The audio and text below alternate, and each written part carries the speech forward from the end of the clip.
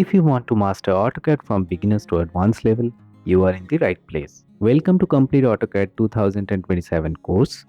Over the next 16 and a half hours, you will learn everything from 2D drafting to advanced 3D modeling, work on real-world engineering projects, and create photorealistic AI-powered renderings. The course includes chapter by chapter timestamps, so you can jump directly to any topic or use it as a reference whenever you need. We will begin by downloading and installing AutoCAD 2027. Then we will cover the complete 2D workflow, including drawing tools, editing commands, dimensions, annotations, layers, blocks, and essential features used in professional drafting. Next, we will move into complete 3D workflow, where you will learn solid modeling, advanced editing, transformations, alignments, and professional modeling techniques. Once you have mastered the fundamentals, we will apply them to real-world projects. You will create mechanical assemblies such as screw jack, plummer block, universal coupling, and knuckle joint with complete drawing sheets. Design a residential floor plan, convert it into a detailed 3D house, prepare a professional electrical layout plan, and finish by creating photorealistic AI-powered rendering. I have also linked additional AutoCAD resources in the description, including over 125 practice drawings, mechanical drawing sheets, 3D models, and civil submission drawings that you can explore alongside this course. By the end of this course, you will have the skills and confidence to create professional AutoCAD drawings and 3D models for mechanical, civil, architecture, and electrical applications. So, without further ado, let's get started with chapter 1, getting started with AutoCAD, and let's learn how to download and install AutoCAD 2027. To download AutoCAD 2027, click on the link given in the description section below. Once you are on this page, click on Sign In. If you already have a student account, enter your login details and sign in. And if you don't, click on Create Account. Now enter your email ID. It can be your college email or personal email. Then click on I agree and go to Next. You will receive a verification code on your email. Enter the code here and click Next. Now enter your first name, last name, and create a strong password. Check this box and click on Create Account. Wait for a few seconds. Now here you will see different software options. Click on Select. But since we need a student license, click on Select under Student option. Scroll down. Choose your educational role as student. Enter your date of birth and click on Continue. Here your country will already be selected. Now enter your address, city, state, and postal code. Select your institution type. Enter your college or institution name and its website. Now enter your graduation date. Select the month and year of passing. Check this box and click on Continue. Now you need to upload your student verification document. For example, college iCard, library card, or fee receipt. Click here, select the file from your computer and click on Continue. Now click on Submit. Verification may take up to 48 hours, but usually it gets approved immediately. Now check your email inbox. You will receive an approval email from Autodesk confirming your student access. This access is valid for 1 year. Now come back to the same page. Click on View All Products under Product section. Find AutoCAD. Click on Select and then click on Access Product. Select AutoCAD 2027. Click on Install. Accept the terms and conditions and download the .exe file. Once the file is downloaded, open it. Select the installation path and then click on Install. Wait until the installation is complete.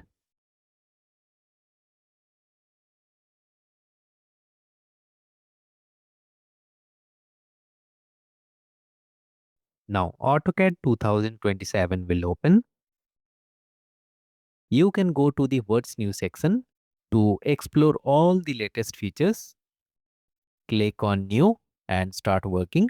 And if you want to learn complete AutoCAD 2D and 3D, you can watch our 15-hour full course video available in both English and Hindi. After this, you won't need any paid courses. So AutoCAD 2027 installation and activation is now complete. You can use it free for 1 year and you can renew it next year as well. This is our welcome screen. From here we can open our previous files. And to open any new file, we will click on New here. All our recent documents etc. are here. All our projects and insights of AutoRes are here. Here we can access web, mobile app.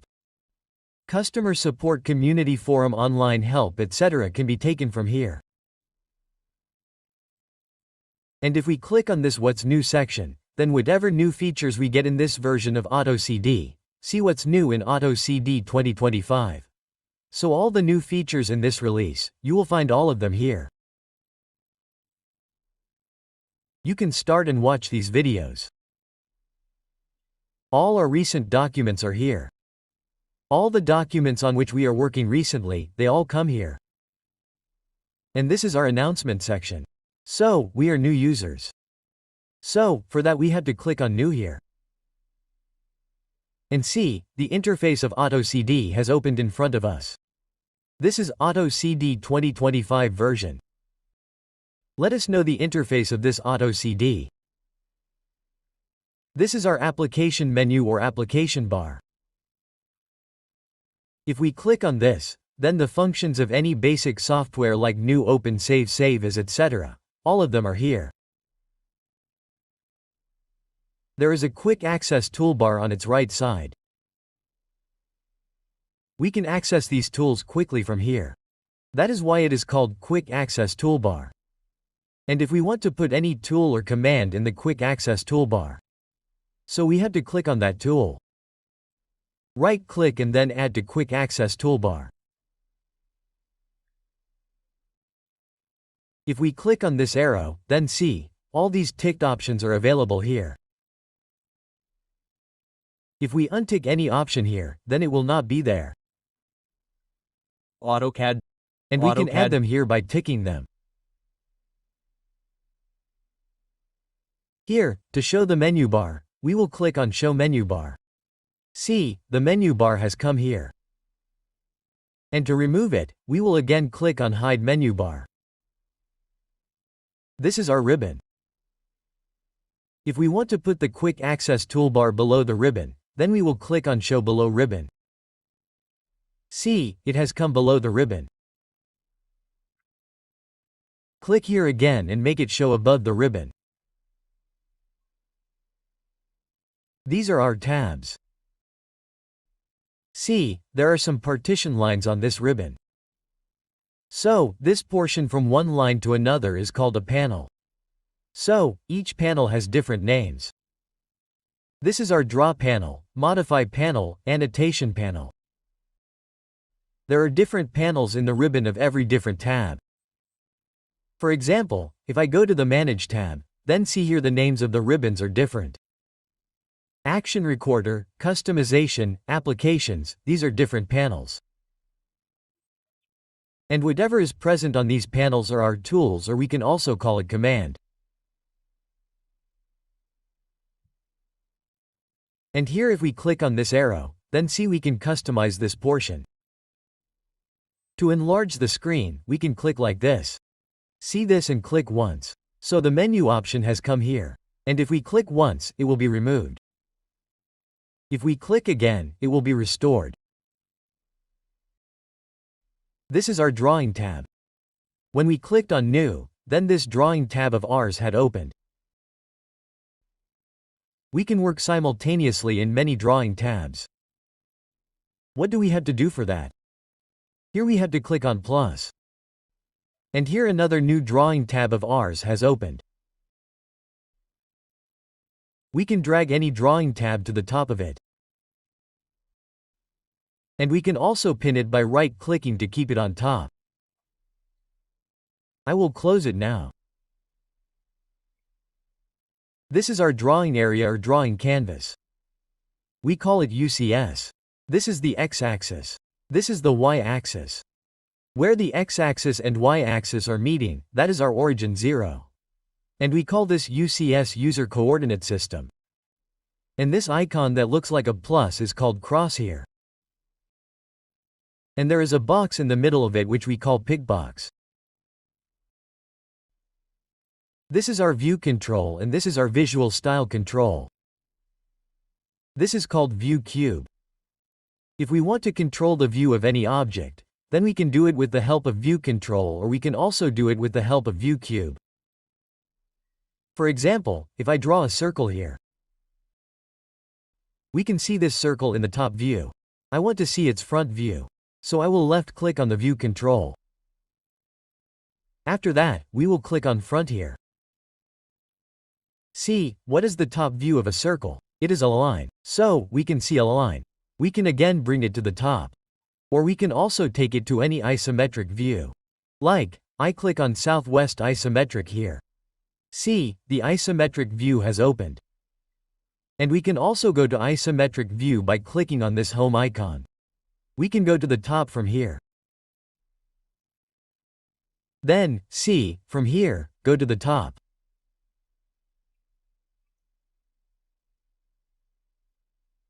This is the visual style. We can control the visual style of any 3D object. We will learn about this later. This is our navigation bar. These tools can be used to navigate any drawing. But we will use the mouse to navigate our drawing. Like, to zoom in on an object, we will use the scroll. Scroll upwards, this will zoom in. Zoom out downwards. See, this is zooming in. This is zooming out. To delete an object, we will press the scroll button.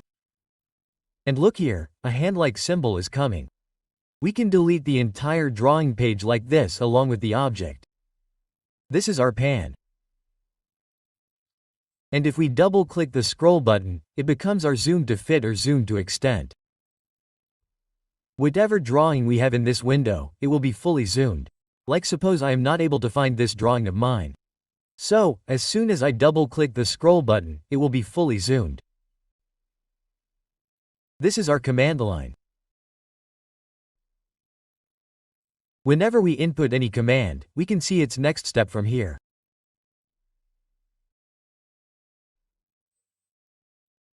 If by chance our command line gets deleted, then we have to restore it by pressing Ctrl+9.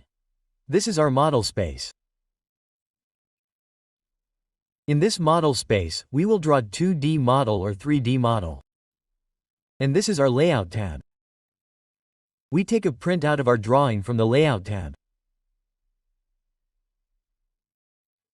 This is our status bar below, and see here, there are some functions in the status bar which can also be done with our function keys. So we will now get information about the function keys from F1 to F12. See here, all the blue icons are on right now. And all the gray ones are off right now. So the first one is the function key F1.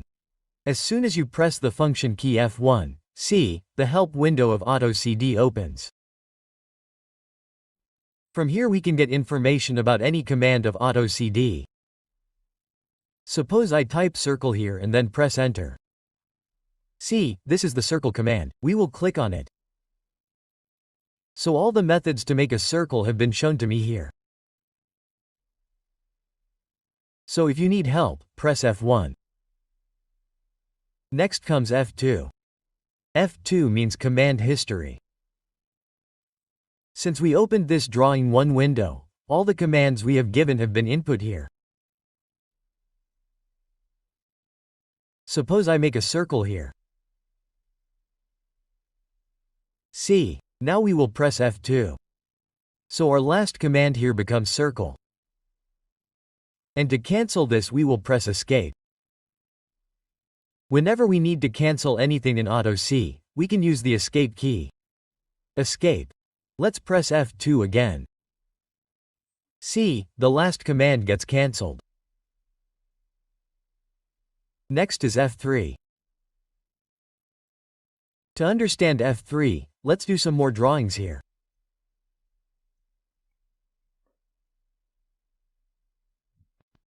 F3 means Object Snap. This is our Object Snap. Particular points of any object are called Object Snaps. Like, to draw a line we need a minimum of 2 points. So those points become our Object Snaps. To draw a circle, we need a center. So that center becomes the Object Snap. Suppose I turn off F3 from here. Now I have to draw a circle, which is concentric with this circle. So I take a circle. But I am not able to find the center. See this? If I want to make a circle from this endpoint also, then I am not able to locate this endpoint also. So what do we have to do for this? We have to turn on Object Snap. To turn on Object Snap, we will use F3. Use the F3 key. See this? Object Snap is turned on. And there is an arrow on its right side. By going to this arrow, you have to tick all these except nearest. Now we take a circle command again. See Enter. See this? As soon as we go over the circle, all its snaps are being shown to us. Like center. These are the quadrants. These 4 quadrants are being shown to us. See this? As soon as we hold for some time, this is being shown. Which snap is this? Now see, this is the endpoint. This is the midpoint of the line. This is the second endpoint. So for this rectangle also we are getting midpoints and endpoints. And this becomes our geometric center. The complete center of this geometry. Let us see what other snaps are there. Endpoint, midpoint. Center is the geometric center. After that comes the node. Node means point, point. Suppose I draw some points here.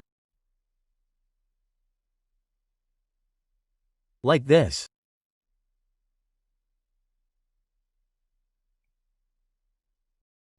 Now suppose I want to connect it with Explain. So I take the Explain command. See, these nodes are showing. This node is 1, neither 2 nor 3. If we turn off F3 here, then see these nodes. These are not showing for us. Let us turn it on. And even if we turn off this node inside it, then also these nodes will not show for us. So we have to keep F3 on and also keep the node ticked from inside. Only then these snaps will show for us. See this? Next is our quadrant. We have seen the intersection. Now suppose we take a line. Let us intersect it like this.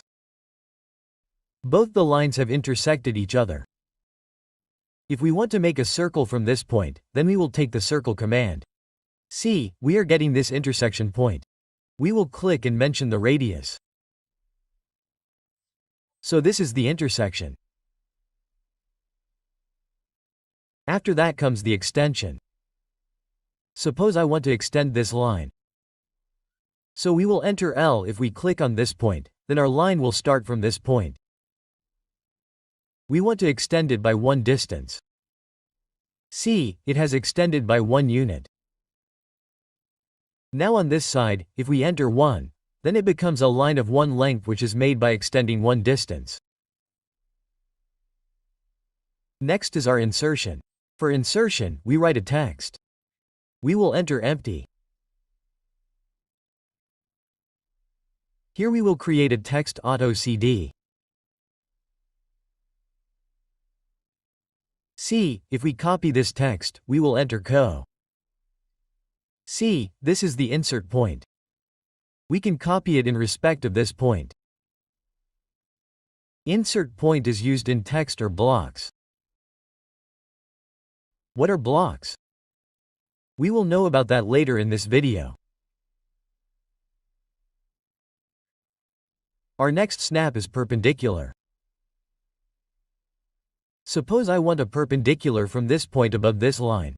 So what will we do to make it? We will take the line command. We will click on this point. After that we just have to hover over this line like this. See this?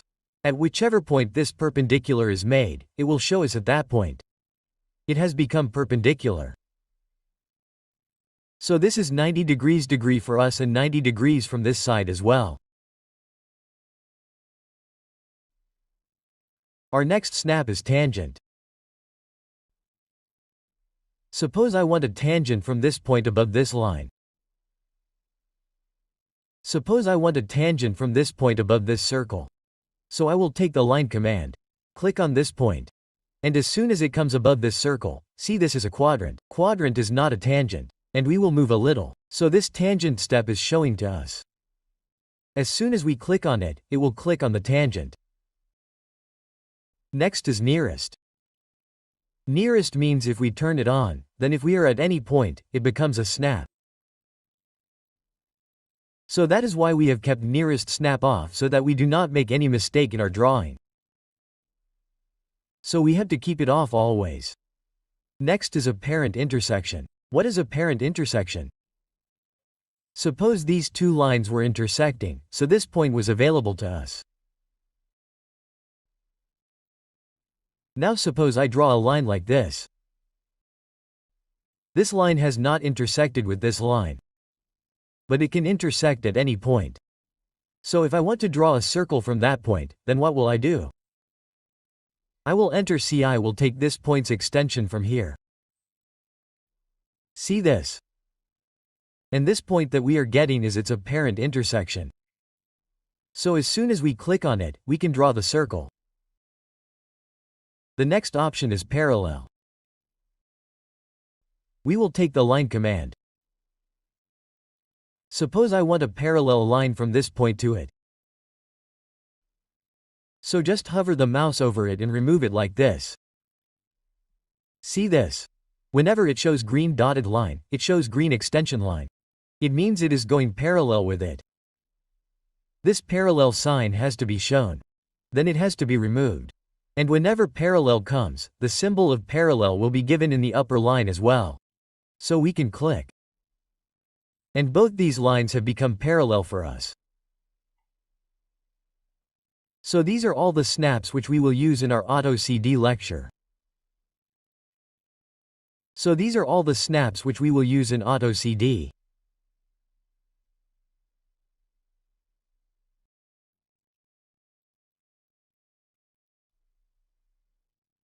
Next we have 3D object snap F4. See this F4. Suppose I make a box like this. See this is a visual style.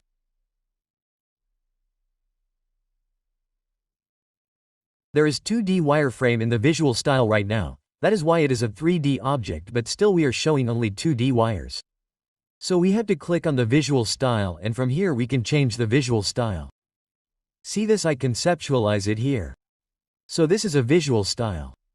From here, if we want, we can also X-ray it. See this? Let's change it again.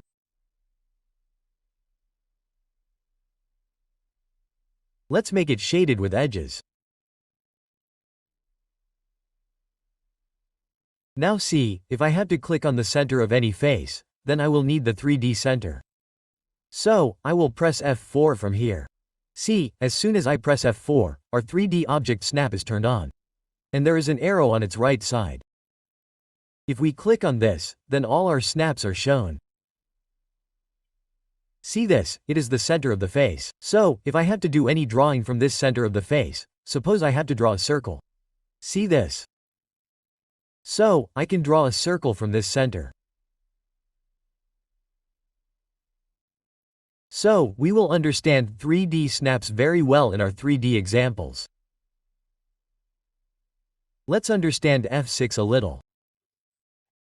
After that we will go to F5. What is F6? It is dynamic UCS. UCS can be changed dynamically. Like if I draw a circle. See, I have turned off dynamic UCS. Now if we click on this point of the circle, see, a circle is being formed. Let us repeat the circle again.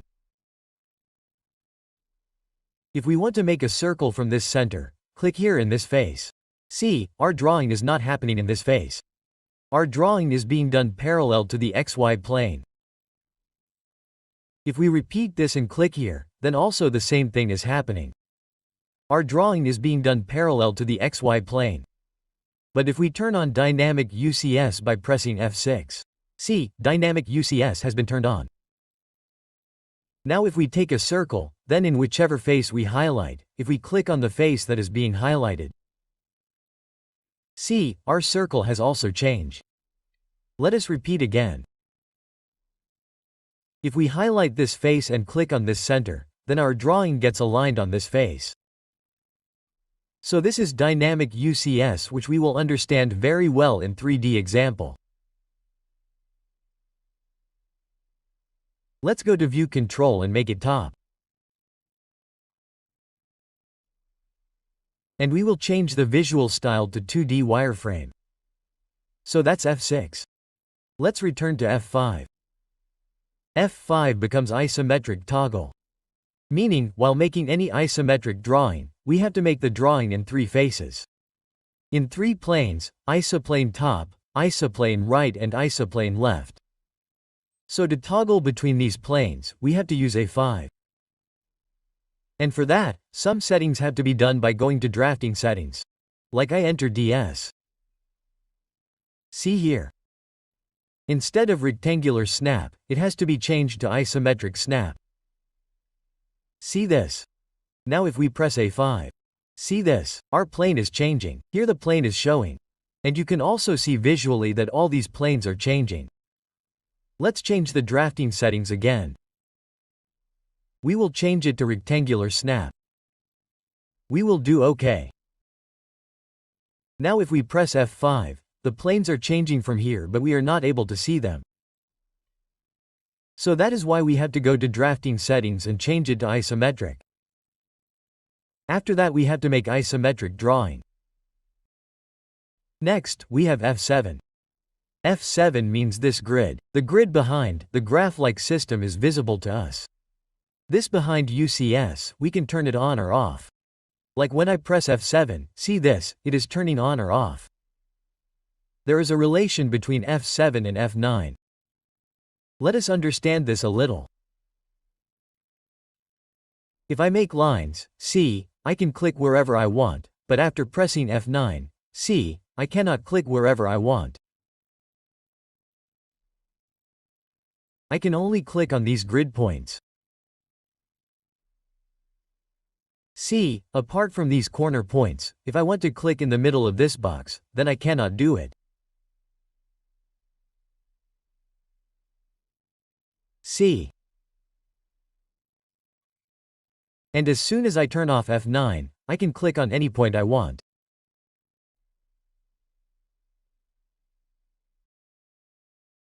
Let's erase it. This is our grid. And this is our snap mode F9. Let's use F8 now. See this. When we draw a line, if we need a dead straight line, horizontal or vertical, then we press F8. See this. As soon as we press F8, we cannot draw at any angle.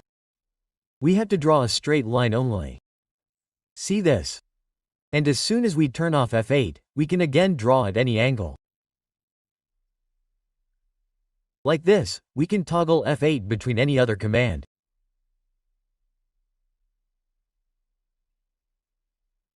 So you guys have to remember that whenever you want to draw a straight line, you have to keep F8 on. Next is F10. F10 means polar tracking. Suppose I draw a circle and click on this quadrant from its center. Align. Now if I want to make a line at every 15 degrees angle, I will create a line and press Enter. I will turn on polar tracking by clicking on this point. I will press F10. And there is an arrow next to it. There are many settings in this arrow. So whatever settings we need, suppose we need it at 15 degrees angle settings, so here we have to click on 15. 153045 means we have to click on 15 degrees interval. And see, at every 15 degrees interval we are being shown a green dotted line. So we can make as many lines as we want and however we want. Next is the function key F1, which means object snap tracking. Suppose I have a circle. I want to make another circle, whose center to center will be a certain distance. So I repeat the circle command. It has to be tracked from this center, the side in which we want to take the length. Suppose I enter 5 and again draw a circle. So we tracked this center to this center on the right side and gave the distance 5. So if we measure the distance, then see, from this center to this center, this distance becomes 5 for us. In this way, we can track object snaps on any side. And the last one is F12. F12 means dynamic input. Whenever we draw a line, we turn it off. See this? When we are drawing a line, then the length of the line and the angle of the line are being shown dynamically. So, if we press F12, then this will not be shown. We always have to keep F12 on so that we can see the input dynamically and make the drawing. Suppose I need a line of length 10 at 45 degrees. So if I keep 45 and enter 10, then the length will be 10 and this line will be formed at 45 degrees. So, this is all our information about function keys. After installing the software, we had to do some initial settings. So let's know about those initial settings. So first of all we have to open the options window. So to open the options window, we will press Op and then enter. This display tab will be visible to us only when we keep the display file tabs ticked here. So I will untick it here and show it to you. We will apply and then OK. Look, this display tab of ours has been removed. So let's open the options window again and tick this display file tab.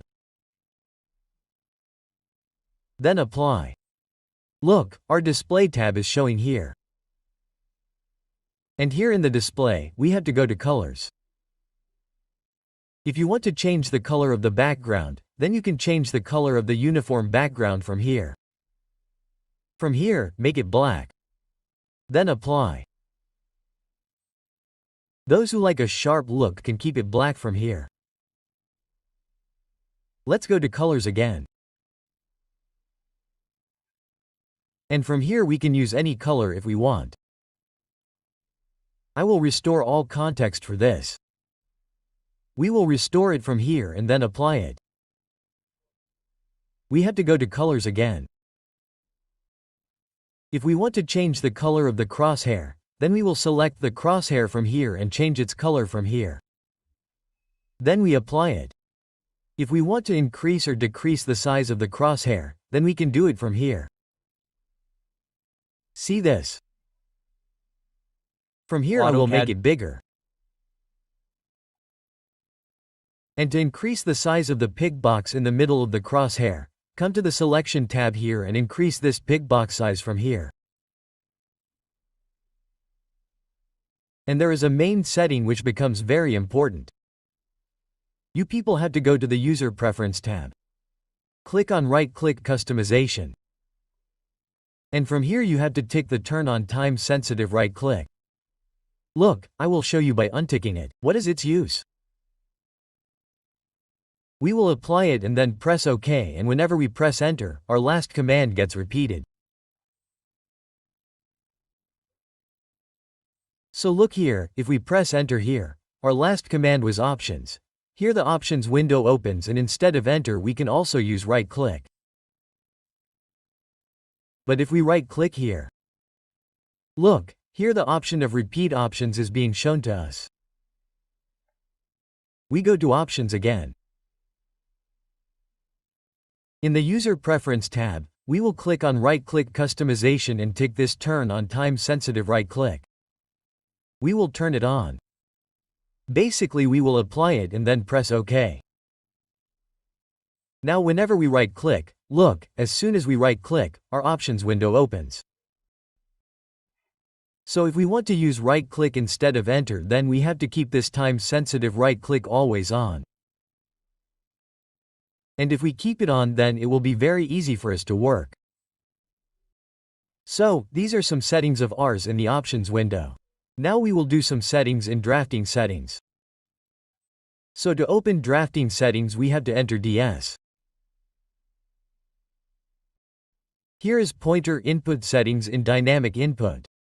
Click here.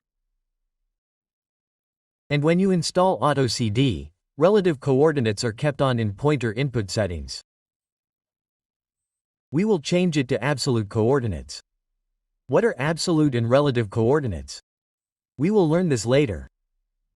So just press OK on this. And here all the object snaps have to be selected. And we will turn off this nearest and then press OK. So these are all our basic settings. We always have to do these settings after installing any version of AutoCAD so that it becomes easy for us to draw. Before starting any drawing in AutoCAD, we have to set its unit. So let us now know how to set the unit in AutoCAD. So to set the unit in AutoCAD, we have to press UN and then enter. Here, many length types have been made available to us in AutoCAD. Architectural, decimal, engineering, fractional and scientific. We will know all these length types one by one. So first of all, we set the decimal here. We have to set the decimal only when any of our drawings is in metric form. If our drawing unit is meter, millimeter, centimeter, kilometer, then we will have to set the decimal from here. And from here we will have to set the precision. Precision means how many decimal places after the point we have to keep it. See this. So, in this drawing, see, everything is on whole numbers. So, we do not need to set any precision here. We just have to keep it 0 from here. So, on the basis of this drawing, we have to make the precision 0 from here. And the insertion scale means in which unit we have to draw.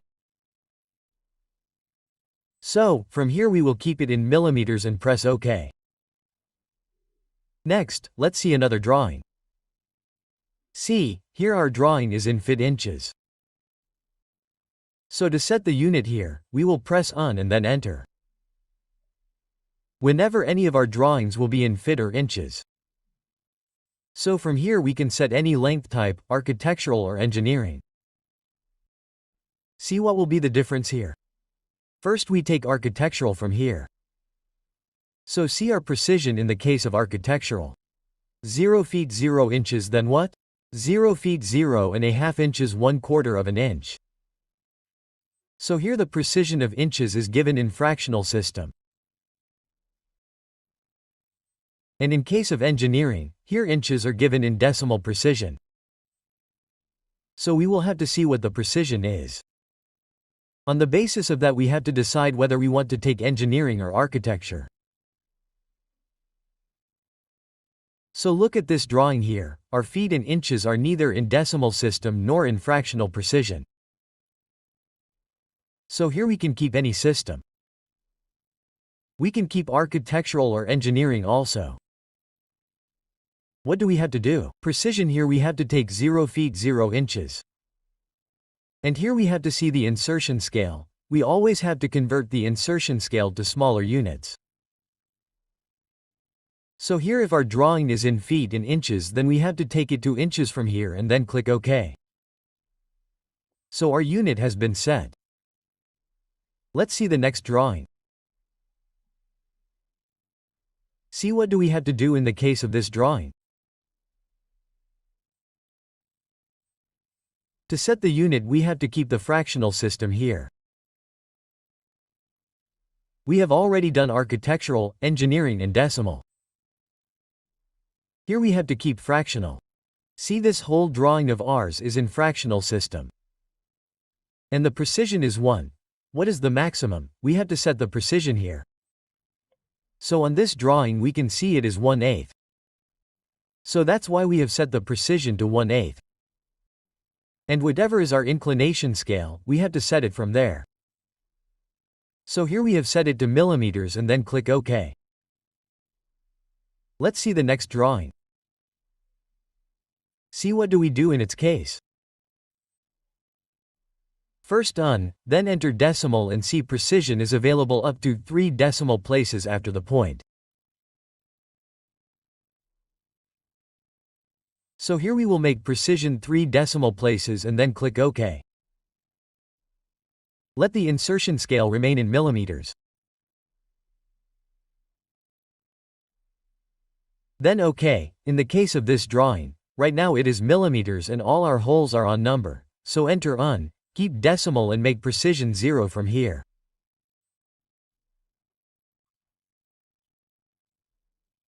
This will remain millimeters and then OK. So our unit has been set. After setting the unit, we have to do some settings in the Dimension Style Manager as well. So let's see those settings. So to open the Dimension Style Manager, we have to enter D. See, the Dimension Style Manager has been opened. Here we will click on Modify. We will go to the Primary Units tab. And whatever unit format we have set in our drawing, the same unit format has to be set here. So we will make it decimal. We will do the precision. Here we will have a period of 0 decimal separator and then we will press OK, then we will close. Next, let's see, what will we do in the case of this drawing? We will enter D, then go to Modify, Primary Unit and then see what is the precision here. If it is 000, then we will have to triple it. Otherwise what will happen? Here it will round off 1.625. See, here it is R875. So it will also convert it to 87. So here we have to triple the precision and then press OK.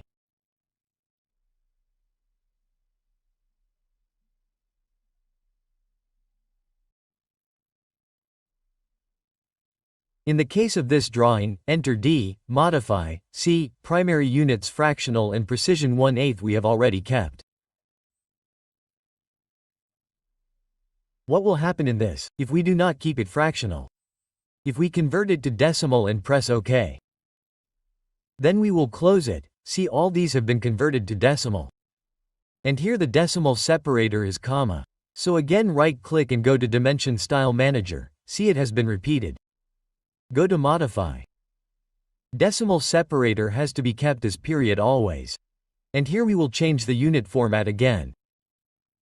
We will make it fractional and this will be our 1/8 precision and then we will press OK. Then we will close. See, this has been changed again. Next, enter D. In the case of this drawing, we cannot keep it as decimal in modified primary units. We have to convert it in the unit format whichever we had taken, engineering or architectural.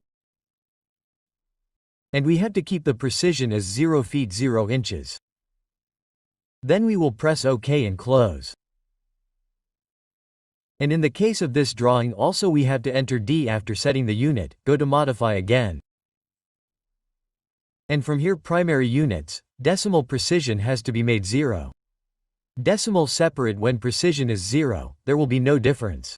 So we can keep it as anything. But get used to keeping it as a period and then click OK. Then close it. In the case of this drawing, let's set the unit in the Dimension Style Manager. So to set the unit, we will have to press UA and then enter. Look here, we can keep the length type as decimal. We will have to see the precision. How many decimal places are there after the point? So here we can see there are 2 decimal places. So we will set the precision to 0.00 from here. We will keep the insertion scale on millimeters. And look here, we also get the type of angles. So here it is on decimal degrees. So we will keep it on decimal degrees only.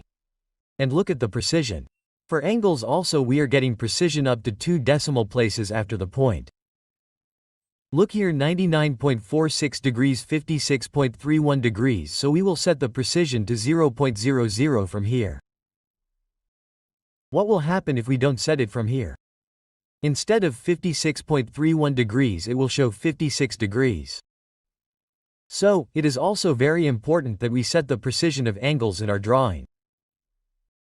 And in AutoCAD, angles are always counted counterclockwise. So we will never do it clockwise. And then press OK here. Then enter T to open the Dimension Style Manager. Then click on Modify from here. See this primary units. So from here we will make it decimal. We will make the precision 0.00. And from here we have to make the decimal separator period. Otherwise it will show 0. And look here, the angular dimensions will keep the unit format on decimal degrees and make the precision 0.00, otherwise what will happen here? Instead of 80.54 it will show as 80 only. After that, just click OK and close it. So in this way we will have to set our units and some settings of Dimension Style Manager before starting our drawing. After that we can start our drawing. Now we will learn how to set limit in. Limit is actually an invisible boundary within which we can do our drawing. So to set limit we have to press Lim and then enter. To set limit we have to first give a lower left corner, for which we basically give 0. So you can also enter from here 0 or see here lower left corner is set to 0. You can just press enter. After this it is asking you to specify for upper right corner. So you can set upper right corner as per your requirement. If you want that we should have an A46 available like landscape mode. So here we can set upper right corner to 297,210.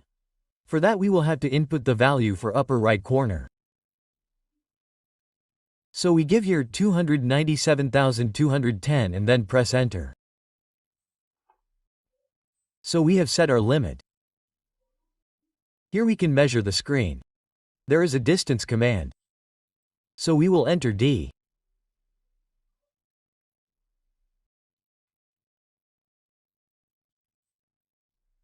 See from here the X distance is approximately around 7,000, and the Y distance is around 2,600. But we had set the limit which was X distance 297 and Y distance was 21. So actually we have set the limit but have not zoomed the limit.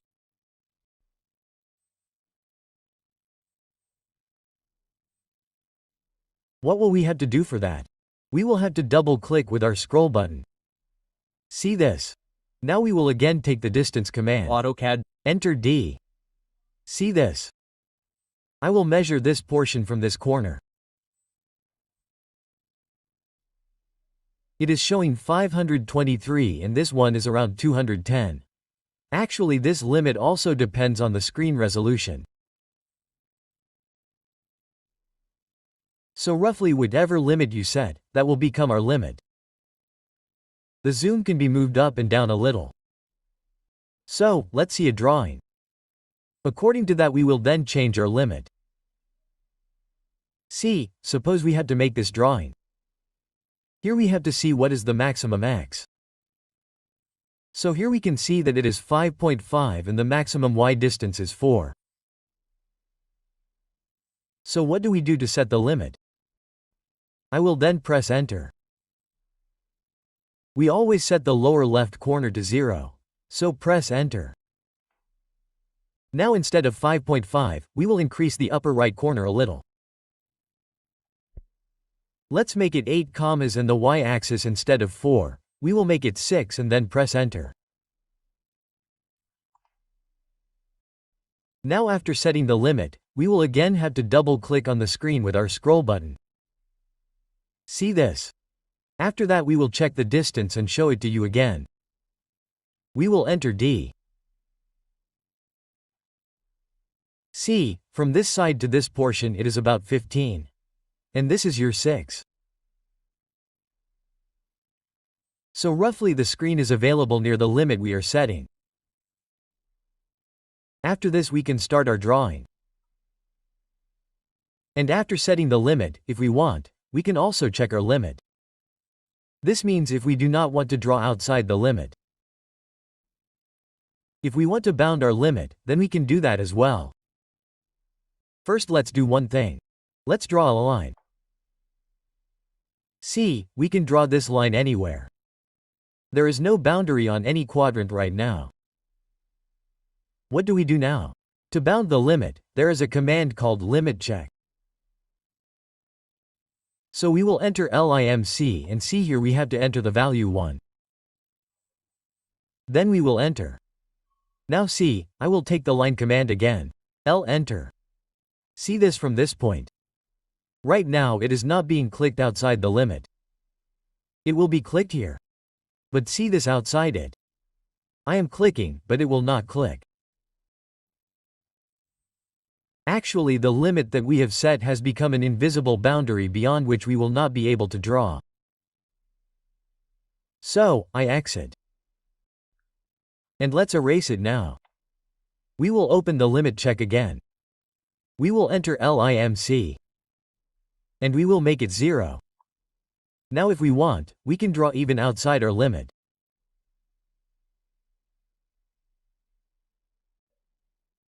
Now we will learn how to use the mouse and So first of all let us see how to select an object. So there are total 3 methods of object selection. First of all we can directly left click on any object we want. This way this object will be selected. To get out of the object selection we can press the escape key from our keyboard. To select any object we can simply left click on it. And to get out of the selection we can press the escape key. Yes. On any drawing if we want to select this line specifically then we will select this line like this and press the escape key to deselect it. Now there are 2 more methods of selection. First is the blue window section or window section and the second is the green window selection or crossing selection. So what do we have to do for that? First of all we have to left click. After left clicking we have to release the mouse. Then as soon as we move our mouse from the right side, a blue colored window form will appear. And if we move it towards the left, it will be a green colored window form. So let us know the difference between the two. So here I draw a small circle.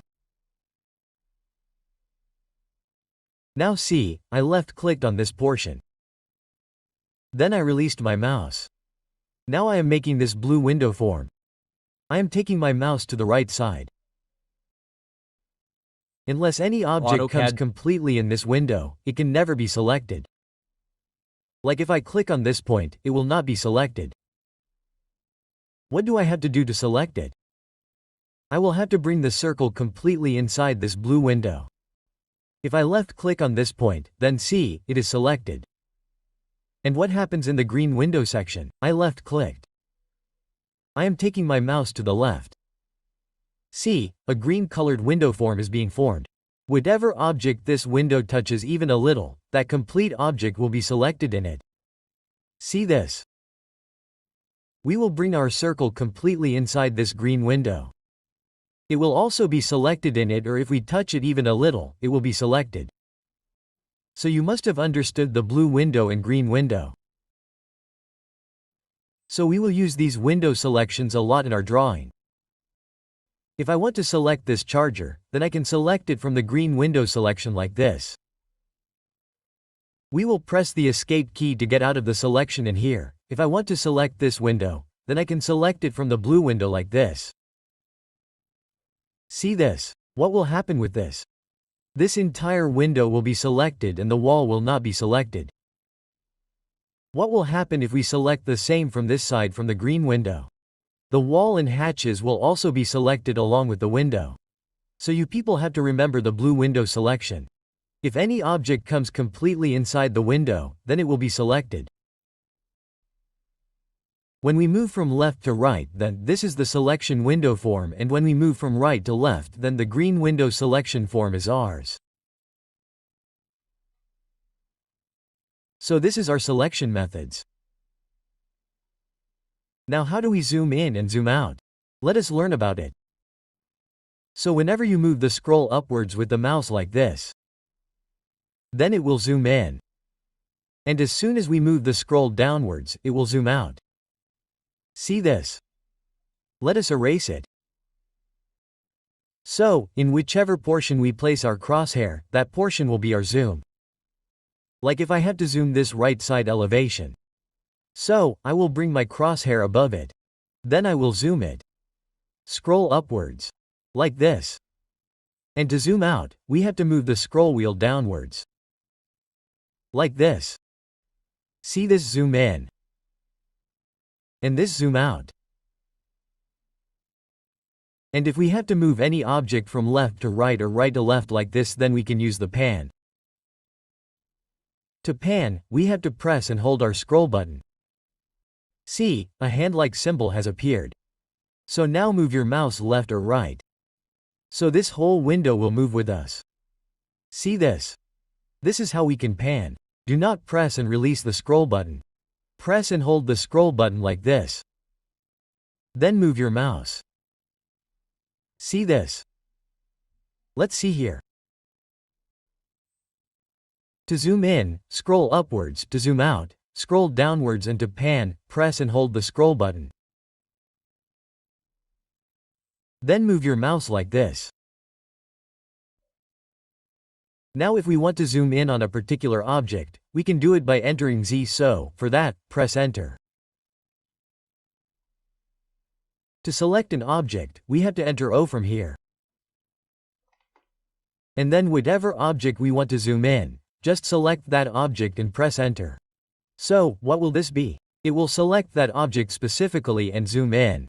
See, this is done. Let's zoom out again. And if we want to select any window, then for that also we will enter Z. We will enter W, and whichever window we select, whatever object comes in that window, that object will be zoomed to the maximum extent it can be zoomed. It will be auto-zoomed. CD. So this zoom out, scroll downwards, zoom in. Just keep in mind that in which direction our crosshair is, in the same direction we will zoom in and zoom out. If we want to zoom in on this column footing layout, then we cannot zoom in by keeping our cursor on this side. So what do we have to do? We have to bring the crosshair on it. Then we have to zoom in on it. And if we want, we can pan any object inside the drawing. Just press and hold the scroll button.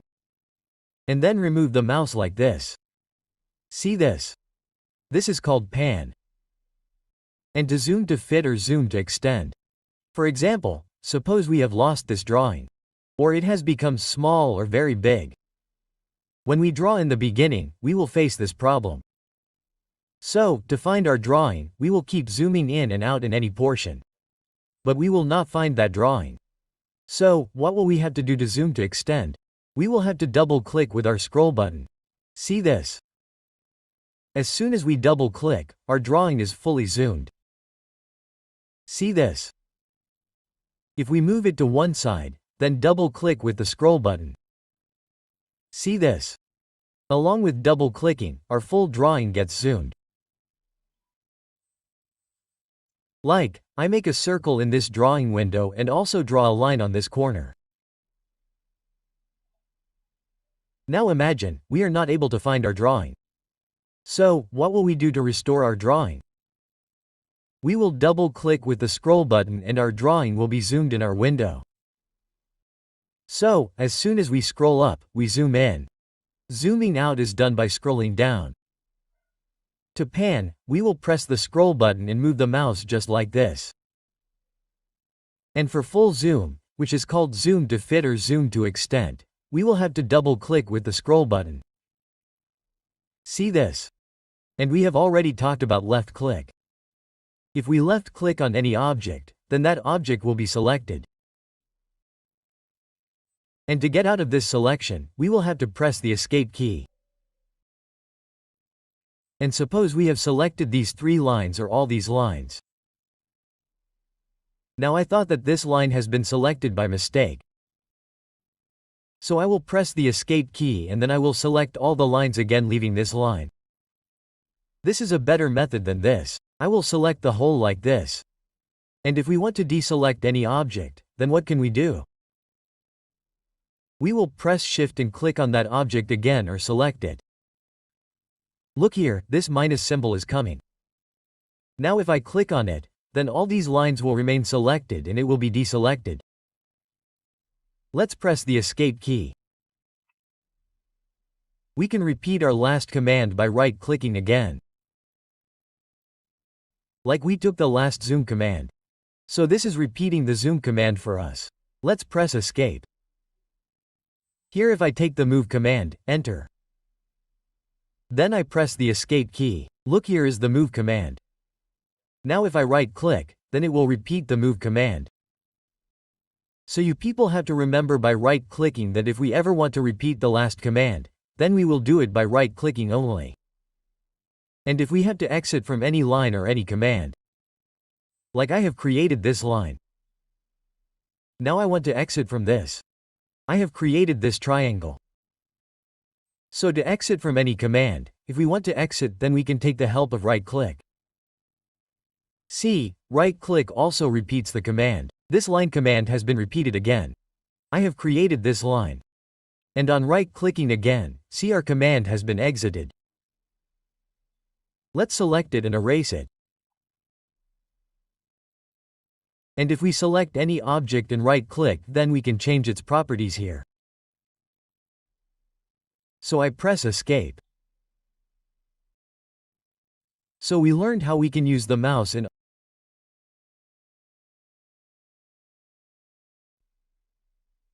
Now let us understand the line command.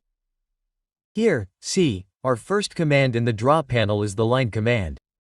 So, along with the line command, we will also understand the Cartesian coordinate system, which includes 2 systems, absolute and relative, as well as the polar coordinate system.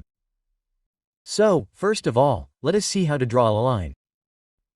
So, the minimum requirement for drawing a line is 2 points. So, to draw a line, we can either click on the line command or enter LC. Here it says specify first point. So, we can click on any point randomly like this. Now see, it says specify next point. So, we can click again randomly like this. So, we can draw a line like this. See this? And to exit the line command, we just have to right-click. Let us see this again. Let us enter L. We will click on any point. If we want to mention the distance. See here, if we want to mention the distance, we can enter 5. See here. We can mention any angle as well. Suppose we want to make a line of 10 distance at 45 degrees, then we can use this dynamic input and keep our cursor at 45 degrees. After that, if we enter 10 units and then press enter.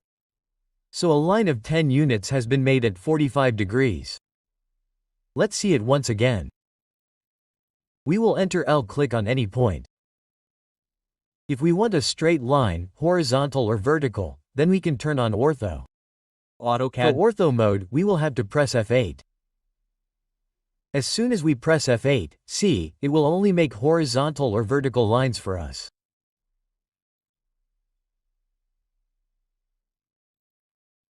At any other point like this, we can turn off ortho if we want, and we can make a line at any angle.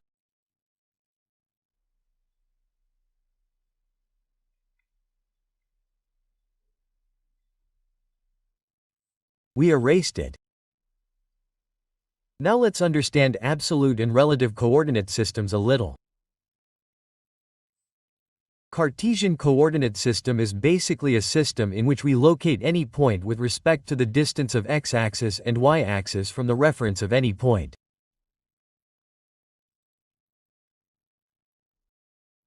In absolute coordinate system, we always locate the next point from a fixed origin.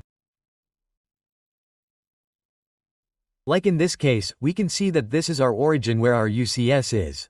Where x and y coordinates are meeting, that is our origin 0, so we will have to locate every point with respect to that point. So that will become our absolute system, and the format of absolute system is xy. Whenever we input any value in xy format in AutoCAD will understand that it is in absolute system. Like I have inputted a point here. 0 then 80 then 83523. So whenever we input any value, it will be in absolute system. So let's make it once and see. I will move it a little to the left side.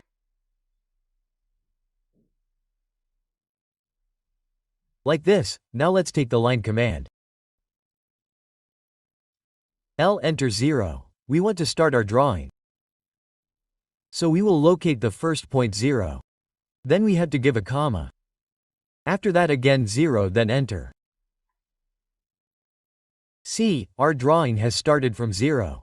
So we can do our drawing in absolute coordinate system. See, from here to here we have to make a straight line. So the best method will be that we will press the effect. We will turn on the ortho mode. We will take our cursor to the right side. Here the distance mentioned is 8. So going to the right side we will enter 8. We will go up. This distance is 2 plus 1 3. So we will enter 3. Now to mention this point we will have to mention it in either absolute or relative system. So we will first understand the absolute system. I will exit it from here.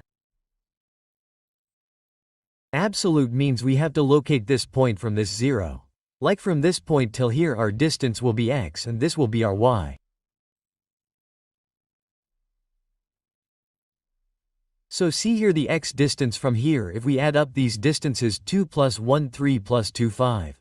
So from this point till here our x distance will be 5. And from here till here our y distance will be 2. So I will repeat the line command again. From this point I press enter 5 2 in absolute system. See, here this line has been formed. If we understand this in relative coordinate system, I erase it. Again take a line from this point till lane. Now see what is relative system.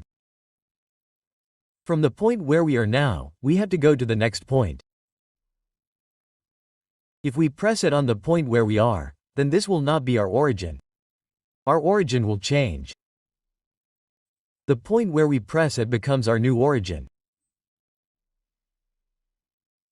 So if this becomes our origin, then from the origin we have to go to this side this distance in negative x-axis. So this distance becomes 3 for us.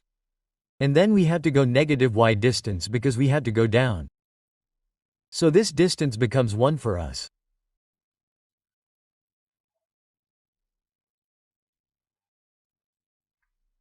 So this value for us becomes at -3 -1 and we give it once at -3 -1.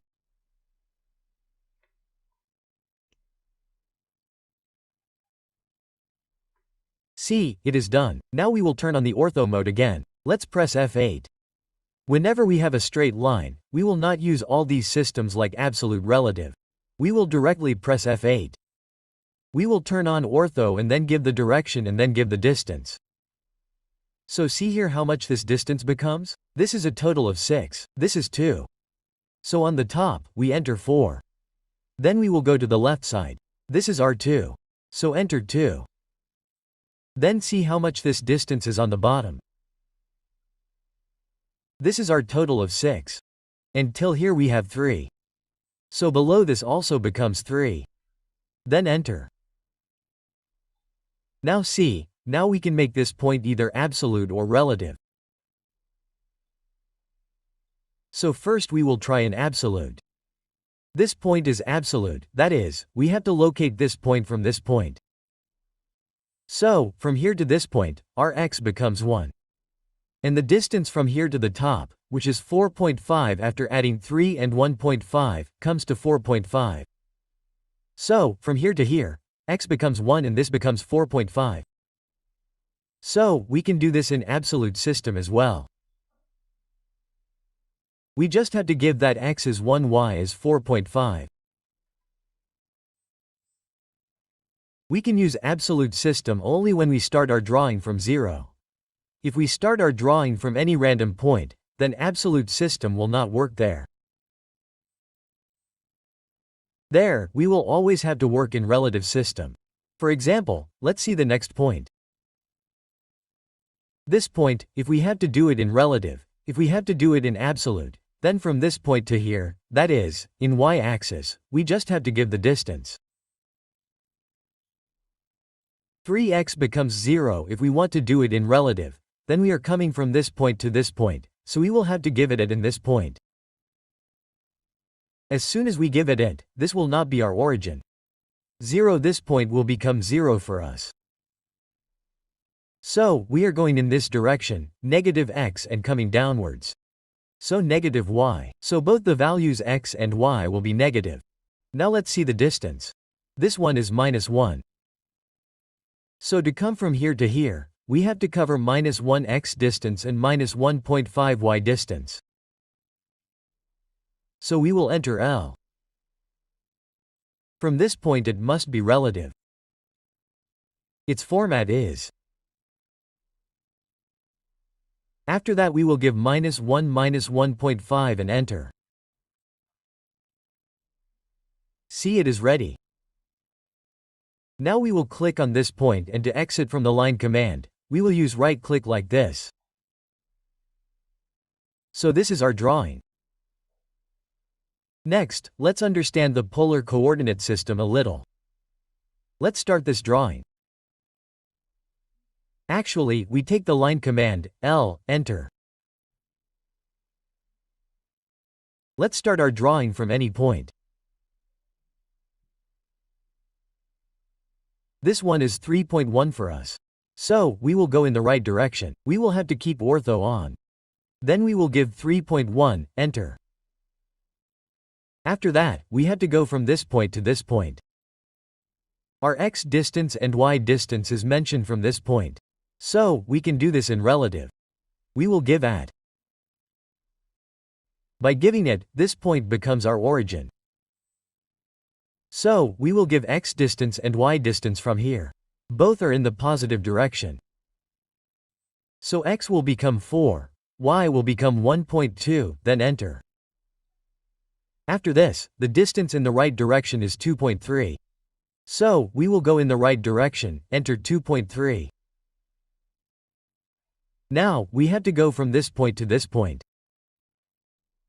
What do we have to give for the polar coordinate system? First of all, this is the format. After that we have to give the aligned distance 1.4, this distance here. After that we have to give the angle symbol, or you can also call it less than key symbol from your keyboard. After that we have to give the angle. That too, how much angle are we rotating anti-clockwise from the positive x-axis? So here at this point, if we keep our crosshair on the positive x-axis, i.e. this one, and counterclockwise, i.e. like this, then this angle becomes 30 degrees for us.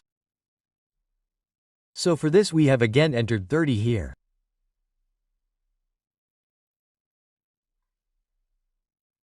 Let's enter it first from this point at, after that the aligned distance, which is here 1.4, then we will give the angle symbol, after that this angle. So we will go in the right direction, positive x-axis. After that this angle becomes 30 degrees for us. This is given 150. So it becomes 30 degrees. So we will enter 30 again. Look, this is done. Ortho is on at the top, we will enter 2.1. Now look from this point. From this point we will go in the right direction. Then we will have to rotate at such an angle. Before that we will give the align distance. This align distance 1.6 will be given and then the symbol of the angle. Now look, you guys can measure the angle. From this point, it is actually given wrongly here. This angle is 150. So this remains 30 and 90 should be 120. From here 90 degrees and this one remains 30 degrees. So it becomes 120 degrees. Let's change it. This angle of ours is 120. Let's change this as well.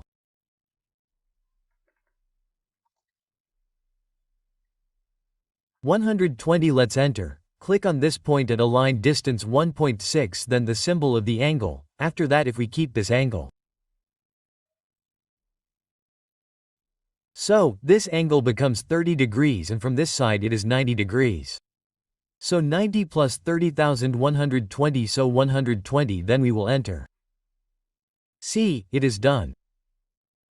Then on the left side 1.3 downwards enter 1.4. Now see, we will have to give it from this point. Format wise we will have to give it. So we have given at. After that the align distance, see, this is 2.2. So we will give 2.2. We will give the symbol of angle. After that if we keep our cursor on this point and take it to the right side positive x-axis. After that this angle becomes 90 degrees and this one mentioned by us is 45. So this angle becomes 135 for us. Then we will enter. We will go to the left side 1 enter. Now we will go to this point. We will give at. This aligned distance for us is 1.5. After that we will give the symbol of angle. Now if we keep our crosshair here. This becomes our positive x-axis. We have to draw this line from the positive x-axis. So 90 degrees again 90 degrees means 180 and this angle is 45. So the total angle becomes 225. Then enter. Let's go to the left side. 1 enter. Now again come to this point. Give at. The distance here is 2.3, give the symbol of angle. And from this point the positive x-axis. So this is 360 degrees complete angle. This one is 60, so remaining is 300 degrees. Then enter. And then click on this point. And to exit from the line command, we will use the right click. See this? So to draw a line, it is also very important to understand these coordinate systems. You people will have to remember the formats. Whenever you input XY format in AutoCAD, then it becomes absolute system and it always calculates its next point from 0. Relative is formatted as at XY. If we press it on any point, then that point becomes our origin. In case of absolute, this point remains the fixed origin. It means that our UCS point is our 0 in absolute system and in relative the point where we give it becomes our origin. From that point we locate the next point. And what do we give in case of polar coordinate system? First of all, after that we have to give a line distance. After that we have to mention the angle which is created counterclockwise from the positive x-axis. And its format becomes at align distance. After that we have to give the angle symbol or the symbol of less than. After that we have to give the angle. And if we have to make a straight line anywhere, horizontal or vertical, then what do we do for that? Just keep ortho on by pressing the effect.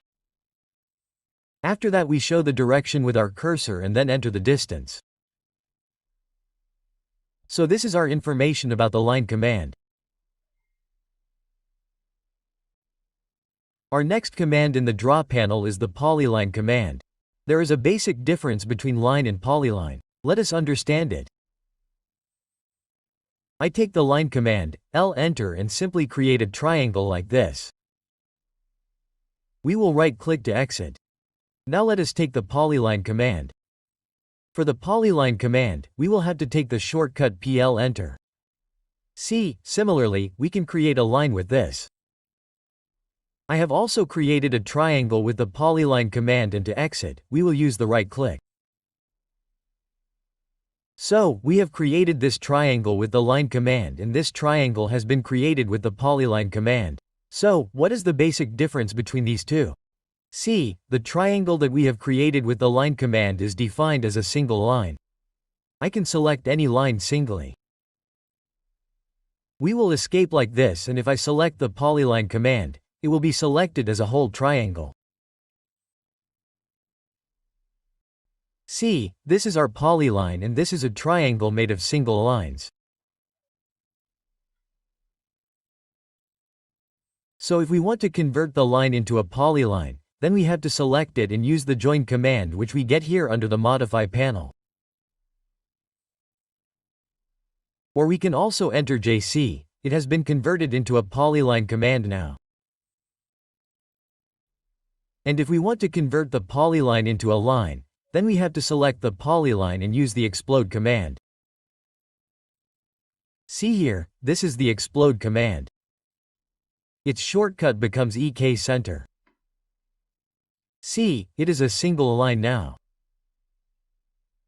We select it again and convert it into a polyline. So to convert it into a polyline, enter J, and to convert the polyline into a line, enter X center X.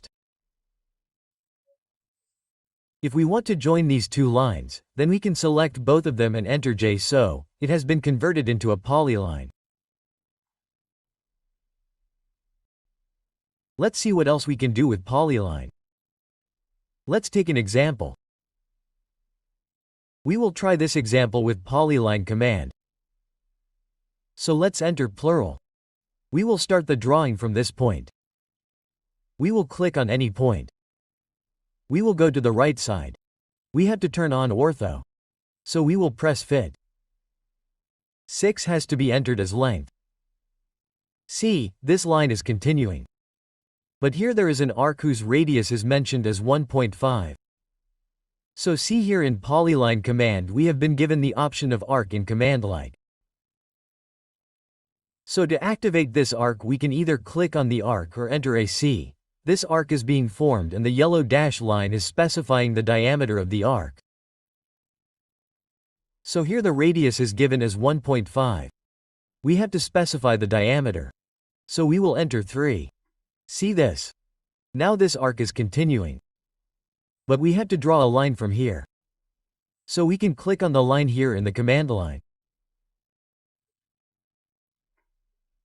Or we can also enter L. We will go to the left side, enter 2, enter 5 downwards, again left, enter 2. The cursor just has to show the direction and then enter the value and press enter.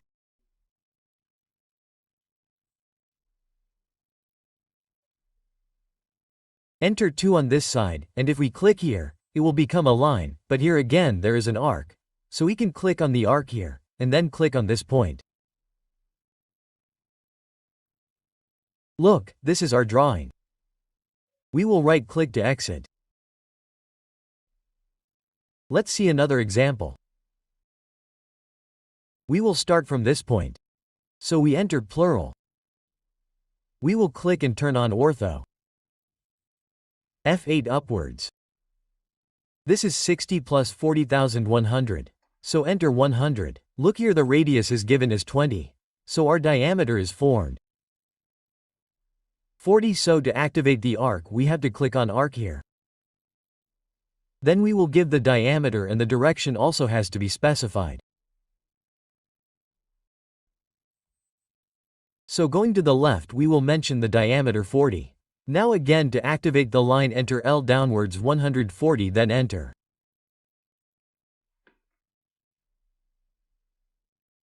Again enter arc, see this. The radius here is 18. So, we have to enter 36. Again enter line L then enter 100.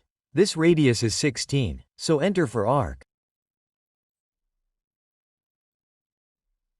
We will give the diameter 32 then enter.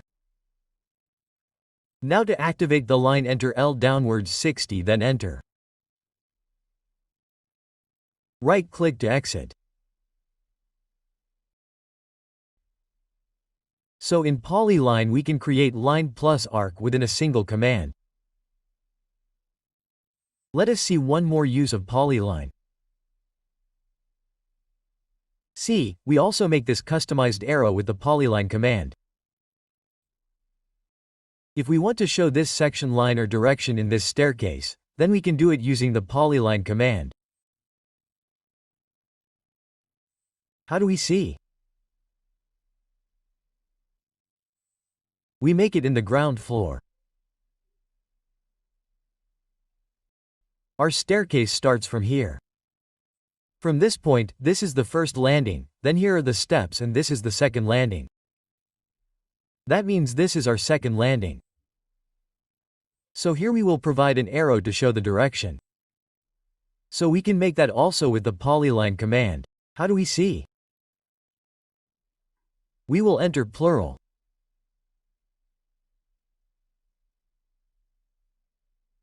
Here we start from any point. We will click here.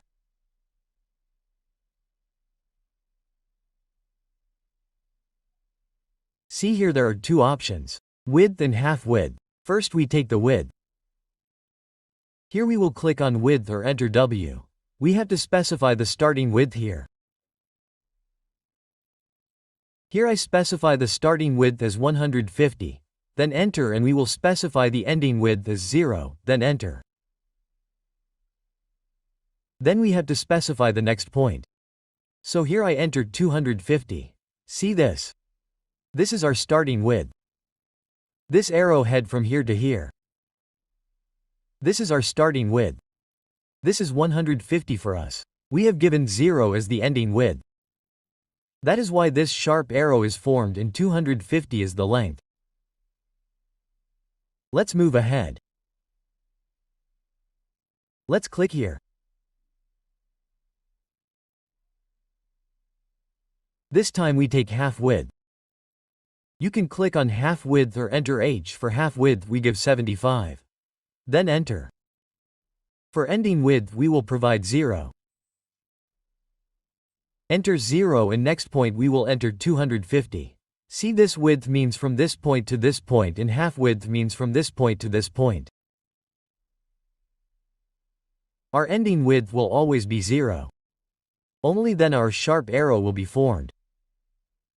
Let's click on this point again. Then click on the width, click on 150 starting width.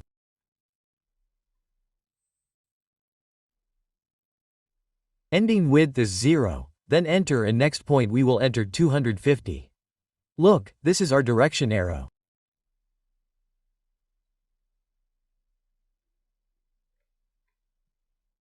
Look.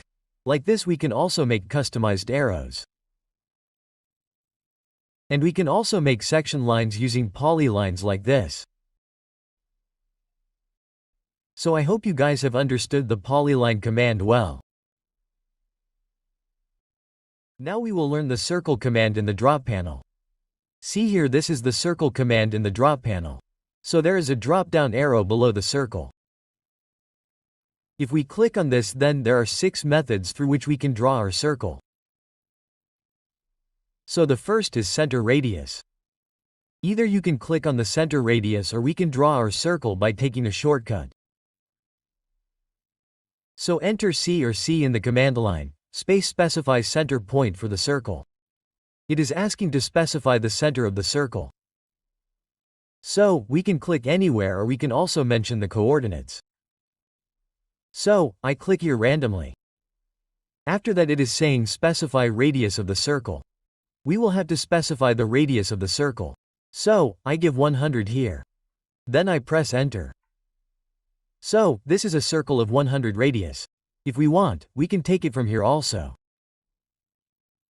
We will click anywhere on the center radius and then give 100 and then enter. See, this is a circle of 100 radius. Next, we have the center diameter, so we can also take the center diameter from here. Then we will mention the center. See, we will take our cursor over the circle. So here the center will be shown. So if we want to draw our circle in this center, then we will click on this center. After that, suppose I have to give the diameter 100, then I will give 100 here and then enter, and if we have to do it with the help of command, then we will enter C. We will specify the center of the circle. After that we will have to click on the diameter here on the command line, or we will have to enter D, and then after that we will have to specify the diameter. Suppose in our case it is 100. So I type 100 and press enter. Next, we have a 2-point circle. From here we can take a 2-point circle, or we can also take it with the help of command. We will enter CC here, it is 2-point.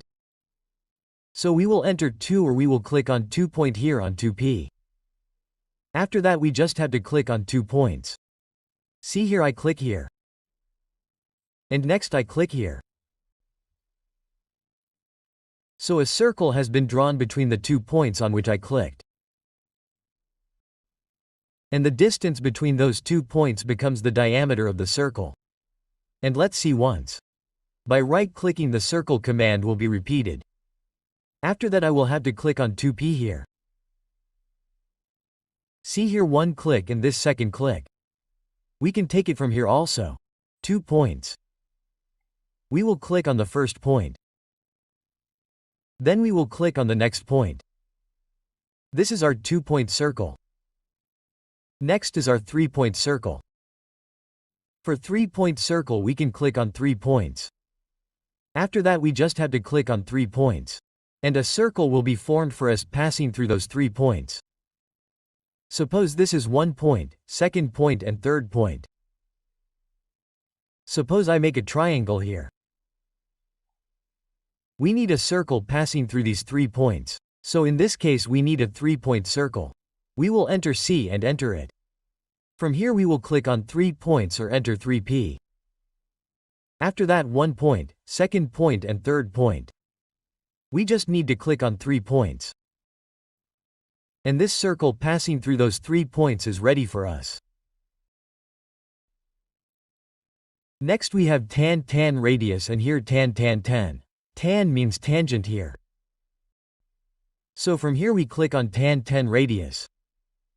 See here, it is saying specified point on object for the first tangent of the circle. Meaning we have to click on that point above the circle where we need the first tangent. So suppose I need the first tangent at this point. I clicked. Here we need the second tangent. See, this is the second tangent of the circle. And after that we are being asked to mention the radius here. So suppose I mentioned radius 250 here and then press enter. So a circle is formed whose radius is 250 and which is tangent with both these circles. Let's try again. If we want to make this with command, then we will enter C here, we will click on tan radius. Or we will do TTR then enter. Click on the first tangent. Click on the second tangent. And suppose here we give the radius 400 and then enter. So this is a circle formed, which is tangent with both these circles and whose radius is 400. So there can also be a circle which goes like this. Okay? Whose radius is 400 and which goes like this and becomes tangent with both these circles. So for that also we will apply the same method. We will enter C. We will click on tan radius or enter TTR. After that, we have to click outside.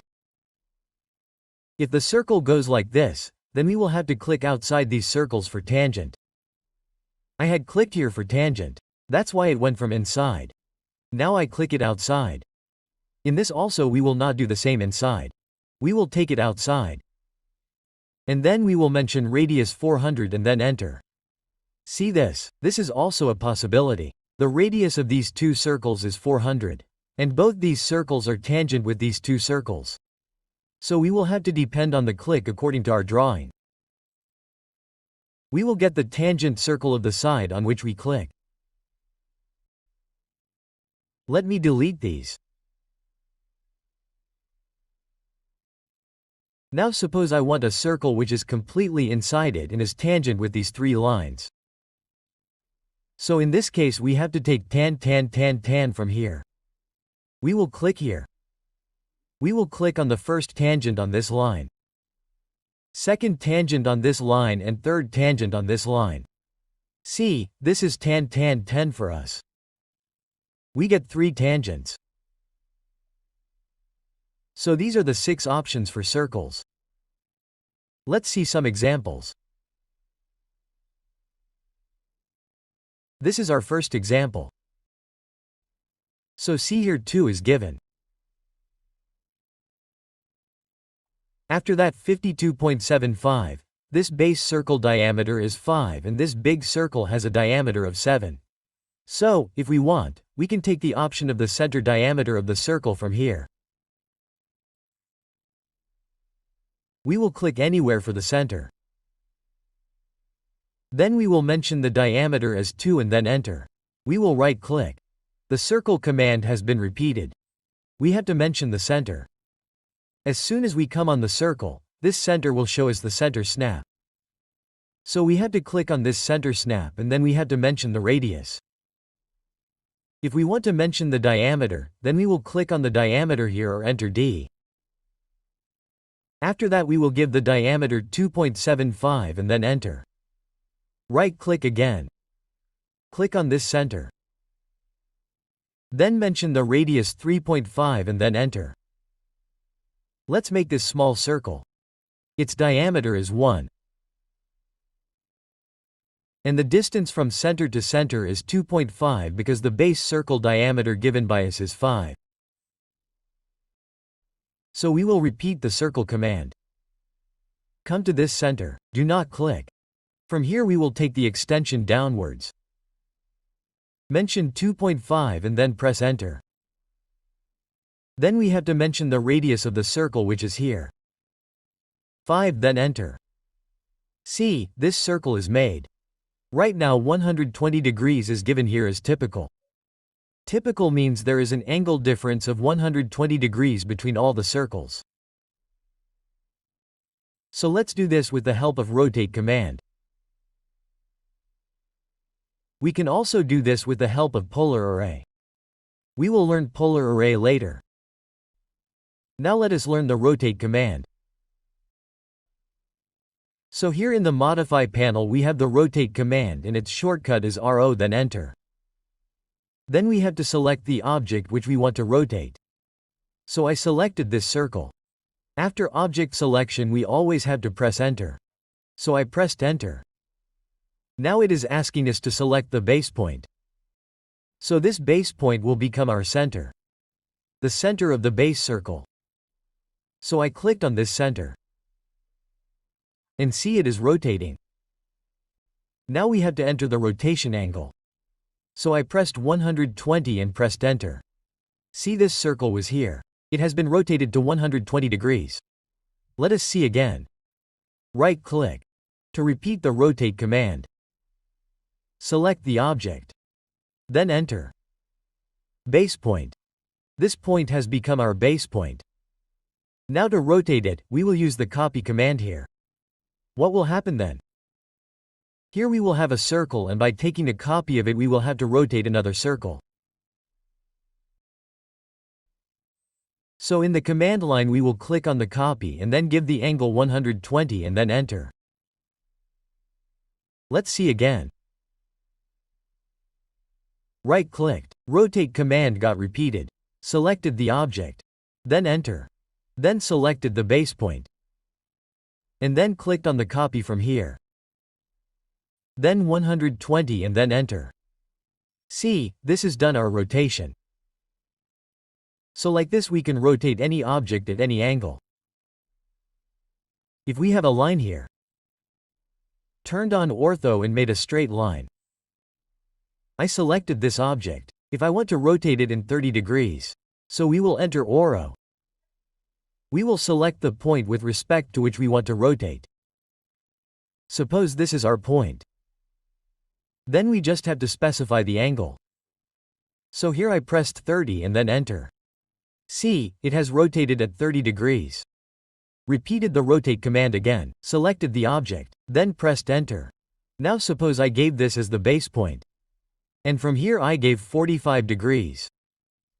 So it has rotated 45 degrees with respect to this point. So this is how we have to use the rotate command. Let's see another drawing of the circle command and let's see an example here. There is a circle here. This circle is R50. So let's create it first. To create a circle, we will enter C. We will specify the center at any point and mention the radius of the circle is 50 and then enter. Look here. Here is a circle of R25. This distance is the x distance from this point, which means it is 70 distance from this center. And from here, our y distance is 40. And below also there is a circle of radius 25. From here also, there is 50 distance to the left and 60 distance down. So, we will do one thing. We will make the circle right here. And then we will copy this circle in both the positions. So, to make the circle, we will enter C or we can right-click to repeat the last command. We will specify the center. If you are not able to find the center, then you have to bring the cursor just above the circle. Then click on the center and then mention the radius 25 and then enter. Now see, there are two commands here. One is move, one is copy. Both basically do the same work. What happens in move? We will move this circle. Meaning, this circle will move from here to here, and what will happen in the copy? We can take a copy of it and move it here. Meaning, it will remain here as well and we will move a copy of it here. So, let us first see the move command. We can click on move from here. Or we will enter M. The shortcut of move is M then enter. We will select the object. We will press enter. Suppose here we have to delete it at a distance of 70 in X. And we have to delete it at a distance of 40 in Y. We have to move it. So I can click anywhere or I can click on this center. To delete it on the right side, I will bring the mouse to the right side. We will turn on ortho. By pressing F8 and then C, it is moving to the right side. And then we will enter 70. See here, if we measure the distance D, its center has moved 20 from this center. We will again take the move command. We will select the object. We will press enter. We can click on any point. It is not necessary that we have to click on this center only. If we want, we can click anywhere, even outside. And then we have to take it upwards in this upward direction. Then we have to press enter after giving 40. And we have to ensure that our ortho is always on while moving. Otherwise it will move at an angle. So I press enter after giving 40 here. See, it has moved to 70 and 40. If we want, we can move it in relative method as well. Let's see it once. We will select this object. We will enter M to move. Now we will select the base point at this center. See, this is done. Now we have to move 70 in X direction and 40 in Y direction. So if we want to make this point 0, then what will we have to do? We will have to convert it into relative coordinates. What will we do for that? We will mention at. As soon as we give it, this point becomes 0. So from here we will go 70 and upwards 40. So we will mention the coordinates 70, 40 and then enter. See, it has been moved. Now let's take a look at the copy. To copy you can click on copy from here or select the object and enter CO. Then click on the base point center. From here 70 40, so we have to give 70, 40 and then enter. See, it's done. Now let's move it. Enter M, select the object. Press enter. Click on the center. Give at. As soon as we give it, understand that if we give it at this point, then it becomes our origin. We are going in the negative direction from the origin, X and Y are also going in the negative direction. So both X and Y will become negative for us. So see here, X is 50. So minus 50 will give minus 60 and then enter. So you must have understood the copy command very well. Now let's complete this drawing. See here, R50 is given and here R40. So in such situations we always have to use the 10-10 radius option. So we will enter C. From here we will click on tan-10 radius or enter TTR. This is our tangent. Here again, tangent and radius of ours is 50 and then enter. See here, the radius is 40. Repeat the circle command. Right click. From here we will click on 10 radius. First tangent of the circle at this point. Second tangent at this point of the circle. And radius of ours is 40 and then enter. Let's trim these portions. So to trim we will enter TR. And just here the portions which we want to trim. We have to select them. Or you can trim from here also. See this, we have selected it. And then this point and then this part has been selected. So this part has been trimmed. Right click to exit from any command. Next, look, there are some lines here. So we will take the line command. We will enter L and these lines are tangent with both our circles. So if we want tangents of both, then we can do it in two ways. First, we will click on any point and here we will get the tangent snap on the point of the second circle. So, just click here. We will right click to exit. Then we have to select this line. This is our tangent. But we had taken this on the quadrant. So, to correct this quadrant, we have to select the line. Then click on this point and drag it. Look, this tangent snap is showing for us, so click on it. We will escape and press L once. Click on the tangent of the next circle from any point. Right-click and exit. Then select the line. And drag this point and click on the snap where our tangent snap will be. And let's see another method. Take the line command, enter L, then press Shift and right-click. Here we see, this is the tangent option. Click on it. Then you can click anywhere.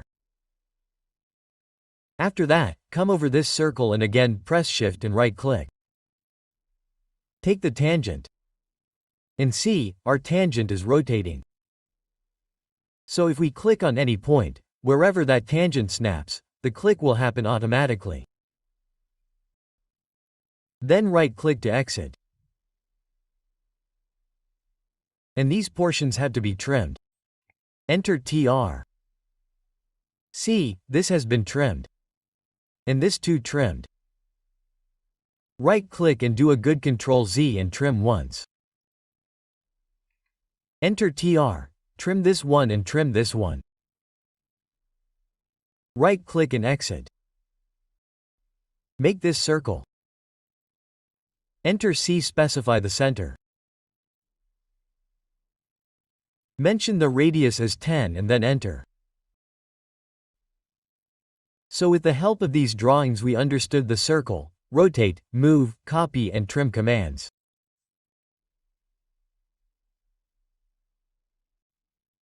Now we will learn the arc command of the drop panel. There is a drop-down arrow below the arc command. If we click on it, then see there are many methods of arc. So we will learn these methods one by one. To learn arc, we will create a line. Enter L, click on any point. Turn on Ortho. Press Effect and we will create a line of 100 units. Right-click to exit the line. See, we have created a line of 100 units. If we click on this drop-down of Arc command, then the first arc we have is a 3-point arc. We can click on the 3-point arc. Or its shortcut is a Enter. See, specify start point of arc. So we will have to specify the first point of the arc. We are clicking on this point. After that we have to click the second point randomly. So now we will turn off Ortho. Look, I have given this second point and this third point. This is an arc. When we want to make a random arc, we can make it like this. Let's right-click. The arc will be repeated. First point, second point and this third point. By right-clicking, it is repeated. First, second and this third. Like this we will click on 3 points and we will get an arc passing through those 3 points. Let's erase it. Next is our start center end. We can click on start center end here. This is our start point. We can click anywhere for the center. I specify the center as the midpoint of this line. And look at the end point. Whichever point I click on, our arc will end at that point. So I click here. Look at this. This is our start center end. And here is our center start end. Both are made by the same method, only the sequence is different. Let's take it once. We have to set center start and center first. Then we gave our start point. Now wherever we want to end, we can click on that point. We will turn on Ortho. So we will be able to click on this 90 degrees interval. So I click on this point here. See, this arc is formed. Let's erase it. Let's see the next option. Start center angle. Start point given. Center given. And suppose I gave the angle 45 degrees. See this? This was our start point. This end point and this center. If we join the start and end from the center, then this included angle will be formed. We have to mention this angle. So let's see the angle once. See, this angle is 45 degrees for us. Like we had taken 45 degrees. Let's cancel it. This is the start center angle and here is the center start angle. Let's see this also once. Just the sequence is different. It is the same method. Start first, center first. Then start an angle. If we want a semicircle, then we have to mention 180 degrees angle. See, this has become a semicircle for us. Let's erase it. Next is our start center length. I specify the start point, center point and length as 9 and then enter. See this? Now the length that I have given is 9. What is that length? I will measure and show you. We will take the aligned distance from here. Let's click on the start point of R and the end point of R. See, this is our 9.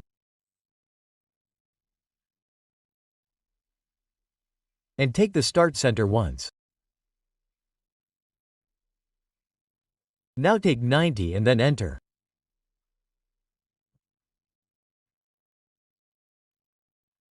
See, this will be the start point of the arc and this end point, the length between it, which we also call chord length. We will have to mention that chord length and check the dimension once. See, this is 90 for us.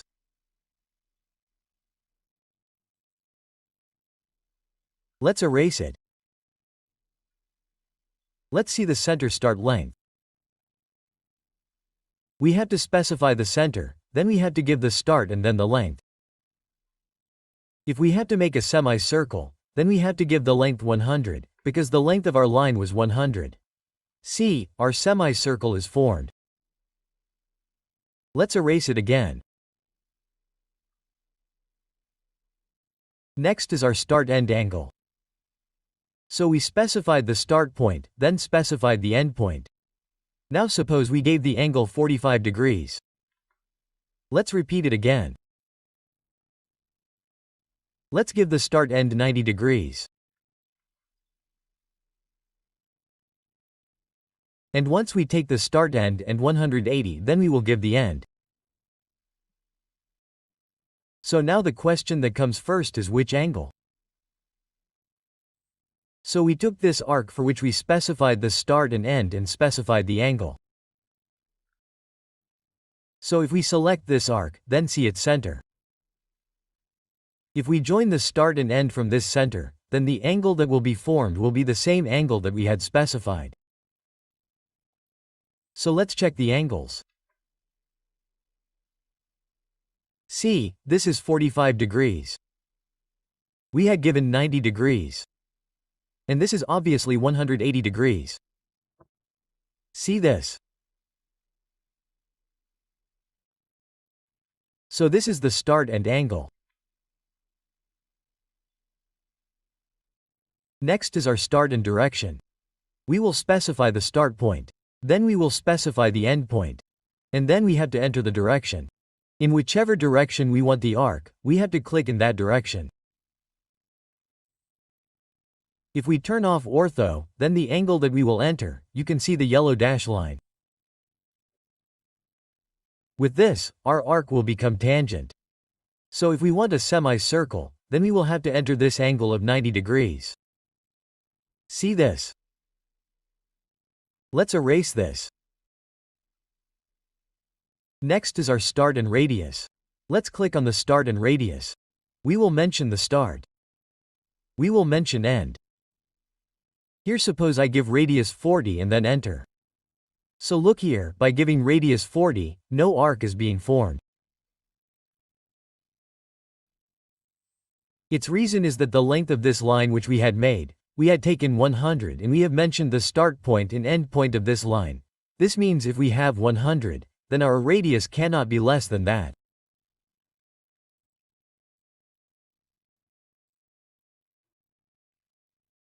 So here if we enter 50, then we will form a semicircle and take 50 once and then enter.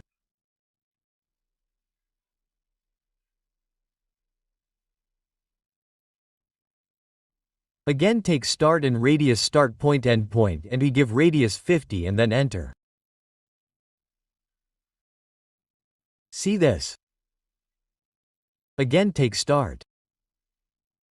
End and then we can take radius 500 also. Look, this has become an arc whose start point and end point we have mentioned and whose radius is 500, so this is a very big circle which we have made, this arc portion of which we have made. So let us close it. We have seen this. If we want to create an arc using shortcuts, then we can enter A. We can create random arcs like first point, second point and third point. And we can also create these options through shortcuts. We can enter a right click. See, if we want to specify the center, then we will click on center here. This is our center.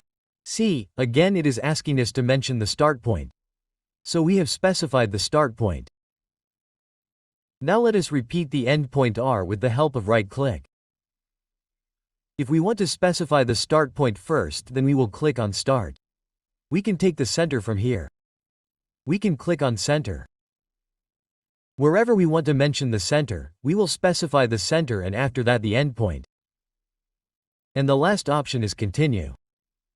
So when we have to create a random arc, then we can click on continue. From the last point where we left the arc, a random arc is created. Look, we clicked on continue again. Look, this arc is being created. And there are many options in our arc. So, we can take any arc. When we right-click and repeat, our 3-point arc always gets repeated. This has to be kept in mind. Suppose we have taken start and center or start center end. After that, if we want to repeat by right-clicking, then only our 3-point arc gets repeated. This one does not get repeated. So, we always have to come from here and click on Options. Let us see some examples. Suppose this is the arc of the door, we will make this arc once. I will copy it and take it out. See, this is a block. What is a block? We will know later. Let us explode it. We have already learned to explode. If we want to break any polyline or block, we will explode it. So let us enter X and erase this arc. If we want to make this arc in this door, if we want to show its orientation, how it opens, then we can make it with the help of an arc. So we can take Start Center End. See, this will become our start point. Our arc or door is opening from this point. So we will click on Start at this point. Wherever it is, that will become our center and this point will become our end point. Let us erase it once more. We can also make it from center start end. First we will have to mention the center. This point, then the start point and then the end point. See, this arc is formed. And let us see an example. Suppose we have to make this drawing. In this the polyline circles will be revised once more. So first we will create this portion. We will create this with the help of Polyline. So enter plural. Click on any point. Turn on ortho. Press F8. Go to the right side and enter 1. Now we need an arc in the polyline. So here we can click on the arc or enter it. We have to specify the diameter of this arc. Radius is given here, so double it. Then enter 874. See, this arc is continuing. We need a line. So again enter L, specify the length of the line inside the polyline. Enter 1. Again we need an arc. So enter A and then click on this point. This polyline has been created for us. Right-click and exit. We can also create the outside one with the same method. But we will know the offset. This is our offset from here. What is offset? We use offset to make multiple copies of any object inwards or outwards. How?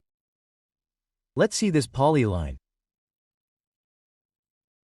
If we want to make this polyline by offsetting it outwards, then the offset distance will be this distance in the middle.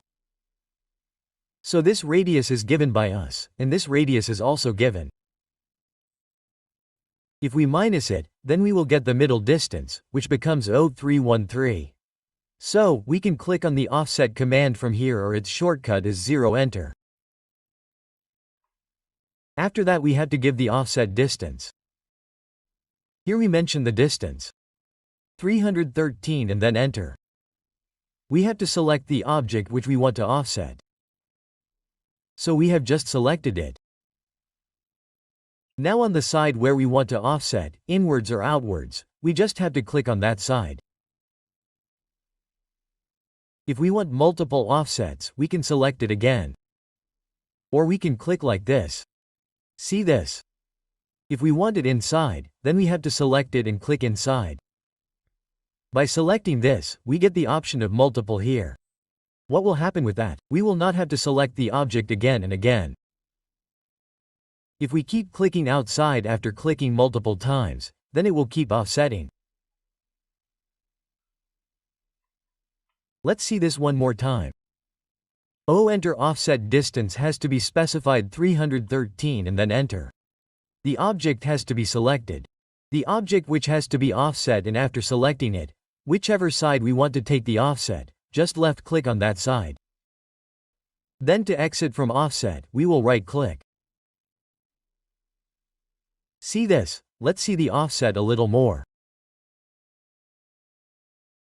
When we make a staircase, then we use offset. Let's see how. This is our trade, this is 250 for us.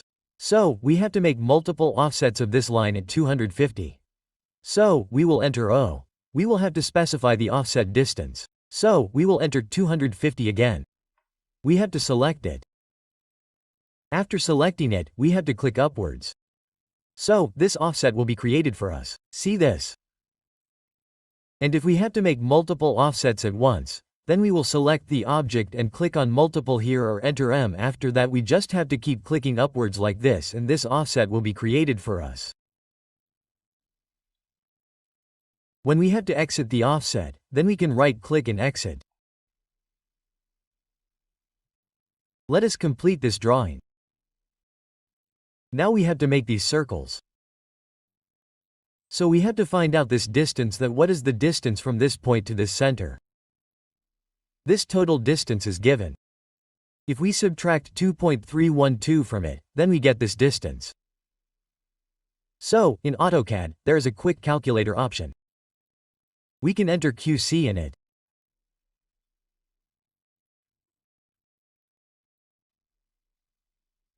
See, here we will minus 5804 minus 2.312 equals 3.492.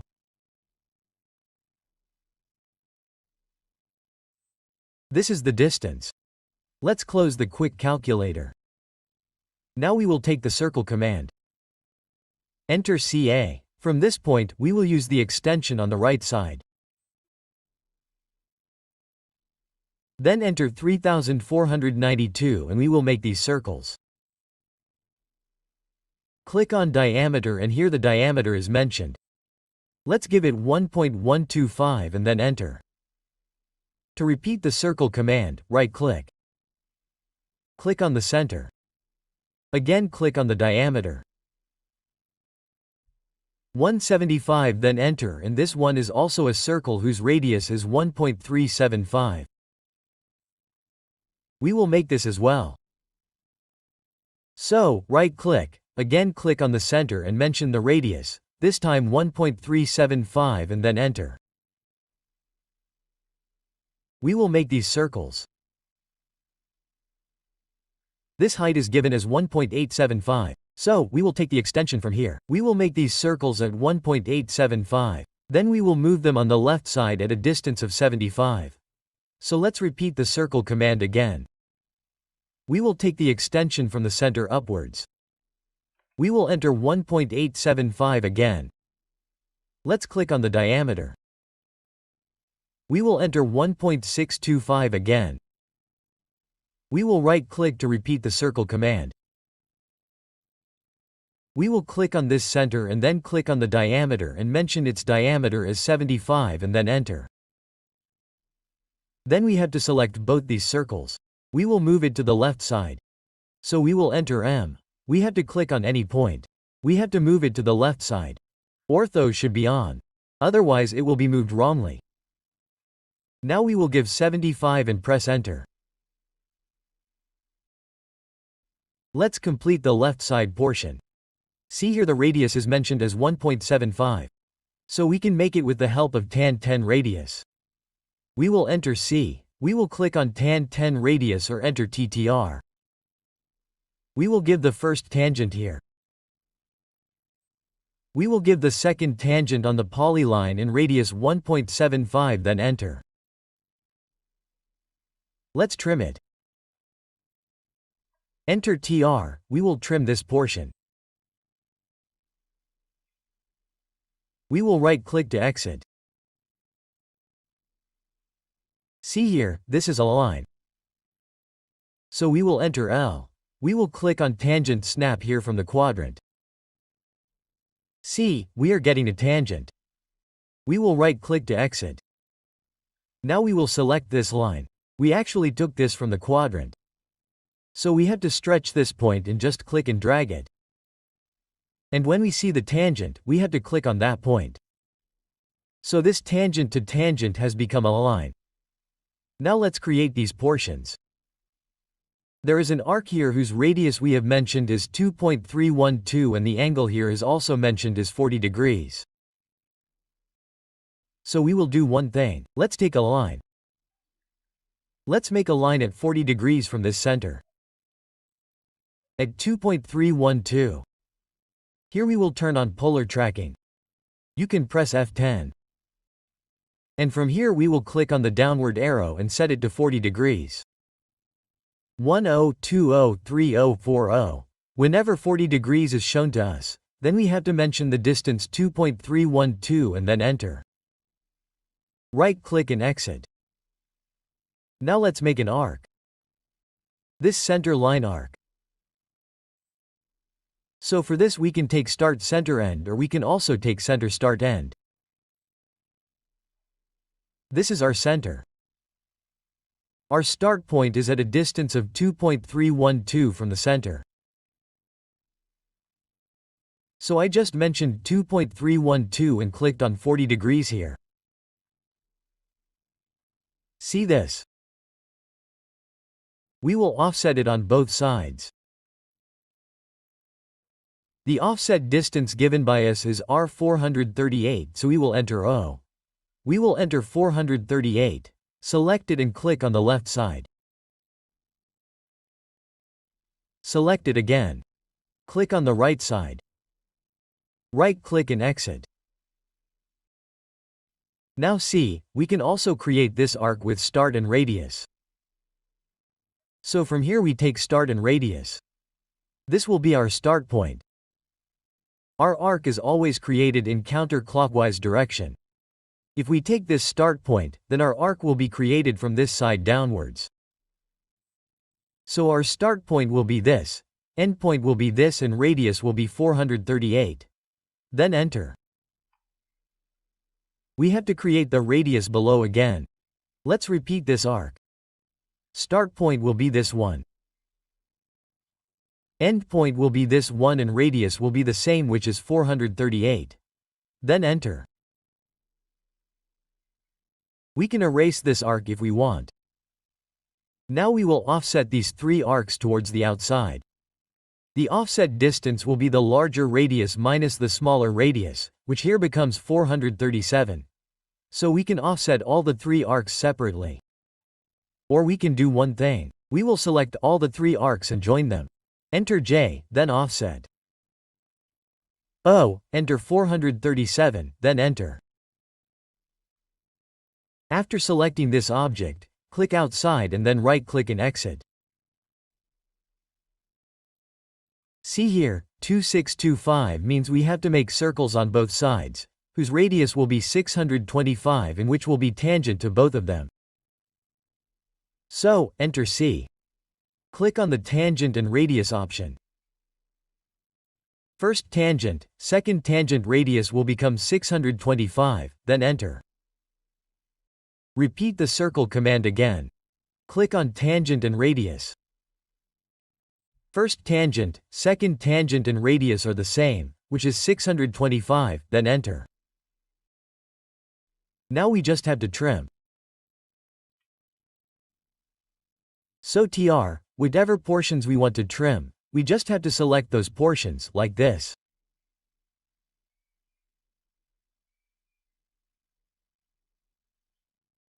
So this is our drawing. We have learned all the options of the arc command and at the same time we have also seen the offset command. How to offset? Now we will learn the rectangle command in the draw panel. You can click on the rectangle here. Or its shortcut is rec and then type enter. To make a rectangle, we just have to click on two opposite corners. Like I have made my first click randomly here. Now I click anywhere here for the second click. See this? So we have made a random rectangle. Let's do it again. We will enter rec. One click, second click, we can repeat this rectangle command by right-clicking. We can repeat any command with the help of right-clicking. So I right-clicked. See, the rectangle has been repeated. Specified first corner. I specified the first corner anywhere. After that specified other corner. So I specified other corner like this. So you can also specify by giving coordinates. I clicked randomly. Let's erase it. Let's take the rectangle command again. Rec enter. I specified the first corner of the rectangle. Now if I want to specify the dimension of the rectangle, I can click on the dimension from here, or I can enter D. Suppose I have to specify the length of the rectangle 100. So see here it is saying specify a length for the rectangle. I have to give 100 here and then press enter. After that it is being told here to specify the width for the rectangle. Suppose my width is 80, so I will enter 80 and then press enter. See, our rectangle is made of 180. Now I am being told to specify the other corner. Our rectangle will be made on the corner on which we click. So we started from this point. So quadrant-wise we can specify the rectangle by clicking on the first quadrant, second, third, fourth, any of them. So I clicked on this quadrant. Let's see it again. Let's repeat the rectangle command. With the help of right-click. I have said specify first corner here, so I clicked here. Let's click on dimension. Suppose my length will be 80, so I will enter 80. Enter.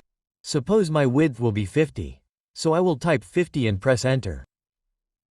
After that, whichever quadrant I want to specify my rectangle, I have to click on that corner. So I left-clicked on this side like this. And this is my rectangle. Let's repeat the rectangle command again. I specify the first corner here again. See here there is an area option. So I can click on area here, or I can enter a here. I am being asked to specify the area of the rectangle. So suppose I enter 500 here. Here I will have to mention either length or width. And on that basis a rectangle will be created for me whose area I have specified and either length or width has been specified. So suppose I click on length here or enter L, and after that I specify the length as 25 and then enter. See, we have created a rectangle whose area is 500 and length is 25. So obviously its width will be 20. So we do not have to specify the width. The width will be automatically calculated by auto-calculating it and creating a rectangle. Let's see once. Right-click. Click on any point. Click on area. Suppose this time I give 1000 and then enter. This time I specify the width as 25 and then enter. So we have given this width as 25. Its area is 500. Sorry, its area is 1000. If we want, we can also check it by giving the area command.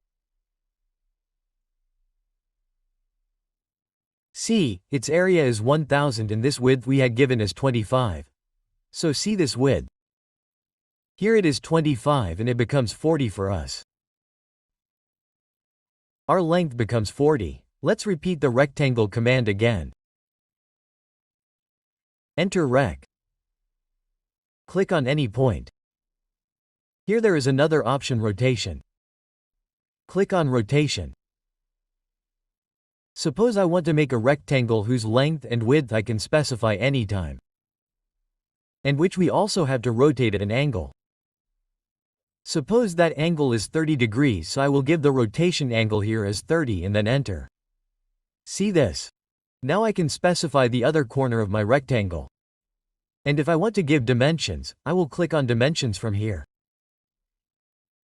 I will specify the length, which is 100, and suppose the width is 50 and then enter. See this? Now see, our quadrant has also been rotated at 30 degrees.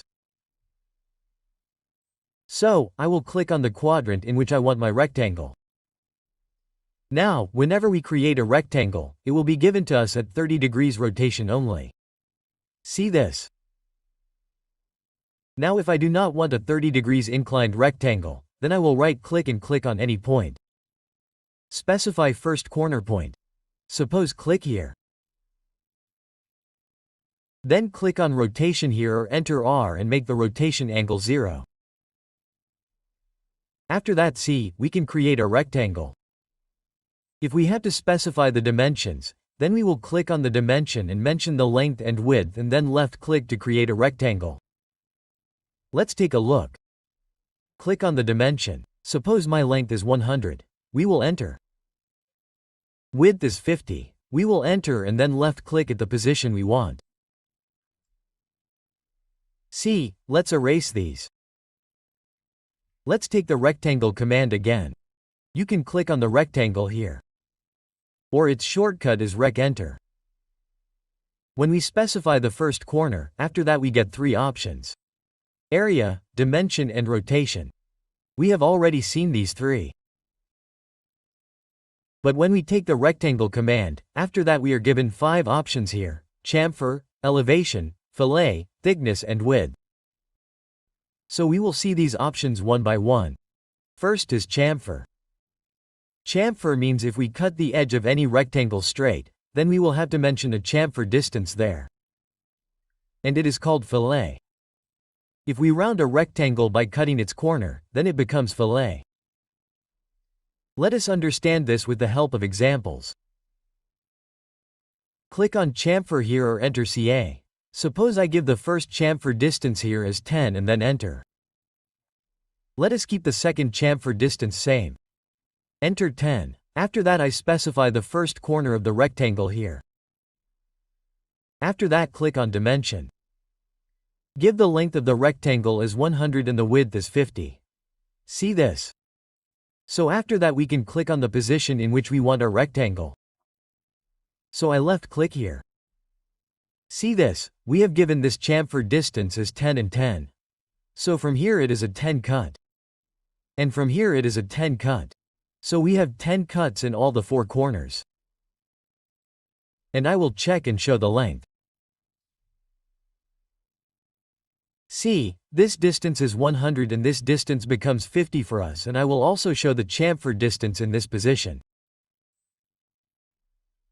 See, this is 10 and this also becomes 10 for us. Let us see once again how to make a chamfer rectangle.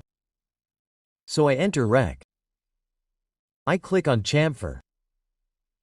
I had given 10 for the first chamfer distance, so I will continue with 10 only. Press enter. This time suppose I enter 20 for the second chamfer distance. And then click on any point. Click on dimension. Suppose I have to give 100 for the length of the rectangle. I will enter 100. And width 50 and enter. See this? Now at the position where I want to click, I will just left click on the rectangle. See this? So I had given 10 as the first chamfer distance and 20 as the second chamfer distance, so the count starts from this point itself, 10 20, then from here 10 20, then from here 10 20, meaning our chamfer distance is always counted counterclockwise. First chamfer distance will always be this one and second chamfer distance will be this one. After that, first this second first second first second. If we want to delete the chamfer, what will we do? Repeat the rectangle command. Then go to chamfer and enter the first chamfer distance as 0. Make the second chamfer distance also 0 and enter.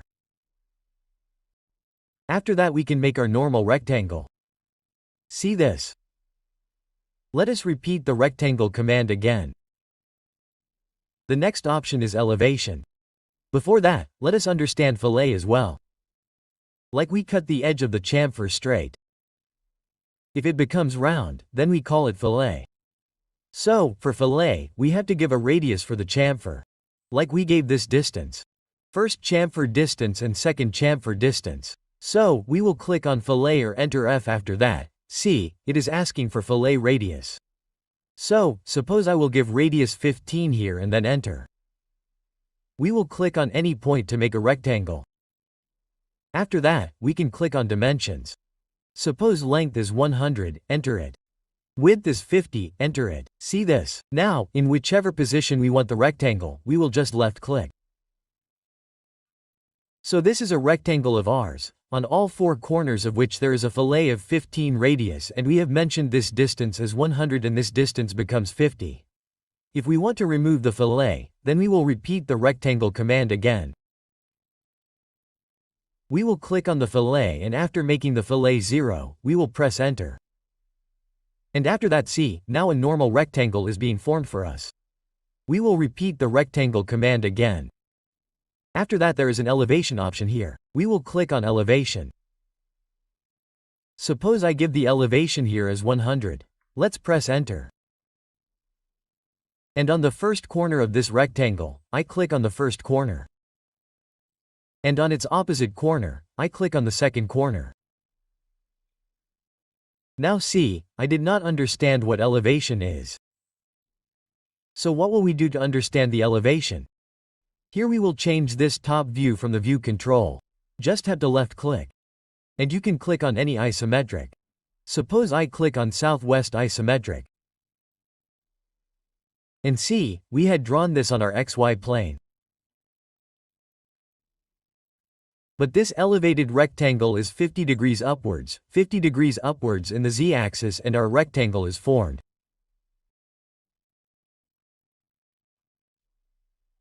If we rotate it a little and see, then we will understand it.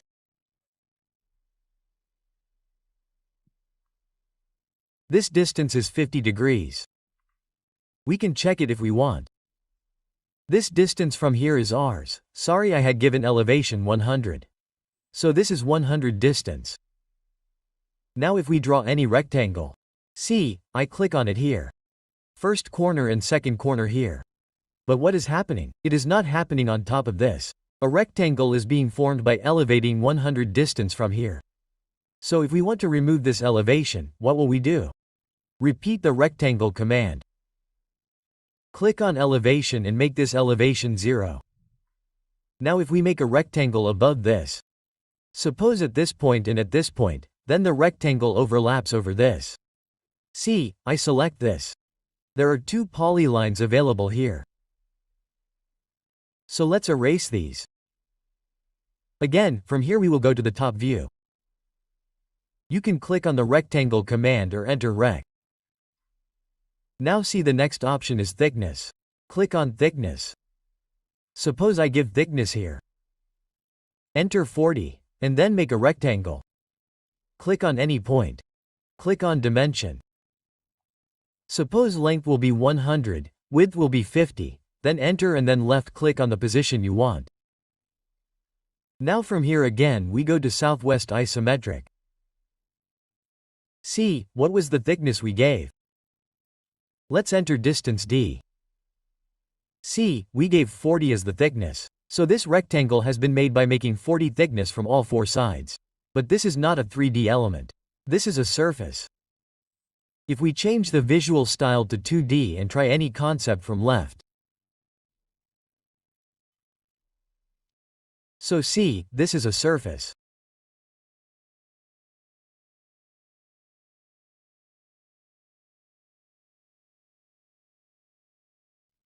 See this? Let's repeat the rectangle command again. From here we will make the thickness 0. After that we will be able to make a normal rectangle. See this? Now take it to the top view. Let's erase it. And we will again make the visual style 2D frame. Let's repeat the rectangle command. The last one is our width. So we will click on width. Suppose I give width 10 and then enter. Then we have to locate the first corner point. Suppose I randomly clicked anywhere. Then click on the dimension. Suppose the length will be 100, width will be 50, and then see a rectangle is being formed. Whose width is the line width that we have mentioned? So we had mentioned 20. So it became 20. Now just left click. Then right click. Suppose I reduce the width a bit. Let's enter true. Click on this point. Click on the dimension. Length 100, width 50, and then left click. See this? So we had reduced this width. And here we had kept the width 10. So this becomes our line width. So what will we do to make this width 0? We will repeat the rectangle command. Click on the width. Make it 0 and press enter. Now our normal rectangle is made like this. Let's see an example. See this example. This is a rectangle whose length is mentioned as 11.5 and width is mentioned as 9.6. And look, there is a fillet on all 4 corners, meaning it is round. This means it will also have a radius. So here the radius is not mentioned directly. But look at this distance, 5.8 is given center to center. So here if we subtract this distance and this distance, then we get 9.6 to 5.8, which becomes 3.8. So if we divide 3.8 by 2, then we get this radius, which becomes 1.9. So we take the rectangle command to make this drawing. REC and then enter. Click on fillet in the command line or enter F. Mention the fillet radius 1.9 and then enter. Click on any point. After that, click on the dimension or enter D. Now we have to specify the length, which is 11.5, and then enter. Give the width 9.6 and then enter. And at any point, at whatever position we want our rectangle, click there. See, it is done. Now circles, we can create some circles very easily. Take the circle command from here or enter C. Click on this geometric center. Click on the diameter and mention its diameter. 4.5 and then enter. Right-click to repeat the circle command. Click here. Click on the diameter. 2.5 then enter. Right-click to repeat the circle command again. Click on this center. Mention the radius 7 and then enter. Now we can copy it on all 4 corners. So let's select it. Enter CO for copy. Just copy from this center to this center and this center. And right-click to exit the copy command. So look, our drawing is ready. And let's see an example.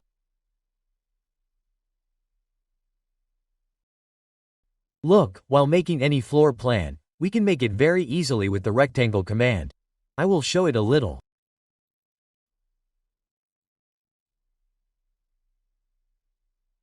Copy it and take it out and take the copy command once.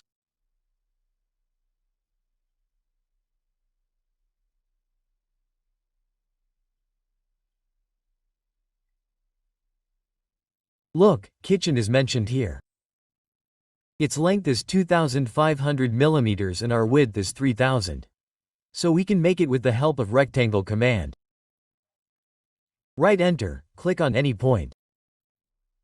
Click on the dimension. Mention the length 2,500 and then enter.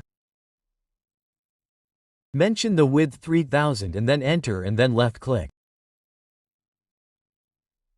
Look, our rectangle is made. After the kitchen, there is this bedroom on the right side whose length and width is mentioned and the wall in the middle is the wall mentioned 125. So what can we do to maintain this wall? We will repeat the rectangle command. We will not click on this point. If we click on this point, the rectangle will start from here. So what will we do? After taking the rectangle command, we will take the length and extension from this point. 125 and then enter. Then click on the dimension, and after that we will mention the length, which is 3,625, then enter. We will mention the width 3,000 and then enter. After that, we have to place our rectangle in this position, so we will left click here. Then right click again. We can go to this room from this room, so we have to take the extension from here. So we have to take the extension from this point. There is a wall, our interior is 125, then enter. Again click on the dimension. We will mention the length 4800, then enter. We will mention the width 3150, and then enter. See, this is also made ours. We will right click again. This is the balcony. We can take its extension from this position. 125 of 125, then enter. We will click on the dimension. We will mention the length 1325, enter. We will mention the width 3150 and then enter. Then we will left click on this position here. So we can make our plan very easily like this. I have made these 4 rectangles and here we will make 3 rectangles and after that we will mirror it to the right side. So we can make our plan very easily by using the rectangle command. So I will erase it now. Now let us see the stretch command a little. See, I had made a rectangle of 11.5 and here its width was 9.6. So suppose we have to make its length 15. So how can we make it 15? I erase this circle. We will use the stretch command. There is a difference between stretch and copy. We can take stretch from here from the modify panel or its shortcut is a center. We will always select it from the green window section. And it has to be half selected. If we try to stretch it by selecting it fully, then see, it will not stretch. It will move. Selection becomes very important for stretching. So let's see again. We took the stretch command. It has to be selected like this from the green window selection. It cannot be taken like this. It has to be taken completely vertically. See, like this. Then enter. Click on any point and suppose I have to make it 15 from 11.5. So I will have to mention the difference. And the direction has to be specified like this. We will turn on ortho with F8. See this? If you want to make it smaller then you will take it to the left. If you want to make it bigger then you will take it to the right side. So here we will have to mention the distance which becomes 3.5 and then enter. See this? Now if we measure this distance, it becomes 15. Let's see it once more. We will do a center. We have to select like this from the green window selection. We will not do it completely. If we want to make it bigger from top to bottom then we will select the upper half portion like this. If we want to make it bigger from left to right or smaller, then we have to select any portion from the right side or the left side completely. After that we have to press enter. We have to click on any point and then stretch it like this. Enter 3.5 and let's see it once more. Selected stretch, clicked on any point and if I want to make it bigger, suppose I want to make it bigger than 10 length, so I will enter 10 and see, this length of ours was 9.6.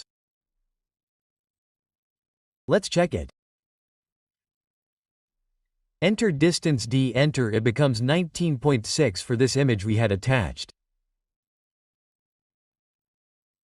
Let's see how to attach this image. I will erase it. We will erase this also actually. Now to attach any image, we can go to insert here and click on attach here. If we want to do it with a shortcut, then we will have to enter ATA and whichever image we want to select. We have to select that image from our PC. Suppose I select it. We will select and open it. We will press OK and then press enter twice. See, here it is being said specify insertion point which is 0. So if we want to insert at 0 then we will press enter and if we want to do it anywhere then we can click randomly. But it is preferable that you guys insert at 0 only. So I press enter. Whatever the scale factor is, it will be 1. So I have to press enter again. See this? This image of mine has been attached. Let's see it once again.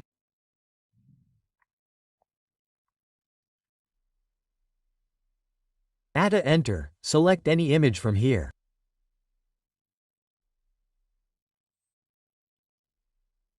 Open it. OK. Enter. See, this image of ours has been attached. But after the image is attached, if we measure any distance, suppose this distance is 5, this is an image. So 5 will not show the accurate distance. So we check and enter D. From this point to this point. See, this is coming to be 50 point something. Meaning this scale factor is not correct. So we always have to scale our image after attaching it. So let us see how to scale. See, we have to make this line. So I enter LI start from any point and go to the right side and enter 8.08. See this? So this line of ours is on a scale here. And here it is on a very small scale. So we will scale this image properly so that our drawing and image can be seen in the same scale. So what will we do to do this? Click on Scale. Here we go to the Home tab. There is a Scale command on the Modify panel. Here you can click on Scale. Or the shortcut is SC Enter. If we have to select the object, then we can click on this boundary. Or with the help of green window selection or with the help of blue window selection we will select this object or select this image. Then press Enter. Now see, it is talking about base point. Base point means which point will remain fixed during scaling. So I click on 0, which is our base point. See, our object is being scaled with respect to this point. So we have to enter the scale factor. But while scaling an image, we do not know the scale factor. So that is why we will click on Reference here. Now see, it says Specify Reference Length. So we can scale our object by taking any reference length. So I take the reference length here. This length is 8.08. So to take this, we have to click on this point. Now it says Specify Second Point. So I click on this point on the right side. Now it says Specify New Length. The distance between the 2 points that we clicked on is our new length. So here we give 8.08 and then press Enter.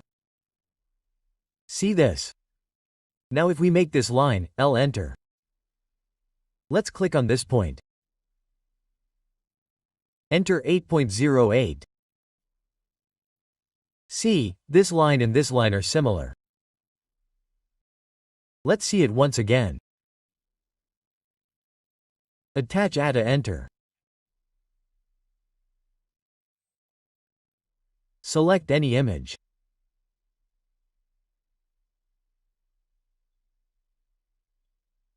Open it. Press OK and then press Enter twice. See, we have to scale this image again. So to scale it, we can click on Scale here or enter SC. Select the object. Press Enter. We will take the base point at this point. After that, if we do not know the scale factor, then we have to click on Reference. Now we will take any length, say from this point to this point and the distance given between these 2 points, we will set that distance according to the new length. So here we will give 23 and then Enter. See, our object has been scaled. Now let's learn the rest of the scale options a little. Suppose I make a rectangle here. After taking the rectangle command, we will make the fillet here 0. Enter 0. Specify the first corner of the rectangle. Click on the dimension. Give the length. Enter 50. Give the width. Enter 50. See this and left click here. So we have made a rectangle. This one has a length of 50 and this one has a length of 50. Now we will also make a diagonal with the line. Now let's understand the scale. Enter AC. Suppose I had to scale this rectangle. We have to make it twice as big with respect to this point. So we will select it. Press Enter. Base point means the point with respect to which we have to do it. That point will remain fixed and our entire drawing will be scaled with respect to it. So suppose if we have to do it with respect to this point, then we will have to click on this point. Now we have to give the scale factor. If I want to double it, then I have to enter 2. See, if I want to bring it back to the normal scale, to the previous scale, then I have to scale it again. I will enter SC. I will select the object. I will press Enter. This will remain our base point. Now it has become 2 times. So it will have to be halved. So we will give the scale factor 5, Enter. See this? Let's scale again. I have to select the object. I have to press Enter. Suppose I give this the base point. That means my scale will be the object with respect to this point. It will get fixed. So I give the base point here. Suppose I have to multiply it by 1.5. So 1.5, then Enter. See this? Let's see again. I will enter SC. I will select the object. I will press Enter. If I give the scale factor with respect to this point, I will enter 2. See this? So this point gets fixed. My drawing increases on this side. Base point. If I fix this point, then my object in the third quadrant will become bigger or smaller. And while scaling, we press Enter like this. If I select this as well as all the lines. So I have to select these 3 objects. I have to press Enter. Whichever objects we select, all those objects will be scaled. We were selecting only the rectangle, so only the rectangle was being scaled. If we select the lines as well, if I scale it with respect to this point. If we want to double it or 10 times it, or if we want to halve it, then what can we do? If we want to halve it, then enter 5. See, this rectangle has also been scaled and at the same time my lines have also been scaled. So we have learned the rectangle command, scale command, attach command and stretch command. Now we will learn about the polygon command. The polygon command is here under the rectangle in the draw panel. So you can click on the polygon tool here. And its shortcut is Pull and you have to press Enter. First of all we have to enter the number of sides of the polygon. Enter number of sides is given here. Suppose we have to make a hexagon. So we will enter 6. After that we have to locate the center of the polygon. So I click anywhere randomly. After that see here we get 2 options. One is inscribed and the other is circumscribed. So we will understand both. First we take the inscribed option. We will click here or enter I. After that we will create a polygon whose radius we have to mention. So I mention the radius here as 100 and then press Enter. So this is an inscribed polygon whose radius we have mentioned is 100. Let us change its color.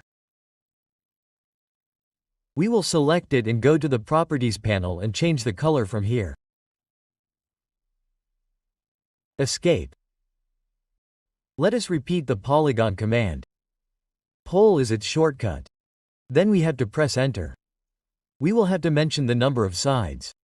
So last we had entered 6. Let us enter 6 again. After that we have to locate the center of the polygon. So I click on the same center. This time we will take the circumscribed option. So here we will click on circumscribed or enter C. Now we have to mention the radius of the polygon. So I will mention the same radius again 100 and then enter. So this is our inscribed polygon whose radius is 100 and this is our circumscribed polygon whose radius is also 100. So let's select the circumscribed one and from here we will also change its color. We will escape. Now we will make a circle whose radius will be 100. So let's enter C. We will click on the center and give the radius 100 and then enter. So now you guys must be getting an idea of what is inscribed and what is circumscribed. So this circle of ours is of 100 radius. A polygon is being formed inside it, which is our inscribed polygon, and its radius is 100. So see, if we measure this corner from this corner, then this is the diameter of our circle.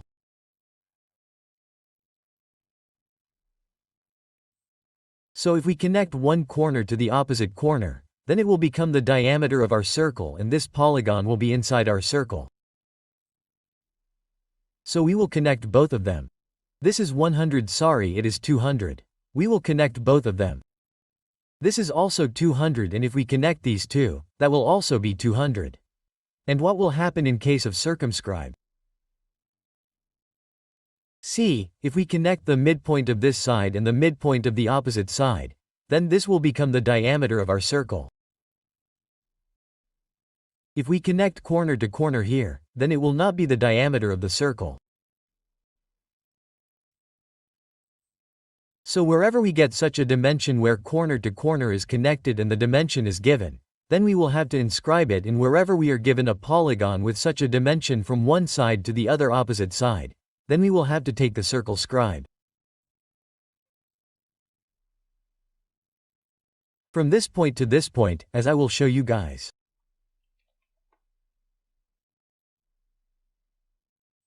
Suppose if the dimension from this midpoint to this midpoint is given as 200, then we will have to take the circumscribe and give the radius of 200 or 100.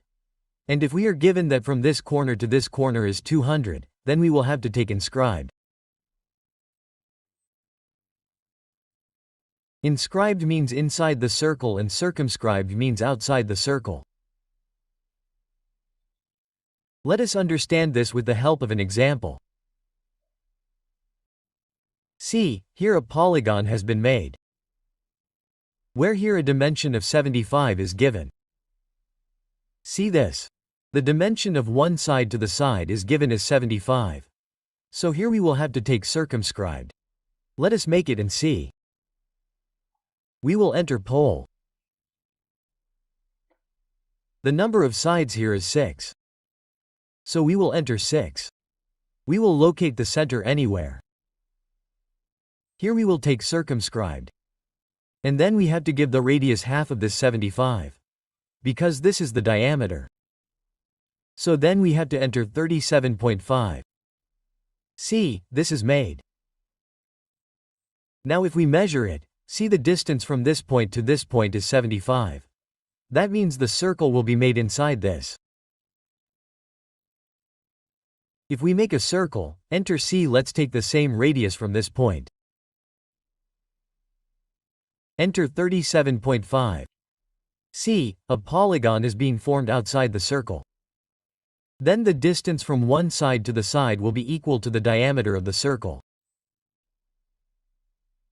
Let's erase it. Look here, there is another polygon. This one is a polygon like this. These portions are streamed. So, its diameter is also 115, and this is also the measurement from one side to the other side is 115. So, what will we do? To make a polygon, we will enter pole. We will have to enter the number of sides as 6 center. Then click on center. Click on circumscribe or enter C. Now we have to enter the radius. So this is our diameter. We will have it, 57.5, and then enter. See this. Now look, let's make this center polygon. See here, this circle is a polygon inside the circle itself. We have been shown. And the diameter of the circle is mentioned as 400. So in this case we have to take an inscribed polygon. So I will create it. Enter C. Sorry, we will take a polygon. Enter pole. The number of sides of this is also 6. So enter 6. Mention the center. Then click on inscribe, or you can enter I and then mention the radius, which is 200, and then enter. See, it is ready. If we want, we can also create this circle. Enter C. The radius from this point is 200 and then enter. See, this is a polygon inside the circle. Meaning from one corner to the other corner, that is, the distance between the opposite two corners will become the diameter of the circle. Okay, I hope you guys have understood the polygon. Now let's try to complete this drawing, and along with this we will also learn the polar array command. So see, there are many circles here. So I will first create these two circles. The diameter of the circle is mentioned. So we will enter C. I will click on this point center and then give its radius 25 and then enter. Again we will repeat the circle command with the help of right-click. We will mention center. We will give radius 50 and then enter. Now see, if we want, we can copy these two circles from this point to this point and the rest of these 3 points. But here there are 6 objects. If we had 60 objects, it would take us a lot of time to copy them one by one. So what will we do? Here we will use an option which is polar array here. So we can also click on polar array, or we can type ARR and from here and then click on array polar option here. See, here there is a circle which is a table and there is a chair on one side of it. So if we want to copy this chair in a pattern, then we can use the array polar. So we will click here. First, we have to select the object which we want to array. Like I select these two circles. After selecting, we will have to press enter. After that, look here, we have to mention the center. That means this base circle, the center of that base circle, which is this point. So I click on this point. And look here, an array creation tab has opened. Here we have to give the items that how many items we want. Here it is 6.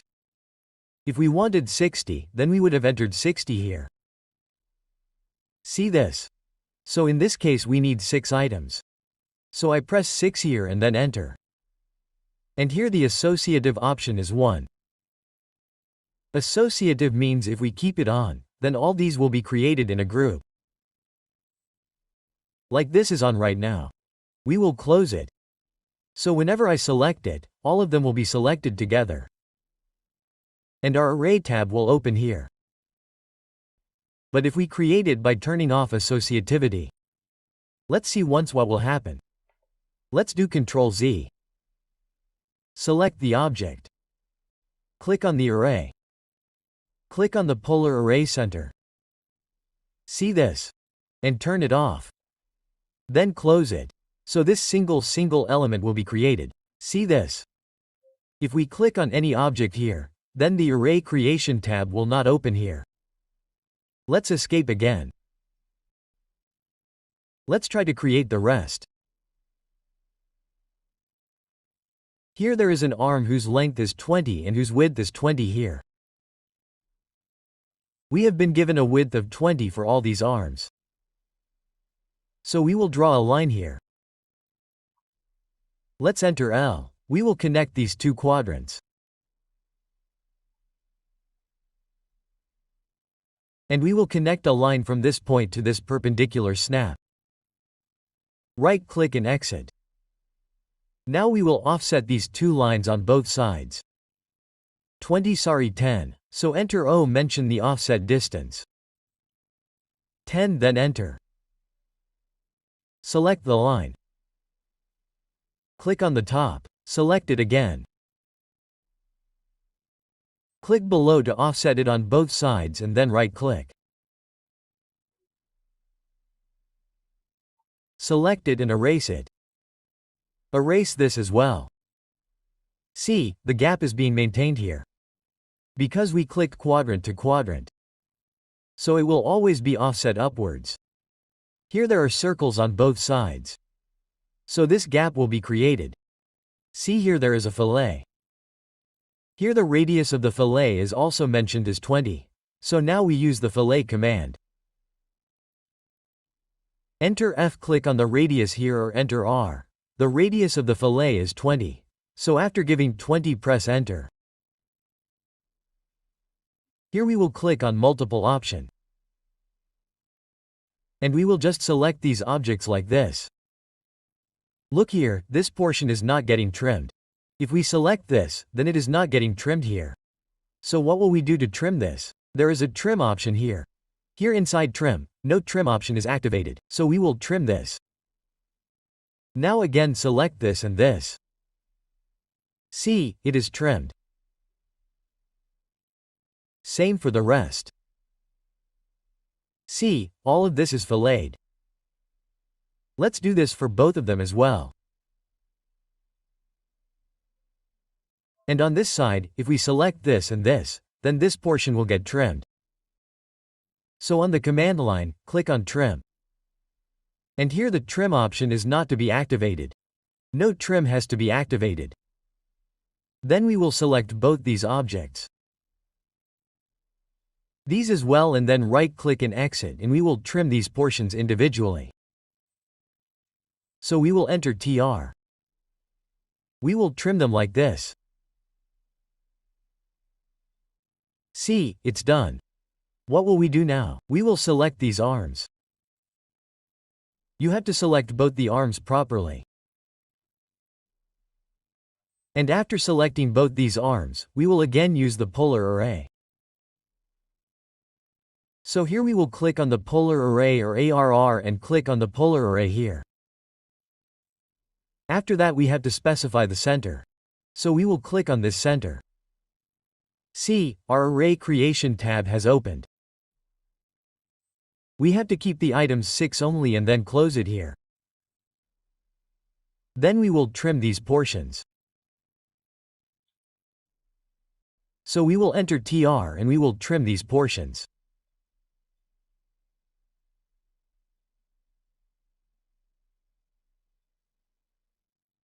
See, our drawing is ready.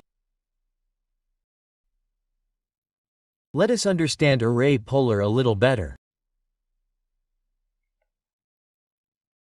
Suppose I have a circle here and there is also a small circle here.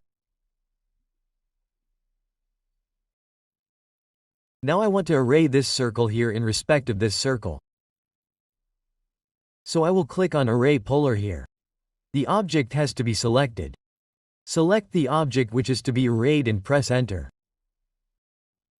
After that select the point with respect to which the array will be placed.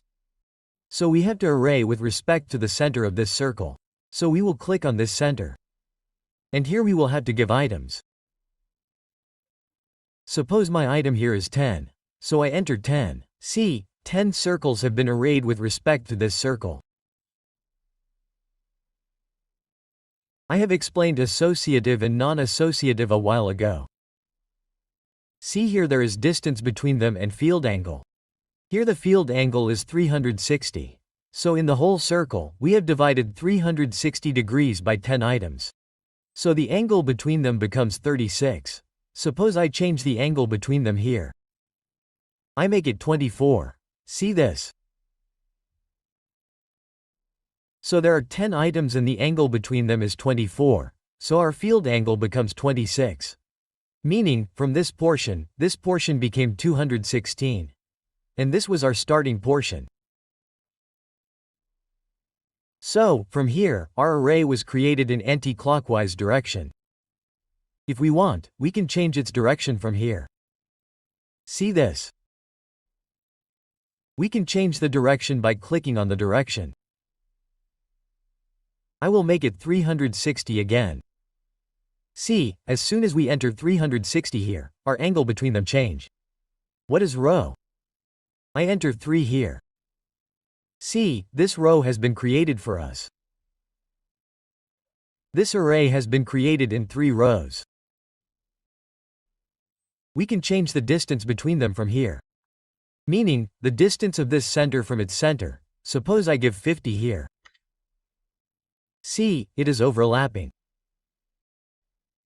And our total distance became 100, meaning the center of the circle at the end from this center.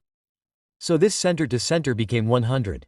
That means this one is 50 and this one is 50. So our total distance became 100. Now what is the level? Let's increase the level and see. Here I suppose I make the level 3 and here I make the distance between them 100. Let's close this array.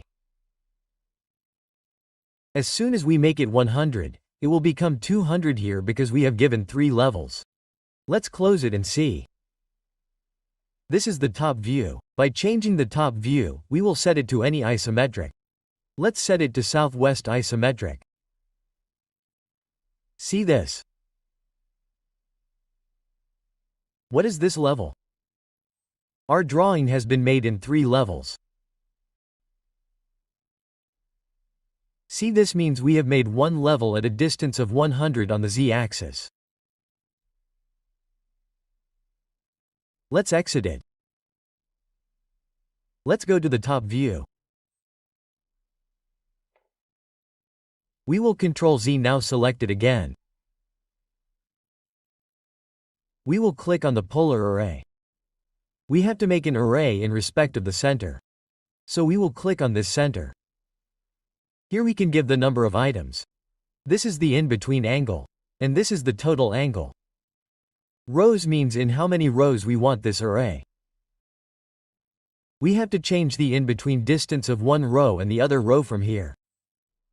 And this total distance means the number of rows that will be made, which is the total distance from the starting row to the end row. Levels means how many levels do we need in the z-axis. This is our in-between distance. From one level to another level, and this total distance means what is the total distance from the starting level to the end level. Associative means when we keep the associative option on. After that, if we select any circle, then we will get the array option again. Like I close it by clicking. So as soon as I select it, my array option opened again. Here we can also edit it if we want. What is the next option here? Let's see, base point. So I can change the base point from this point to any point. Like I changed it from here to this point.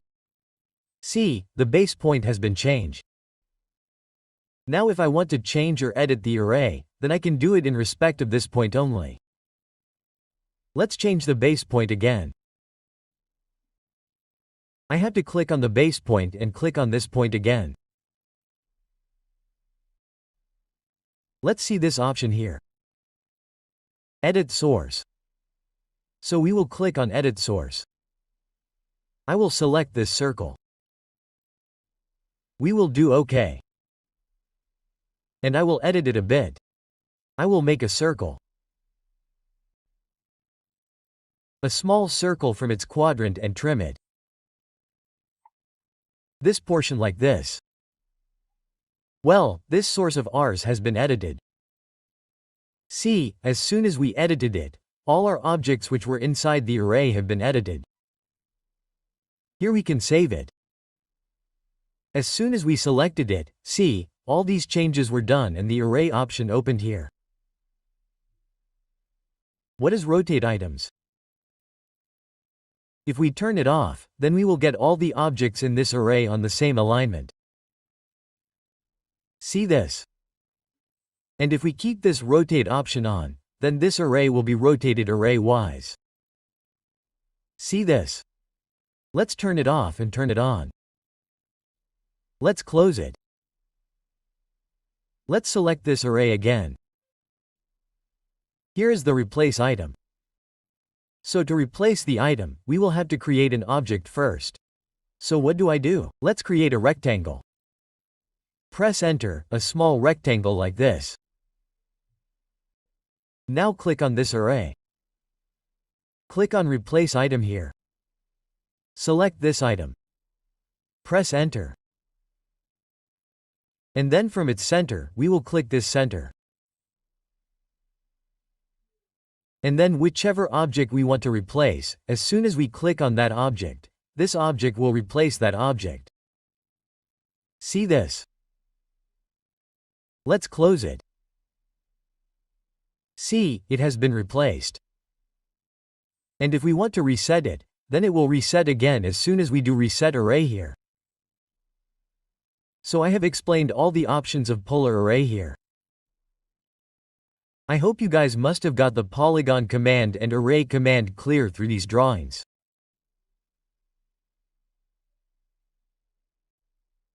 Now we will learn to create the ellipse command. The ellipse tool is available in the draw panel here. If you want, you can click on it, or its shortcut is Enter. We get 3 options here to create an ellipse. One is center ellipse, one is axis, and one is elliptical arc. So first we will see how to create a center ellipse. We can click on the center ellipse here. Or after taking the ellipse command and entering L, we can also click on the center here if we want. After that we will have to mention the center. So I click anywhere randomly. After that, see here it is saying specify endpoint of the axis. So we have to turn on ortho here. We will press F8. Now I will mention its radius towards the x-axis. Suppose I want to create this ellipse. So see how much this radius will be. The major radius is here, the diameter at. So I will give 4, then enter. And see, now we have to mention the minor radius. Specify distance to other axis. So I will mention minor radius here. See here the diameter is 5.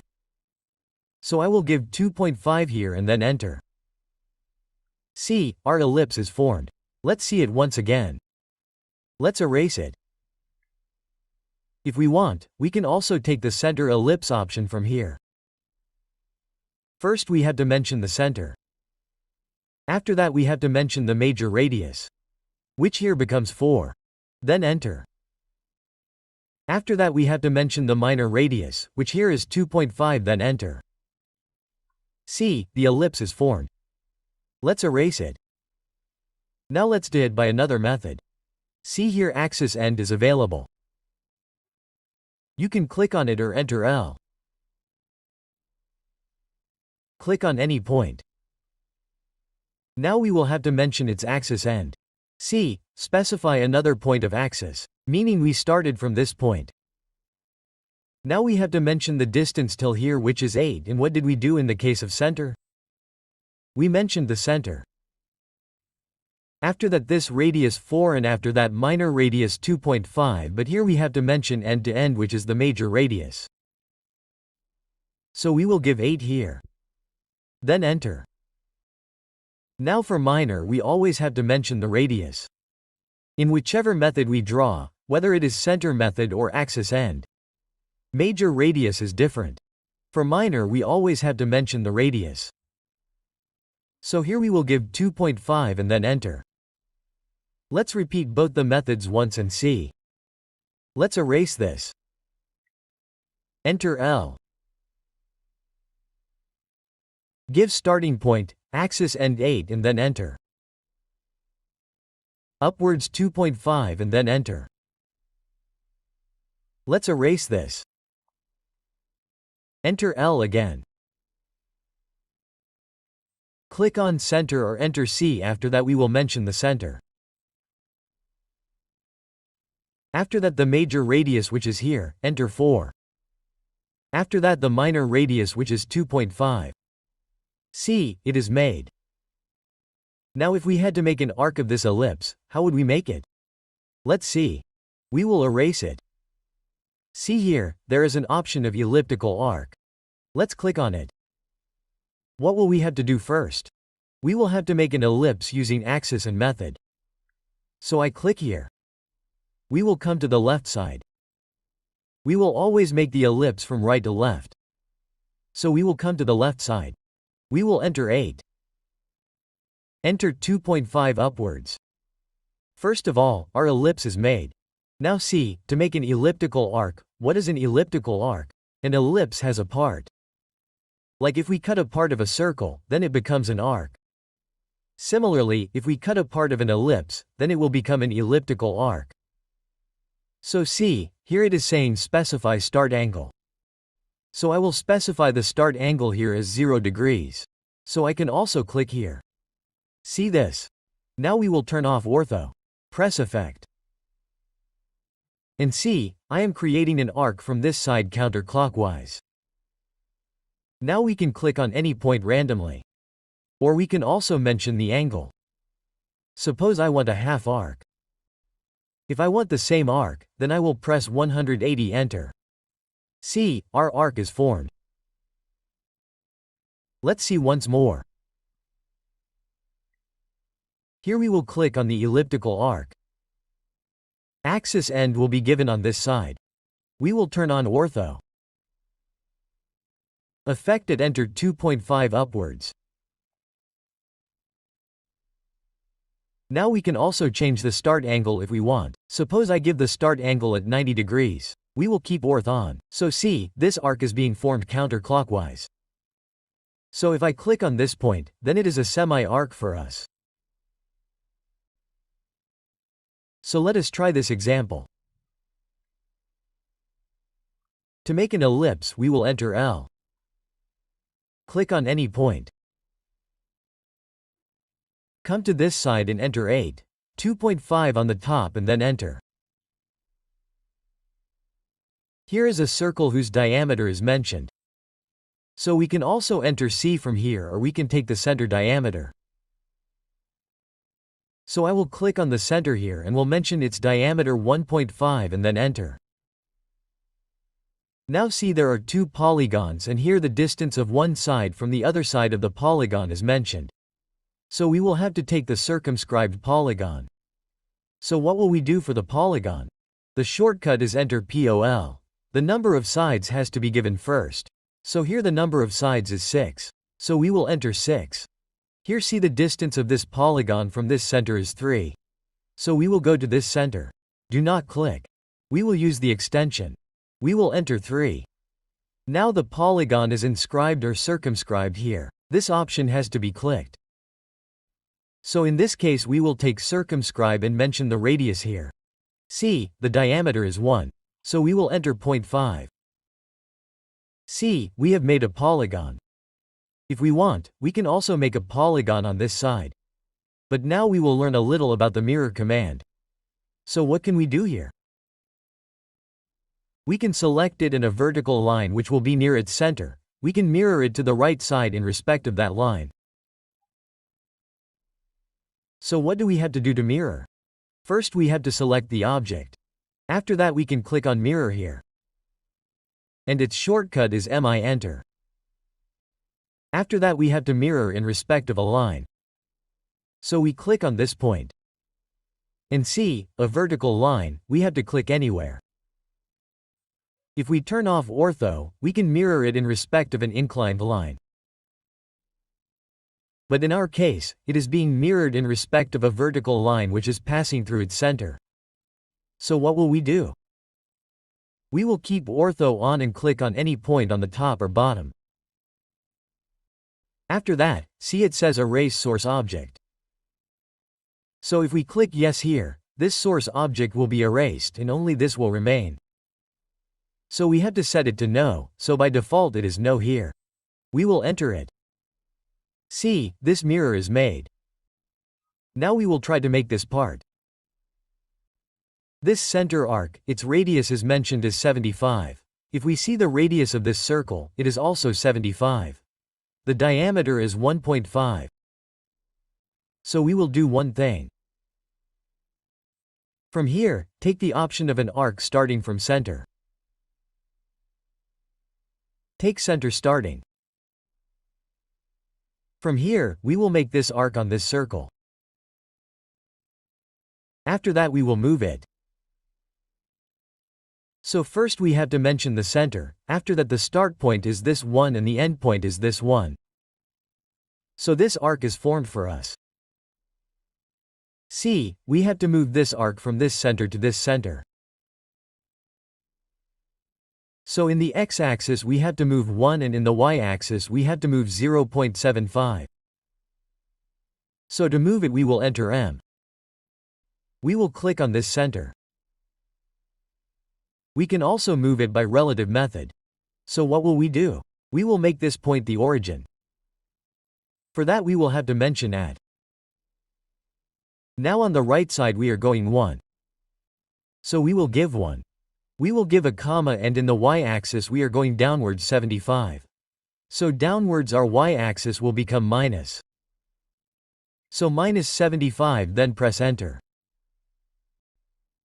See, this arc has been moved. 1 from this center and 75 downwards.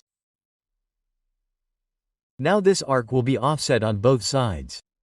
What is the offset distance? Look here, this radius is 25. So the offset distance will also be 25 for us. So to offset we will enter O. We will have to mention the offset distance. So enter 255. Let's select it. Click upwards. Select again. Click downwards. Right-click to exit. Now look, there is a line after this arc. The distance of this line is mentioned as 255. There is also a line of 255 on this side, so we will take the line command.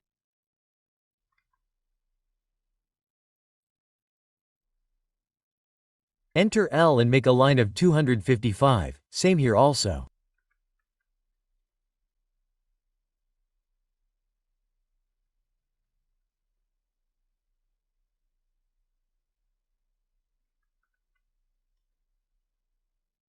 It is done.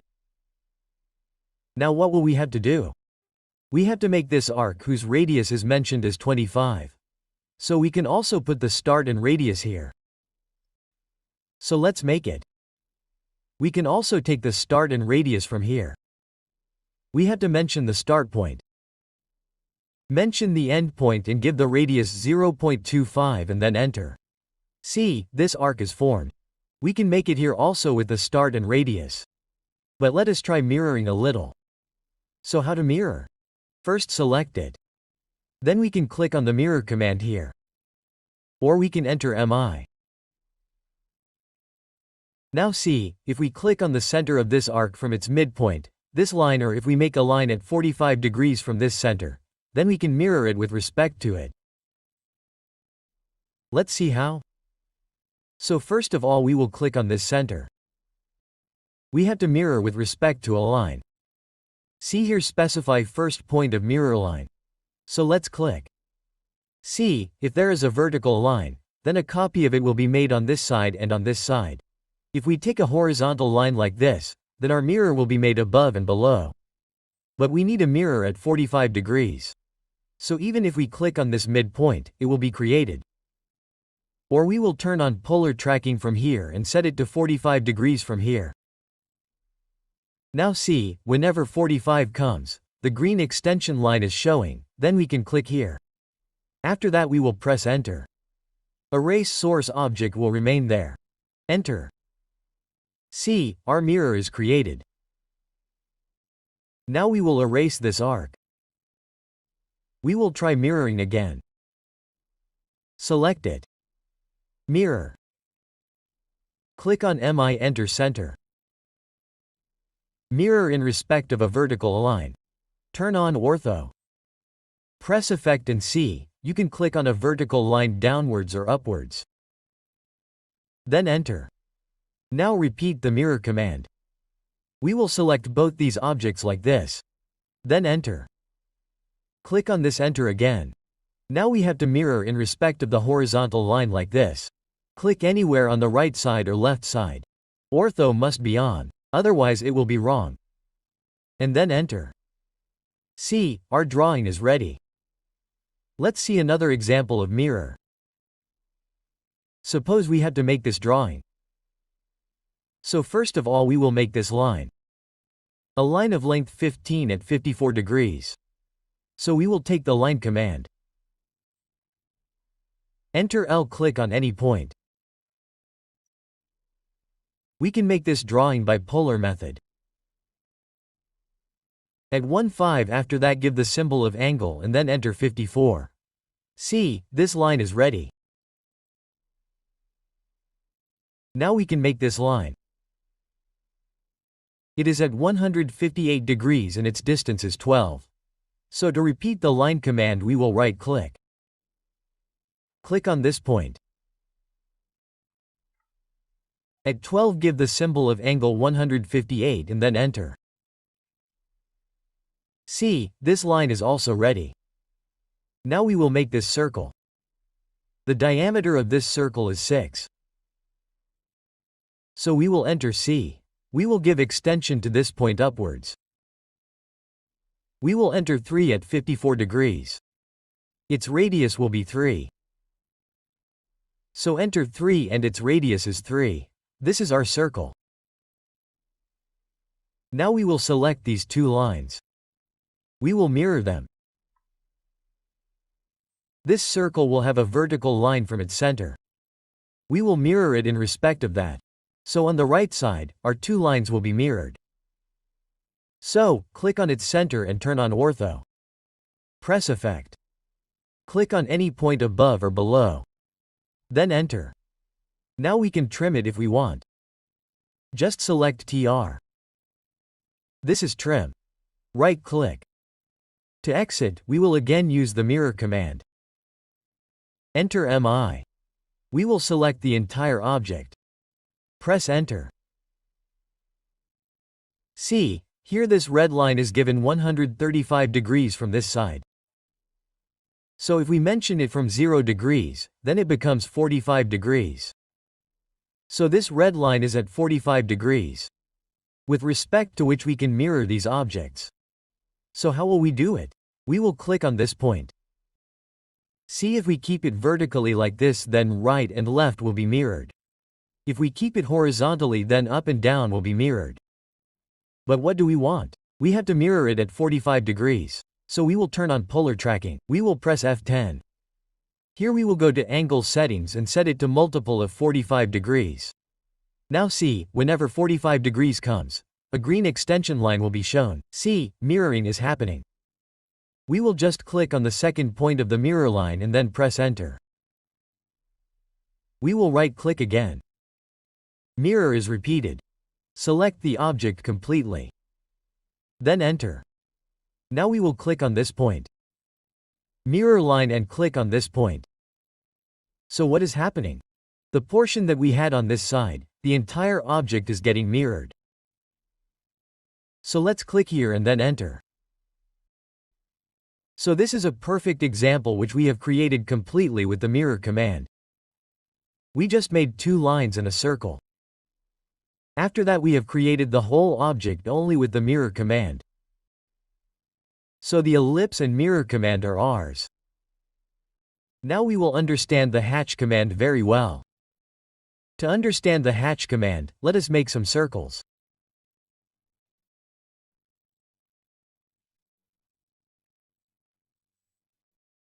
First of all, I enter C and make some circles randomly.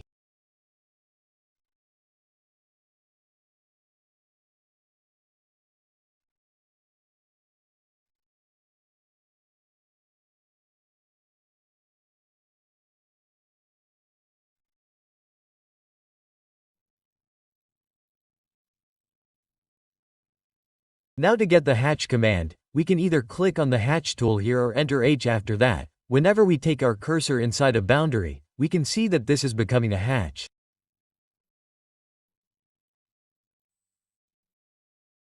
So suppose I click here. So this is our hatch. Now see, the scale is very high. So we can increase or decrease the scale. From here we will change the scale. So here instead of 10, I enter 1, then I press Enter. See this?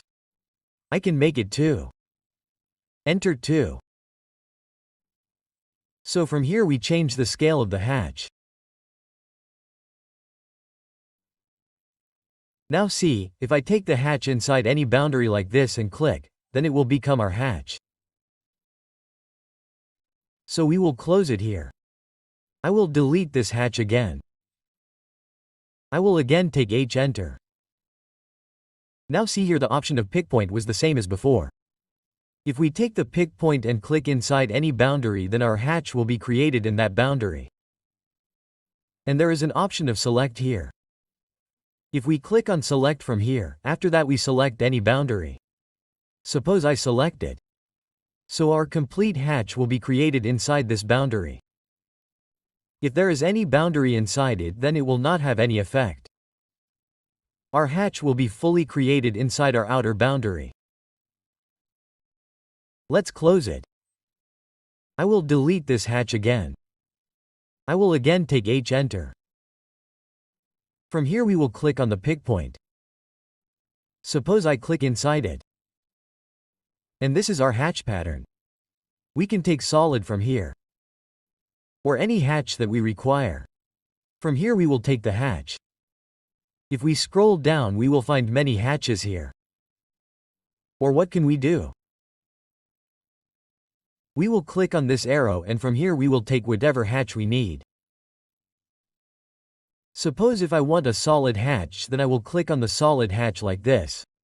See this? See here, this is our solid hatch. If we want a gradient, then we can take a gradient from here. We will click on the gradient. See, this is a combination of two colors. From here we can change it. If we want, we can also use a pattern. So there are three options here. By taking solid gradient and pattern gradient, we can also make the ash transparent if we want. See, we are increasing the transparency. From here we will close it like this. We will erase it. Again we will repeat the hatch command. H enter. Suppose I click here. Let's take North Carolina 131. From here, if we want, we can change the angle. See, the angle is changing. In this way, we can also change the origin. We will click on Set Origin from here. Suppose I change the origin and click on this quadrant. So this will become our origin. We will close it. Now see, by selecting this hatch, whenever we change the angle, it will become our fixed point. Our angle will change in respect of this. See this? Here there are various options of origins. We can use it. Or by setting origin from here, we can again align it to the center. We will escape and then erase this hatch. Again we will repeat the hatch command. H enter. Suppose I click on this point. See here, there is an option associative. So by keeping associative on, we will close it. What will be the benefit of this? Whenever we select this hatch and extend it, suppose the circle will also extend with it or vice versa. But if we select it and turn off associativity.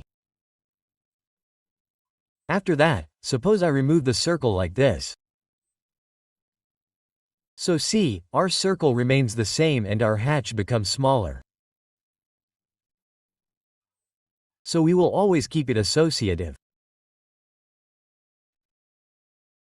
Let's select it. See here, there is an option of remove. Let's see it. Let's click on remove. Select it and keep it selected. Then enter. See, our hatch has been removed. Let's do Ctrl Z. Let's select it again. Click on remove.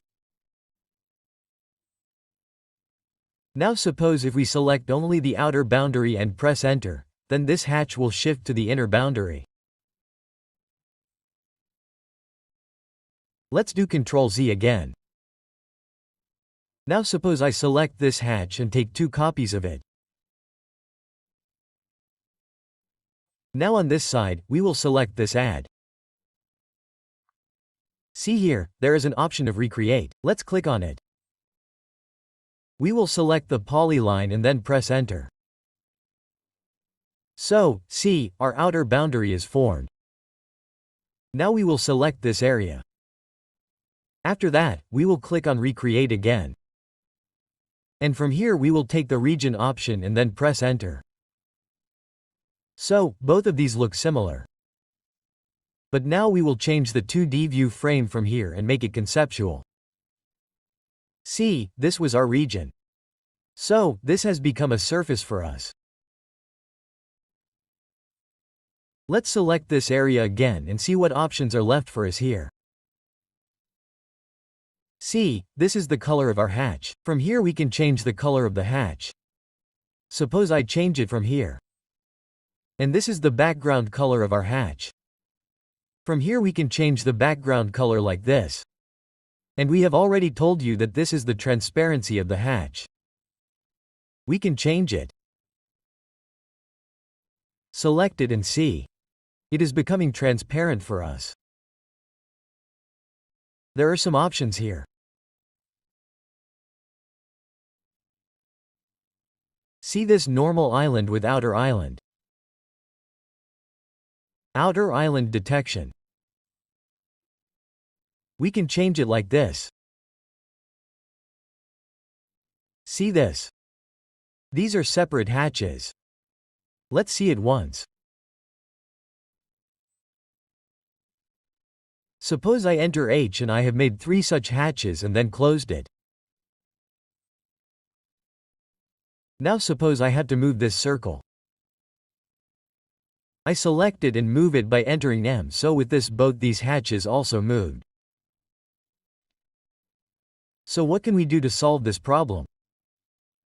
We will enter H after that. See from here, we will get the option of create separate hatches. Click on it and then we can make such hatches. Close it. Now suppose I select it and move it. So this will be our single move and they will remain intact. Let's see what other options are there. I will select the hatch from here. And there is an option of match properties. Suppose I want to match this hatch property with these. So what will I do? We will select this. We will do match properties and match like this. Let's do it again. Let's select this. With whom do we want to match the match properties? We can match like this with this. Even if we want to make a hatch, then also we can do match properties.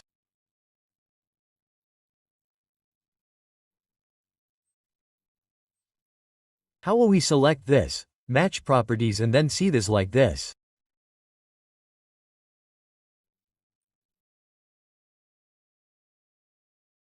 We will press enter and close. So this is our hatch. So we have learned all the options of hatches here.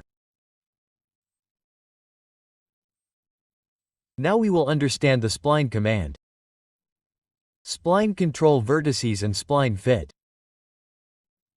So in the draw panel we get the spline command here.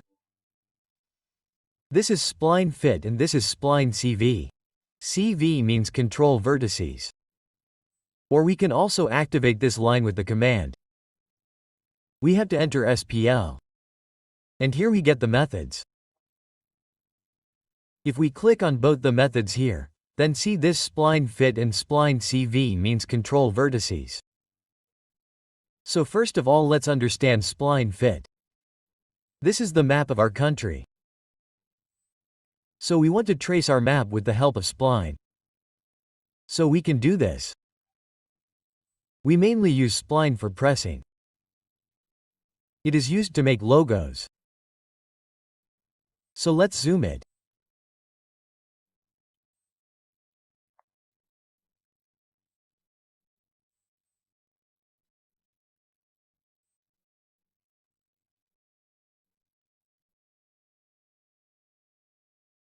And just like we draw with a pencil, we have to click in small steps like this.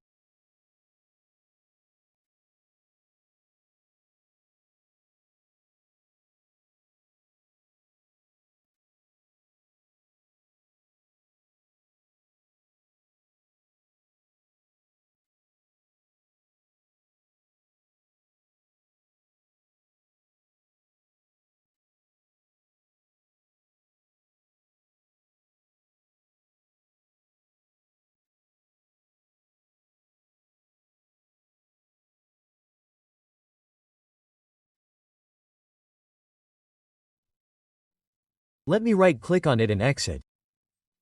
We have created this much. It is not visible. So, we select this plane and change its color. And assign it a thickness as well. 3 mm we will escape. If your thickness is not showing like this, then you have to turn on the line weight here, and if you are not able to see the line weight here, then you have to go to customization here, and from here you have to turn on the line weight.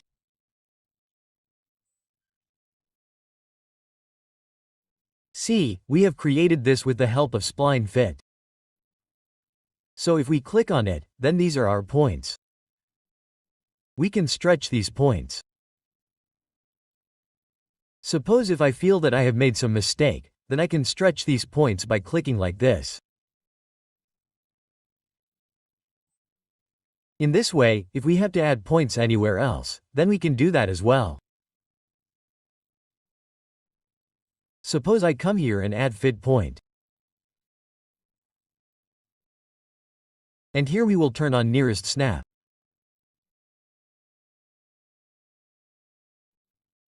See, now let's click on this point.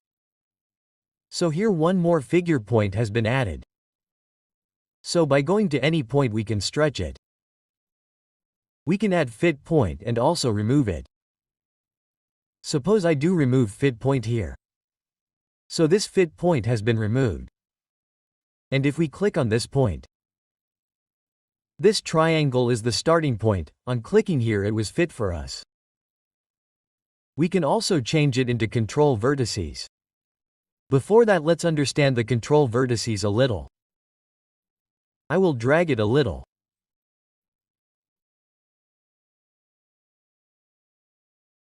Like this. Let's repeat the spline command.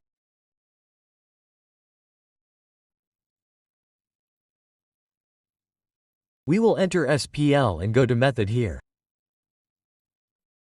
After that we will click on the control vertices here.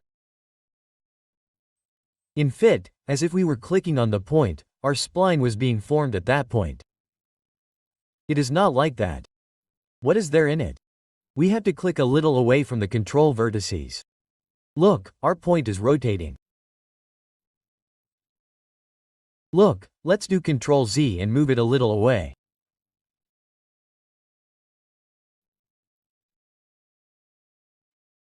This means we have to click a little away from the point where we want this line.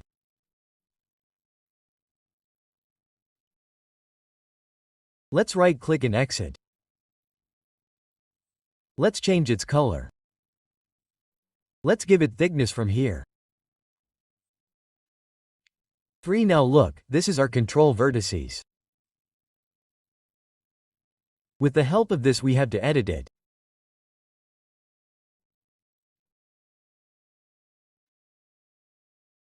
Like this we can add vertices here also.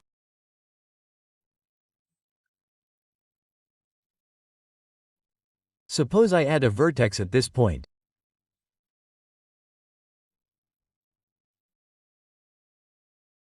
We will stretch it.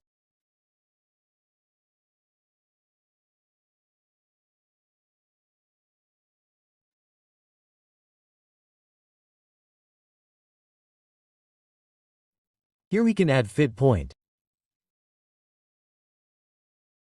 Like this we can blend curve with it. We have already learnt blend curve.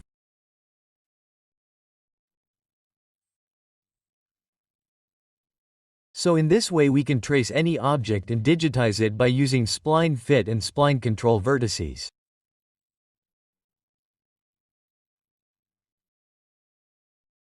And suppose this is made up of our control vertices. We will select it and click on this point on the starting point and can convert it into fit. See, we converted it to fit and all these points came on top of it. Similarly, we escape. Select it. Click on it and if we want, we can convert it into control vertices. So this is our spine command. Now we will understand the construction line. We will click here in the Draw panel. This is our construction line. We can click here. Or we can use the shortcut. XL Enter. After that we will click on any point. And see, a construction line is being formed. This is an infinite line. We will click on any point. So this infinite line will be formed. And if we want it to be horizontal or vertical, then we will turn on the ortho mode F8 and see, this has become horizontal and this is vertical. We will right-click to exit. See, this has become our construction line. Let's erase it. We will repeat the construction line again. XL Enter. Here we can take horizontal or vertical from here as well. If we click on horizontal, then see, on a single click we are getting a horizontal construction line. We will right-click and exit. We will repeat the construction line again. We will take the vertical. And see, our vertical lines are also being made like this. Let's right-click and exit. Let's repeat the construction line again. See here there is offset, angle and bisect option. So first let's understand the angle option. Let's click on angle. Suppose I need a construction line at 30 degrees. So I enter 30, and see, our construction lines are being made at 30 degrees. Let's right-click and exit. We will again right-click to repeat the construction line. See here there is bisect option. So suppose I have to make a construction line by bisecting these two construction lines. So I will click on bisect. After that, first of all I have to click on the vertex. So this is our vertex. My starting angle is at this point on this line and my ending angle is on this line. So see, our bisecting construction line has been made. We will right-click and exit. Now let's take a drawing for offset. Let's go to the submission drawing. On this submission drawing, suppose we take a construction line. Excel will enter a horizontal line. So from here we will click on horizontal. See, this is our construction line being made, horizontal. We will right-click and exit. Suppose this is my ground level. I have to make a plinth level on it. With the help of construction line, we will offset 600 mm. So to get the construction line, we will enter Excel. Here we will click on offset. We will give the offset distance 600 and then enter. We will select this line and click upwards. See, this is made for us. We will right-click to exit. Again we will repeat the right-click on the construction line. Suppose if we have to take elevation here, front elevation, then what can we do? We can take vertical from here. We will click on the vertical or enter B, and like this we will project these lines.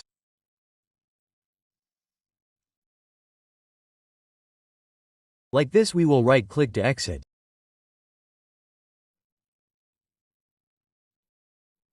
So this is how construction lines are used in our elevation. We will erase this. We will erase this too. Next is our ray. Ray command. So construction line and ray are basically the same. For ray we can click here or we can give the command ray. What is this?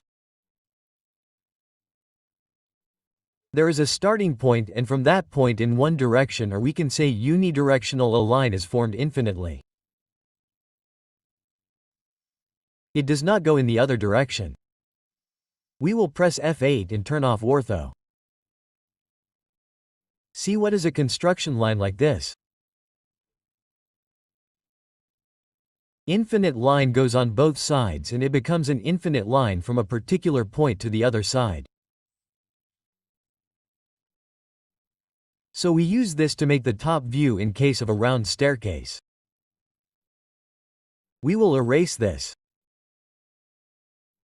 Next is our multiple point. First of all, let us understand point. What do we do for point? We enter PO. After that, we create a point with just one click. To repeat the point command, we have to right-click. We take point again. Then right-click, then point. Then right-click, then point. Then right-click, then point. So, to create a point, we always have to repeat the command. This does not happen in multiple points. Here we will click on multiple points. And we will keep creating points until we want to stop it. So, as soon as we right-click, it exits or re-escape. So this is the basic difference between point and multiple points. If we want to change the point style, we will enter type P-type. And from here we can change this style. Suppose I convert it to this style from here and click OK. See this? And to change the size, we will again do point Y. Suppose I change the point size from here to 2 and then enter. See this? Let's erase this. Next is our divide. For divide we will take a line. Turn on ortho. Press F8.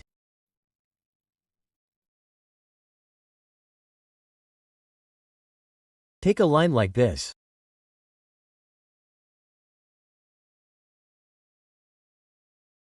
And also create an explain. Turn off SL, enter ortho.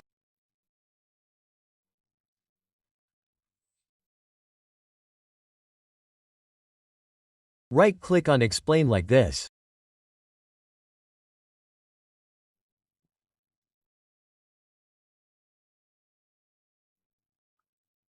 Now suppose I have to divide this line into 5 equal parts.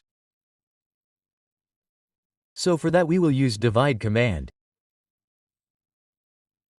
From here we will take divide command or enter D versus and then select this line, and suppose I have to divide it into 5 parts.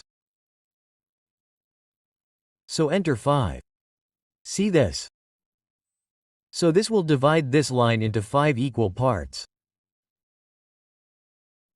Let's try this line. Enter DB. We have to select this plane. Suppose I have to divide it into 15 parts. So I enter 15 here. And see, this divide option has divided this plane into 15 equal parts. So if you want you can measure it and see. Let's erase it. Our next command is major.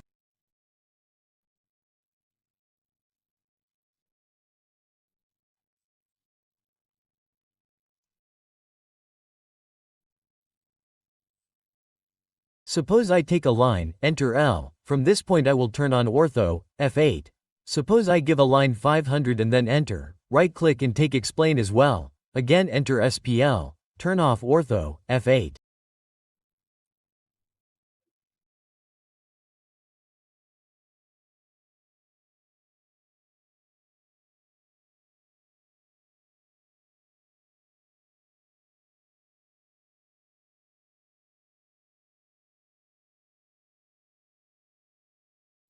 Let's do this one line and this one line. Now what do we have to measure? Suppose I have to measure this line 75 units.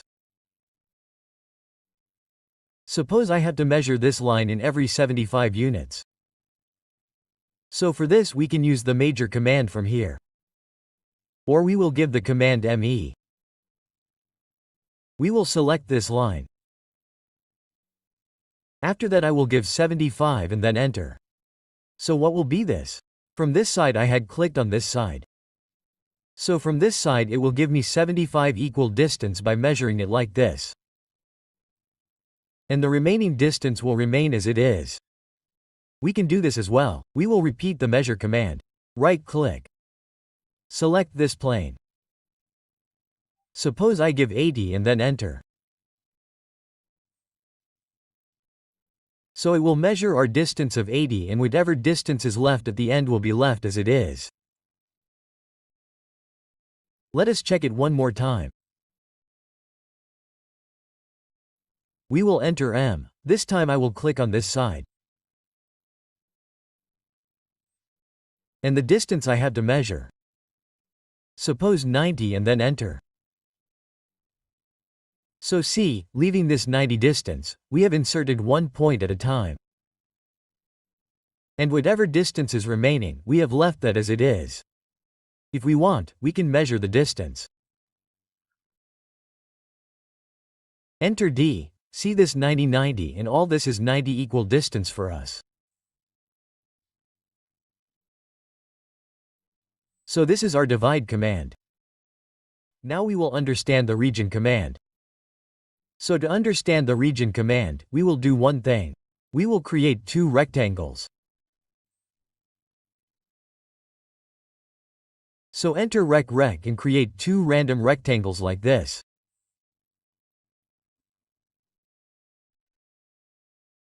Now what will we do with these two rectangles? We will explode them. So enter X.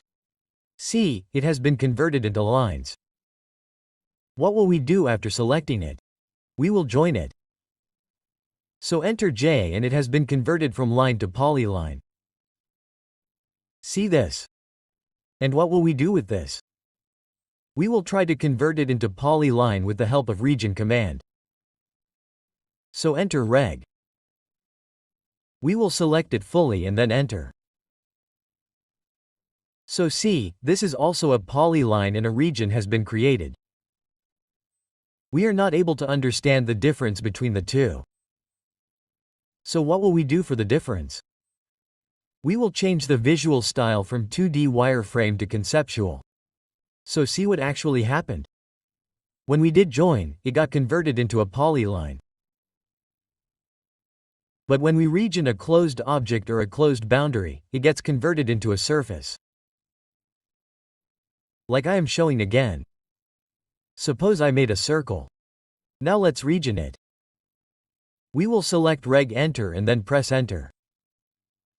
See, this circle has also been converted into a surface. If we want, we can convert this polyline into a surface. We will select reg enter and then press enter. See this? So let's erase all three of these. Next is our wipeout command. For wipeout, we go to this submission sheet. Suppose I want to print this drawing. But I don't want this section. So what can we do for this? We can wipe it out in the drawing. For wipeout, we will click here or press WI enter. And we will create a closed boundary across it like this. See this? And then press enter. As soon as we enter, see, it has been wiped out. This section is just showing its boundary. So if we go to the layout, see, our boundary is showing. But our section has been wiped out. Again we will repeat the wipeout command. From here we will take wipeout. We will click on frames.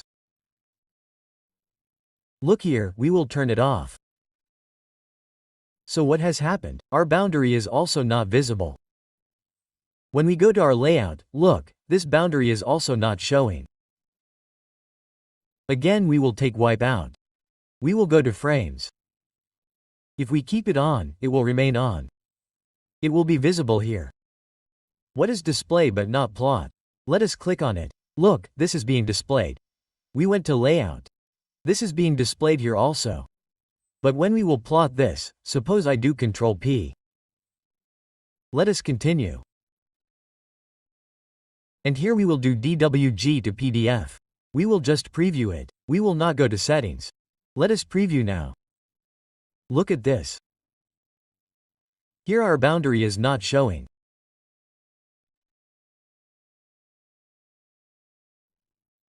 Let me select it and erase it. Now we will take the wipeout command again. Click on the polyline. From here I have to select this polyline so that whatever drawing is inside it gets wiped out. So I select this polyline. What will happen by clicking yes? This drawing will be erased. That means this boundary will be erased. So we have to change it to no. And see, whatever was inside this boundary has been wiped out. We will go to Layout. See, everything inside it has been wiped out. So in this way we can use the Wipeout command. We will select it and erase the wipeout again. So our drawing has become as before. Let us see what is next. This is our 3D polyline and this Ellipse. When we will create our 3D series, then we will cover both of them there. Next is our donut command. For donut, we can either click on donut from here or enter do. What do we have to do for donut? First we have to give the inside diameter. Suppose I give 5 and then enter. Now I have to give the outside diameter of the donut. I enter 1. See, our donut is being made. Just click and our donut is ready. We will right-click to exit. Suppose I want a donut which is fully filled. What do we do for that? We will repeat the donut command. We will make the inside diameter 0. We will enter. Whatever outside diameter we want, we will keep it. Suppose enter 1 and then just by left-clicking, our donut is ready.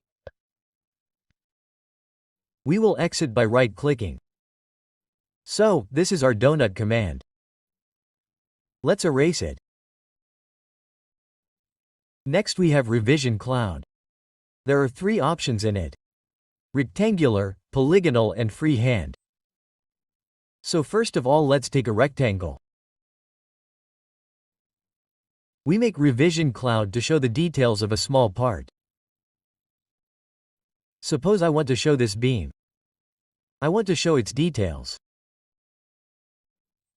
So I make a Revision Cloud around it. Just like this I have to take a rectangle. And if we want, we can also change its arc length. Suppose I erase it. We will again take Revision Cloud. We have to go to arc length. Suppose I make it 100. And then enter.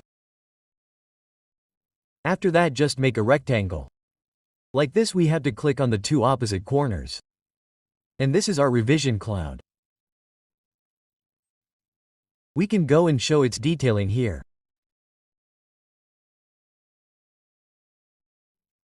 Let's erase it. Next is our Polygonal Revision Cloud. So let's click on it and we have to make a polyline like this. It exits by right-clicking randomly. We made it like this. And there is also freehand. For this, we will click on freehand from here. And randomly, just like we use freehand, we can create Revision Cloud like that. So let's erase them. This is our Revision Cloud. Now we will learn Fillet, Chamfer and Plane Curve. First of all we will learn Fillet command. For that we will make 2 rectangles. So we will enter REC. And we will make 2 random rectangles like this.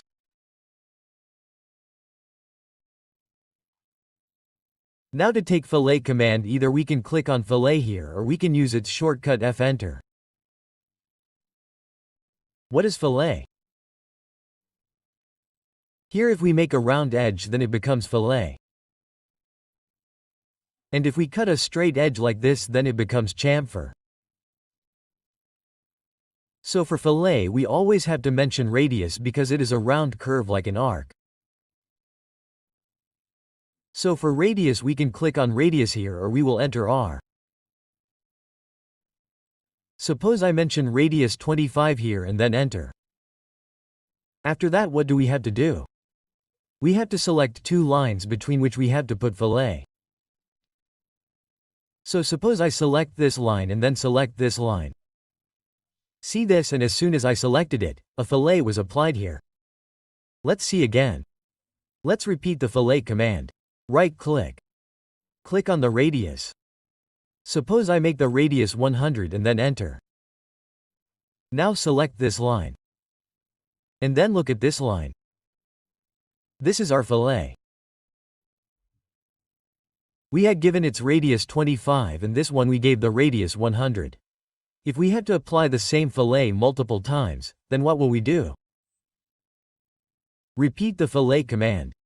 Suppose its radius will be 150. So I will click on the radius here. Enter 150. After that, click on multiple here. And see this, and if we select this, even then our fillet command will continue. After that, select it again.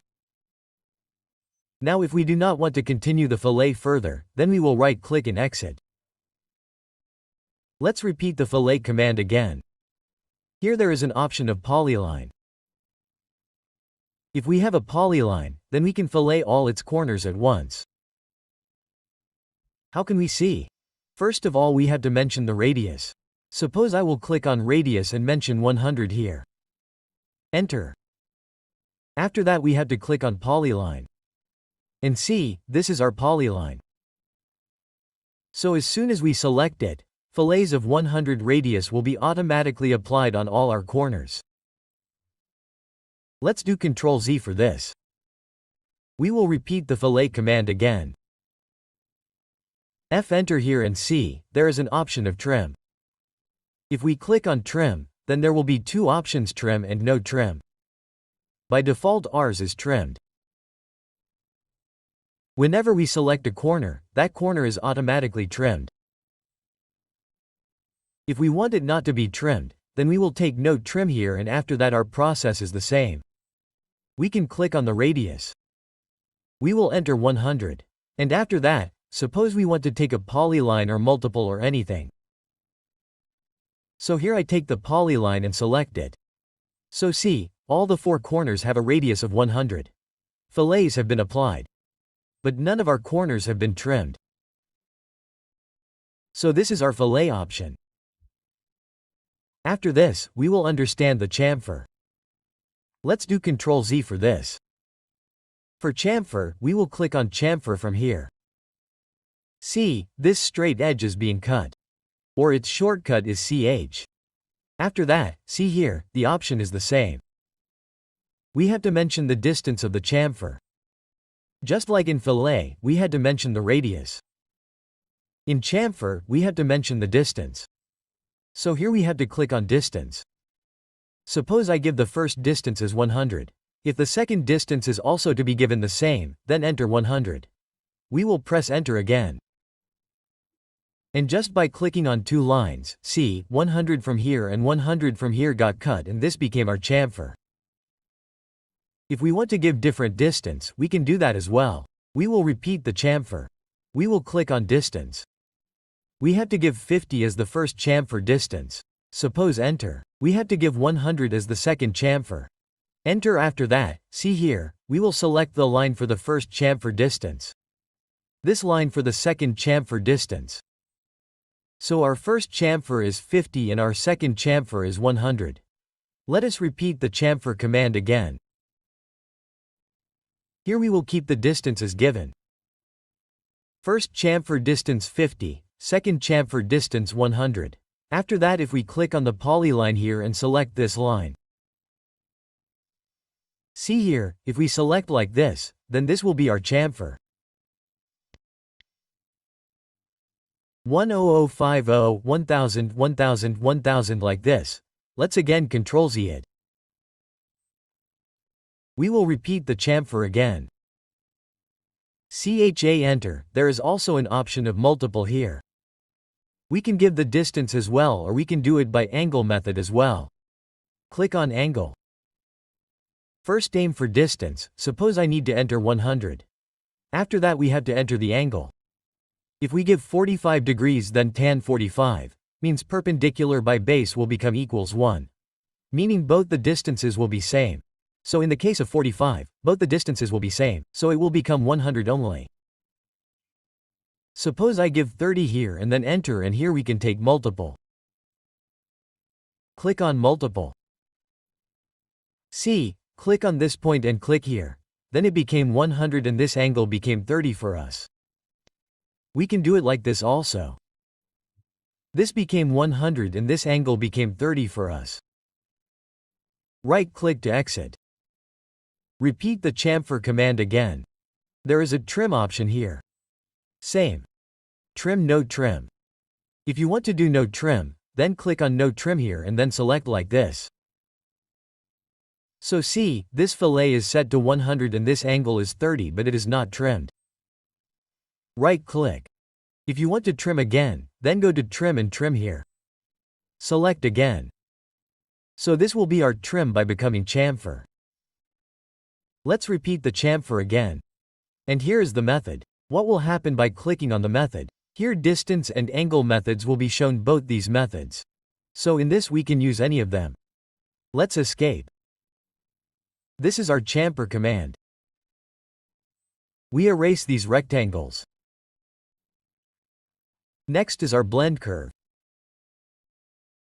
What will we do for that? We will make 2 splines. So let's enter SL. Randomly make 2 such splines.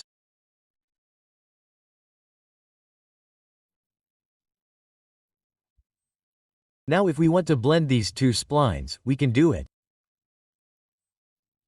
With the help of blend curve, we can click on blend curve from here. Or we can give the command BLE enter. After that we just have to select 2 curves like this and they will be blended. Let's do Ctrl Z again, take blend curve BLE enter. If we click on continuity here, we will get 2 options here. Tangent and smooth. So let's do one thing. First take this and then take a copy. Select CO enter. Take 2 copies and try both the methods. So let's enter BLE, click on continuity. Our first method is tangent. So click on tangent. This will blend both our curves by tangent method. Just select both of them. Again repeat the blend curve. Click on continuity. After that click on smooth. And this will blend both our curves by smooth method.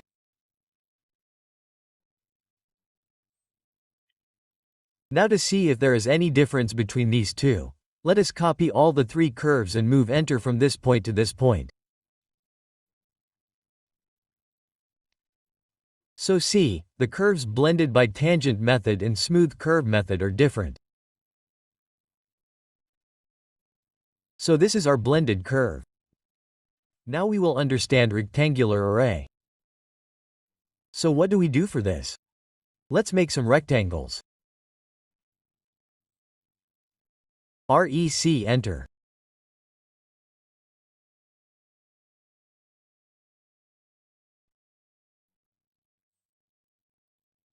Now to get the rectangular array we can either click on the rectangular array here or we will give the command ARR and from this drop-down menu we will click on array rectangular.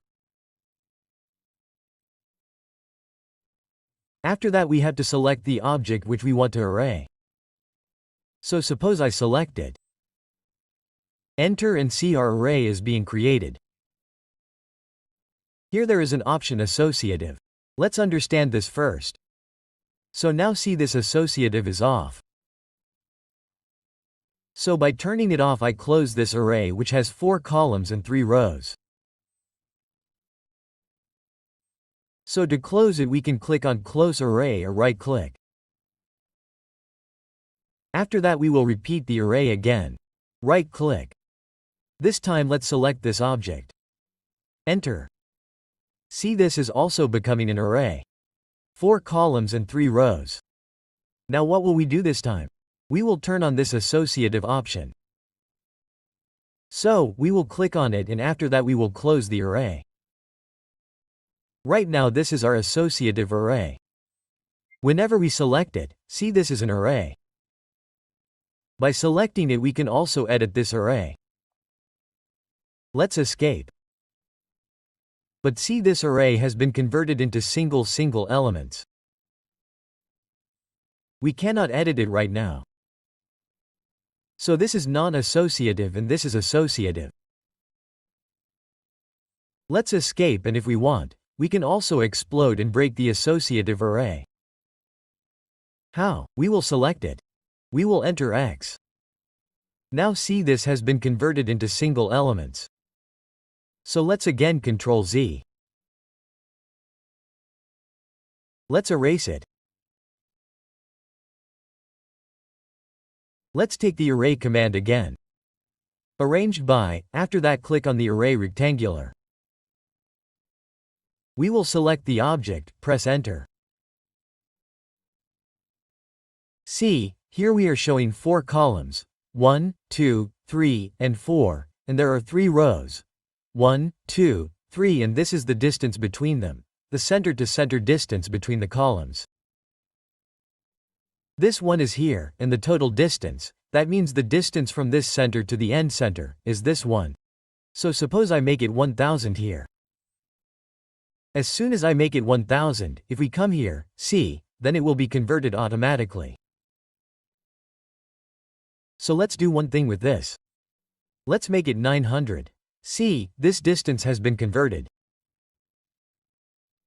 300, this 300, 300 and 300 and this is our row. So we can change the distance between rows also. Here, suppose I make it 450. And see, as soon as we click here, it will be converted automatically.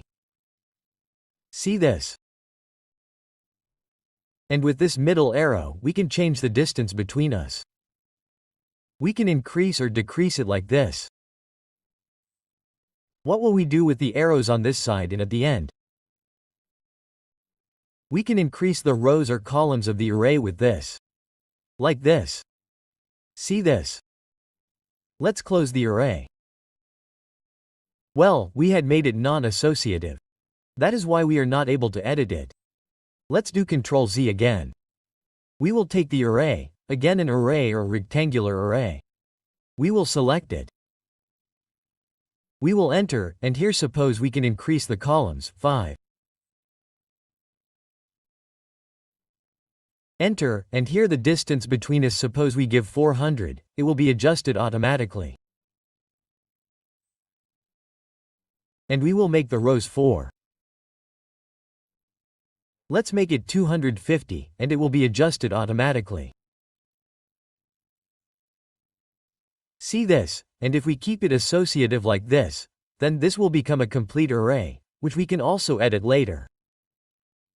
Let's close it.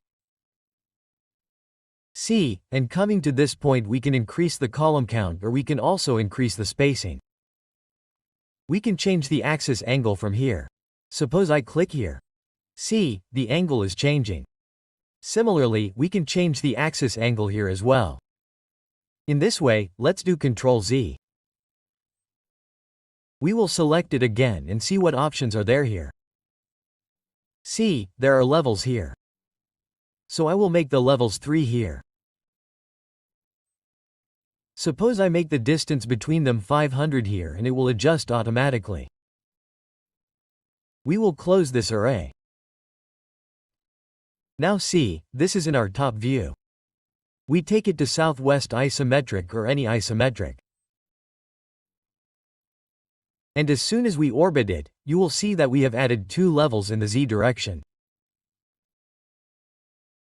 If we select this, see, this distance of 500 is the distance of this point from this point. And the total distance from the bottom to the top is 500. We can check this if we want. Enter distance by. See this? From this point, this is 500, and this is 1000. We will close it, select it. We will make the levels 1 again. We will enter and close it. Let's take it to the top view again. We will select the array again. See, we can change the base point. The base point is currently in the center. So, if we want, we can change the base point from this center by clicking on the base point. See, this has changed. Now this will become our fixed point. Our array will change in respect of this. I will again shift the base point to the center. See, this has happened. Let's go. The next option is our edit source. Let's see it. We will click on Edit Source. This is our source object. We will select it. We have to press OK. Now we can edit it if we want. Suppose I make a circle here. See, enter from this point to this point. See this. Whatever changes we make here, these changes will be applied to all the objects in the entire array. So I also make a line here. See this, and from this side, our changes have been applied to the entire array. Let's Ctrl Z on this. We will select the array again. See here, there is an option of Replace Item. Let's see it once. Suppose I make a circle. Like this. Now I have to replace this circle with a rectangle. So for this, the array has to be selected. Here, click on Replace Item. Now this circle has to be selected. Press Enter. After that, the base point has to be selected. Suppose I want to replace this rectangle with this circle. Center to center. So I will click on the center. Now whatever object I want to replace, just select it. See, whatever object I select here, all of them will be replaced. See this. Let's close this. Now we will select this array again. And here there is an option of Reset Array. By clicking here, our entire array will be reset. So this is our rectangular array. Let's close it. Now we will understand Path Array. For this I will make a rectangle. So we will enter REC. Let's click on this point. We will give it a rotation. Let's click on Rotation. And let's rotate it by say 30 degrees. And we will make such a rectangle randomly. See this. Now here we will draw a line.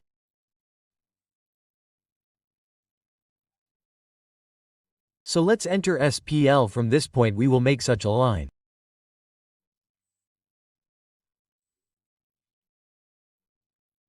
Right-click and exit. Now to get the path array we will click here. We can click on Path Array. From here what will we do? ARR, and from this drop-down we will click on Array Path. First of all we have to select the object which we want to array. So I will select this rectangle here. Then enter. After that we have to select the path. In respect of the path we want to make the array. So I select this plane. And see, our array is being made. Here we can change the distance between them. Suppose I give 50 here and then enter. So the distance of this center from this center will be 50. And here if we want to change the items, then see here there is an option of measure. We will click on this arrow and convert it into divide. So what will happen with this? The box of items will open and the other two will be locked. So here I can change the items. We will enter 10, and with that our distance between and total distance will be adjusted.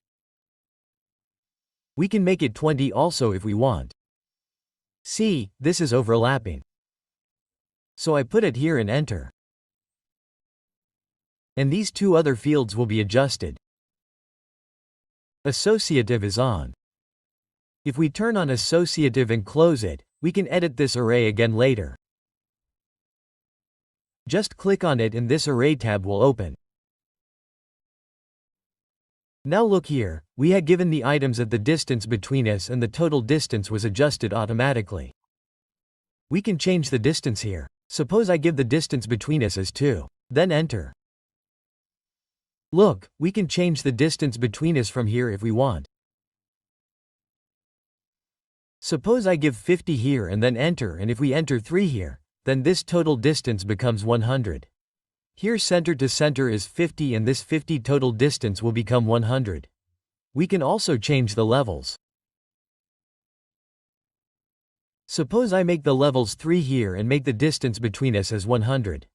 Our total distance will adjust automatically. Just click here. Look at this and let's close it. Whenever we orbit it, look, our array has been created in 3 levels. Let's take it to the top view again. We will select this array and we will make the levels 1. Enter. We will also change the rows. We will make it 1. Enter. Now look, there is an option of align items here.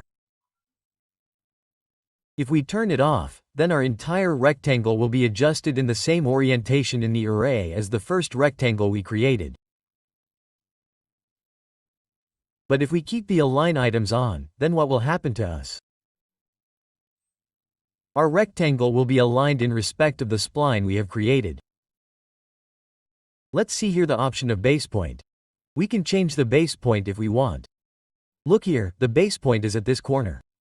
We can shift it to the center if we want. Look, we have changed the base point. So our array is adjusted with the center of this plane. Again, we will set the base point on this corner. See, we have told the measure and divide.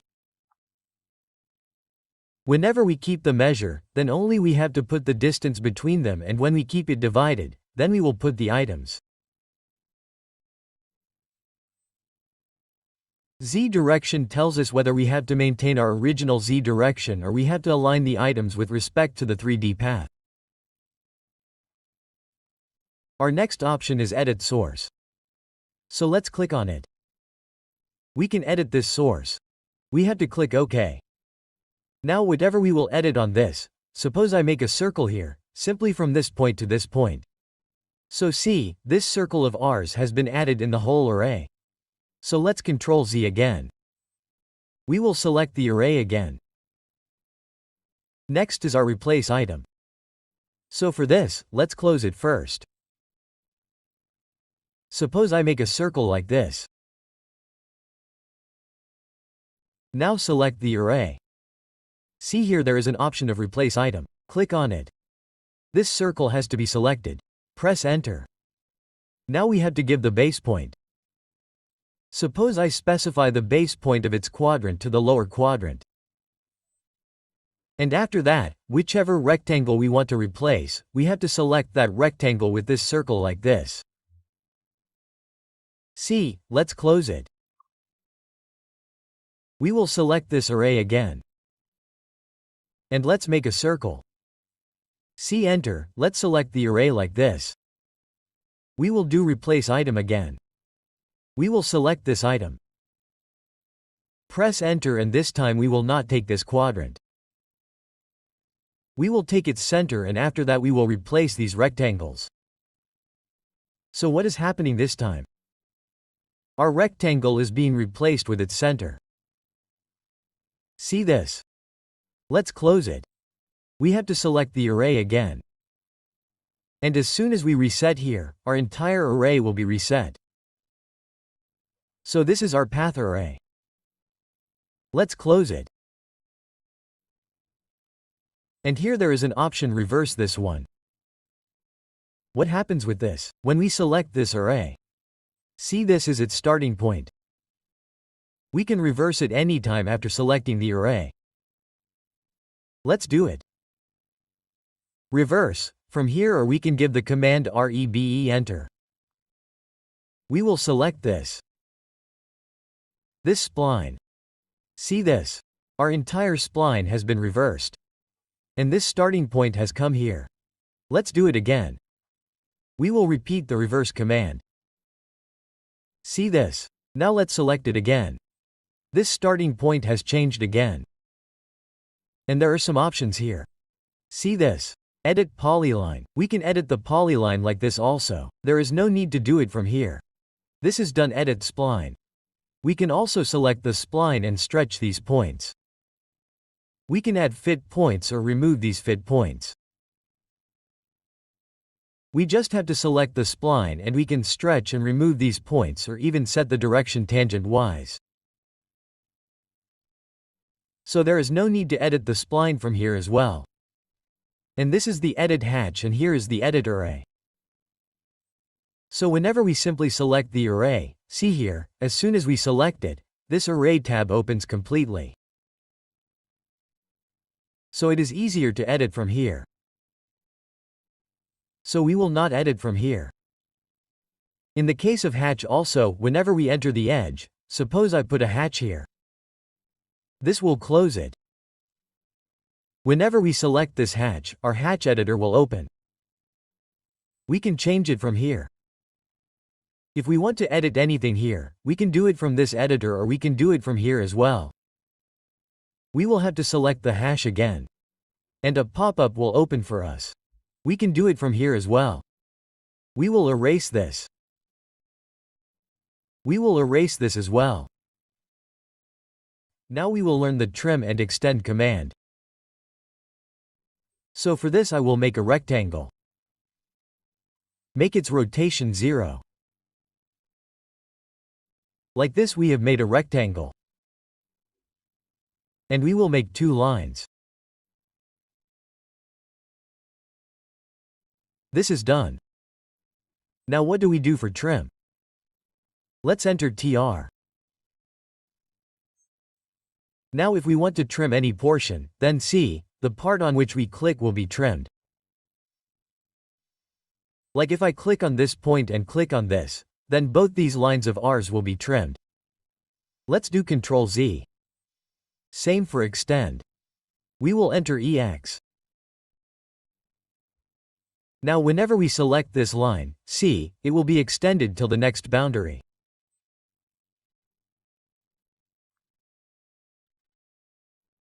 See, if something happens on its beyond, like I take the offset of this rectangle at a certain distance, see this. What is there in this? If I have to extend it beyond this rectangle, then I will do X. See, if I keep clicking, it will keep on extending.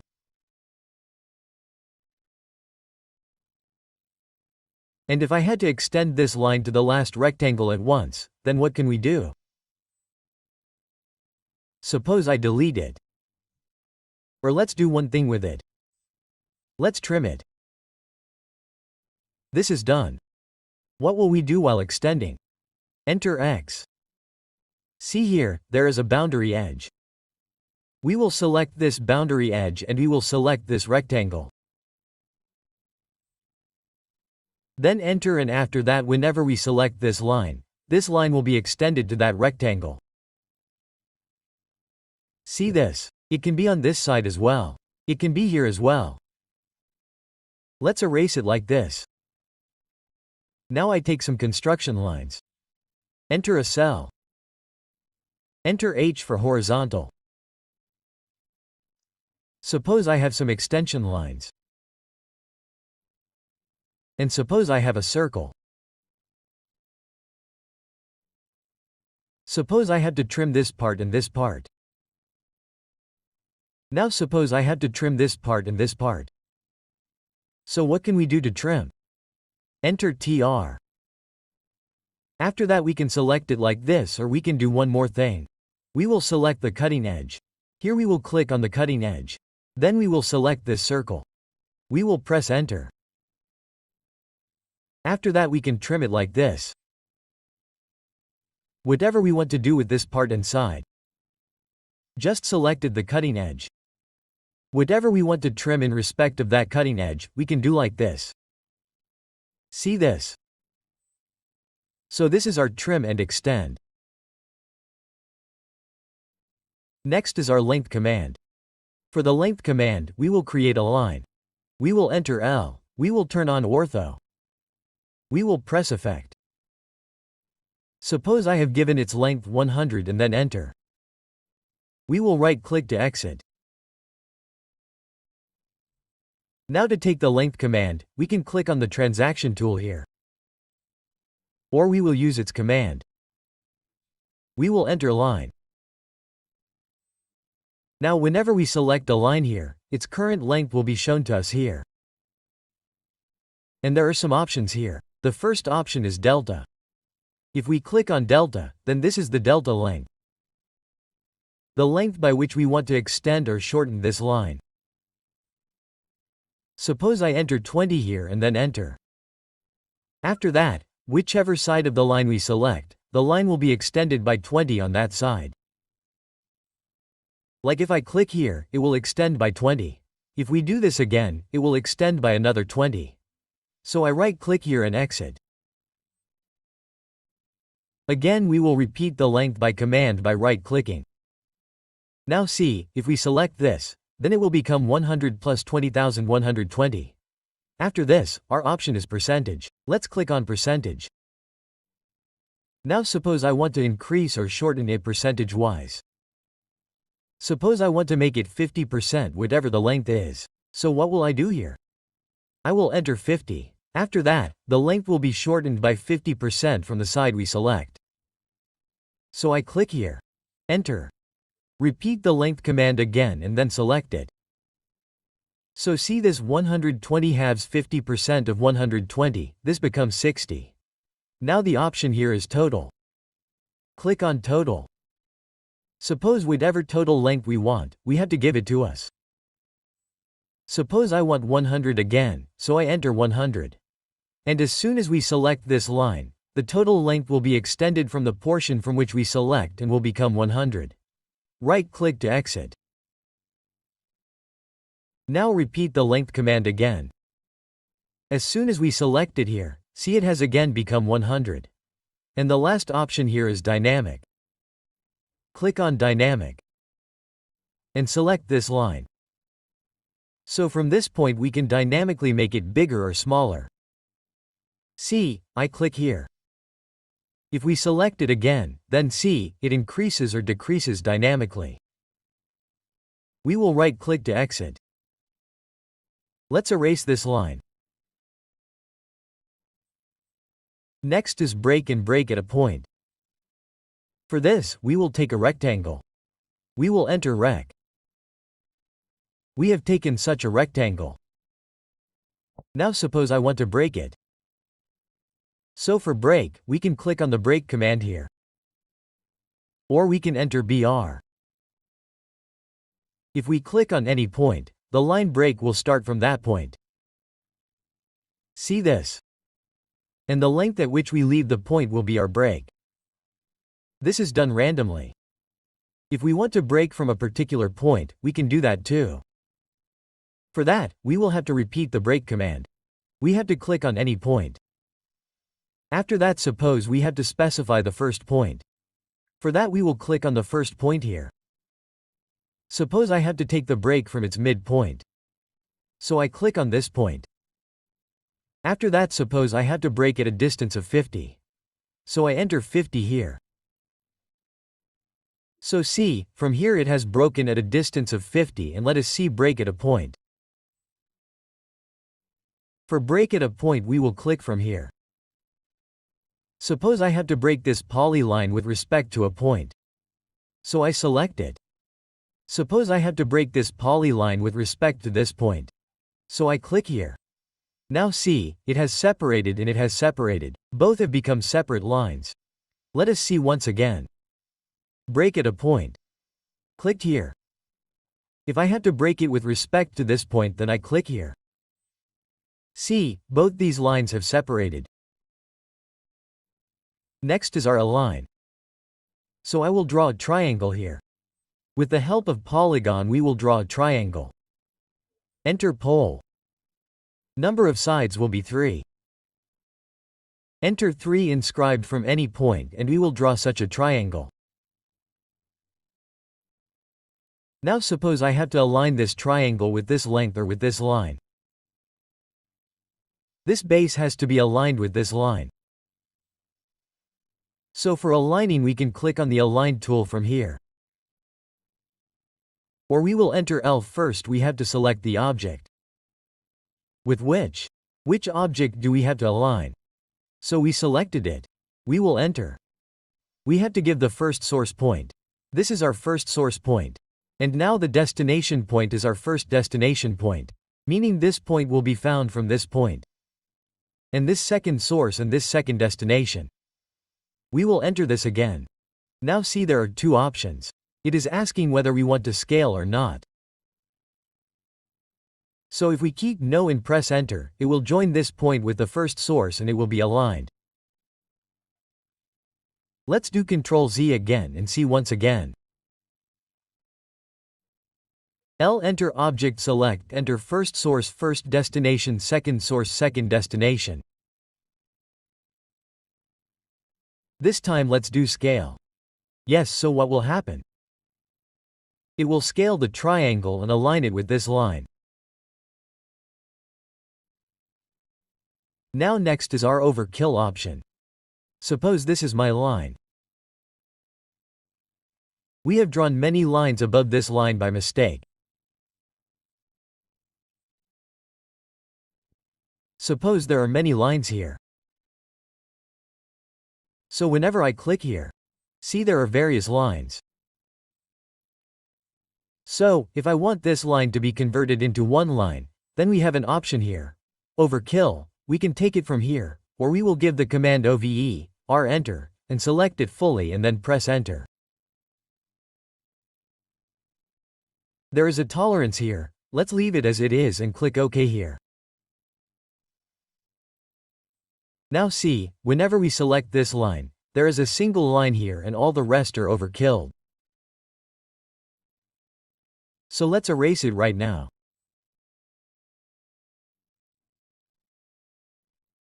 Now we will learn 2 by layer chain space and these draw orders. So for this I will make some circles. Enter C from here.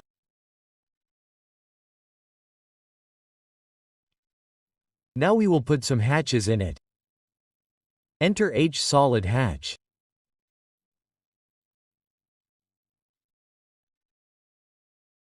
Let's put 3 colors here.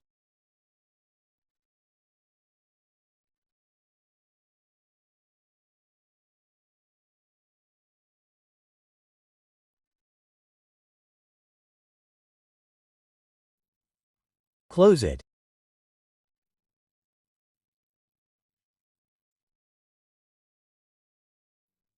Now I will move it a little above it and also like this, and we will also write a text here.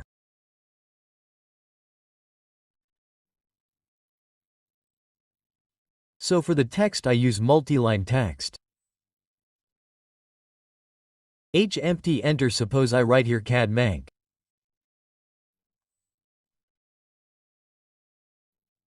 After selecting it we will make it bold and adjust its height a little.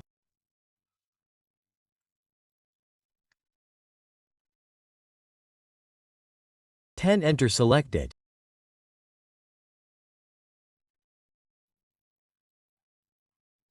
Let's move it also like this. Now first of all what will we do? We will understand these draw orders. So see here there is a bring to front option. If we select it. Suppose I want to bring this yellow circle and hatch to the top. So I select it. Enter. See this has come to the top.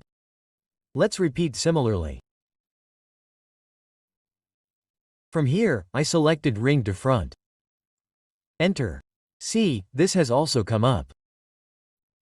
Now next is our send to back. Suppose I want to send this yellow circle to the back or just this hatch. So I will select this hatch. First I take send to back from here. Select the hatch. And then enter.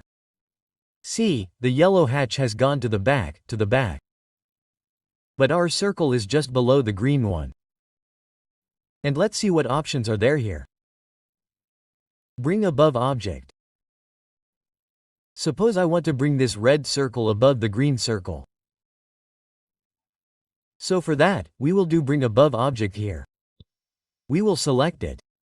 Enter. And we will select this. After that enter. So see, the red circle has come above the green circle. Next is Send Under Object. Suppose I want to take the red circle below the green but above the yellow one. So what will we do in that case? We will send under object. Let's select it. Let's enter. Then select it. Enter. So it came below green but above yellow. Bring text to front. So select it and whatever text we have here will automatically come to the top. So there are some more options here. C. Bring dimensions to front, bring leaders to front, bring all annotations to front. So all these options, be it dimensions, leaders or annotations, they will all come to the front. Like our text has come. Now see here, the last option is Send Hatches to Back. So if I select this, then all the hatches will go to the back. See, the circles have come in front of us. So this is our draw order. Now see here, there is an option of Set to Bylayer. What do we do for this? Let's take some lines or some circles like this.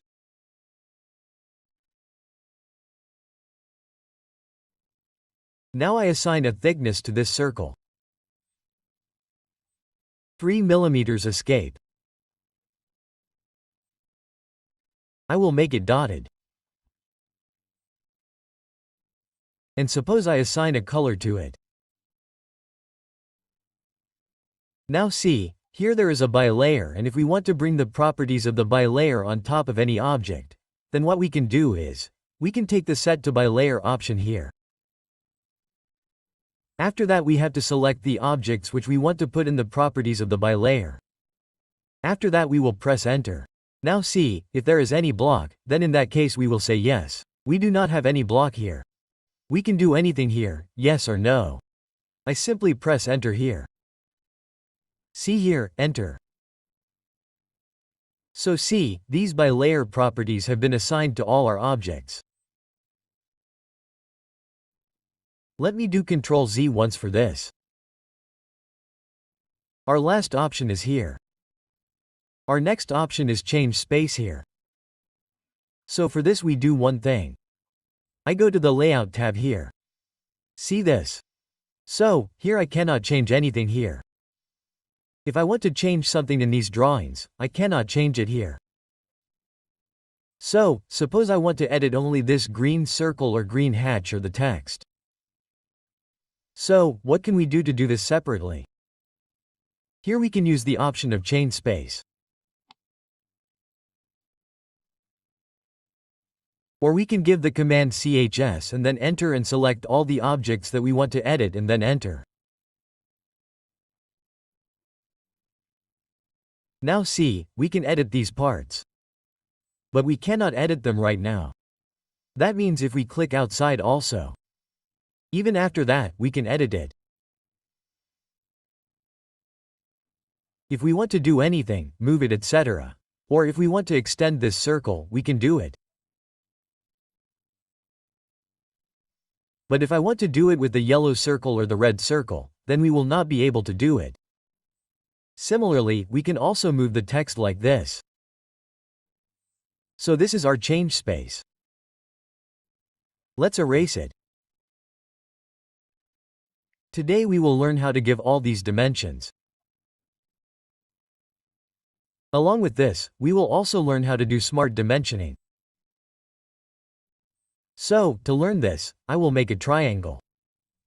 So, I will use the Polygon command to make a triangle. So, enter Pole. The number of sides will be 3. Click on any point. Inscribe and make a random triangle like this. Along with this, we will make an arc. So, enter A and turn off a random arc ortho. Press Add. This will make an arc and a circle as well. So, enter C. This is the circle. So see here, the shortcut for this dimensioning is, first we have to put D for dimension and we have to take its 2 initial letters.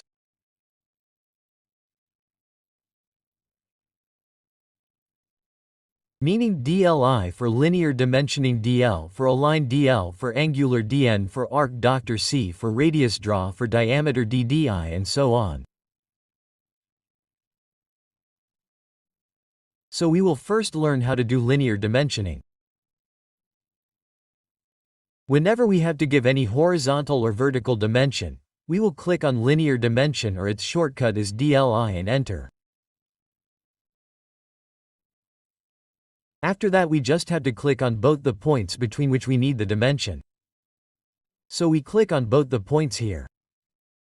We will come down where we have to place the dimension and just left click like this. See, if we zoom in on this, we can see this dimension. It is very small, and here a comma is showing in place of 1097 points. It should be 65. So let's fix this first. So we will go to the Dimension Style Manager. For this we will enter D. Here we will click on Modify. We will go to the Fit tab. And here you will see Use Overall Scale. We will have to increase it. Suppose I will make it 10 here. We will click OK. We will close it. See, it has become a little bigger. Again, we will enter D or right-click to repeat the Dimension Style Manager. We will go to Modify, and I will make it 15 and go to Primary Units. See here, this is the decimal separator.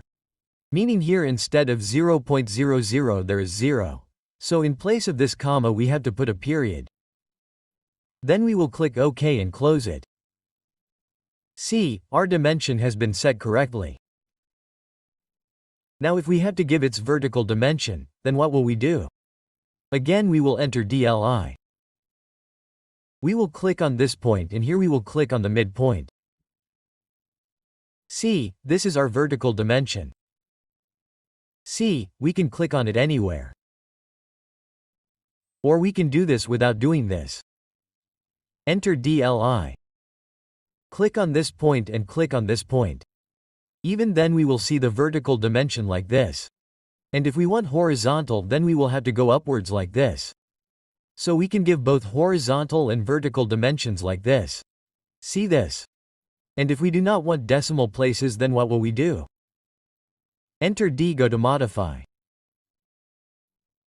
Here in the Primary Units tab, we will make the precision 0. What will happen with this? All these will be rounded off. Then click OK and then close. See, they have been rounded off. Enter DLI again.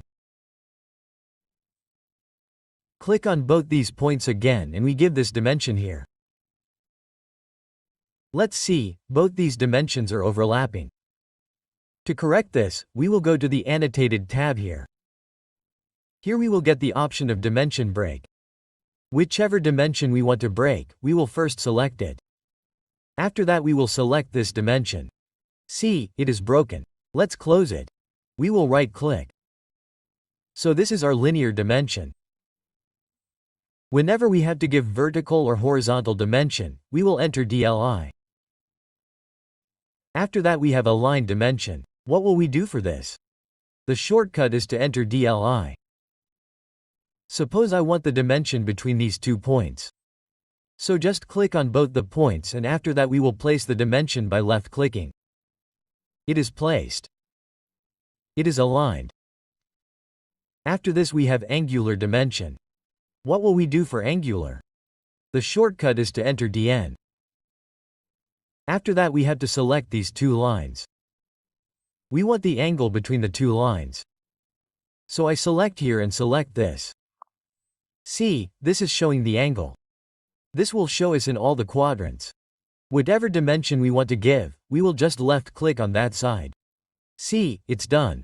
Let's repeat again. Let's give it to this. It's done.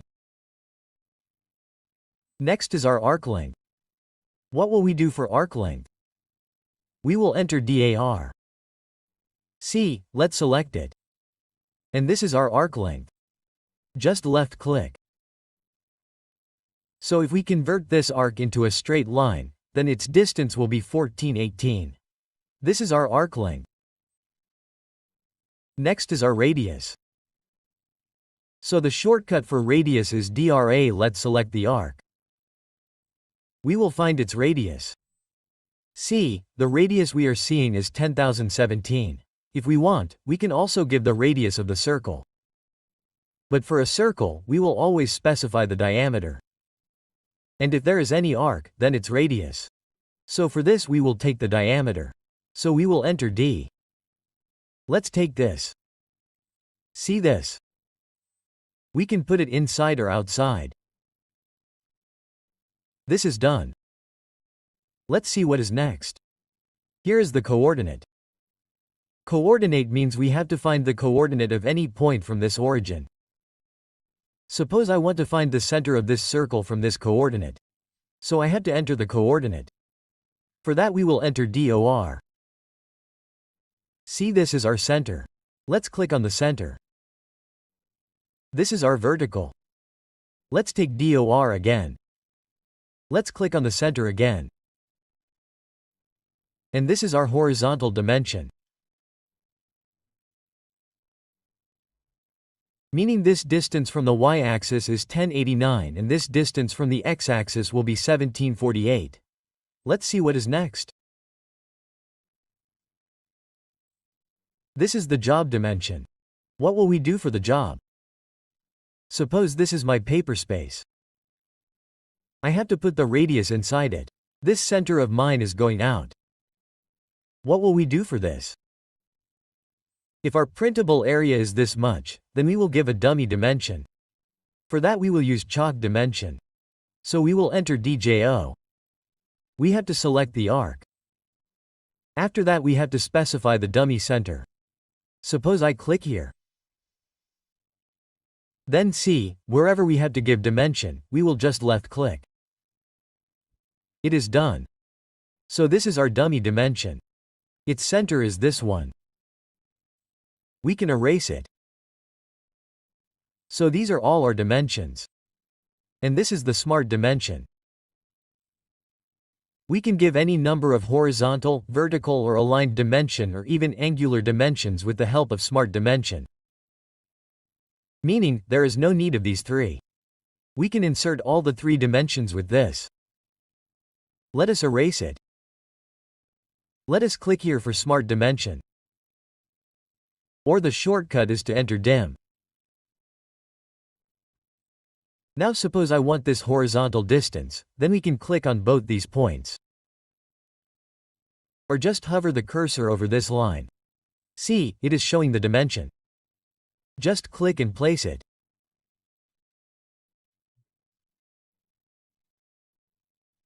Just hover click place, it is done.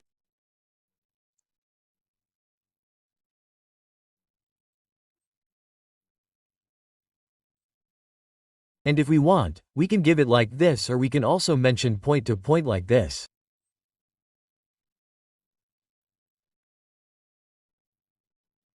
Now if we want to give the angle, then what will we do for it? Again we will enter dim.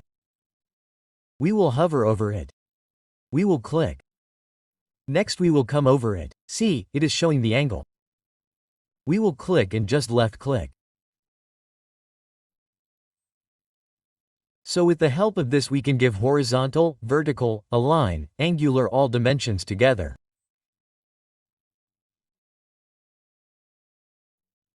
Let's escape and we will erase these. Now we will learn some extra dimensions in annotated tab.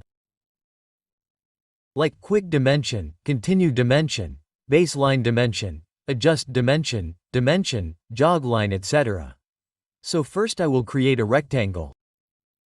So we will enter REC. We will create a rectangle like this. And we will also draw some lines. Let's enter L some random lines like this.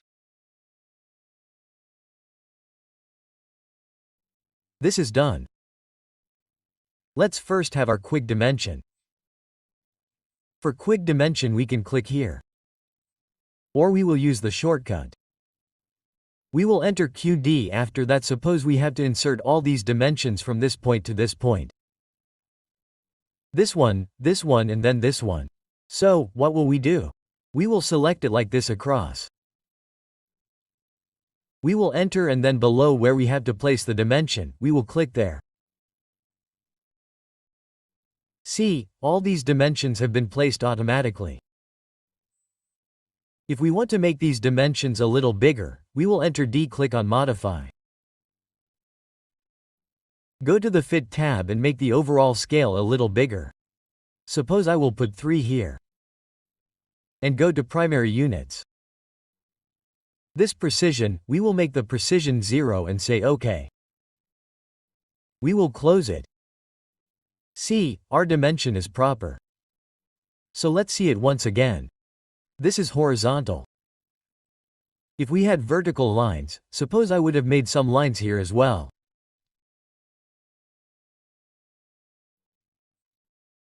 So let's enter QD for quick dimension.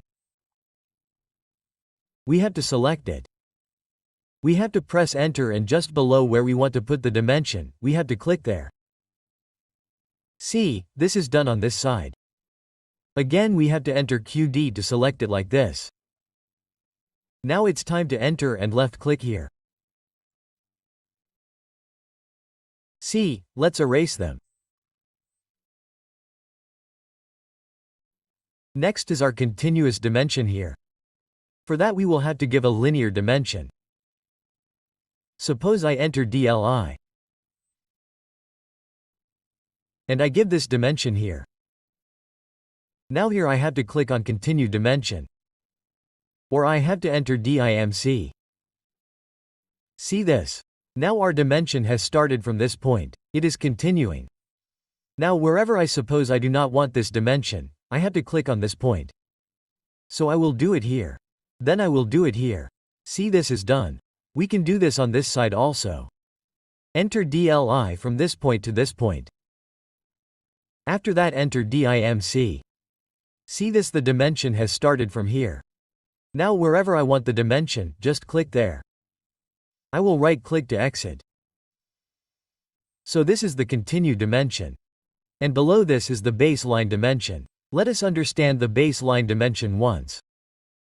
So for this we have to click on the baseline dimension. Or I have to enter DIMB. And let's take it once, let's enter DMB. Okay, it starts from here. Let's do one thing. Let's erase them. Let's erase these as well. Let's just keep this. Now let's take DMB, enter. Now it is saying select base dimension. I want this dimension as base dimension. So let's click on it. Now see, taking dimension has started from here. This is done.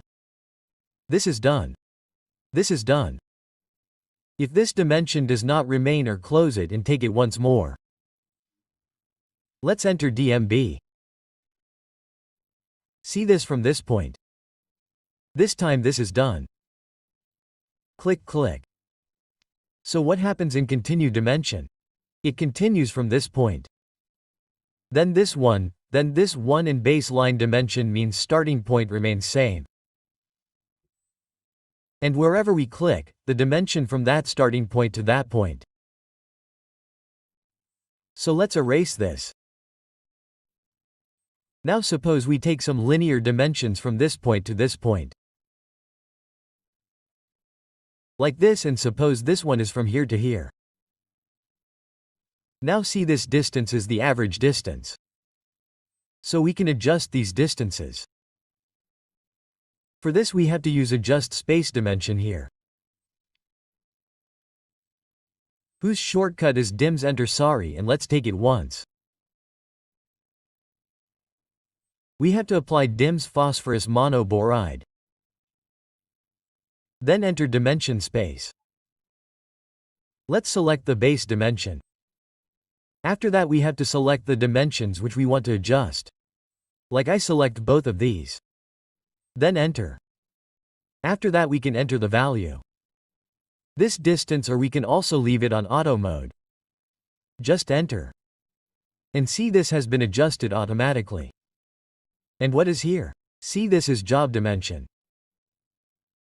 So for job dimension we can click here or we can use dimension job. Enter dim J and at whichever point we want to apply jog symbol we will click there. So to take the dimension jog line we have to do DIMJC. Dimension jog is separate and jog line is separate. To take this we will click here. At whichever point we want to put the symbol of dimension jog, we will click on that point and just left click. See, this is done, our symbol is placed. Now we can also adjust it. If we want, we can take it to any other point from this point. See, these are some of our dimensions. Let us erase them.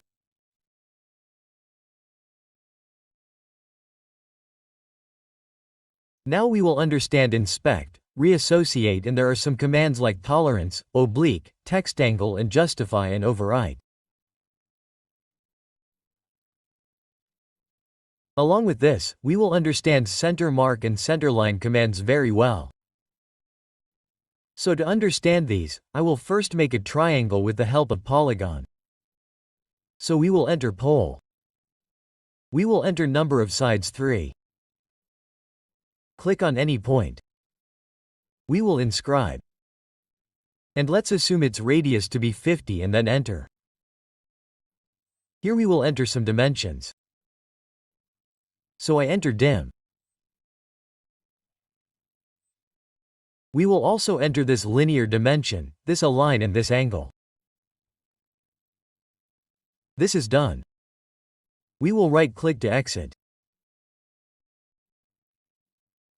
Let us first understand the inspect command. What is inspect actually? How frequently will we check our manufactured products?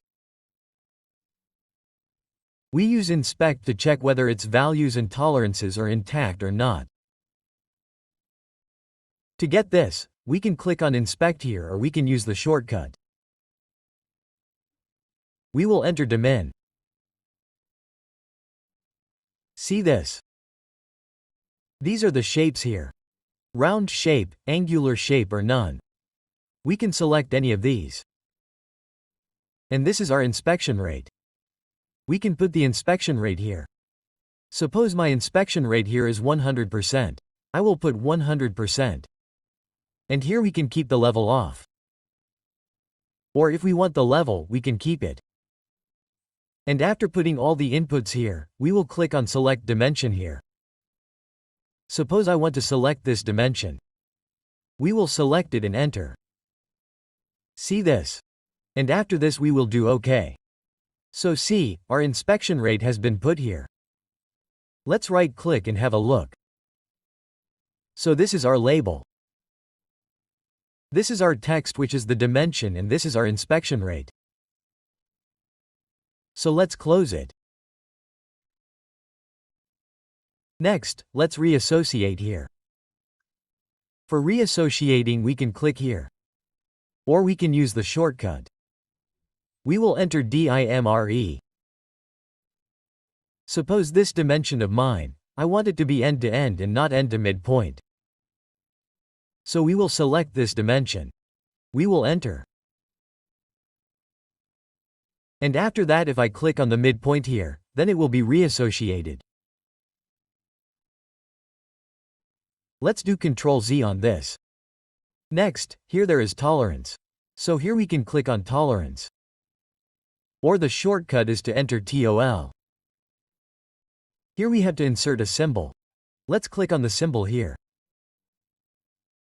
See, those who have read limits and tolerances will know the meaning of all these symbols. This is position tolerance. Suppose I take position tolerance. Let's click here. As soon as we click here, we can see that our position tolerance is being applied on the diameter. Suppose I give tolerance 1 here and this is the material condition. We can click here. Suppose I apply maximum material condition here. So I will click on this. Second tolerance, if we have to enter something, then we can enter it here. This is datum, see 3 datums, datum 1, datum 2, datum 3. This is primary, this is secondary, and this is tertiary. Datum means our position from a particular reference point. So suppose I enter datum here. Let's enter it A, datum 2B and datum 3C, okay? So this position tolerance is our tolerance over the diameter. Our material condition is medium and we have entered 3 datums. That means our position from these points. So let's do this, okay.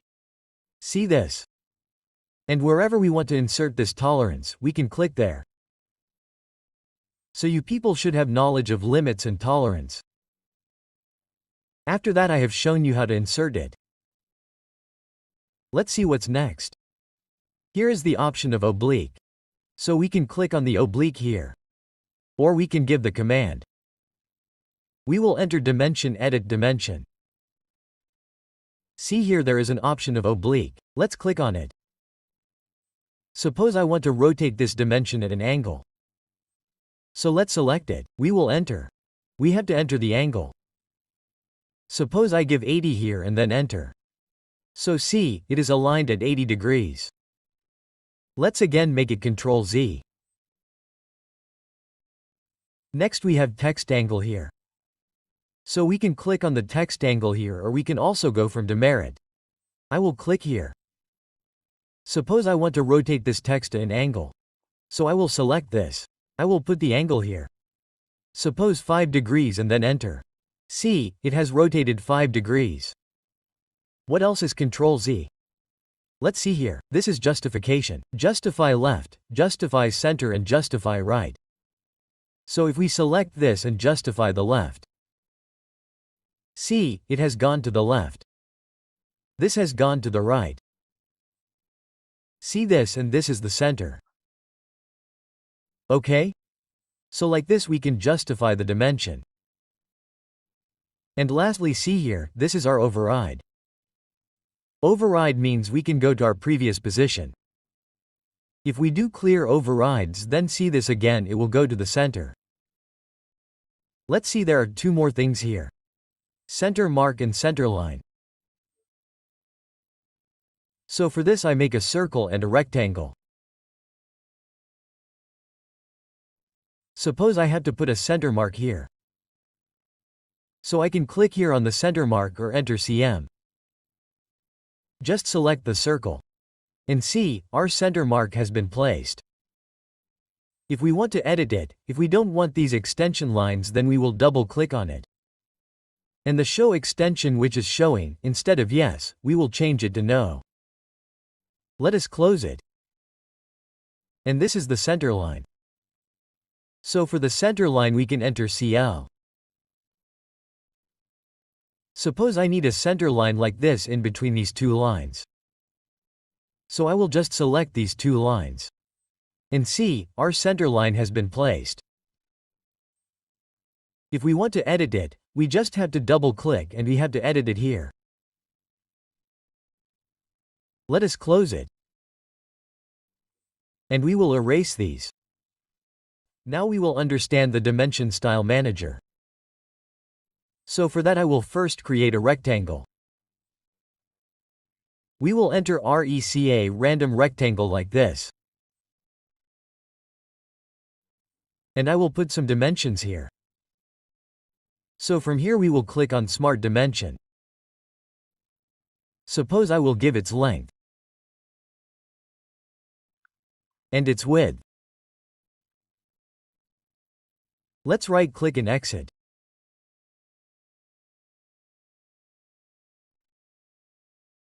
Now see, this dimension is very small and there is a comma here. So let's correct it first. So to correct this we will have to open the Dimension Style Manager. For that we will enter D, go to Modify. Here is the Primary Units tab. We will come in it. See, this decimal separator is a comma. This comma should not be there. It should always be a period. This is our unit format. Whatever unit format we will keep while setting the unit, the same will have to be kept here. So for now let's keep it decimal. And this is the precision. We have to set the precision according to our drawing. So for now I keep it 0.00. This is round off. It rounds up the measurement of our dimensions except angular dimensions. This is the scale factor of our drawing. It should always be kept 1.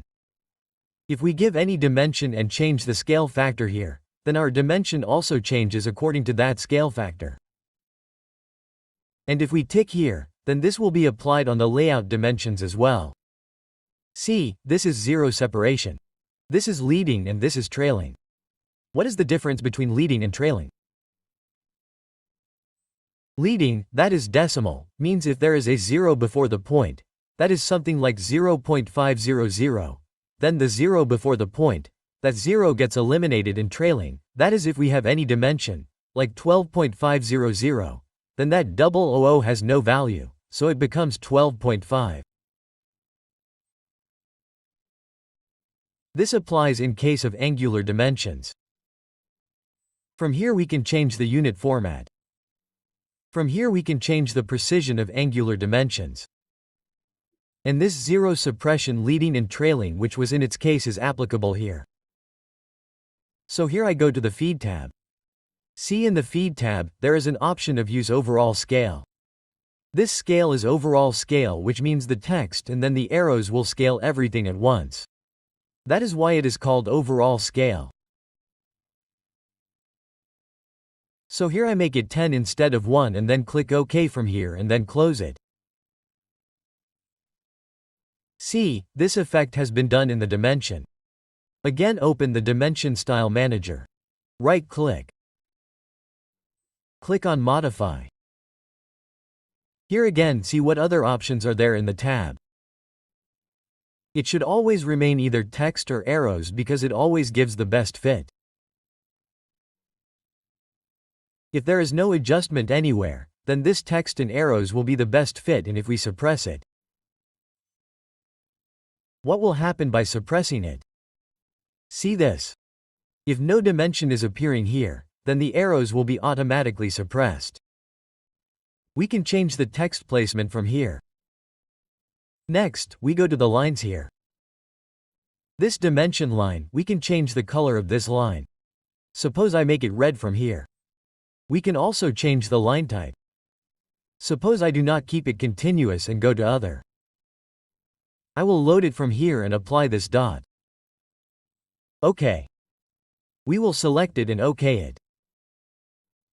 And suppose I will also increase the line weight from here by 3 mm and OK it. Then close it. See, this dimension has become effective. If we turn on the line weight from here, then see, are you able to understand this? And if this dot is not visible properly then we have to scale the line type. What will we do for that? We will enter LTS. Here in place of 1, I will put 10 and then enter. See this? Then again we will enter D. We will go to Modify.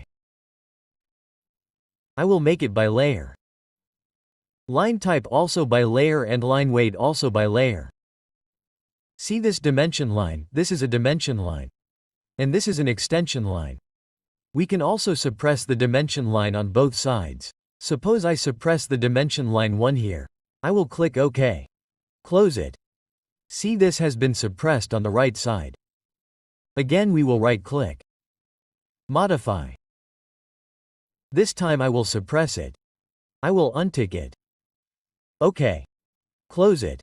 See this time it has been suppressed on the left side. Again we will repeat the Dimension Style Manager. We will go to Modify. I will untick it. This is our extension line. Let's try changing this as well. Color yellow. The extension line is on both sides. Hence the line type of the extension line is different for both sides. Suppose I make one side dotted. And also increase the line weight.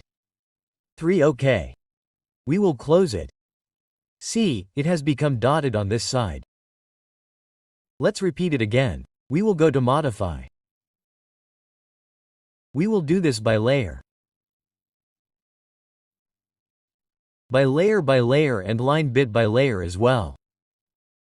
We can suppress this as well. Suppose I suppress both the extension lines and OK. Then close. See, our extension line has been suppressed. We will right-click. We will go to Modify. We will untick it again. Let's OK it. We will close it. Repeat the Dimension Style Manager. We will go to Modify. See here there are some options. Extend by dimension line. So this is the dimension line. How much extension will be there outside this? This is its value. 1.25 means it will extend 1.25 from here. Offset from origin means how much distance from the origin the line will start. This is 625 and we can keep it as fixed length also. If we tick this, suppose I make the length same here. Let me make it 1.5. And what will happen if I press OK? This will become 1.25 on both sides. Let's see after pressing OK. See this. Whenever we give any dimension here, suppose I enter DLI. I click on these 2 points. We can place it anywhere. This will become 1.25 on both sides. Let's enter D. We will go to Modify. We will make it 1 again and untick it. And this is the baseline spacing. Let's do one thing for this. I will erase it. Let's take linear dimension. And suppose I give a similar dummy dimension here. Let's go to the Annotated tab. We will take the baseline dimension from here. Let me give some dimensions randomly. This is done. Now we have given the baseline dimension. Now we will enter D. We will go to Modify. See what is the baseline spacing. What will be the spacing from here to here? This is 3.75 for us. If we increase it, suppose I will make it 15 here and then click OK. We will close it. Its effect will not be visible right now. I will erase it. We will again take the baseline dimension. Let's click on it.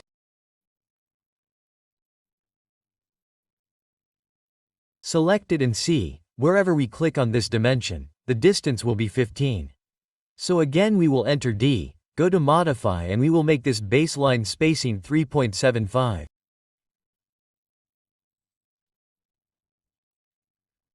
Let's click OK.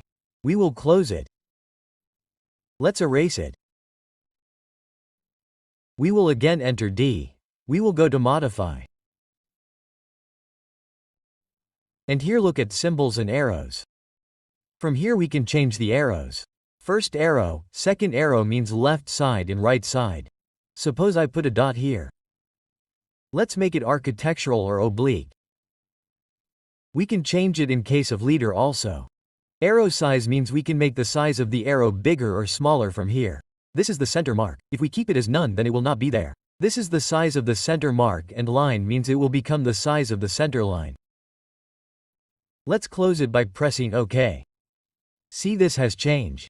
We will enter D again. We will go to Modify. I will again make this a closed field and this also a closed field. Next is break size. Let's see the break size. Here it is 3.75. Let's press OK. We will close it.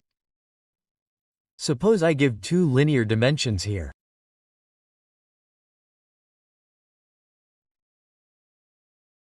Like this.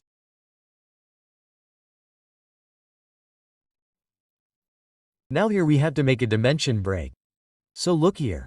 So from here we will take the dimension break. Let's select it. After that we will select it. This dimension has been broken.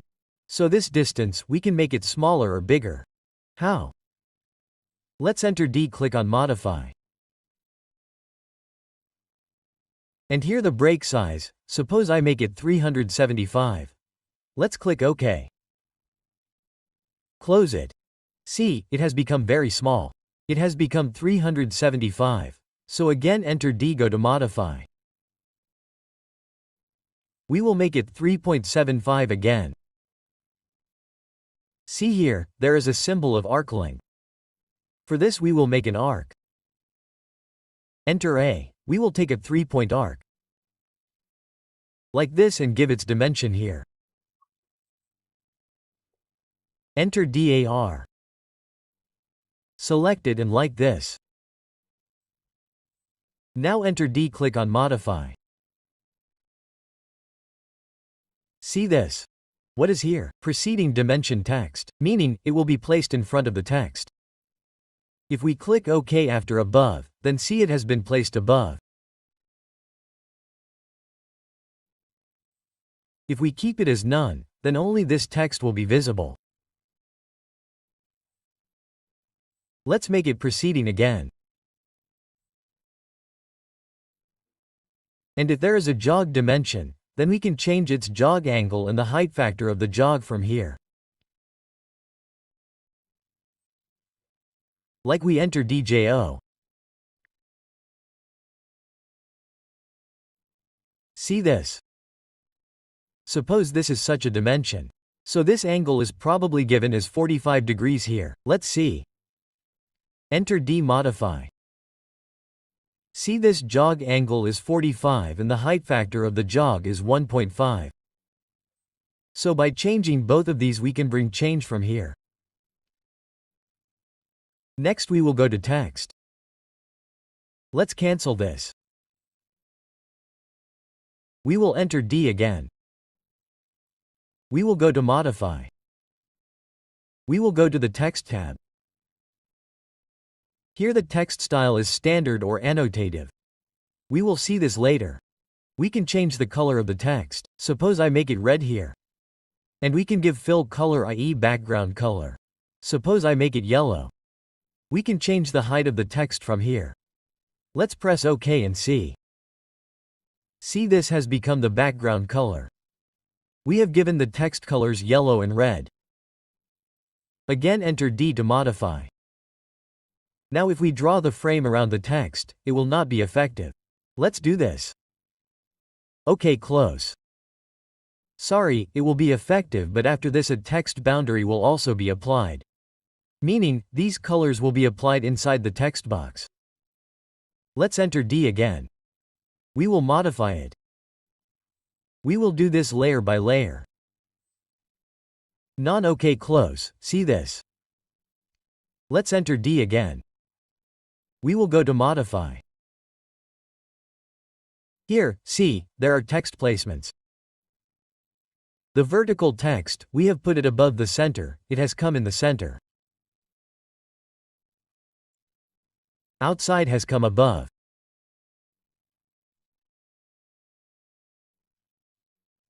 We can change this below from here. This is for horizontal. It will come on extension line 1. It can come on 2. We can keep it like over extension line 1 over extension line 2. We keep it in the center only. This is the view direction. It should be left to right. If we make it right to left, then all this will be reversed. So it has to be always kept left to right. Offset from dimension line. Its value is how much offset it will be from the dimension line. And here there are 3 standard processes of text alignment. We can keep it in any of them and see. By keeping it horizontal, see, all these texts have become horizontal. By keeping it aligned, it has its own style, and by keeping it ISO standard, its style is different. So we can use any of these. So this is our complete dimension style manager. Let's erase them. Now we will learn the text command. There are 2 types of text here. Multi-line text and single-line text. So in most cases we will use multi-line text. So let's learn this first. To take this we can left-click here. Or its shortcut is Empty, enter. After that you simply have to make a rectangle inside which our text will be. We have made it like this. Now here you simply have to write your text.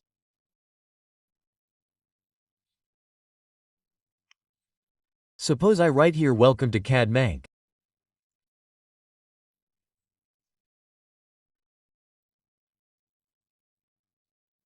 And one thing you must have noticed that whenever we took multiple text, a text editor has opened here, and here we have all the properties which we can change.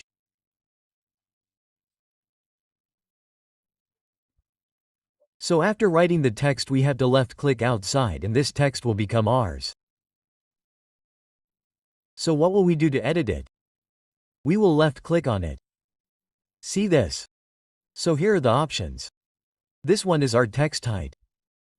If we want to change the text height, we have to do it from here. First we have to select the text like this. After that we can change the text height from here. Suppose I will give 5 here and then enter. So see, it has become bigger. And we can change this text box like this. We can manipulate it like this. Let's see the next option here is of mask. So we can give background color from here by clicking on the mask. See, we will tick use background mask. This is border offset, meaning how much offset it will be from the border. And here is the fill color. If we use drawing background color, we will do OK. We will left click here. So see, the box is made, but the box we have made is of the same color as the color in the background. So to change its color, we will double click here. We will select it again. We will click on the mask. And this tick has to be unticked. And here we will change the color. Suppose I make it yellow here. And then I click OK. See this? We can make it bigger or smaller. Then we have to left click outside like this. It is done. Let us double click here again to edit it. Here we can change the color of the text. Suppose I select this. And from here we can keep the text color in the layer also. If we have created a layer, we can keep it by block also. And if not, we can change the color from here. Suppose I make it purple color from here. This is the font of our text. We can also change the font from here. This is a layer. If we have created any layer, then we can put the text in that layer. See, this is the bold option. We can make it bold if we want. Suppose I want to make only the CAD main bold, so we will select this. We will make it bold here. We will make it a little bigger. This is italics. Strike through, this is the irregular line, over line, so I will remove these again.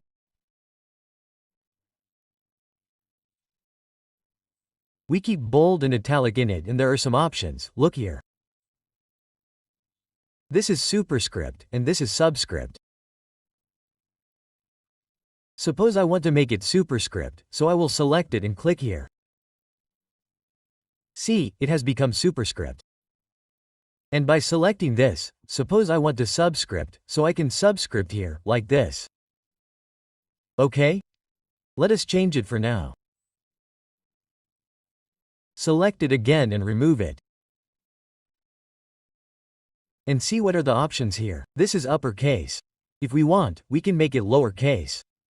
Suppose I want to make this to lowercase. So from here we will make it lowercase.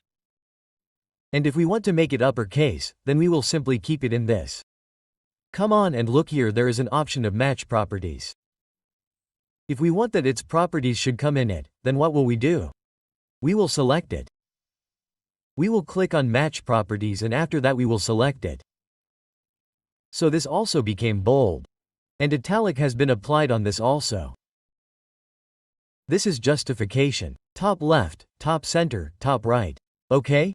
Middle left, middle center, middle right, bottom left, bottom center, bottom right. We can justify it from here or we can do it from here as well. This is line spacing. If we want to increase or decrease the spacing between two lines, we can do it from here. We can give bullets and numbering from here. If we want to insert numbers, we can insert it like this from here. Let us remove it for now. We will turn it off. This is columns. If we want to add columns in the text, we can add columns from here.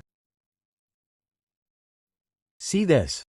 Suppose I put 3 here. So 3 columns are added here. I will again make it no columns. Let us insert symbols from here. See this? Various symbols are here. We can add any symbol from here. This is field. Suppose I want to add any field. I want to add a date here. So what will I do? I will click on the field here. And from here, suppose this is the date. We need any format of the date. Suppose I take this one. If we click OK, this date is applied. This is spell check. If you want to check the spelling, you can do it from here. This is dictionary edit. From here you can edit the dictionary. Find and replace. If you want to find and replace any word, you can do it from here. This is the ruler. This ruler that you are seeing, if you turn it off, then this ruler will not be visible. And this is undo redo. We can do this undo redo simply with Ctrl-Z Ctrl-Y. So this becomes our multiple text. We will close it. Now let's see a little bit about single line text. For single line text, we can click from here or simply text. We can take text from here. Now first of all we have to specify a starting point. I simply click on any point. After that we have to mention the height. Suppose I give 5 here. Then enter. After that if we have to give rotation to the text, we can give any angle or by default it is 0, then enter. After that we have to write the text. Suppose I write CAD Mank here again. See, it is done. And what will we do after writing? Let's put something else here. Welcome to CAD Mank. See, it is done. Now after completing it, our problem here is that no text editor is opening from where we can change it. So after writing this, simply left-click outside and then escape. See, it is done. Now what is the problem in this? In this, we can change anything by double-clicking. Suppose I delete it. I make it smaller. Or if I want to change anything from here, then the text editor opens up for me. It has become very easy to change it. But in this case, see, the first thing is that there is separate text in both the lines. Suppose I remove it from here. Like this, I move it here. So what will we do to align it with this line? We will select it. We will go to its properties. We can press PR enter from here to change any property of this text. So here we will see, the position is X. We will simply copy this position X. We will close Ctrl-C. We will escape. We will go to Escape Properties. We will select it and enter PR. And we will paste it at its position here. Then we will press Enter. See, it has gone there, and if we have to make any changes here, we can do it from here. Let's double-click on it. We will double-click Escape. We will remove its masking. We will untick the mask from here and click OK. And we will change its color by layer. See this? If we select this text and go to its properties, press Enter. There is one more thing here. Come down here. See, there is an option of text frame. It is no here. If we enable it, press Yes. So the frame of this text is placed here. We will close it. Let's see what other options are there in single line text.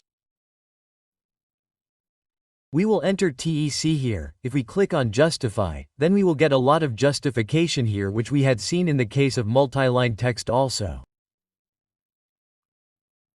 There is one more thing here, Fit. Let's see this. We will click on Fit here. Click on any point. See this? This is the boundary of our text. We will not go beyond this boundary. So we will click here. Now we will give the height of the text. Suppose I will give 3. Enter 3. And here I write suppose welcome to Catmank.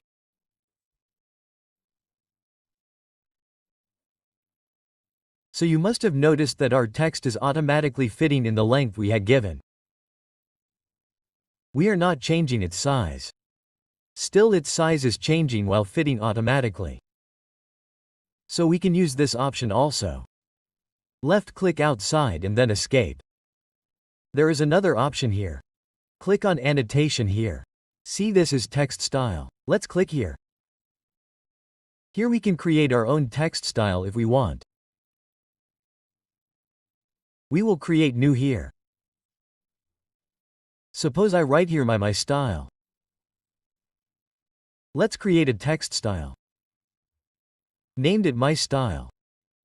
Clicked OK. Here suppose I give the height 5. Or give it 3.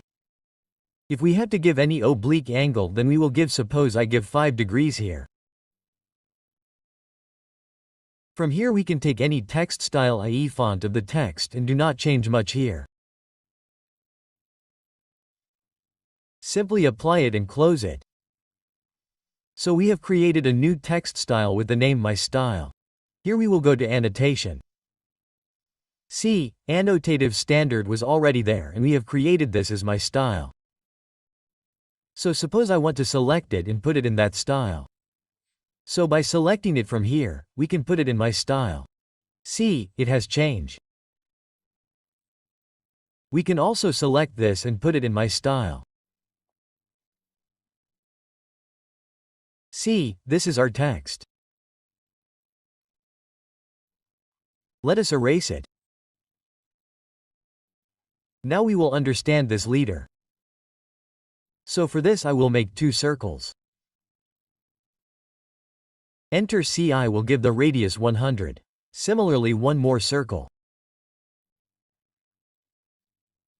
This is done. Now to take the leader we can click on the leader here. Or we can use the shortcut of multi-leader. Enter MLD. We will click like this on the point where we have to place the arrowhead. After that we will click on the landing location of the leader where we have to put it and we will write our text here.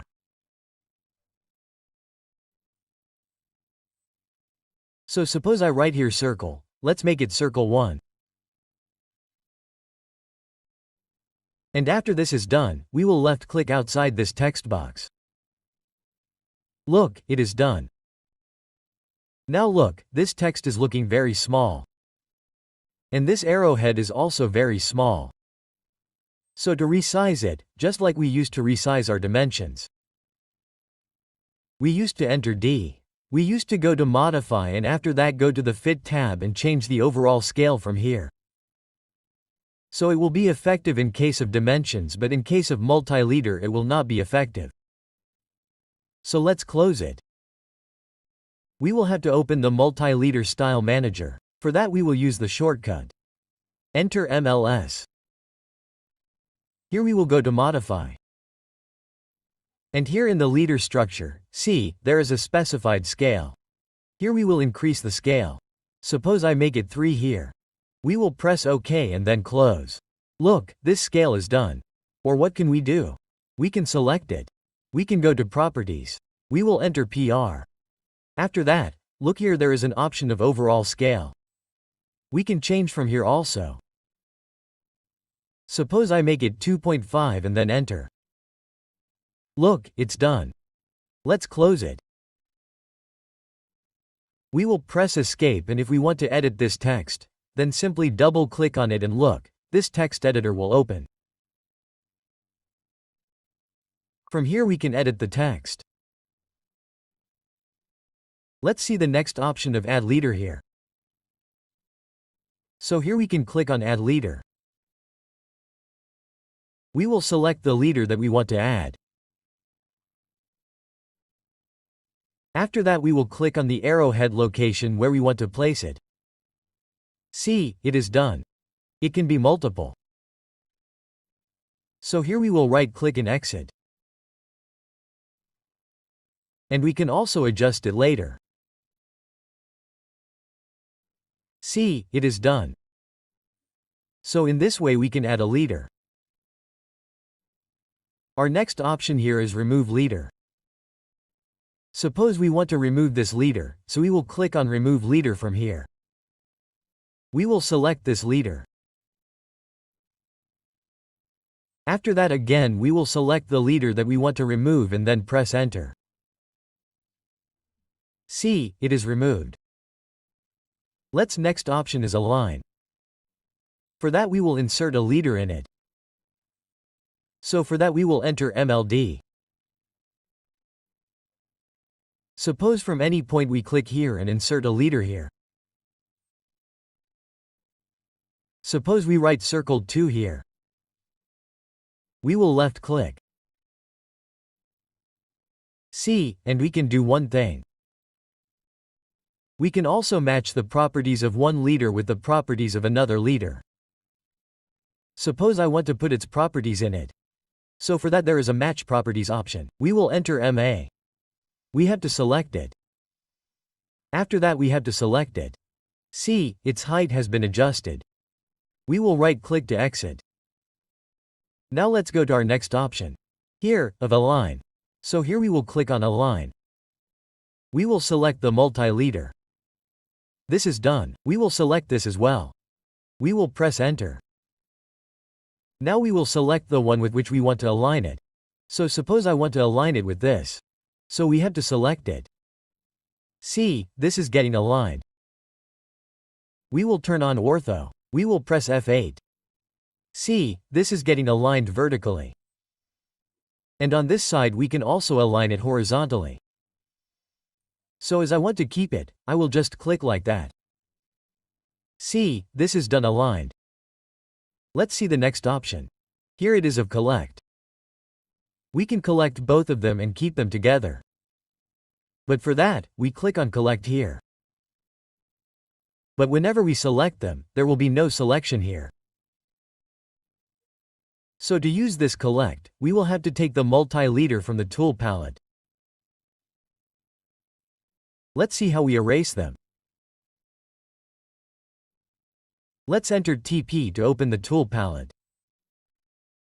After that, we have to left click here. See, here we are getting leaders. We will click on leaders.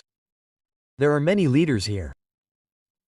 Let's take the leader circle for now. We will add a leader here. We will turn off ortho. We will press effect. Suppose I give the tag one here. Let's do OK. To resize it, we will select it.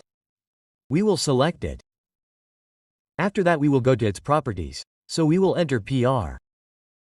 And from here we will change the overall scale. Suppose I make it 5 here. We will enter. See, it is being resized. And let's make it a little bigger. Let's make it bigger.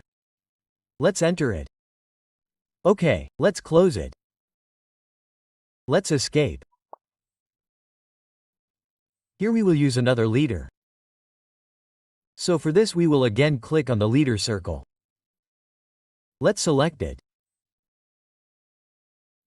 And suppose here I will enter its diameter. D100 and then let's press OK. We will enter its properties in it. So for that we will use match properties. MA enter. We will select it. After that we will select it. We will press enter. Let's edit it as well. Let's double click it. Let's go outside the circle, no problem. Let's just see this example first. See, this is the option of collect. So we will click on collect here now. We have to collect both of these. So let's select it. Then we will select it and then press enter. See, this is the collected result. Wherever we have to insert it, we will just left click there. See this? And if we want to add it with this, then we can use add leader here. We have to select the leader and then click here. Right-click and exit. So by resizing it, it will come in the circle. Or we can make the circle smaller or bigger. So this is our leader. We will close it and erase it. Now we will learn about table. So to get the table, we will either click on the table here or give the command table and then enter. See here, there are two options for insert. Start from empty table and from data link. Data link means if we have any existing table, Excel sheet, then we can import it.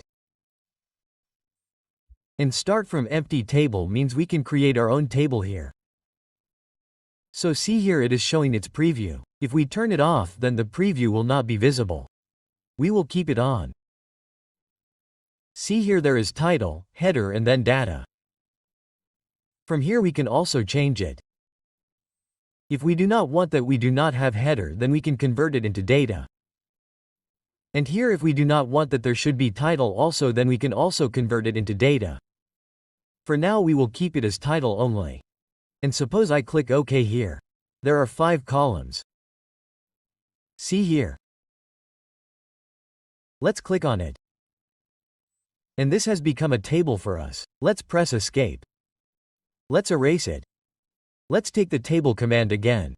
Let's click here. Let's see here, there is specify insertion point. Let's keep it ticked. What will happen with this? We will define the columns and rows.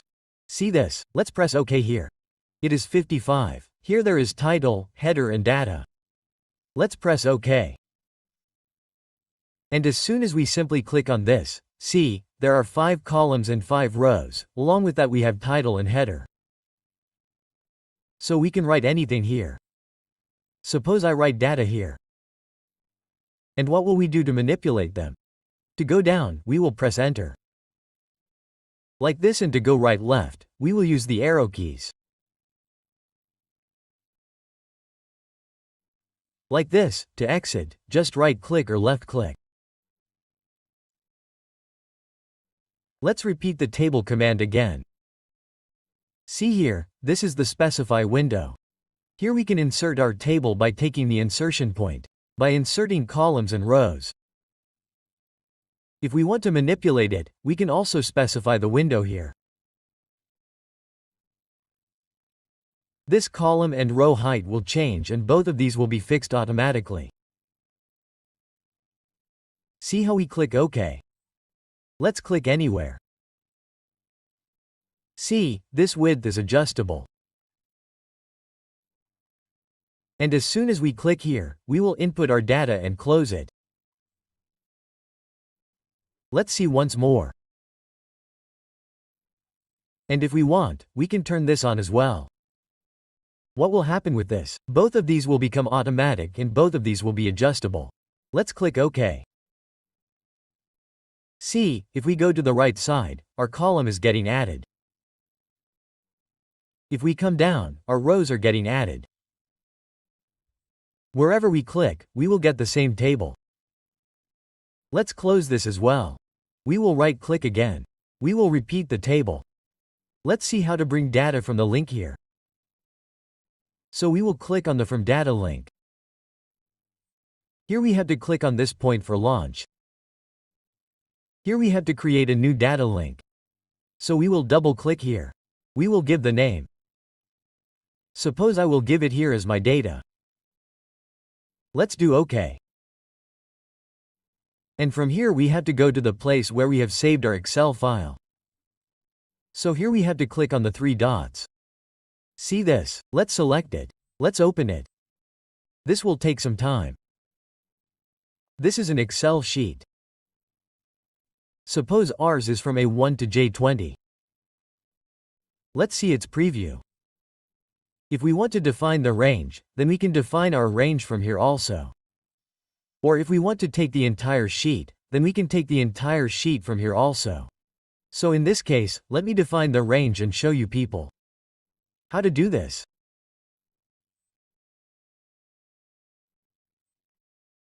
A1 A12 J20. Let's do this. OK.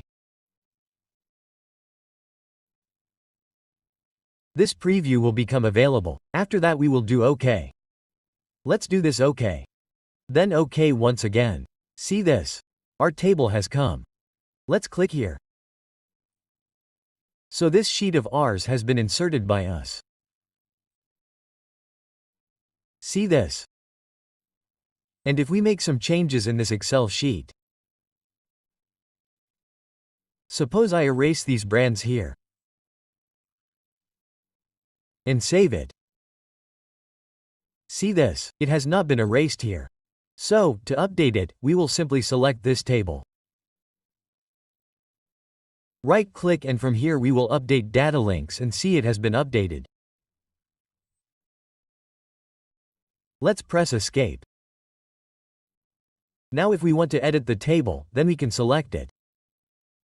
And here we will get many options. This Table Cell tab will open for us.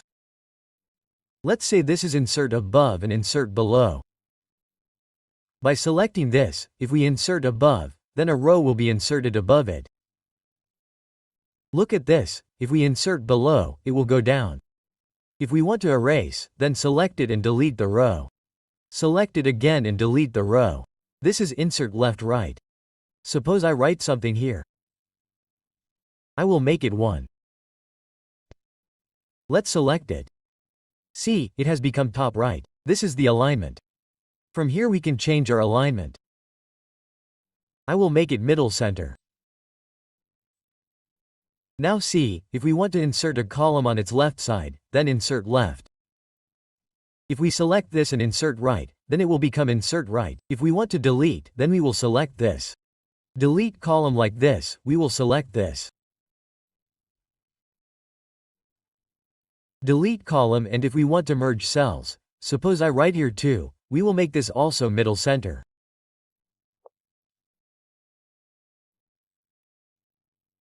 If we merge both of these, here merge cells merge all yes, so see, both of these are merged.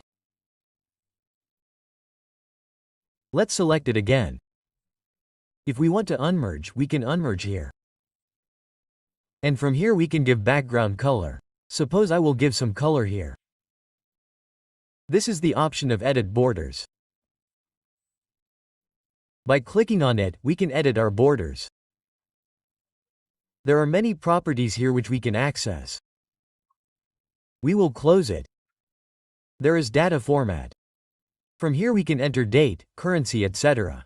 Cell unlocking is there. Suppose we can select any cell and lock it. Content locked, see this? It is locked.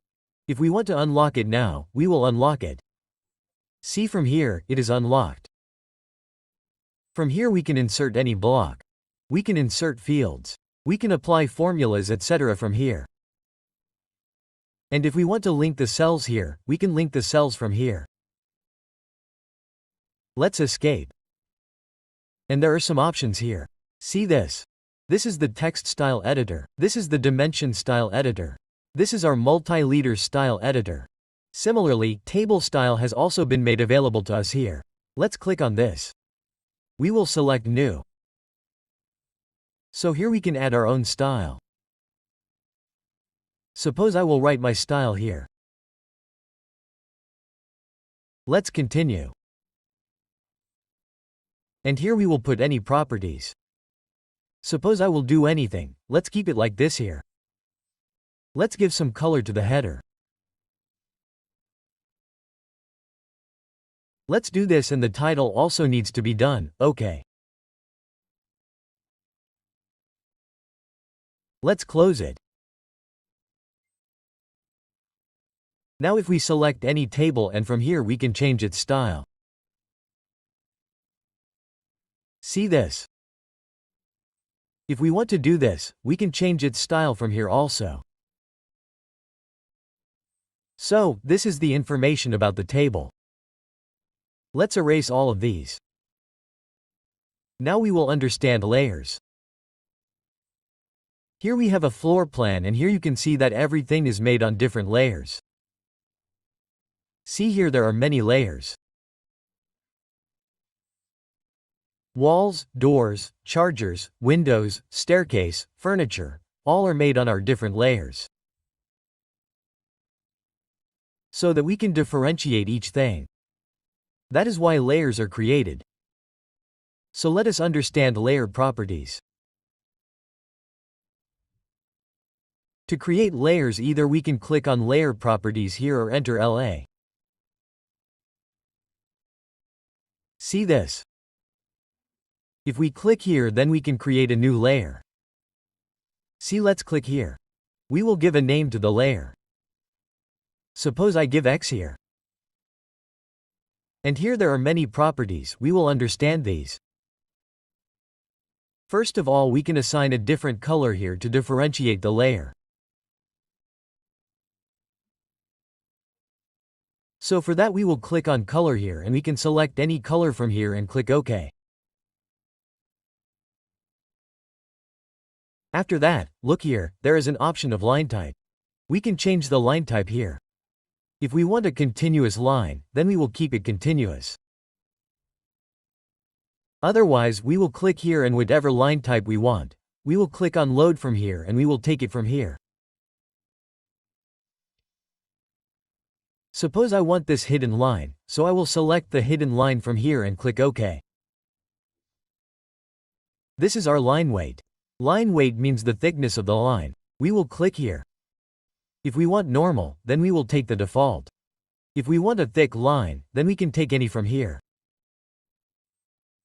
Suppose in this case I take 3 mm here and click OK. Let us close it now and try creating some object. Suppose I create a circle. I enter C and create a circle like this. But look here, we had created a layer. The color of that layer was green and this one is becoming white. The reason for this is that we have to see which layer is active here. Our current layer right now is the 0 layer. We don't have an X layer. So how will we convert the X layer to the current layer? We will click here and from here, see, this is the X layer. We will click on this. Our current layer right now is X. And there is another method, we can go to the layer properties here. Enter. After that, we will just double click on the layer that we want to activate in the current layer. Like I double click on the text layer and close it. So see, our text layer has been activated. So we can do it like this or we can activate it directly from here.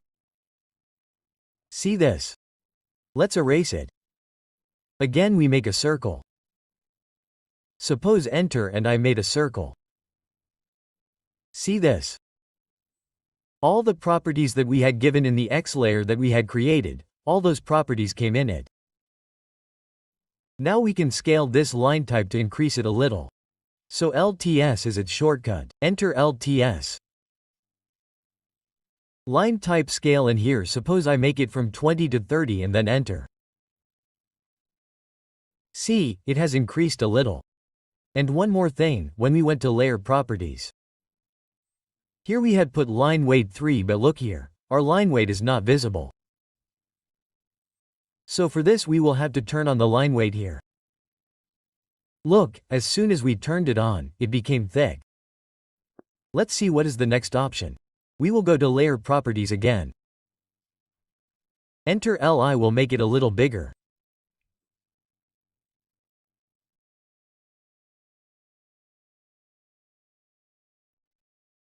Drag it and see here, the first option is on.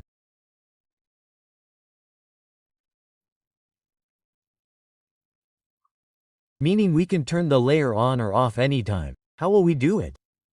Click on this bulb-like icon. Whichever layer we have to turn off, look, this layer has turned off. If we want all our furniture to turn off, then we will go to the furniture layer here.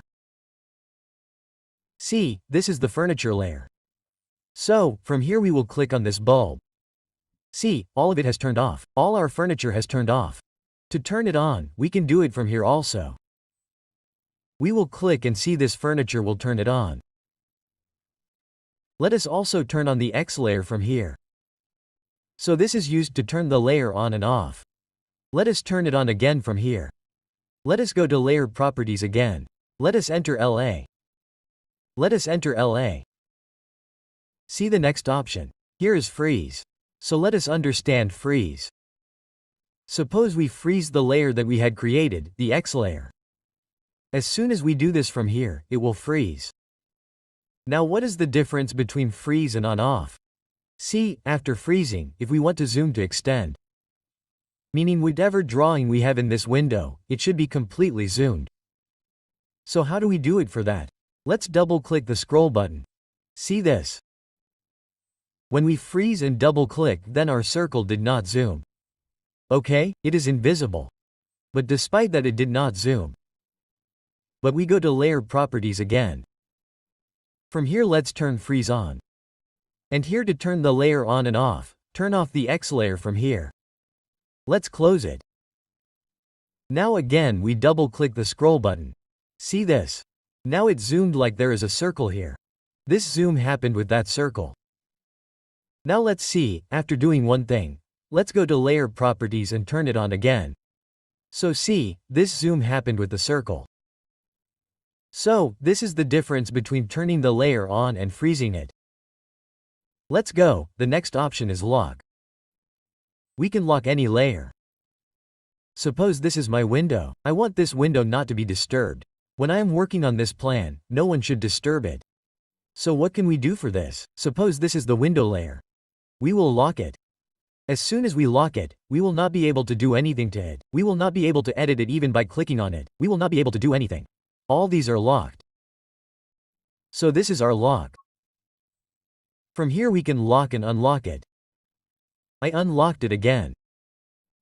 See the next option here is the plot. Suppose I click on our furniture here in the plot.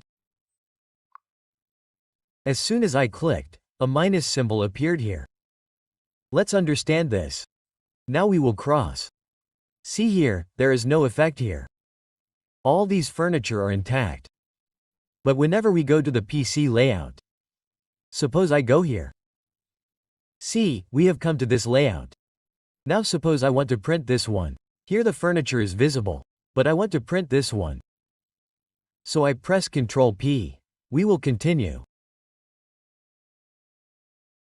And from here, we do not have to change anything in the settings. Just have to see the preview. Look at this. Now see in the preview, all our furniture is missing. So this is it. It will be visible in our drawing. It will be visible in the layout as well. But when we print it, the furniture layer will not be printed because the plot is off there. Let's close it. We will close this as well. We will go to the model space. Let's see what the next option is. We will enter this. This is our color line type line weight. This is the transparency option. Suppose here we have a wall hatch. We can make it a little transparent if we want. We will click here. We have to enter the transparency value between 0 to 90. Suppose I make it 60 and then OK. See this? It has become transparent for us. OK? We can change it again. Suppose I increase it a little more here. I will make it 90. We will press OK. So see, it is becoming fully transparent. Now again we will make it 0. We will press OK. Look here, it has become open again.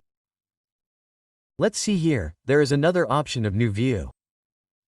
See this? OK? Look here, freeze new view. There was an option of freeze here. There was an option of plot. Here there is an option of freeze new viewport. So, let's see it once. Suppose I go to any layout. I go to this layout. And erase it. Whatever it is, erase this also. Now here we will turn on layer properties. Enter L. See this. Let's increase it a little.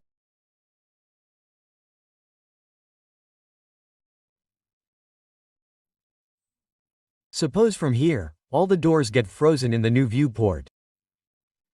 So what will I do for that? I will go to doors here. And click on it. This is done. Let's close it. Now we will go to the Layout tab. From here we will take Rectangular. Click on it like this. See, here in the new viewport that we have created, our doors are absent. We do not have doors there. So this is the new view freeze. Now we will see the rest of these commands of the Layers panel. So first of all, look here, there is an option of Layer Off. If we want, we can turn off the layer from here.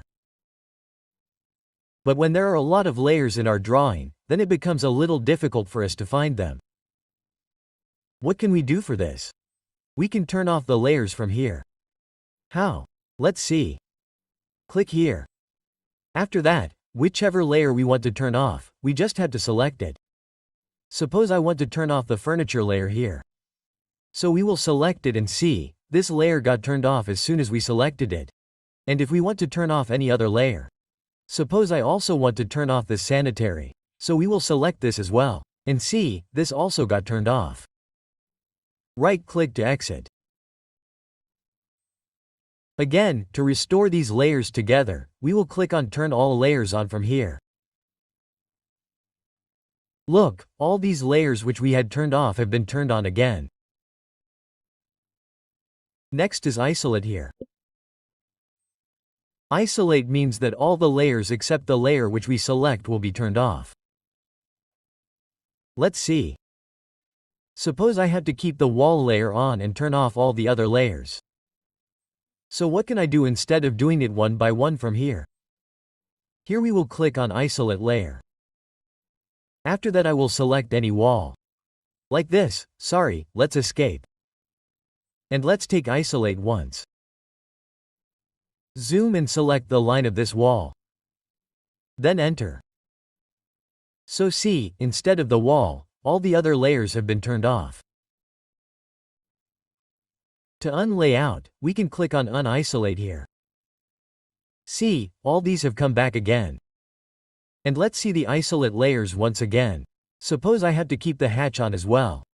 So I will select both of them like this and enter. And see, all the other layers have been turned off. And to unisolate, we will click here. We can also freeze from here. We have already learned freezing. We will freeze from here. We can freeze any layer by selecting it like this. We will right-click. And to unfreeze, we will click on Unfreeze here. This is Lock Unlock. Let us see this now. Suppose I want to lock the door layer. So, we will click on Lock from here. We will select the door. And see, all these doors of ours have been locked. They have become a little dull. Now to unlock them, we will click on Unlock here. And we will select this. See, they have become unlocked again. The next option here is Make Current. Suppose our current layer is currently the current layer column. We want to make the wall layer the current layer. So we will click on Make Current, and just by selecting any line of the wall, see, the wall layer has become our current layer. Here is another option of Match Layer. Suppose I have this circle. I want to match it with the furniture layer. So I will click on the Match layer here. I will select it. After that I will press Enter. Then I will select the furniture. And see, the property of the furniture has come in the circle. Let's erase it. There are many more options here. See here, there is an unsaved layer state. Let's understand this. We will turn off some layers here.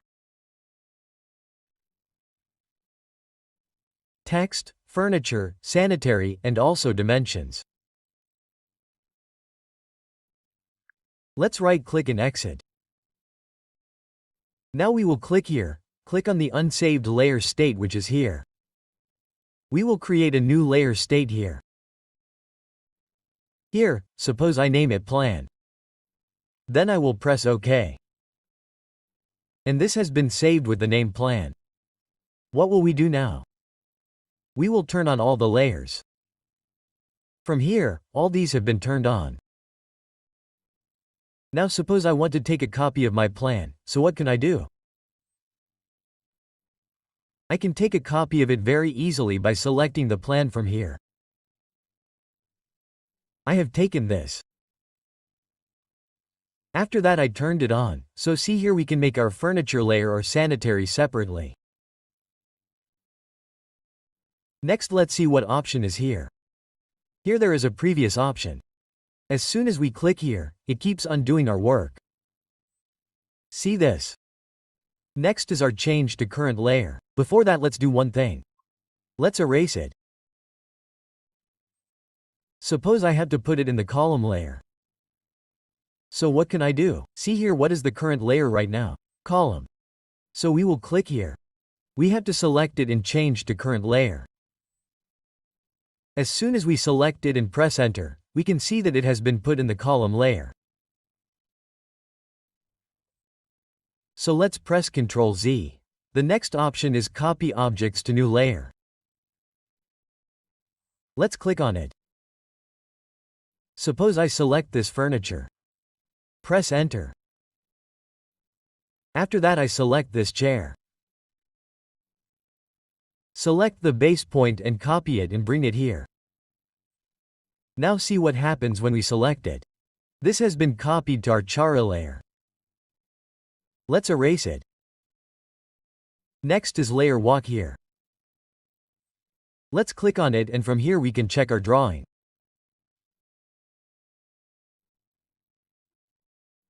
We can see different layers from here and check that the thing of one layer has not been put in another layer. So we can see it separately like this. Let's close it. There is an option of merge. Merge means we can merge 2-3 layers together. Suppose I click on merge here. After that suppose I selected it with this. We will press enter. So with that I want to merge this Chara with text. As soon as I press yes here, see, all these have come in our Chara layer. So I Ctrl Z it from here. And here is the option of delete. If we want, we can also delete any layer. Suppose I click on delete here. I select this door. And we will press enter. We will press yes. After this you can see from here that our door layer has been completely deleted. Let's do Ctrl Z. And there is an option here of layer fading. Suppose I lock any layer. I click on the lock from here. And suppose I want to lock this text layer. So I have selected it. See, it is done. So it's fading, we can increase or decrease its fading from here. See, we can fade it more or less from here. See, it is fading. See this? The more we go in the percentage, the more it is fading. See, let's reduce it like this. Let's unlock it again. So this is our layer properties. Let's erase it. Now we will understand blocks. So to create blocks, we can click on Create Block here. Or its shortcut is Enter. After that, first of all we have to define the name of the block. Suppose I name it Car Back Elevation. After that, look here, we will have to select the object. We can specify on screen by clicking here. Or we can select the block like this by clicking here. Then enter. After that we will have to pick point. That means with the reference of which point we will create the block. So we can also do this on screen. Or we will click here. And suppose I will create this block in respect of this point. So let's click here. This means that when we insert, we will insert it in respect of this point. Let's click here. See, we got its coordinate. Here the unit of the block got set automatically. There are 3 options here. Let's see the first one. Here retained to block. We are converting it to a block. So we will keep it retained to block. If we keep tick on allow exploding here, then we will be able to explode the block even after it is converted, and this is the option of scale uniformly. This prevents the block reference from non-uniform scaling.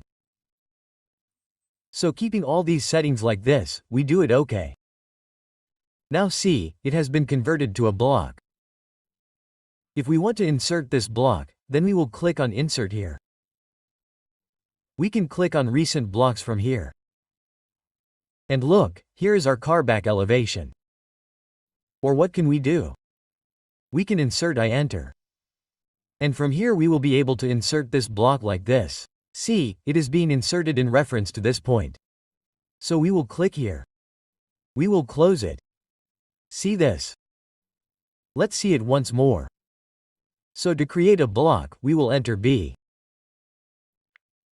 Let's name it as car front elevation. Let's select the FE object. Let's select it. Let's enter. Pick point, in respect of this midpoint, we will pick it. And here, we will retain. Let's retain it this time, what happens? And we will keep the rest as it is and click OK. So, what will happen? See, this has not been converted into a block. When we did this, we converted it into a block. But it has remained here as it is. It has been retained. And our block has been created separately. And if we want to insert that block, what will we do? Let's enter, see, car front elevation. So we can insert it like this. Let's close it. Let's see the next option. Let's enter B again. Here, suppose car side elevation select object, we will select it. Enter pick point, in respect of this point, we will pick it. What will we do here this time? Let's delete it and click OK. So this side elevation of ours has been deleted. But our block has been created, and what will we do to call it? I enter. See, our car side elevation has been created. So as soon as we left click on it, our block will be inserted. Let's close it. Now see, if we want to take any block to another window, how can we do that? We will select this block. We will do Ctrl C. We will come here. We will do Ctrl V, and by clicking, it will automatically convert into our block. See, as soon as we select it, it is showing us the car side elevation here. So this block has been inserted here. As a block, it will be inserted here. And if we want to insert it with a specific reference, suppose I want to insert it at this point. So what will we do? Suppose I select it. We will not do Ctrl C. We will do Ctrl Shift plus C. Suppose we copy it in respect of this point. Come here. We will do Ctrl Shift plus V and C. Suppose I had to paste it in respect of this point, so I clicked here. Let's erase it. And one more thing, when we open a new window and insert it here, I enter. So see, the blocks that we created, we are not able to see those blocks here. So what do we have to do to bring it here? We have to write the blocks. How? Like we converted it into a block. After that we will write the block. For that we will enter WB. We will keep the block here. See here, whatever we want to take. Suppose I take the car front elevation. We will select it from here. And this is our file name and path. This file name is our car.ef and this is the path. If we want to change the directory, we will do it from here and then click OK. What will happen with this? This block will become right for us. Now whenever we go to a new window and insert it there, press I enter.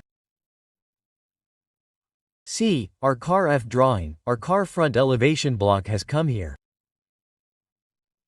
So we can insert it like this now. We will close it. Now if we want to edit any block, suppose I convert it to a block first. We will select it.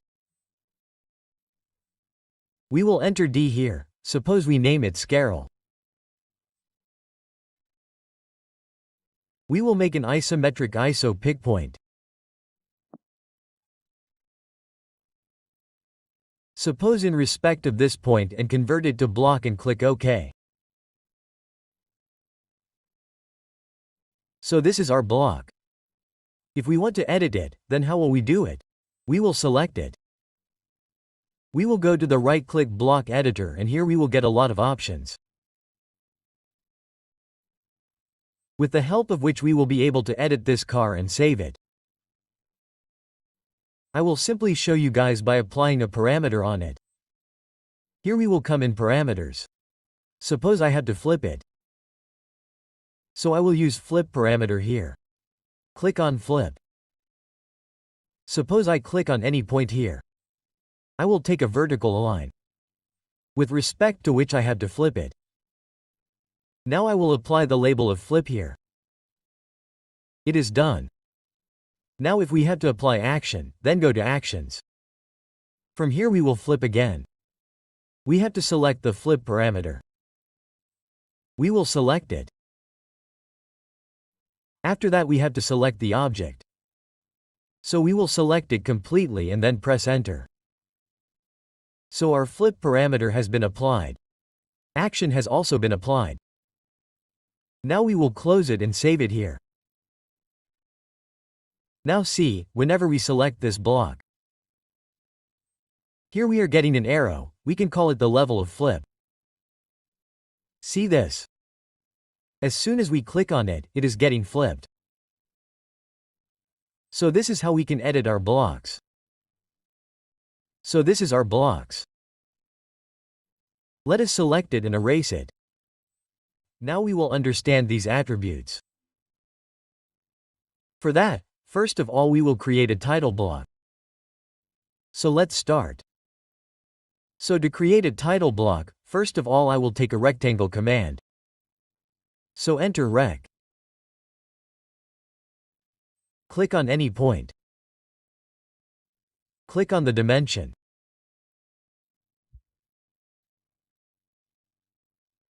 Give its length, enter 29,700 and give its width, enter 2100 and click on this point. Let's do one thing with this. Let's put it on the 0 layer. Escape. And we will convert the 0 layer to the current layer. From here, I turn off the lineway display. Let's take a line after this. Enter L, take the extension upwards from this point. Click 4500, right-click. Repeat the line command again. From this point to the right side, the extension 4500. Enter right-click.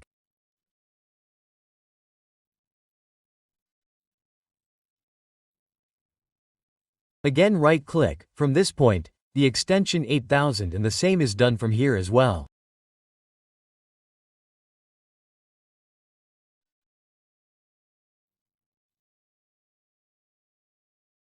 Let's right-click again. Repeat the line. This is a line from midpoint to midpoint. And we need a line between these two. So let's repeat the line command. Press Shift and right-click. There is a mid between 2 points option. Click here. Click on these 2 points. See this first point, second point. So our line started from the point between them. Now right-click on the perpendicular snap here.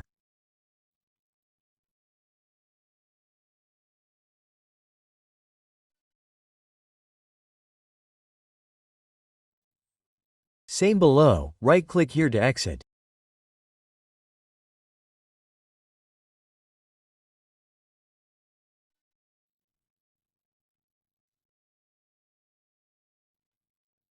Now what do we do? Okay, here one line is left to be taken. Enter made to made, right-click exit. Here we will add some text. So I take multiline text. Enter empty. Like this here I will write project.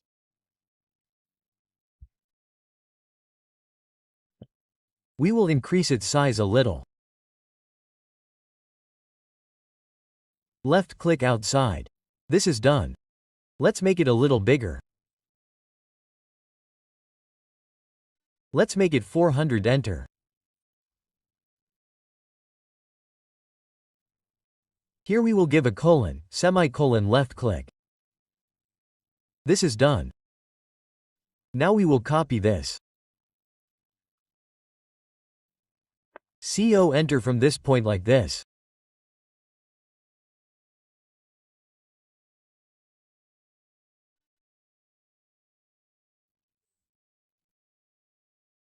Let's right click and edit it.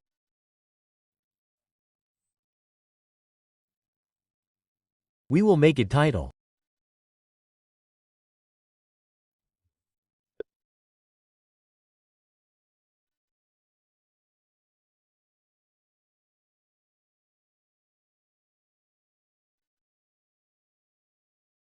This is our node. This scale will become date.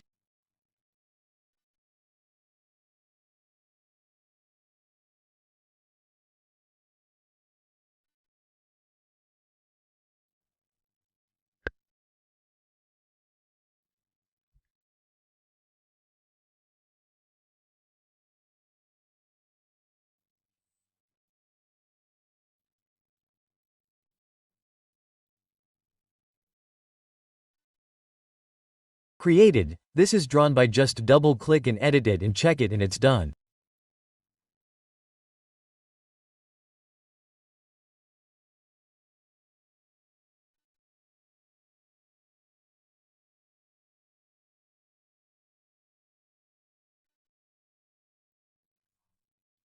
Now we can add attributes from here. But we will add attributes with the help of command. So what will we do to add attribute definition? We will enter at. See, this is our first project. So we put the suppose tag here. Make it capital.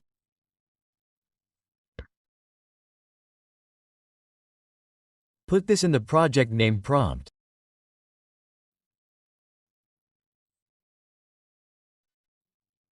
And in default also we make the text height 500 from here. If we want to change the suppose and text style, then we can do it from here. Keeping the rest as it is, we will OK it and set it here. Like this. Let's repeat the attribute definition again. Here we will give the title. We will copy this and put it here. Just like we copied the multiline text and pasted it, we cannot copy the attribute. We will have to define it separately. Let's put the title here. Let's leave the note. Let's repeat.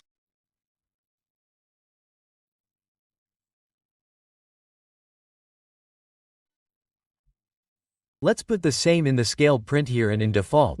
Suppose I put here 1100, OK. We will repeat like this.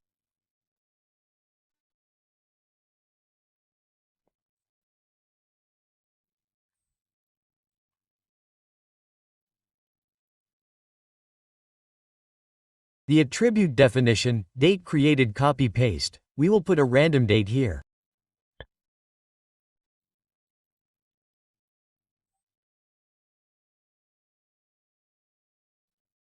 Like this, or we can also select the date from here by inserting the field. Let's do OK. Let's put it like this. It has become like this big. We can tick this. Let's repeat again.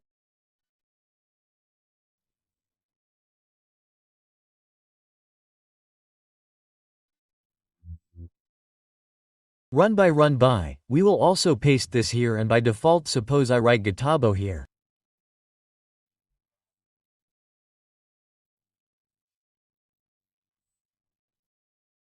Let's do OK. We put it here. Let's repeat the attribute definition.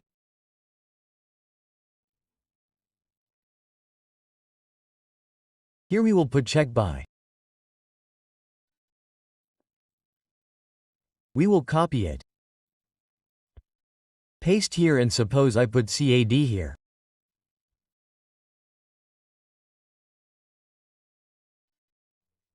I will click OK menu and place it here like this.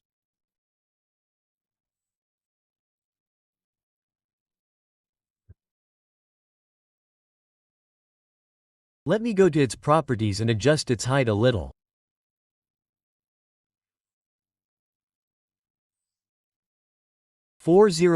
I will escape these values.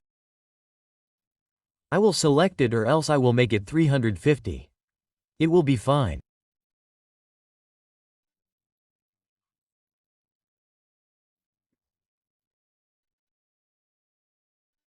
I will select it by escaping this 350,350,350, enter, then escape. Then I have to select this. I will make it 350, enter, escape, and I will also make this 350, enter, escape.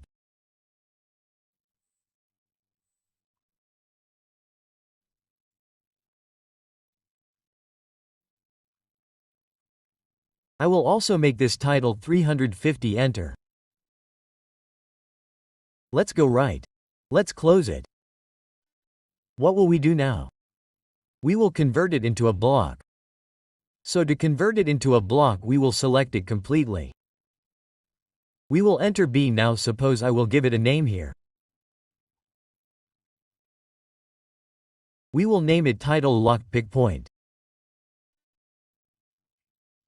I want to insert this block in respect of this point. So I will click here. Let's go right, everything else is fine. We are keeping tick on, also excluding. Here it is, convert to block. We will click OK. Now see, we can change our data from here. See, here it is checked by, name of the academic, date created, scale, title. Suppose I change it from here. I will change it.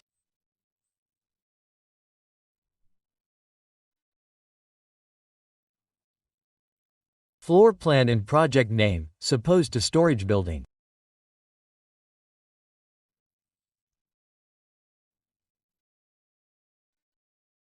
See, it is done.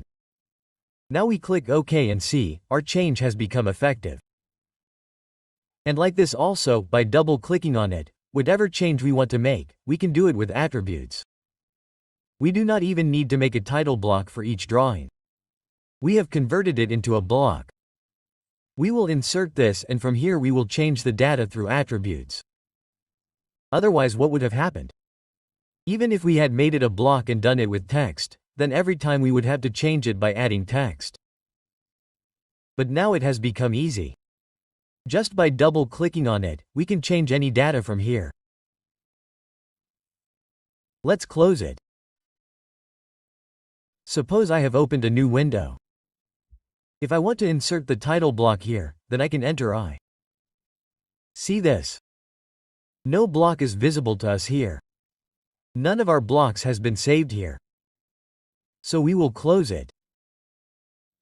This block that we had created, we will have to write it and save it somewhere. So how will we do it? Select it. Enter WB for the right block. Now let's name it title block. And it is being saved on the document. So we will make it OK. Now see, now I go to this drawing window. This time I enter I. See, my title box has come here. Just click on it and insert it like this, and we can make changes from here also, or else after closing it, just double click and from here we will be able to change the data.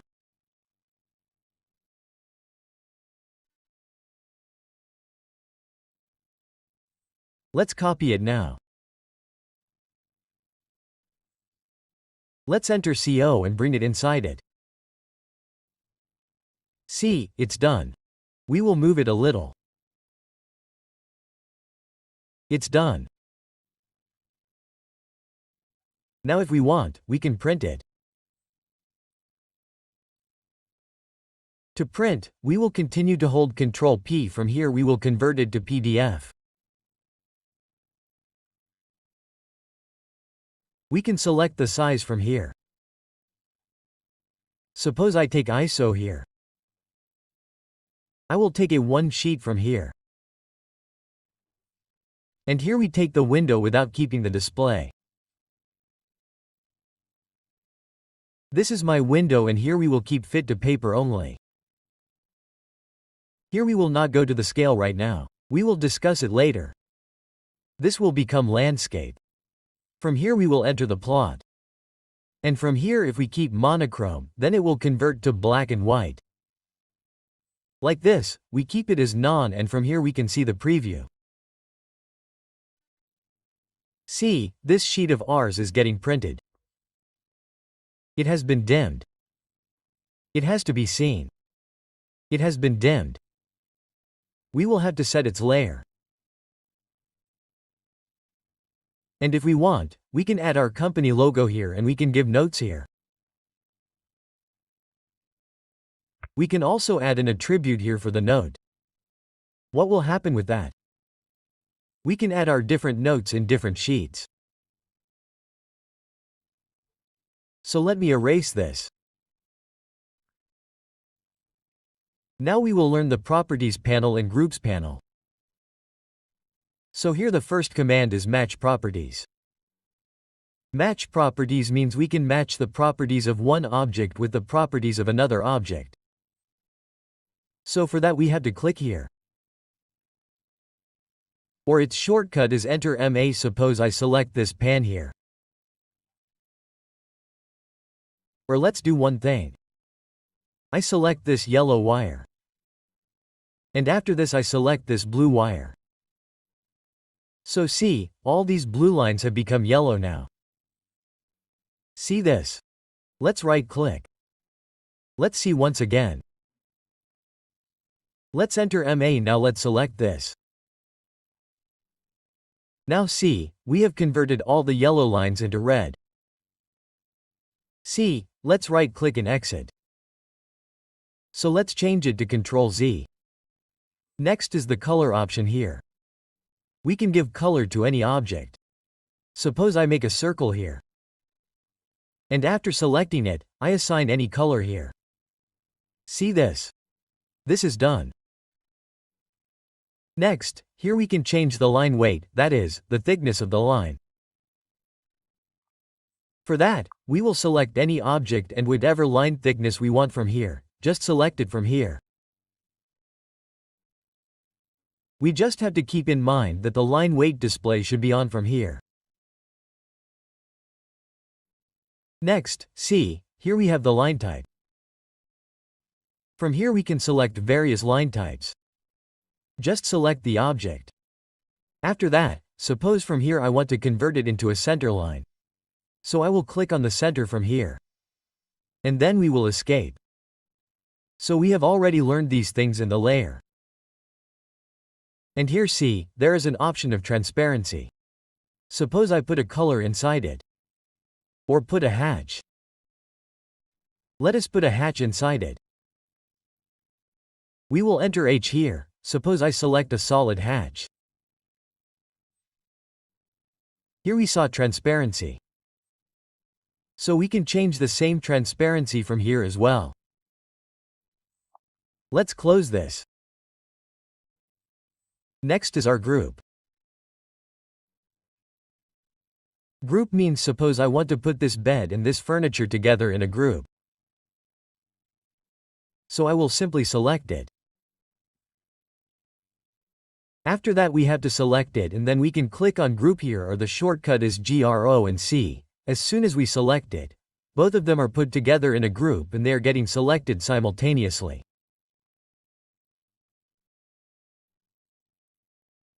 If we want to ungroup the grouped object, then there is an option of ungroup here, or its shortcut is UAG, and then enter. See, it has been ungapped again. The next option here is group edit. So for that we again group both of them together. Enter GRO, enter. Now see, there is an option of group edit here.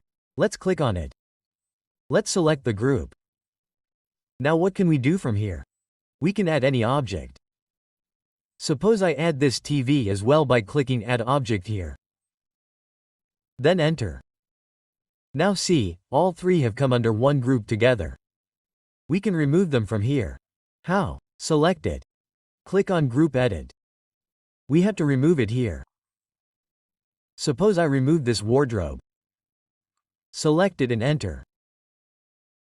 So what will happen with this? See this? As soon as we select it, this bed and this TV are being selected together in one group. And this is our group selection on off. If we turn it off. Now see, this is a group but we have to do the selection separately. We will keep the group selection on. Only then will we see all the groups like this, and we will also be able to select them together as a group. Next is the Group Manager here. Click on Group Manager. Suppose I give the group name Bed TV here. And from here, if we want, we can also add some description. This is already selectable. Let's click on New. Select it. Press Enter. See, this is Bed TV. Now, we have created a group which we have named. Now what can we do from here? We can remove any object, add it, rename it, change the order. We can add a description. We can also explain it. And this is already selectable. Let's do this. OK. And here is the group bounding box. Whenever we are selecting this, only then we are able to see this box. But the group bounding box is invisible to us. But if we turn off the group bounding box from here like this. Now see, by selecting this, our group bounding box is not visible. Let's see, here is the group bounding box. Let's understand this. Here, whenever we are selecting any group, then see, this bounding box is visible to us. The reason for this is that the group bounding box is on here. If we turn it off, we will press Escape. After that, whenever we select this group, see, the bounding box is not visible here. We can only see the objects in our group. So this is our group panel. Let's erase it.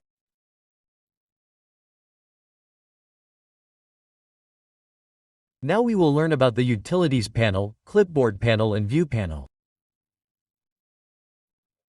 So the first command here is Measure.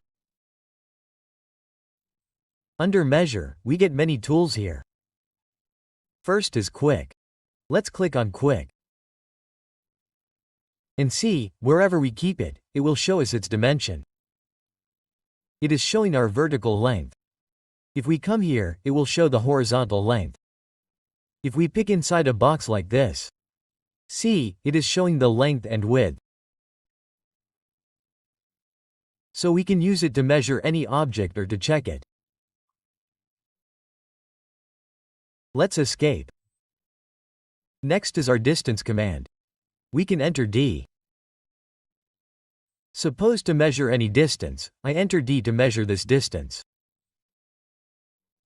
And then as soon as we click on these 2 points, there is no need to click. See, above 8,400, our distance is being shown. Let's press Escape. This is actually a scale, that's why it is not showing the actual length. Next, see, here is the radius. So we can find the radius of any arc. So let's click on the radius here. And suppose I want to find its radius. So as soon as I click on it, see, its radius is showing to me as 32 and diameter as 64. Next, here is the angle. Suppose I want to find out the angle whether I have done it right or not. So as soon as I click on these two lines like this, the angle is showing here. There is also area here.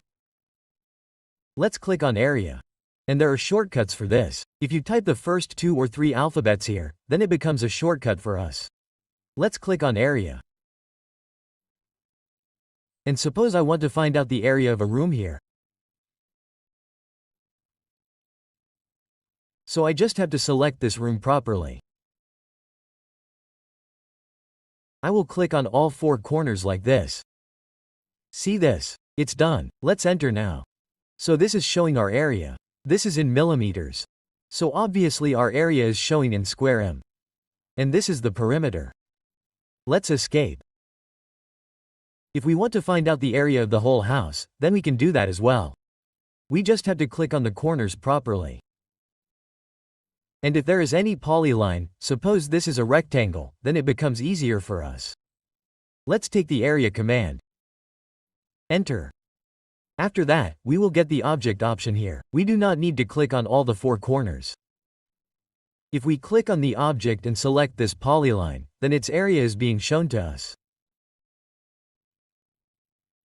If we extend it like this, then see, all the commands that we have given are shown to us. Let's make it smaller again. We will erase it.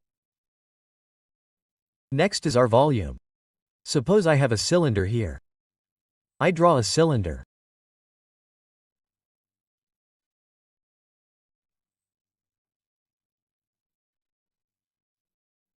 CLC by L, we will enter center radius height. This is cylinder. Let's do one thing. Let's change it to conceptual, its visual style. Now for its volume we will take volume, enter volume, select it, enter, and we will get to know its volume.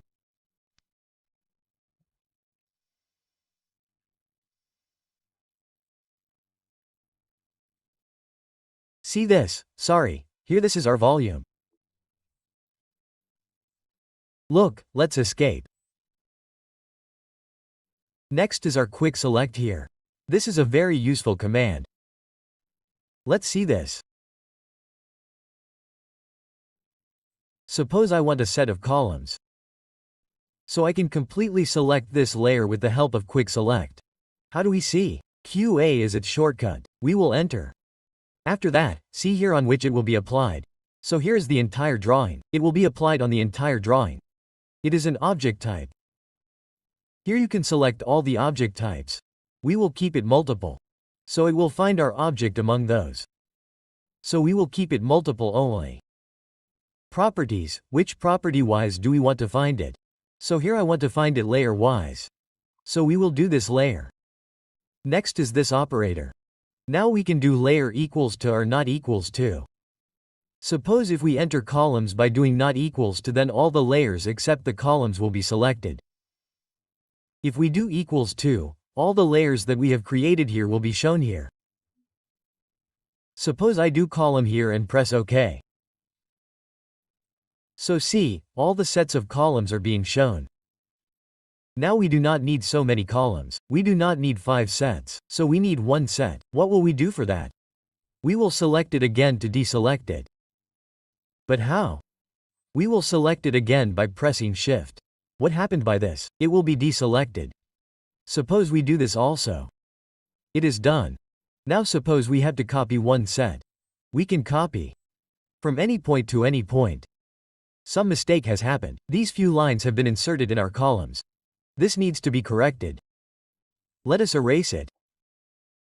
Next option, see what is here. It is select all. This is easy.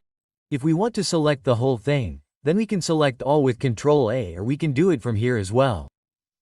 And the last option here is Quick Calculator, whose shortcut is C Enter. Simply a calculator opens in front of you. From here you can use the calculator. You will also get scientific options here. So let us close it. Next we go to the Clipboard panel. Here there are some options for cut, copy, paste. Let us see them. Both cut and copy are the same. What will happen in case of cut? The object which we select will be cut and pasted. What will happen in case of copy? Our object will remain as it is. And a copy of that object will be pasted wherever we paste it. So here we get two options for copy. Copy clip and copy with base point. Let me show you simply here. Suppose I want to copy it. So I will select it and do Ctrl-Shift-C like this. So this will be copy with base point. See this? We want to copy it with respect to this point. Suppose I can click on this point. And going to any window, do Ctrl-Shift-V here. Only then we will get the insertion point, that in which point we have to insert it. So suppose I put 0 here and then enter. So see, it gets copied with respect to that point. And if you want to copy simply, you can also do Ctrl-C, Ctrl-V. There are many options here for paste. If we paste any object, simply see this is not a block. So if we want it to be pasted block-wise, then we will select it. We will also do Ctrl-C. We will go to another window and paste as block here. See this? So, what will happen? It will become a block and will be pasted here. Let's erase it. Next, see, there is paste as hyperlink here. Suppose I want to link this car with this car set through hyperlink. So what will I do? Wherever this car is, we will copy it, Ctrl-C. After that we will come here. We will select this car. Or we will do paste as hyperlink here and select this object. After that we will press enter. Now see, will there be any difference between this and this? We click here. Nothing is happening by clicking. Press Ctrl and click. So see, this hyperlink has been created. As soon as we click on it, Ctrl-click, this window opens. Next, the paste option is paste to original coordinate. This means suppose I make a circle here at any point like this.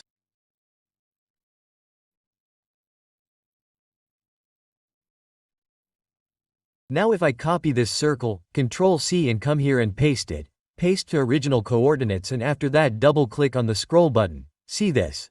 It exactly matches the UCS, meaning 0, 0 to X coordinate and Y coordinate with the previous model.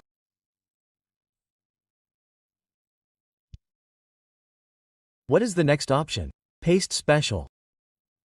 In Paste Special, suppose this is my Excel sheet. I copy it. Ctrl-C. And come here and see, there are many options of Paste Special. Click here. And here whatever we want picture, image entity, AutoCAD entity, whatever we want, we can paste it like that. Suppose I make picture, meta file. I will do OK. I click this. It's done. See, from here again Paste Special. This time we will do AutoCAD entity. I will do OK. So look, our AutoCAD entity is listed. So we can use this too. Let's erase it. We will delete these windows. That means we will close them.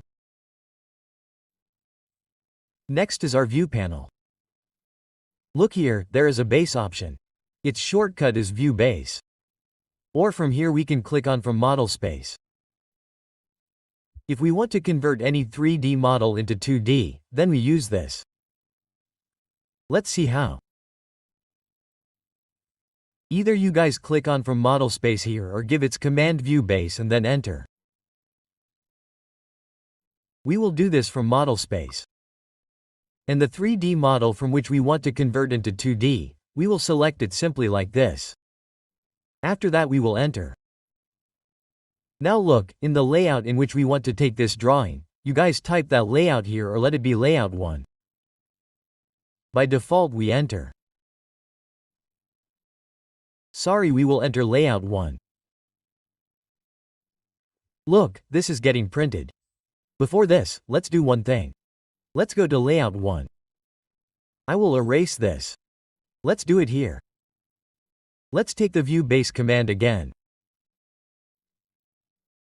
View base, enter from model space, select it. Press enter. Enter layout 1 again. Now see, this is our side view, left click. Then enter. See, all the views we need will be generated like this. See this?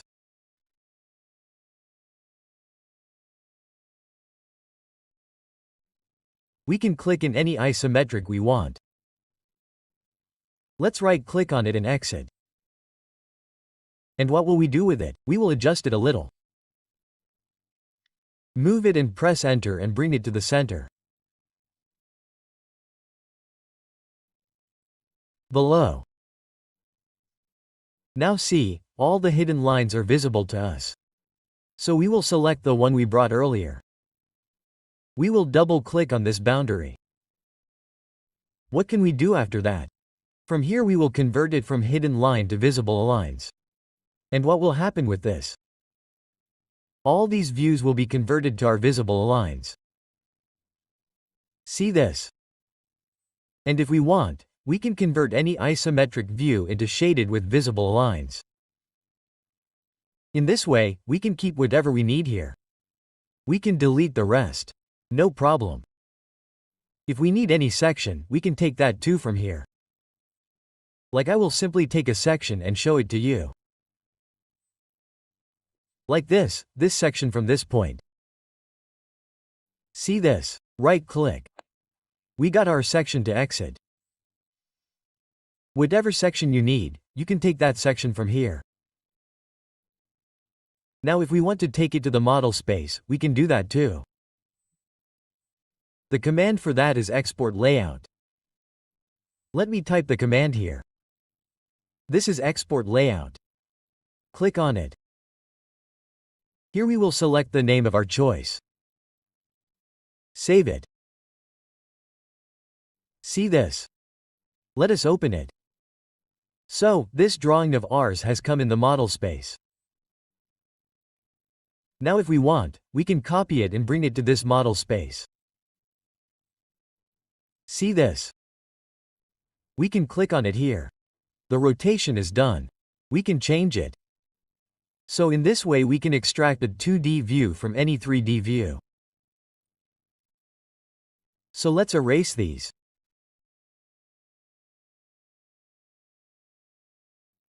So we have completely understood this complete interface of AutoCAD 2D. So here our AutoCAD 2D ends. After this we will bring many examples of 2D. To learn and understand AutoCAD 3D, we will have to understand the 3D workspace. And let us first know how we will shift from 2D workspace to 3D workspace. So, this is our 2D workspace. Call it workspace or call it workbench. Look, this is a settings like symbol below. We use this for workspace switching. So here if we click left click, we are currently in drafting and annotation workspace. That means our 2D workspace is called drafting and annotation workspace. So we are getting two workspaces to create 3D. 3D basics and 3D modeling. So first we click on 3D basics here. What will happen with this? Here we will get all our basic 3D tools. But we will not work in 3D Basics workspace. We click here again and click on 3D modeling here. What will happen with this? All our 3D tools will come here. And along with that, we will also get the drafting tools that we require here. For example, look at the Draw panel, Modify panel. Here there are layers, groups, views. All these are available with our 3D. And right now we are in the top view. We can change the view from here with the view control. We can go to any isometric view to create 3D. Be it southwest, southeast, northeast or northwest. We can click from here or we can go to any view from the view cube. But we will always prefer to go from the view control. So suppose I have to go to southwest isometric. So I will click on SW isometric here. And see, this is our isometric view, southwest isometric view. This is our UCS. When we learnt 2D, we could see X and Y axis. Now we can see Z axis also. So this is our UCS. And here I will show you something. Actually, I draw a cylinder. We will learn these commands later. I drew just such a cylinder. So to see this, we will use different visual styles. And we will get visual styles from here. See this. So this is 2D wireframe. See conceptual. Let's click on conceptual. This is a visual style. So in conceptual, our model looks like this. And there are various styles here. Suppose it is hidden. This is realistic. Realistic means if we apply any material on our 3D model. Suppose I apply stainless steel or any wooden texture, then it will be shown to us in realistic mode. There are many more options here. Shaded is shaded with edges. We will see the edges in this. See this, and the shades of gray are sketchy. There is also wireframe and 2D wireframe in X-ray mode. Meaning we can see through this. So from here we can change our visual styles. So this is our view control and this is our visual control. Visual style controls. Let's see in 2D as we used to zoom in and zoom out objects. It is the same here. Scroll upwards to zoom in, zoom out downwards. And to pan, keep the scroll button pressed. And then move the mouse like this. See this? And if we want to zoom out any 3D object, zoom to fit, then we will double-click on the scroll button. See this? What will happen with that? All the 3D models in this window will zoom. We just have to double-click on the scroll button. And one more thing here is orbit. If we want to rotate any 3D model and see it, what will we do for that? Keep the Shift key pressed on the keyboard. After that, keep the scroll button pressed on the mouse as well. Keep both of them pressed and then move the mouse like this. This will orbit our 3D object. See this? Press the Shift, keep it pressed and kept, do not leave it. Keep the scroll button pressed as well. And then move the mouse like this. This is our orbit. We can rotate any 3D object and see it orbit like this. And just like we had learnt 2D object snap, here also we have 3D object snaps. From where will we get all the snaps of these 3D objects? 3D object snap. So the shortcut for that is F4. See this? This is our 3D object snap. Right now it is off. Whenever we press the function key F4, it will turn on. It got turned off again. It got turned on again. These are all our snaps. We can keep them on. And if this 3D object snap is not available here below, then click on the 3 lines here, Customization. And from here, tick the 3D object snap. Let's erase it. And let's understand planes a little. Suppose I create a box here. We will learn the box command box enter box later. Let's start from 0, 0. And I create a cube. Suppose we will do this one more time with length 1.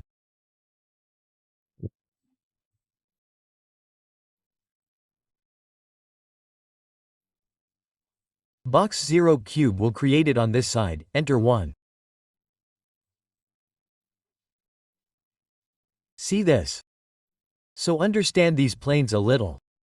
This is the x-axis. This is the y-axis and this is the z-axis. See, the face with which x and z are aligned becomes our xz plane or zx plane. So this can be called our xz or zx. And its parallel face, that is, all its parallel faces, we can call them xz plane. I mean this one too, so according to that, which is our yz plane? This face is this and this one is yz or its parallel in xy plane. See, this x and this y, so this becomes our xy plane. Or we can also call this as xy plane or plane parallel to xy plane. And whenever we draw any object, suppose I take a circle. I enter C, circle is formed, rectangle is formed, line is formed, anything is formed. If we have to take any command, suppose I click anywhere, it will always be formed with respect to the xy plane. See, this is being formed. If I have to make it in this face, even if I click on this center, it will still not be formed in this face. It will always be formed parallel to the xy plane. See, wherever we make it. But if we want to draw on some other face or on some other plane, like I want to draw an xz plane or yz plane, then we can set UCS like that. That means we will make this itself an xy plane. We will rotate UCS and make this itself an xy plane. Or wherever we want it. Or there is a function key F6. What happens with that? F6 is called dynamic UCS. So by pressing F6 dynamic UCS gets activated. What happens with that? Whichever face we highlight, that face will become our xy plane and we can make our drawing there. Like I enter C now, see if we click here, then it is being made in respect of our xy plane. But again let us enter C now, I pressed F6. See, dynamic UCS has been turned on. Now we will take our cursor to whichever face. See, it is getting highlighted. As soon as it is becoming blue, it means that if we click here, then see, a circle is being formed in respect of it. Look, let us take it again. When we highlighted this, it got formed here. When we highlighted the one above, it got formed like this. See this? If we have to draw on any face, then we can use dynamic UCS.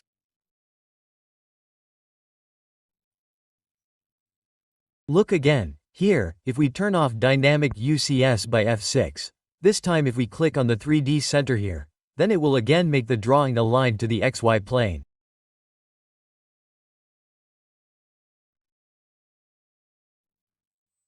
So this is our basic interface of AutoCAD 3D. After this, we will start our 3D command with the box command.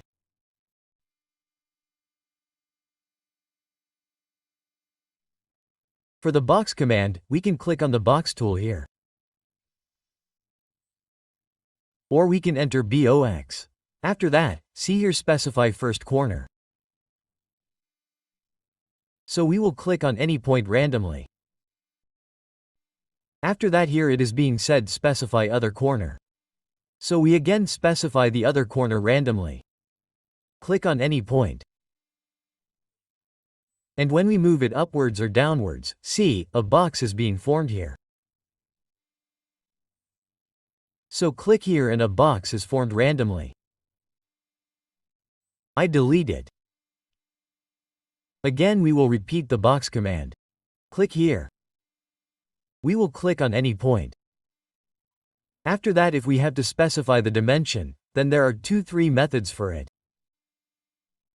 First, we have to mention the x-axis. Suppose I give 250 here. After that do not press enter. Press tab. As soon as we press tab, see, 250 is locked. Now we have to give the y length. So I will give 250 here again. Then enter. After that we have to specify the height here. So suppose I give 150 here and then enter. See, this has become a box for us. Again we will repeat the box command. Click on any point. After that there is another method. See here there is cube and length. So first we understand the length. Here we can click on the length or enter L. After that we have to turn on ortho. If it is off then we have to turn it on. Now see we can specify either X or Y axis, either X length or Y length. So whichever direction I move the cursor, first specify it.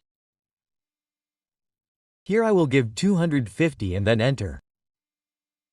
Now let's take the cursor in the other direction.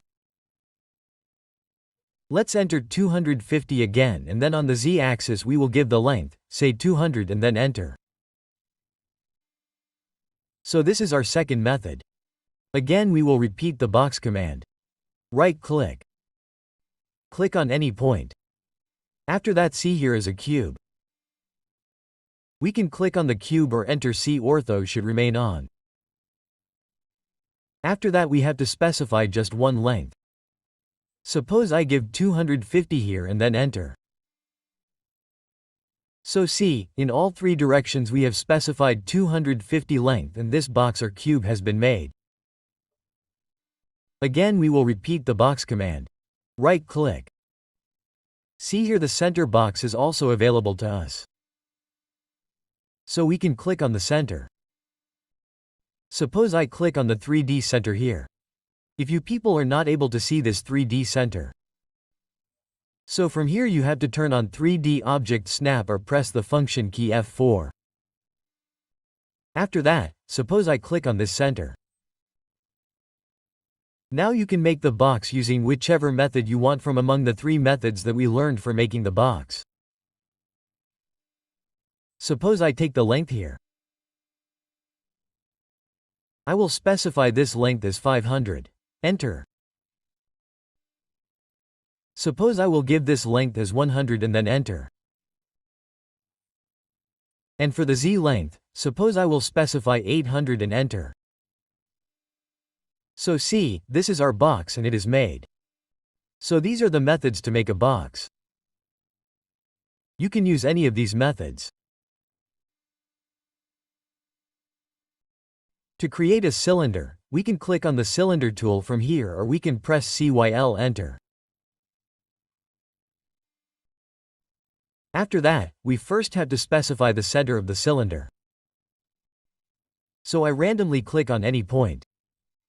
After that, its radius has to be mentioned. Suppose I give 150 and then enter. And after this, its height has to be specified. Suppose I give 300 and then enter. So this becomes a cylinder whose radius is 150 and height becomes 300. Let's repeat the cylinder command again. Right-click. Specify the center. Now if we have to give the diameter, then we can click on the diameter here or enter D. Suppose I specify the diameter here as 100 and then enter. After that we will specify the length, that is, the height. Here, suppose I give 250 and then enter. Let's repeat the cylinder command again. And here see there are some options 3 points. Suppose let's do one thing. I take some lines here.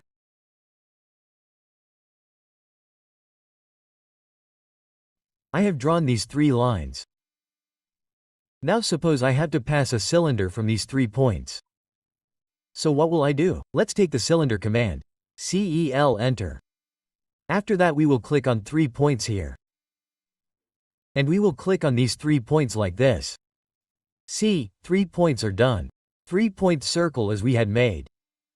Now suppose whatever height I have to give.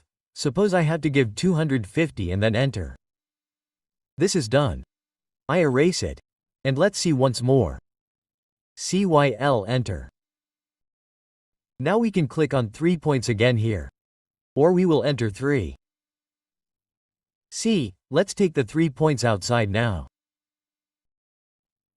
This is done 3 points and then height. Let's repeat the cylinder command again. So I can also click on the cylinder command from here. After that there is a 2-point option here, so we will click on 2 points. After that, it will just specify the diameter. Suppose I want a cylinder with a diameter of this length.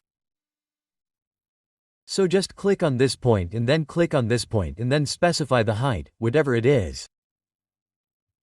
Suppose I give 250 here and then enter. Again repeat the cylinder command. After that, see here there is a radius option of 10. Suppose I want a cylinder which will be tangent to both these cylinders and it will also have a specific radius. So for that I will click on the tent and radius option here. I specify the first tangent. Now see the tangent is not showing to us here. So there is a trick for this. You guys turn off the 3D object snap. Press A4. See, the 3D object snap is turned off. Now we can see the tangent. This is one tangent. This is the second tangent. And suppose I give the radius here 500 and then enter. So this is becoming a cylinder. Look, let's rotate it.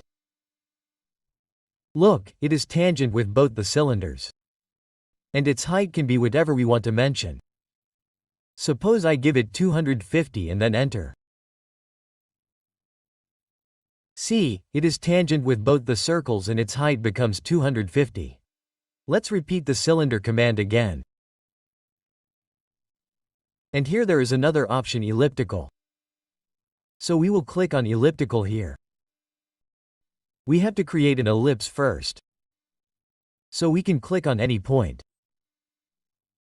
Now we have to specify the endpoint, which is its major diameter. Suppose I give it 500 here. So this major diameter is formed. Now we have to give the minor radius. Not the diameter. Suppose I give it 100 here and then enter, and whatever will be its height, we have to give it. So let's enter 250. Look, this is an elliptical cylinder. Let us repeat the cylinder command again and see once. Click on the elliptical. Click on any point. Major diameter 400, minor radius. Suppose we give 150 here and then enter, and then whatever the height is, suppose 300. Let us repeat the cylinder command once again. Click on the elliptical. See here there is another option, center. You can also click on center. Click on any point. Here we will have to give both the radius. Suppose I give 150 here. The major radius is 150. Now for the minor radius, suppose I give 100. Then enter. And then whatever the height is, suppose 250 and then enter.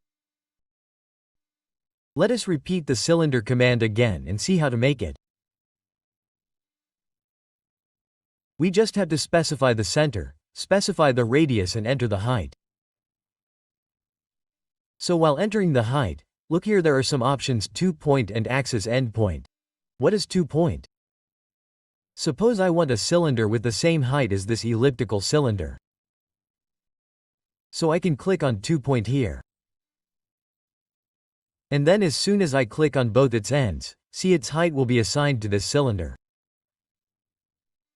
And let's see once. Right-click. To repeat the cylinder command, take the center.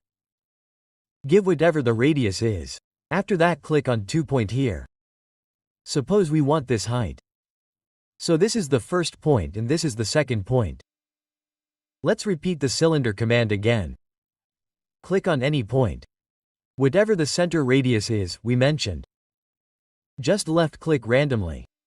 After that look here and there is one more thing, axis endpoint. Now what is axis endpoint? If we click on this, then see we convert 2D objects into 3D only by excluding the z-axis. But what can we do with axis and point? Z-axis, x-axis, y-axis. We can control any axis with the mouse. Suppose I want to create a cylinder on the x-axis. And suppose its height will be 500 and enter. See this? Let's see it once more. Right-click. Center radius and then axis endpoint. Now we just have to show its direction with the mouse control and enter the length. See this? So this is the cylinder command. To get the cone command, we can click on the cone tool here. Or we can type CONE and then press enter. See this? Now what do we have to do? We have to specify the center of the cone. So I click anywhere randomly. And after this we have to mention the radius. Suppose I give 100 here and then enter. Now see, we have to specify the height of the cone. Suppose I give 150 here and then enter. See, this is a cone. Let's see again. To repeat the cone command, we will right-click. We will specify the center. After that, if we want to give the diameter, we can click on the diameter here or enter D. Now suppose we give the diameter 100 and then enter. Now give the height 150 and then enter. So its diameter becomes 100 and its height becomes 150. Let's repeat the cone tool again. Right-click. Now see here there are some options 3 to 0.10 radius and elliptical. So let's understand them. For 3 points we do one thing. Let's make some lines. Enter L and suppose I have made some line like this.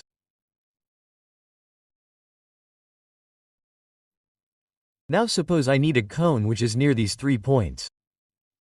So let's take the cone command. Enter CON here. We will click on the 3 points and see this first point, second point and this third point, and after that we have to specify the height. Suppose I gave 150 and then enter. And let's see once again. Right-click. Click on the 3 points. This first point, this second point and this third point. Height. Suppose this time I gave 100 and then enter. So this is our cone. So I delete these corners. Now again let's repeat the cone command. Enter CON. Let's see 2 points here. Click on 2 points. 2 points is just to specify the diameter of the cone. Just click on 2 points and the distance between those 2 points will be the diameter of the cone. Suppose I clicked on this point and the second point and gave the height 100 and then enter. So this is the 2-point cone. Right-click again. See here there is a tan 10 radius option. Suppose I want a cone which will be tangent to both these cosines and it will have a specific radius. So I click on tan 10 radius here. This is our first tangent. This is our second tangent, and suppose I gave the radius 250 here and then enter. See, this cone that is being formed is tangent to both these cosines. We have specified the radius. Now we give the height. Suppose 250 and then enter. So look at it as soon as we orbit it. This is our cone which is tangent to both these angles. Repeat the cone command. Right-click. Here there is another option, elliptical. Click on elliptical. Mention the first point at any point randomly. Click like this. Now we have to specify its diameter. Suppose I gave it. That means the major diameter. Suppose I gave 200 and then enter. Now we have to mention the minor radius of the cone. 1 diameter and 1 radius. Radius, suppose I gave 75 here and then enter. See, this is an elliptical cone being formed. We can give any height to it. Suppose 150 and then enter. So this is an elliptical cone. Repeat the cone command again. Click on elliptical again. See here there is another option, center ellipse. Click on center. What will happen with this? We will have to give the major radius as well as the minor radius. We have to give the radius of both. Let's see the center radius of the cone. Let's give the major radius as 100 and then enter.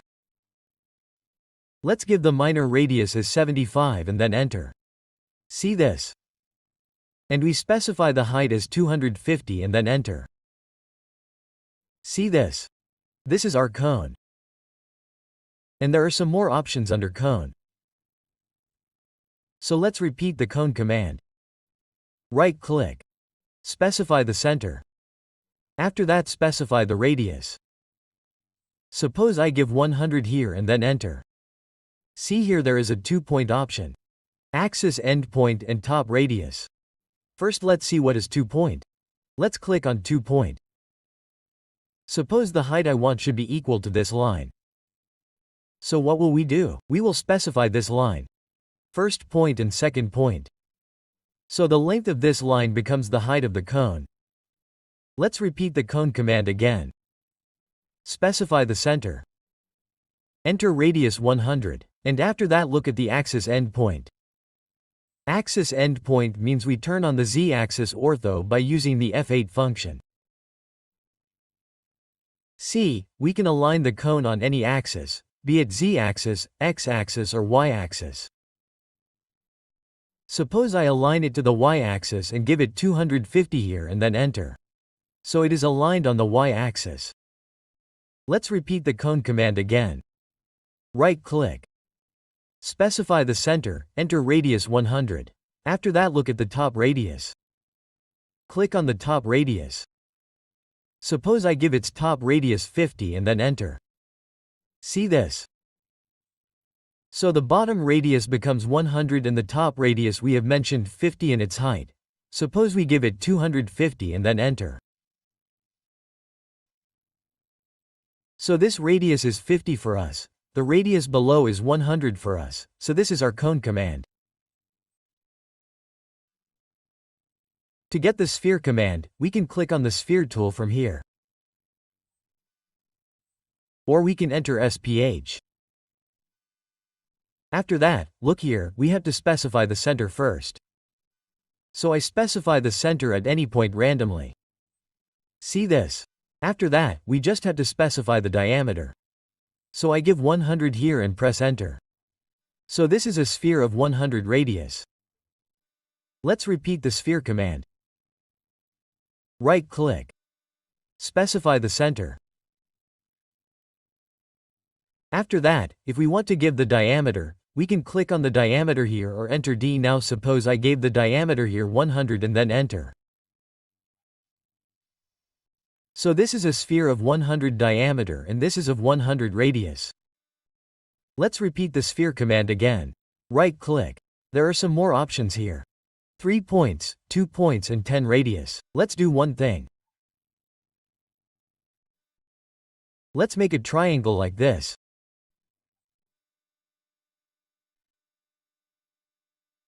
Now let's take the sphere command again. Enter SPH. Here we click on 3 points. Suppose I have to make the sphere pass through these 3 points. So what will I do? Here the first point. This is our second point and this is our third point. See this? This is the 3-point sphere. Let's erase this.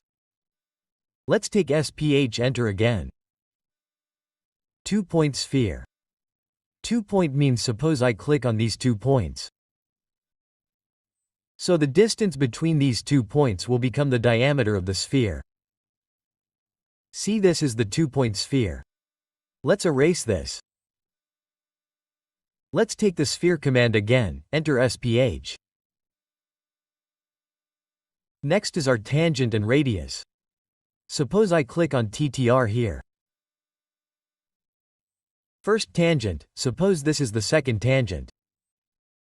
And we have to give the radius. Suppose I give the radius here 150 and then enter. Look, let us orbit it. Look, this sphere is tangent to these 2 lines and we have given its radius as 150. So 10 radius. So this is our sphere command. To get the pyramid command, we can click on the pyramid tool from here or use the shortcut PYR and then enter. First of all, we have to specify the center of the pyramid. So I randomly click on any point. See this? There are two types of pyramids. One is circumscribed and the other is inscribed. So we will learn both of them one by one. The first one is circumscribed. So what do we have to do here now? We have to give the base radius. Suppose I give 50 here and then enter. And after that we have to mention the height of the pyramid. So suppose I give 50 here and then enter. So this is our pyramid whose radius we have given 50, and this is a circumscribed pyramid. I change the visual style from conceptual to X-ray from here. Now I will create a circle whose radius will be 50. So I will take a 2-point circle from here and this midpoint and this midpoint. See, its diameter is 100, so this circle has a pyramid outside it, so this is a circumscribed pyramid. Now we will repeat the pyramid command again, pyr, and then enter. We have to specify the center. I click on the same center again.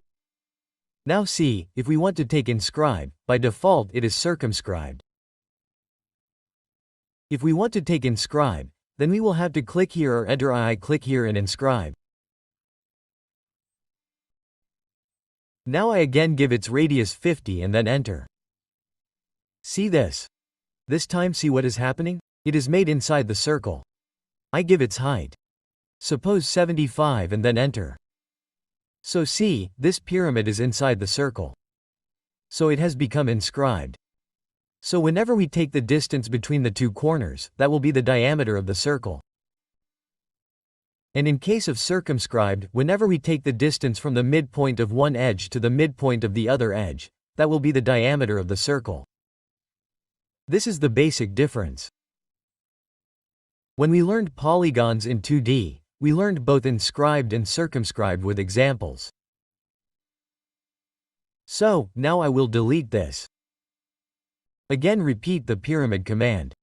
PR and then enter. Give the center. Give the radius. Right now only inscribed is being created. If you want to take circumscribed, then you will have to click here or enter C, so I suppose here 50. Now see, there are 3 options here. So the first is 2-point. 2-point means if we click on 2-point here and if I click on any 2 points here, then the distance between those 2 points will be the height of the pyramid. See this? So this is a pyramid. Let's repeat the pyramid command again. Give the center. I will again enter the radius. Enter 50. See here there is an axis and point option. Let's click on it. What will happen with this? Let's turn on ortho. We will press the function key F8. What will happen with this? We can align the pyramid not only in the z-axis but also in the x-axis and y-axis. Like now I give the direction towards the x-axis as 100. So, what happened? It got aligned in the x-axis. Let's conceptualize the visual style again. Let's repeat the pyramid command again. Enter PYR, specify the center. Specify the base radius indicated as 50. And the next point is the top radius, see here. Let's click on the top radius. Suppose I give the top radius 30 here and then enter. And now we have to enter the height. Suppose I give it 50 here and then enter. So, when we were giving the base radius at the bottom, if it is inscribed, then the top one will also be inscribed. If the base radius at the bottom is made in circumscribed, then the top one will also be circumscribed. Let's see once. I repeated the pyramid command. Specified the center. Now suppose I circumscribe it here. I will enter the radius as 50. Enter. Now let's click on the top radius again from here. And above, I will give 30. Now take it up and enter 50. See this? If we check this distance from midpoint to midpoint, then it is 60 for us. And in this case, in the case of inscribe, corner to corner, see, this is 60. Let's repeat the pyramid command again. PYR enter. There are some more options here. See this. If we click on the edge, what will we do? We can define the edge not from the center. How? Let's see. Suppose I clicked on this point and see, if I want this distance edge, then I click on this point and give whatever I want in the height, enter 50. So we can define the pyramid by edge also. Let's repeat the pyramid command again. And here is the option of sides. Let's click on the sides. This was like 4, our number of sides. We can increase or decrease it if we want. Suppose I want a pyramid with a hexagonal base. So I will enter 6. We will specify the center. Give whatever radius we want, enter 50. Right now in what is this 50 happening? It is happening in the circumscribe. If we want inscribed, then we will have to click here. Let's enter 50. Above, we will give whatever distance we want. If we want the top radius, then we can click here. Suppose I give 25 here, then enter, and for height suppose I give 30, enter. So this top radius becomes 25 and the bottom one becomes 50. So this is our pyramid command. To take the wedge command, we can click on the wedge tool from here or enter we. See, we have to specify a corner first. So suppose I click here. Now we make the second corner like we make a rectangle. This is done. Now we have to specify the height. So the point from which we start, our height will be excluded from there. So see, I click randomly on any point. So this is a wedge for us. Let's erase it. Let's take the wedge command again. Enter we. Now suppose I click on this side and come to this side. Now see the height is increasing from that side. So we have to click the first point as per our requirement and after that specify the height. Let's repeat the wedge command again. Suppose I specify the first corner here. After that if we have to enter the length then we will first give the X length. Suppose I give 100 here. We will press tab. After that we have to specify the Y length. So here I give 50 and then enter, and here we need the height, suppose 50 and enter. See, this is a wedge for us. Let's repeat the wedge command again. Click on any point. And see here there are two options. Length and cube. What will happen in the cube? In the cube, all three lengths X, Y and Z will be the same. Let's see how. We will click on the cube here or enter C. After that we have to give only one distance. Suppose I give 50 here and then enter. So what will happen? This length of ours will also be 50, Z will also be 50 and Y distance will also be 50. Let's repeat the wedge command again. We will click on any point. After that there is another option of length here. So we will click on length. Now see, we can also specify the length here. Suppose I give this length 150 and then enter. Now suppose I give this distance 50 and then enter. And I specify the height 100 and then enter. So this is also a method. Let's repeat the wedge command again. See here there is an option called center. So what will happen with this? I click on center here. Or we can also enter C to enable it. Now suppose I click on this point. This is our center. Now we can create our wedge by any method. Like I gave X distance. After that I placed a tab. Then Y distance and then Z distance. If we want a cube then we can take a cube here or we can also make it here using the length. So I take the length here. Suppose I give the X length as 200 then enter. Suppose for Y length I give it as 20 here then enter. And look at the height. If I go upwards, then the wedge will be like this. If I go downwards, then the wedge will be like this. So I take it upwards, and suppose I give the height as 250 and then enter. So what will this be? All the four sides will be aligned from this center. So this is our wedge command.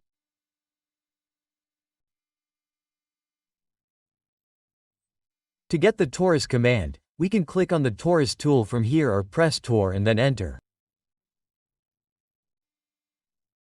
After that, first of all we have to specify the center of the torus. So I click randomly on any point. After that we have to specify the radius of the torus. Suppose I give 250 here. Then enter. Now we have to mention the radius of the tube. Suppose I give 25 here and then enter. So this is our torus. Let's repeat the torus command. Right-click. Again I specify the center. Now if I have to take the diameter, then I will click on diameter here or enter D. Now suppose I give the diameter of the torus 250 and then enter. If we have to mention the tube radius, then suppose I give 25 here and then enter. So we took the radius and we took the diameter. Let's repeat the torus command. Right-click. Let's choose the center again. I will give the radius here as 250 and then enter. Now see here there are two options. 2 point and diameter. So let's click on 2 point. Now the distance between the 2 points on which I click will become its diameter. Like I click here randomly. So this becomes its radius.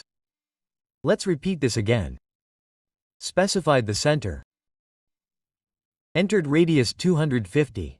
Then let's choose the diameter here and we can also mention the diameter here. Suppose I give 30 and then enter. So here our diameter gets specified. Let's repeat this again.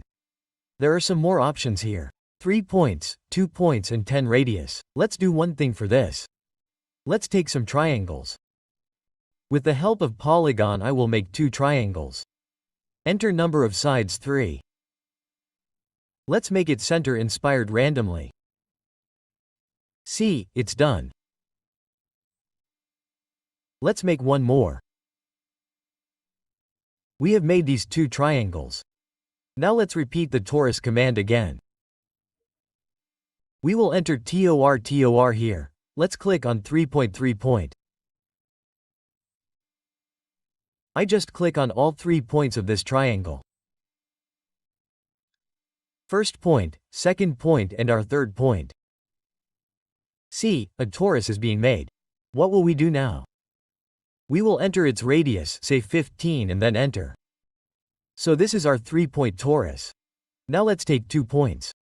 Suppose from this midpoint to this midpoint. So again we will repeat the torus command. From here we will take 2 points. This is our first point and this is our second point and its radius. Suppose I give it 30 here and then enter. So its radius became 30. Let's repeat the torus command again. See, here there is tent and radius option. So let's click on tent and radius. Suppose let's take this first tangent. Second tangent this one. And let's give the radius here. 300 and then enter. Now we have to give the tube radius. So let's give 30 again for the tube radius and then enter. So after orbiting it, let's do one thing here. Let's X-ray it conceptually. See this? This is the center of the torus. From this center, this line of ours is made tangent to these 2 lines. Not from the outer line. Because we are specifying the radius of the torus later. First we are making a tangent with these 2 lines. So, it will always be tangent with the center and not with the outer or inner radius. So, this is our torus command.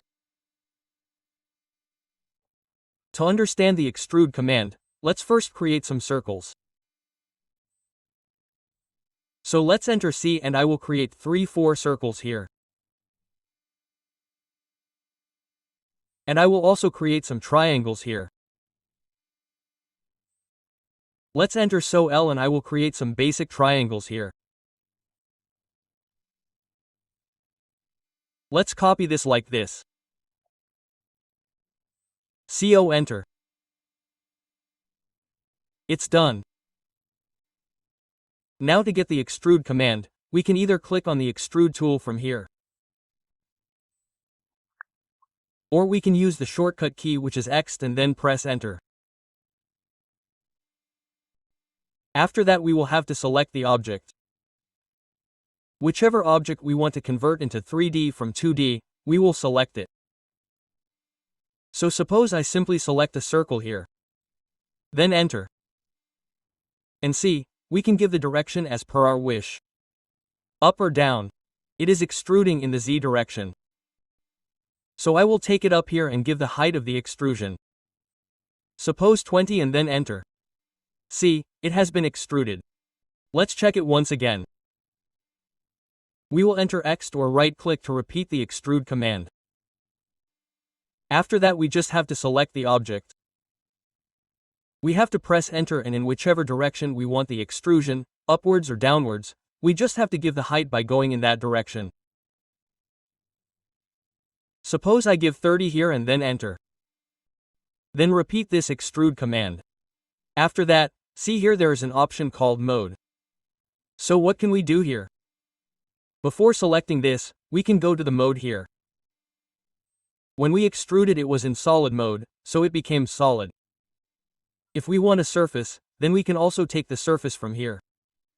So here I click on the surface. And then select it. We will enter this circle. Now see, this circle which we are extruding is becoming a surface.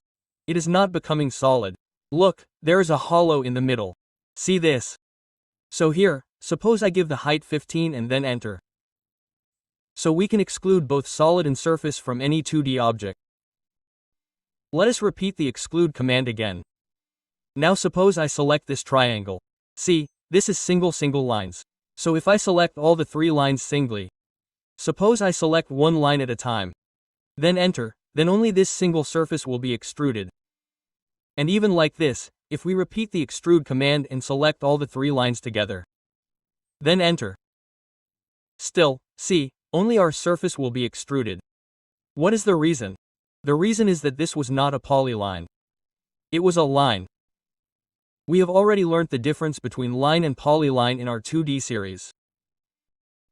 So, if we extrude any object only after converting the line into polyline, it will become solid. Otherwise, it will always become a surface. So, let's see this. This is also our single line. 3 lines, so if I select it and join it here, enter J or what would happen if we had made this triangle from this polyline. So, as soon as we exclude it, it will convert into solid. So, I select it and enter J, I join it. Now see, this is a single entity. This is a polyline.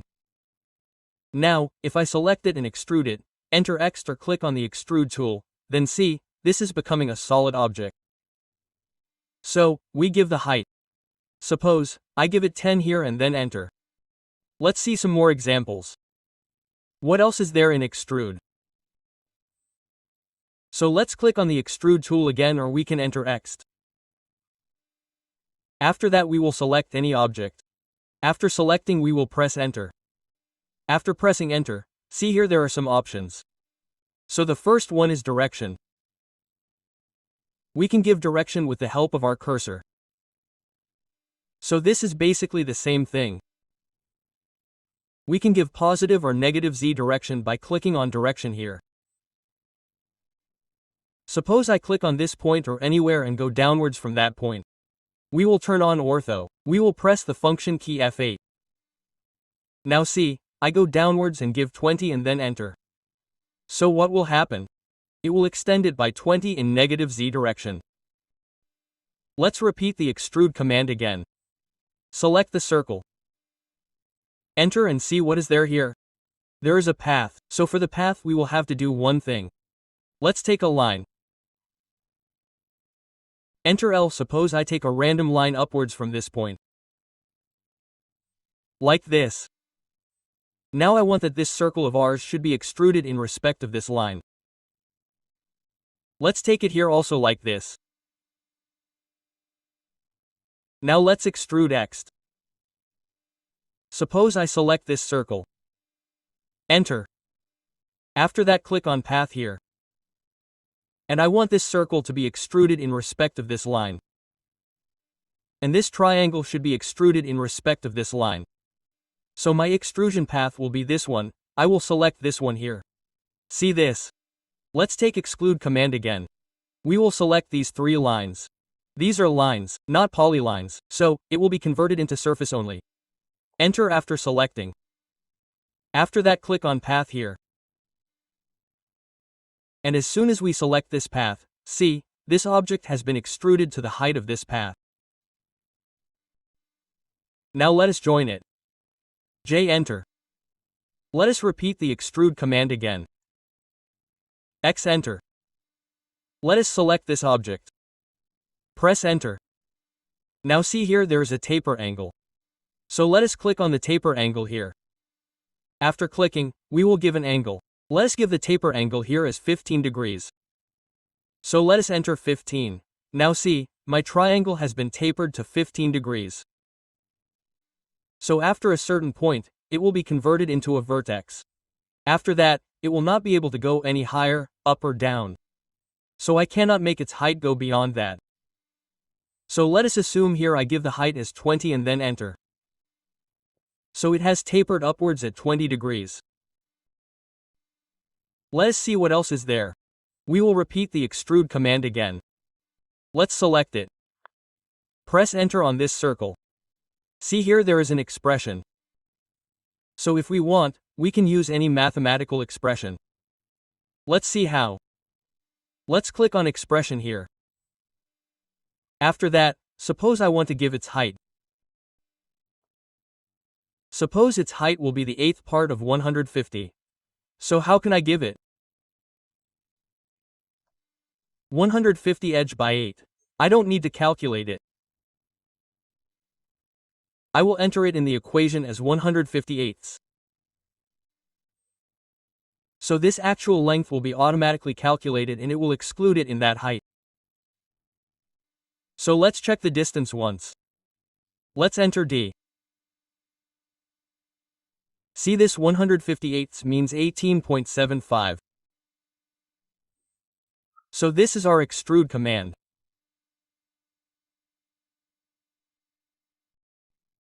To take the Loft command, we can either click on the Loft tool from here or we can give the command low F and then enter.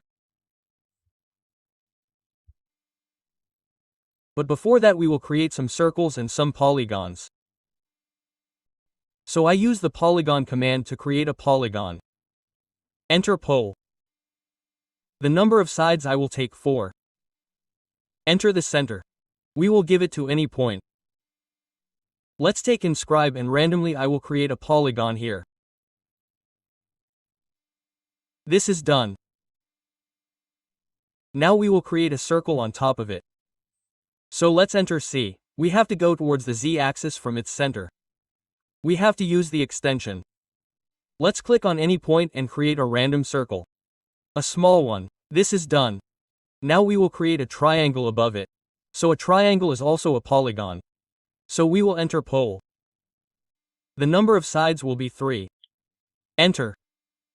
We will take an extension upwards from this center. Let's give the center. Let's take Inscribe and randomly we will create a triangle like this. Now we take the Loft command. So to take the Loft we will enter Loft. After that, look here, select cross sections in lofting order. So we have to select the order. In which order we have to loft. Suppose I select this square first. After that I select this circle and lastly I select this triangle. So see, this is a shape being formed. Right click. It is cross sections only. We will know the rest of the options in a while. I enter this. I want to loft it through the cross section. So press enter. See, this has become a shape. Now I again press Ctrl Z. Undo. Now we will change the lofting order. So again we will take the lock command, enter Loft. Now look, suppose I take this first, then the triangle, and lastly I take this circle. So see, let us enter. Let the cross section remain the same, enter again. So see, this has become a shape. Let's take Ctrl Z lock command again. Enter Loft. Now suppose I select this first. Then enter this and then the circle. Enter again. Now see, it has been formed like this at the bottom. So the lofting order will decide what kind of shape we will have, or vice versa. We will have to select the lofting order as per the shape we want. We can skip any portion if we want. Suppose I want to loft both of these. So what will I do? Enter Loft. We have to select this. We will skip this. We will select this and then enter. Now there are many options here. Let's know these options a little. Before that, let's understand these settings a little. If we click on settings here, there are many options here. We can access these options from here also. Or close it. We can also use these options by clicking on this arrow. Like I click here. See this? There are many options here. Let's do one thing. I will take all three cross sections. Then it will be a little easier for us to understand. Let's escape. Escape. Now let's take Loft. Enter Loft. First select this. Then this and then this. See, this is being made for us. Let's enter, or we will click on settings. What will we do? Here we will click on the downward arrow. See, this is our smooth fit. It is fitting smoothly. If we take the rule, then see, this smoothness is gone. Let's click here again. Normal to all sections will be normal to all three sections. So let's click here. See, the shape has become different. What is here? Normal to the start section. The start section was the one below us. So it became normal to this. Normal to end section became normal to this. Now here the normal to start and end section will become normal to both. See this? Let's click here again. This is the draft angle. We can change the draft angle. Suppose I click here. See here, I got an arrow. Here as well as here. Whichever draft angle we want to change, we will click on it. And here we can change it with this pointer. See, the draft angle is changing. See, it is increasing or decreasing. So this is done. Let's press escape. What other options are there here? See, close surface and solid. So this is our close surface and solid option as well. So we can use any option as per our requirement. Let's press escape. Let's repeat the Loft command again. Before that, we will create some guides. Suppose I take Explain, SPL, enter from this point here and then click on this point. Press enter. Now see, suppose I want to loft this triangle with this square with respect to this curve.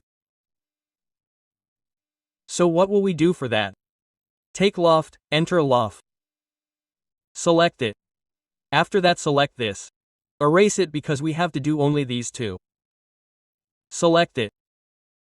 Enter. See here, there is an option of path. So we will use path here.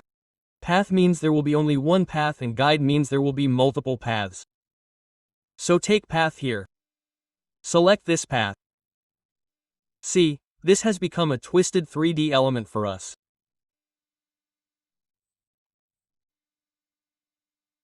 Ctrl Z. Now if we want to take all three, we can do it.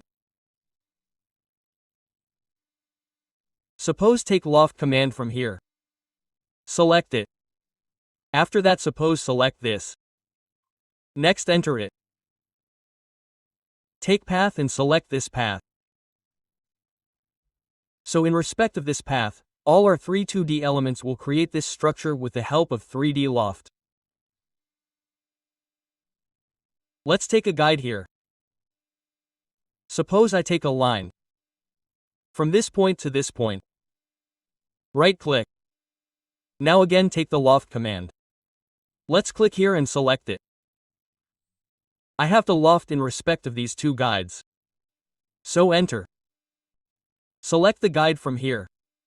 After that, this is our first guide. We have selected the first guide.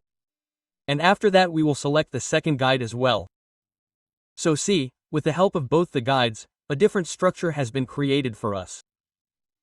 Right-click. Exit.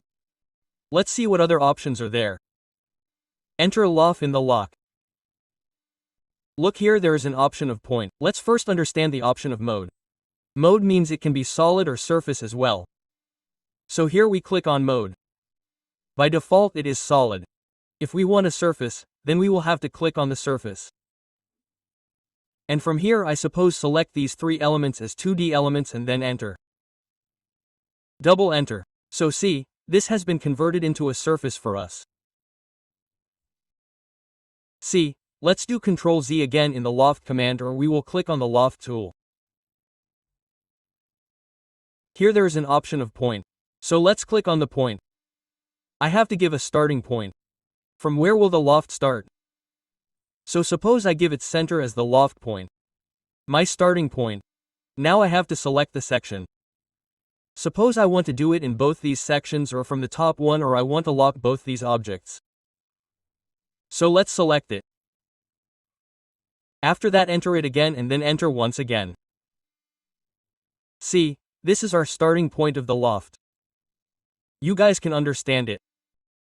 So all the complex shapes, we can make these shapes with the help of Loft. Let's do Ctrl Z, let's see what other options are there. Let's take Loft again. Enter Loft. Well, here one option remains, which is of join multiple edges. So for this we will do one thing. What will we do with them? We will extrude both these objects.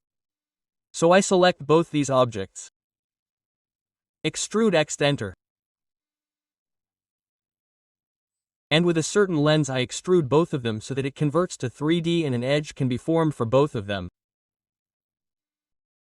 What do we do now? Let's take the Loft command. Click here again. Click on Join Multiple Edges. Suppose this is my first edge. So we will select it. Press Enter. After that, again click on Join Multiple Edges. It is done. And suppose this is my second edge. Then we will press Enter. See, this is joining these two edges. So this is our Join Multiple Edges command. With its help we can create such a surface. With its help we can generate such a complex structure. Press Enter double. See, this surface has been developed for us. Again press Ctrl Z and take the Loft command once. Let's select LOF, enter, and we have completed all the options that were left for us. So this is our law of command. To take the Revolve command, we can click on the Revolve tool from here. Or we can enter Rev. But before that we will create some 2D elements. After that we will take the Revolve command. So I press Escape here. I set the UCS to the front from here. We will understand these coordinates later. For now, just understand this much, that look here, the X and Y axis or the X and Y planes, which we can say are aligned with the top here. Here the Y and Z planes, the YZ plane is aligned with the left. And the XZ plane is aligned with the front. So I want this to become X and Y and align with the front. That means our XY plane should be aligned with the front. So what will we do here for that? We will make it front from this point. Look, this grid of ours has also been rotated. The XY plane has come to the front of us. So here I will do one thing. I will turn off the grid. The function key is F7. Its shortcut key. After that we will simply take the Polyline command. From here we can click or enter PL and create anything randomly.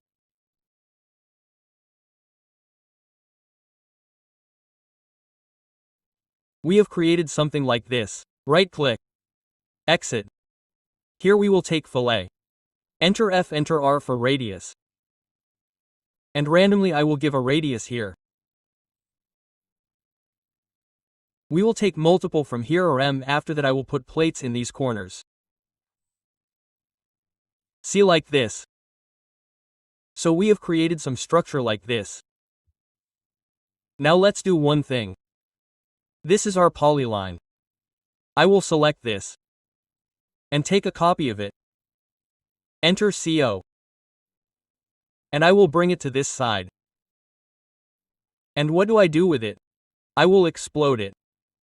By selecting a center, what will happen to it? It will be converted into lines and arcs. It will no longer be a polyline. This is our poly. Line is a complete element and it has been divided into single line and arc. See, now we will revolve both these shapes and see what output we are getting. So to get the revolve command we can also enter Re. After that we will have to select the object. So first I select this polyline. So we will select it. We will enter. After entering, see here it is saying to give the axis start point. Whenever we revolve, we do it in respect of any one axis. It can be our user-defined or from here it can be any axis like X, Y or Z. From here we can take the axis. So basically we do user-defined only. So what do I do? This line, I make this line my axis. I have to revolve this object in respect of it. So what do I do? I click on any point. Ortho is on. So we can click on any point upwards or downwards. Or we can click on this point as well. See this? As soon as we click, it is revolving in our cross-section. See this? And let's escape once. Let's take the Rev command again. Rev enter. See here there is an option called Mode. Here if we click on Mode, then we get both solid and surface options on Mode. So if we keep surface then surface will be created. If we take solid from here. So we will select any object and enter. After that we will define the axis. By clicking on two such points, see, solid is being created for us. See, solid is being created for us right now. So we can define it. We can give our angle of rotation or the revolution angle. So if we press enter by default, then see it is 360. So this will become our complete element. I will enter 90 for now just to show. So see, from this point we have revolved clockwise 90 degrees. Now let's again Ctrl Z on it. Again we will take the revolve command Rev enter. We will select it again. We will enter. We will define the axis again. Suppose I will again click on the same 2 points. See, like this. This is rotating for us. If we want to reverse this direction. See, this is how we are being defined. If we go towards Y from 0 then see, it is rotating like this. 360 is completed again. But if we want to come in this direction then it is getting cut. See, this object is getting cut. So if I want to reverse it then I will have to take reverse from here. Or we will enter R. Now see, this direction of ours has been reversed. Now if we come to this point, look, this is being created on this side. If we go there, it is being cut. Look at this. Okay? So we can reverse it again. And whatever angle we want, if we simply press enter, then it will be defined as 360 degrees. Look, this is our object. Let's do Ctrl Z again. Again we will take Rev enter. Now look, we can define the mode from here. Click on Mode or enter M. After that we can take any option from here, solid or surface. By default our solid will be created. If we want to make the polyline a surface, then we will take surface from here. And then select it.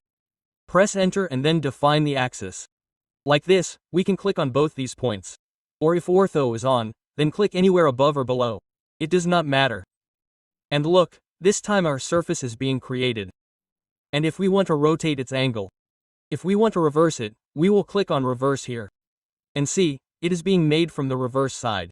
So again, here, let us assume that I give it 180 and then enter. So, see, this has become a surface for us. Now, let us assume that this is not a polyline for us. If we select it and revolve it, if I click on both these revolve points from here, see, this will become a surface for us only. It will never become a solid structure for us. See, if I enter this. Here, if I delete the upper one, it is a surface. The entire surface is there. If I delete any surface here, this upper cover gets deleted. So, see, this is a hollow object. We will Ctrl-Z it. Again, we will repeat the revolve command. After that, let us go to the mode here and try to take a solid from here.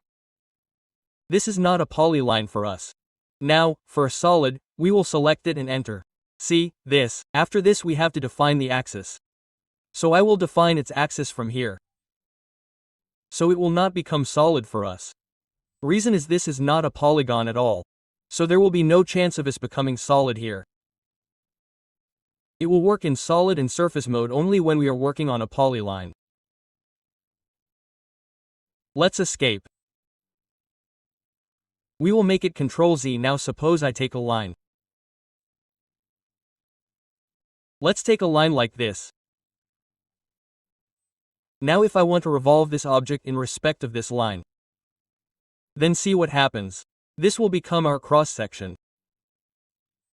And the distance between this line and this gap will become our hole. Let's see, we will click on the Revolve tool. We will select the object. We will enter. After that, see, here we will select this line. Our axis is this one. So you can click here and click anywhere up or down because ortho is on. So I will click on this point. See this? What is happening this time? Let's reverse this cross. Actually, then you will understand. See, our cross section is correct. But the gap that we have given in the middle, the distance of the cross section from the line is the radius of the circle that is being formed in the middle, the hole that is being formed. See this? So I enter 180 here. See this? This is an object. Let's Ctrl-Z for the same thing. If we want, we can also revolve it with respect to the y-axis. So we will repeat the revolve command. Reb enter, let's select it. Enter, see, we can also take the object here. Let's explain this first. We will click on the object and we can also select this line object wise. Suppose I selected it like this. So see, this is revolving with respect to it. Let's escape. We will again take revolve reb enter. We will select it. We will enter. So as we were saying, if we want to revolve this object in respect of y-axis, then this cap will become our hole. So look here, there is y-axis. We will select it. See, if I orbit it a little, then see, it is revolving in respect of y-axis. So here we can define the angle. Or if we press enter, then it will revolve in 360 degrees by default. See this? Let's do Ctrl-Z, let's see what other options are there. We will take revolve again. We will select it. We will enter. After that, see here there are more options. Let's do it in respect of x-axis. So here we will select the x-axis. See, this cross-section is becoming like this.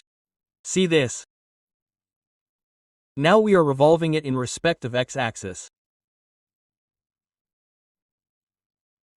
We will again do escape and let's see once if it also happens in respect of z. Revolve, we will select it, enter. We will select the z-axis from here. It will not be in respect of z because it is not aligned with z, so it is okay. Let's see what other options we get in Revolve. Here we will click on Revolve. Let us select this object. Enter, then we define the axis. Suppose I click on these 2 points. And one option here is start angle. So see, from where is our starting angle? From here, from the x-axis. See, this angle is being formed. So if I want the angle to start from 30 degrees or 45 degrees and not from 0. So I can change the start angle from here. We will click on the start angle. Then suppose I give 45 and then enter. Now see, my object has started getting formed from 45 degrees. From here I give 90 and then enter. So I will rotate it a little and show it. See, this is our x-axis. From here we left 45 degrees and gave the starting angle, and this became 90 degrees for us. Let's do Ctrl Z. And let's see what other options are there. We will select. We will click on Revolve. Again we will define axis for these 2 points. And there is an option of expression here. Suppose I have to make 1/7 part of this object, 1/7 part. So one rotation gets completed at 360. So I have to calculate and enter 367ths. So I can enter the angle here without calculation also. Suppose I give here 360 divided by 7, then enter, that angle will be defined automatically. So whatever 367ths is, it gets defined and becomes our Revolve.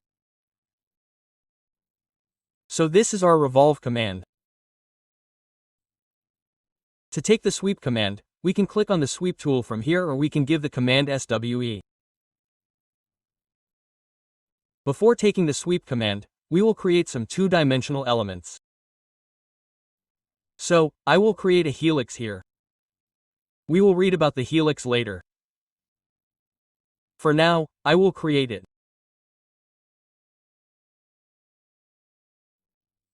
We will create a random helix like this and a rectangle. So, enter rect. This is also a small random rectangle. Let us create a helix and a rectangle. Now, let us take a full copy of this. So, we will select both of them. We will enter CO and take the base point, and after that, we will take a full copy here like this. See, it is done. We will right-click to exit. Now, we will take the sweep command. So, for sweep, we can click on the sweep tool from here. Or we will enter SWE. See, to take the sweep, first of all, we will have to select an object. The object which will become our cross-section. So in this case we will take this rectangle as an object. So let's select it. We will press enter. Now see, we have to decide the path of the sweep. We have to select this path. So this will be our path. So we select this path like this. See, the rectangle we took is this cross-section. It has been swept through. It has been swept through this path. Let's try again. We will repeat the swipe command again. We can right-click. Or SWE enter. We will again select this object. We will press enter for sweep. After that, see here there is an alignment option. So we click on suppose alignment here. Earlier our alignment was set to yes. So our object became like this. Now we will make the alignment no and see what difference will be made. So let's make it no. Now see, let's select it. So see what difference happened. We had created a rectangle in the XY plane. So what happened in this case? It became normal. It became perpendicular and we swept it. But when we set the alignment to no, it created a different shape. See this. See, this rectangle is above and this one is below. So we had set the alignment to no and this alignment was yes. Let's repeat the sweep command again. We will select the object. We will press enter. After that, see here there is an option of base point. Before that, let's do one thing. I will press escape. Let's repeat the sweep command again. First, let's tell it the mode. Now we will click on the mode. See, there are two options here, solid and surface. So this was solid by default. If we want our 3D element to become a surface, then we can take the surface from here. Suppose I took the surface from here. We selected it. We will press enter. After that we will select the sweep path from here. Look, this has become a surface for us. Look, this is our hollow object. This is our hollow object. This is our surface. This is not solid, and both these objects are solid for us. Let's escape. Ctrl Z. Take it again and once again. We will keep the SWE enter mode as surface. Again select the object. Enter. After that look at the base point. Now we will not change the base point. Let's select it like this. Look, this has been created for us. Now you guys have to see one thing from here. Look at this. I will do one thing first. Turn off the grid. F7 look at this. This is our helix. If we X-ray it. Let's do the X-ray mode. Look at this. This is a surface and this is our helix. So this helix is our center helix. Okay? Our 3D object has been swept from all sides. Let's see the next case. We will take sweep again. SWE enter select base point. Now what do we do with base point? We will take this point. Not the center. We will click on this point. After that we have to take sweep path. So what do I do here? I will select this path. And take sweep once again. We will select the object. We will enter base point. This is our base point. Now our sweep path is this path. See this? This time see, this helix of ours is from this point because we had taken this base point. So it is from this point and in this case it is from the center, so this is it. We can change the base point as well. Let's see what other options are there. Let's take helix heel again. Let's repeat the sweep command again. SWE enter select object. We will enter. Here we have both the options of alignment and base point. Now let's take scale. We will click on scale here. Now see, I suppose here I take scale too. Then enter. Now we have to select the sweep path. So we will select it. We have to wait a little. Look here, this was our cross section, our rectangle. We started from here, we selected it here. So this is our scale 1 and here on this side the scale has become 2, which means it has doubled. Let us conceptualize it a little. Look at this one and on this side, look at this, it has become double. Which means the X length has doubled. The Y length has also doubled. This is becoming something like a coil. Let's do Ctrl Z. Let's change Ctrl Z to 2, 3. Let's take the sweep command SWE enter again. Selected the object. Pressed enter. From here we will take the scale again. Let's see once more. Let's do one thing. Let's do this in solid mode. We were surfacing. So SWE enter mode this time solid is selected. Okay, let's select it, enter the object. Here we take the scale to enter. Then select this path. See, solid is being formed. And take the sweep command once again. This is our object. We will take enter scale. This time we take enter 5. Let's select this path again. So see, you must be able to understand the basic difference. This got doubled by going to that side and this got halved by going to that side. So this is the basic difference. Let's take the sweep command again. We will select the object. We will press enter. Now see, there is an option of twist here. So let's take a twist. We can give any twist angle to the twist. Suppose I give 90 degrees here, then we will enter and select this path. See this? Let's see some basic difference in 90 degrees, we are not able to understand. So let's change the angle, only then we will understand. SWE select enter. Then from here click on twist. Now suppose we take 45, then enter and select it. See, now we are understanding it. See, basically all this was happening in 90 degrees only. So when we did it 45 degrees, then its end got aligned in 45 degrees. So we can twist like this. And let's take some more examples. Suppose I have a line like this. There is a rectangle. This is done. We will sweep it. We will give some more angle in respect of it. Meaning we will twist it. So let's take the sweep command. Select the sweep object from here. Press enter. Twisted. Suppose I give the twisting angle 360 here. Then enter and select this object. See, this is happening to us. It has been twisted in 360 degrees. So whenever we want to make a twisted object, suppose there is a drill bit, then we can use the twist option in sweep here. And if we want to make any 3D polyline like this, suppose there is a pipeline. If there is a pipeline like this, then in these cases also we can use sweep. Suppose my pipe has an outer diameter of this kind and an inner diameter of this kind. Randomly I took a drawing. Now I have to sweep both these parts in respect of this. So we can take sweep from here. We will select both these objects. We will enter. Here we can go to twist and take the option of bank here. After that, if we want to sweep any 3D polyline or spline, then we take the option of bank.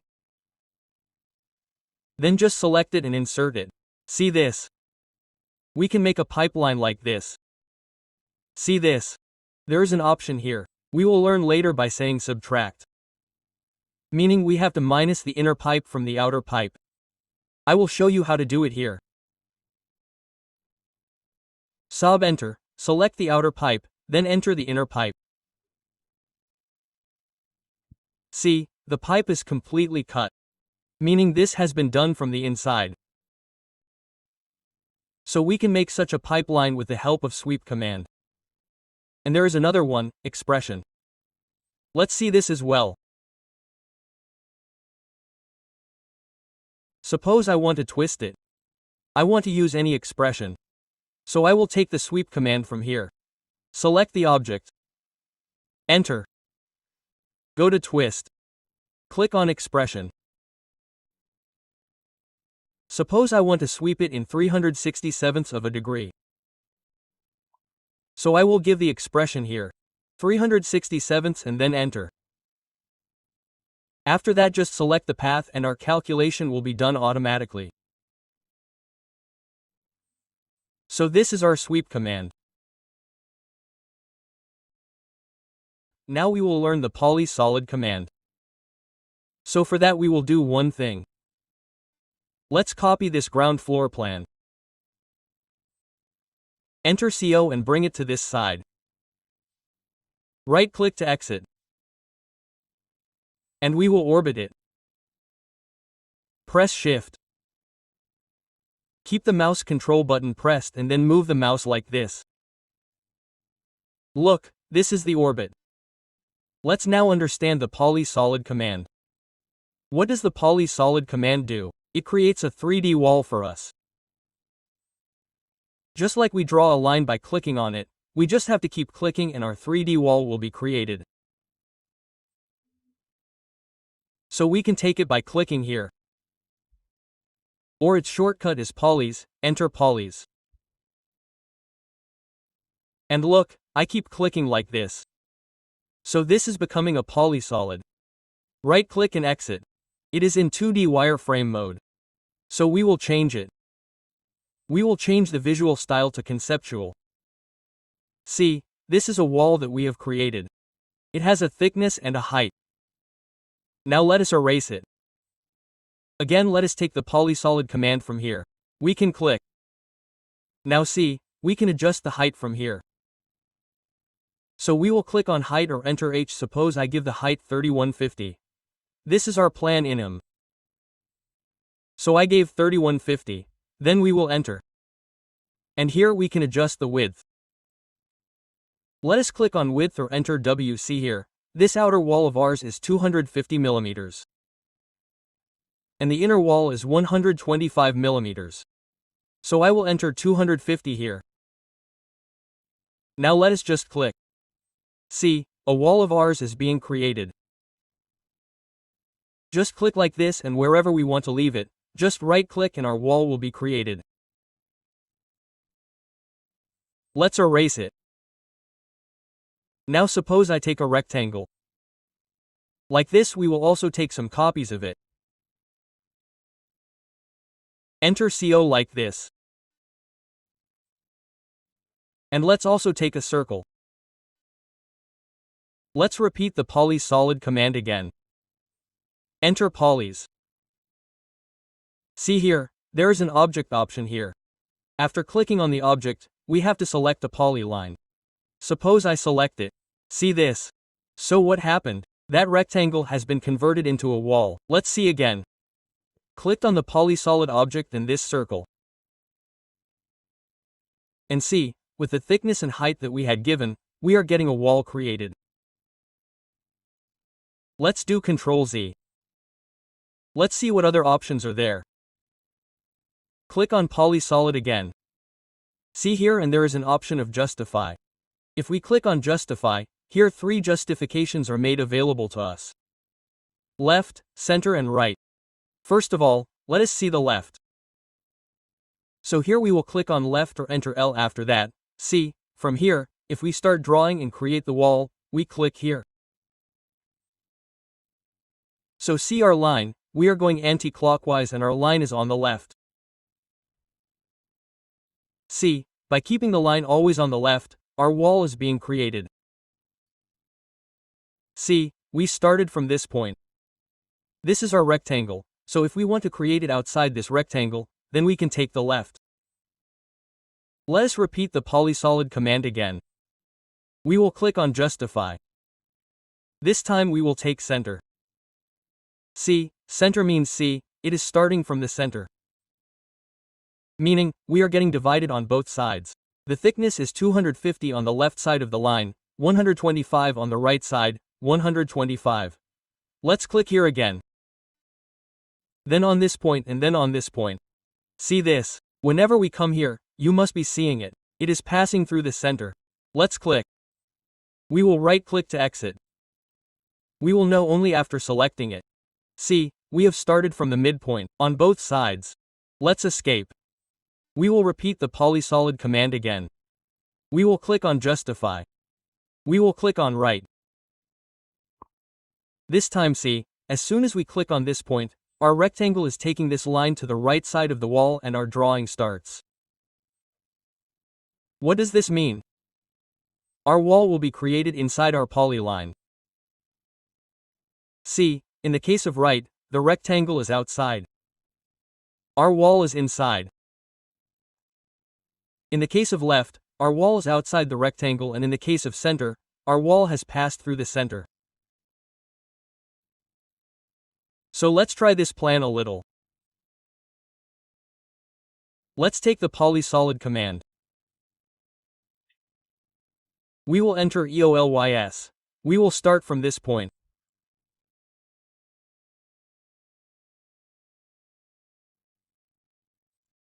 This will become the next point.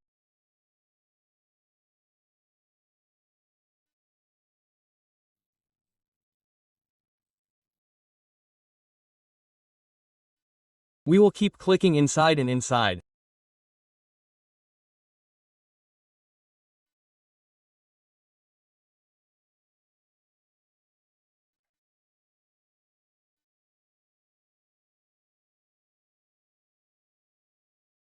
Well, it did not happen here. Let's create it once more. Let's take a Polysolid. We will click like this.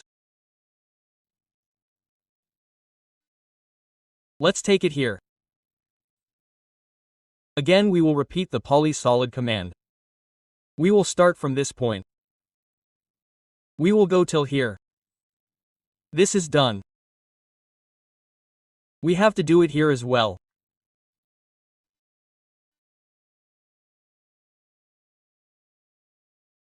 This and this, see, there is a wall inside. Let's do this. We will repeat the Polysolid command again. Here we will have to adjust the width. So we will click on the width. The width of our inner wall is 125 millimeters. So we will enter 125, and then we will click on this point. This is done. By orbiting it, this is done. We will right-click to exit. So see, in this way we can create our 3D walls with the help of Polysolid. So we will close it. Now we will learn the Presspull command. For that I will go to the southwest isometric view. After this we will create a rectangle here. REC enter just a random rectangle like this. And inside this we will also create a circle. Enter C. From this center a random circle is created. And we will take some copies of this. Enter CO. Turn on the ortho. Effect and take some copies like this. This is done. Right-click and exit. Orbit a little more. Like this. To take the Presspull command, we can click on Presspull from here or we will give the command PRES. This is exactly like Extrude. We just have to select the object. We will select any object like this and after that we will give the height. Suppose I give 10 here and then enter. Right-click and exit. And from here I suppose I change the visual style to conceptual. See this. So this 10 lens has been extruded in the Z direction. Let's do Ctrl Z. We keep the visual style as X-ray from here. Let's take the Presspull command again. We can take both the objects if we want. First I will show the extrude once. By taking extrude from here, we can select both these objects. Then we will enter and give it height. Suppose I give 20 and then enter. We can do the same thing with the help of Presspull command also. We will take Presspull from here. We have to select one. After that, here we will get the option of multiple. Click on multiple or enter M. After that, we will also select the circle and then enter. Now in whichever direction we want to go, we will go and give the height, suppose enter 20. So see, both these are the same objects. This is made with the help of Extrude and this with the help of Presspull. So what will be the difference in this? Let's see. Let's take the Presspull command again. If we want, we can give height to this rectangle by pressing pull. We can give height to this circle also. But apart from this, if we want, we can select both the objects here or the bounded area. What does it mean? If we select the bounded area between this circle and this rectangle, suppose we click here, then see, it is excluding the rectangle and creating a hole in the middle, which was made from the center of the circle. Let's give its height, say 20 and then enter. See, a hole has been created in the middle of it. Let's take the Presspull command again. Now suppose I select it. I take it downwards. 20 and if we click in the middle of this circle and take it downwards as well. Look, it is getting cut. If we take it downwards, then this hole will be formed. If we take it upwards. Suppose I enter 20 here. So look, a cylindrical object has been created. Let's see it again. I selected this rectangle and pressed 20 on the bottom. Now we will take the bounded area between the circle and the rectangle. Press 20 on the top. So the bottom one has become a solid cuboid. And the top one, look, we have a hole. Actually, there's some mistake here. Let's take it once more. Let's Ctrl Z on it. Press Pull command. See this? We will select only this. Press 20 on the bottom, and click on this bounded area. Press 20 on the top. Right-click. Exit. See this? What we wanted to show last time has just been created. Let's press Pull command again. Let's create it again. Selected it, press 20 on the bottom, selected it, took 20 again, press Pull command.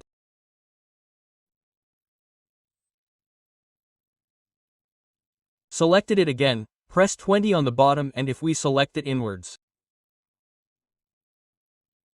See this? Now if we move completely downwards, then this hole will be formed. Suppose I enter 10 here. So see, it has been extruded downwards from 10 height, or we can call it press pull cut. We will right-click to exit. Let's see what else we can do. We can click on the press pull command here. We can select any face like this. And if we come to this side, then it will exclude our object. And if we go towards the object which has been created, then it will exclude cut the object, or we will do press pull cut. Suppose I click on the midpoint here. See, this is created. Let's see this object. Again, select this face and click on this point. See, this has also been press pull cut.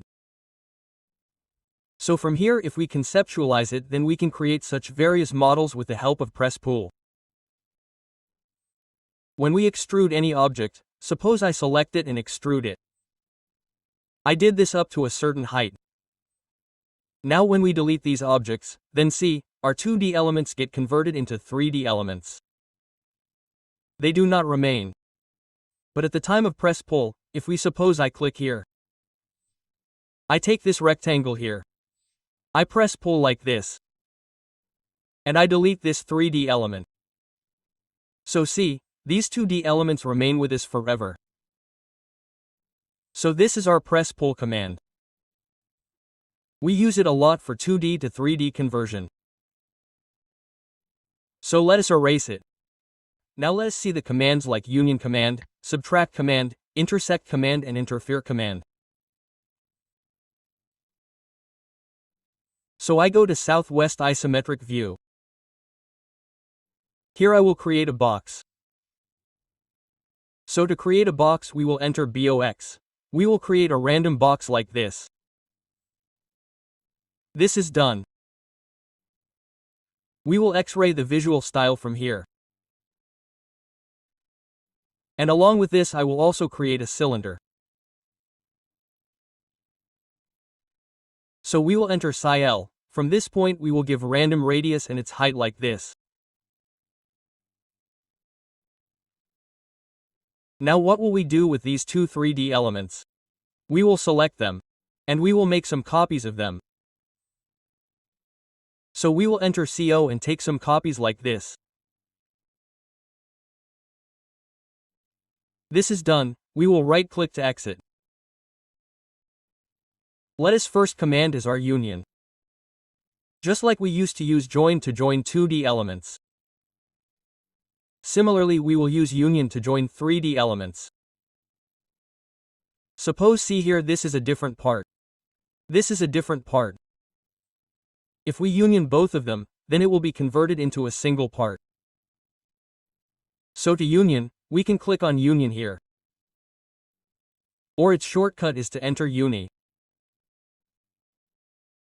Sorry, UAI enter. Select both the objects and then enter. Now see, it has been converted into a single part. So this is A plus B. Now see, next is subtract. Subtract means to subtract AB from 1. So here to subtract, we can click here. Or its shortcut is sub B, enter. Now suppose I select this part first. Enter from minus. This is our second part and then enter. So our cylinder got minused from the box and it became our part. Let's see the subtract command once again, sub-enter. Now we are selecting the first object, this cylinder. Enter. After that, select this box and then enter. So see, this time the box got minused from the cylinder. And this is how we became a 3D element. Let's turn off the grid. F7. Let's go to the next option, Intersect. Intersect means that the part which is common in A and B, we will make that part separately. So let's see how to do it. For intersect we will click here. Or we will give the command, enter in. First object this one, second object this one and then enter. See, the common part of both our objects has been cut separately. The part which was our common part is the one we are seeing here. Let's control it to Z. Here we do one more thing. Here we will make a sphere. So we will enter SPH for sphere. Let's take a random sphere like this from this point. Now let's intersect all the three 3D parts. So we should get the common part of all the three. So we will enter in. We will select all the three objects one by one. After that enter. Look, we have got the intersection of these three parts. Let's go to our next command, interfere. Intersect and interfere are almost similar. The difference is what do we do in intersect? We will get the intersection of two or more objects, the common part.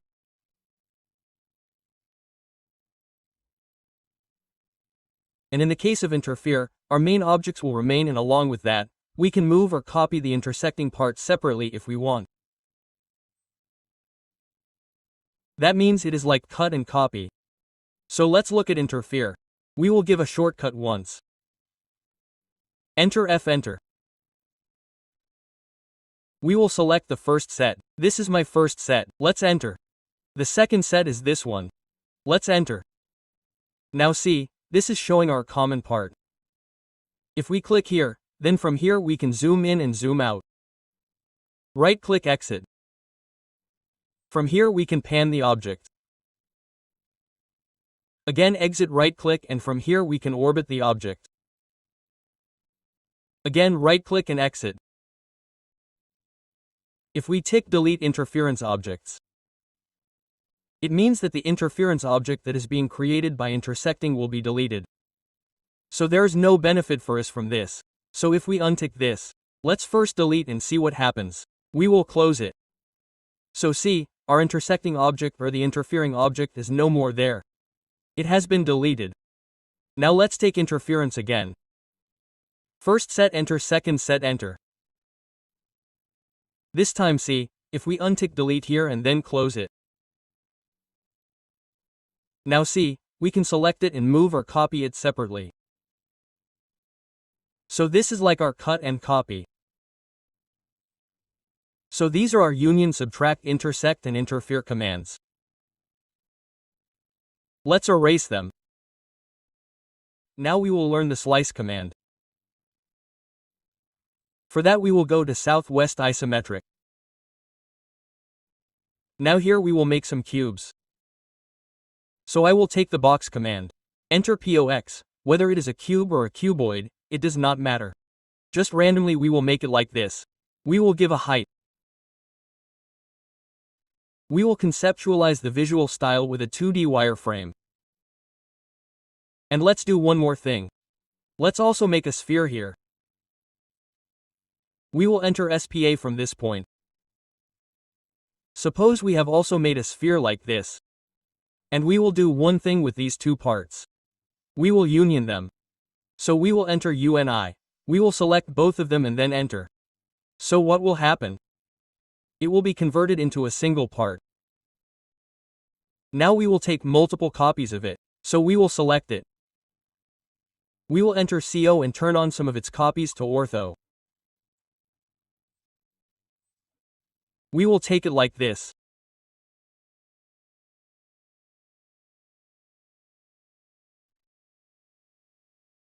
So let's see, slice means we can cut any object in respect of a plane or surface.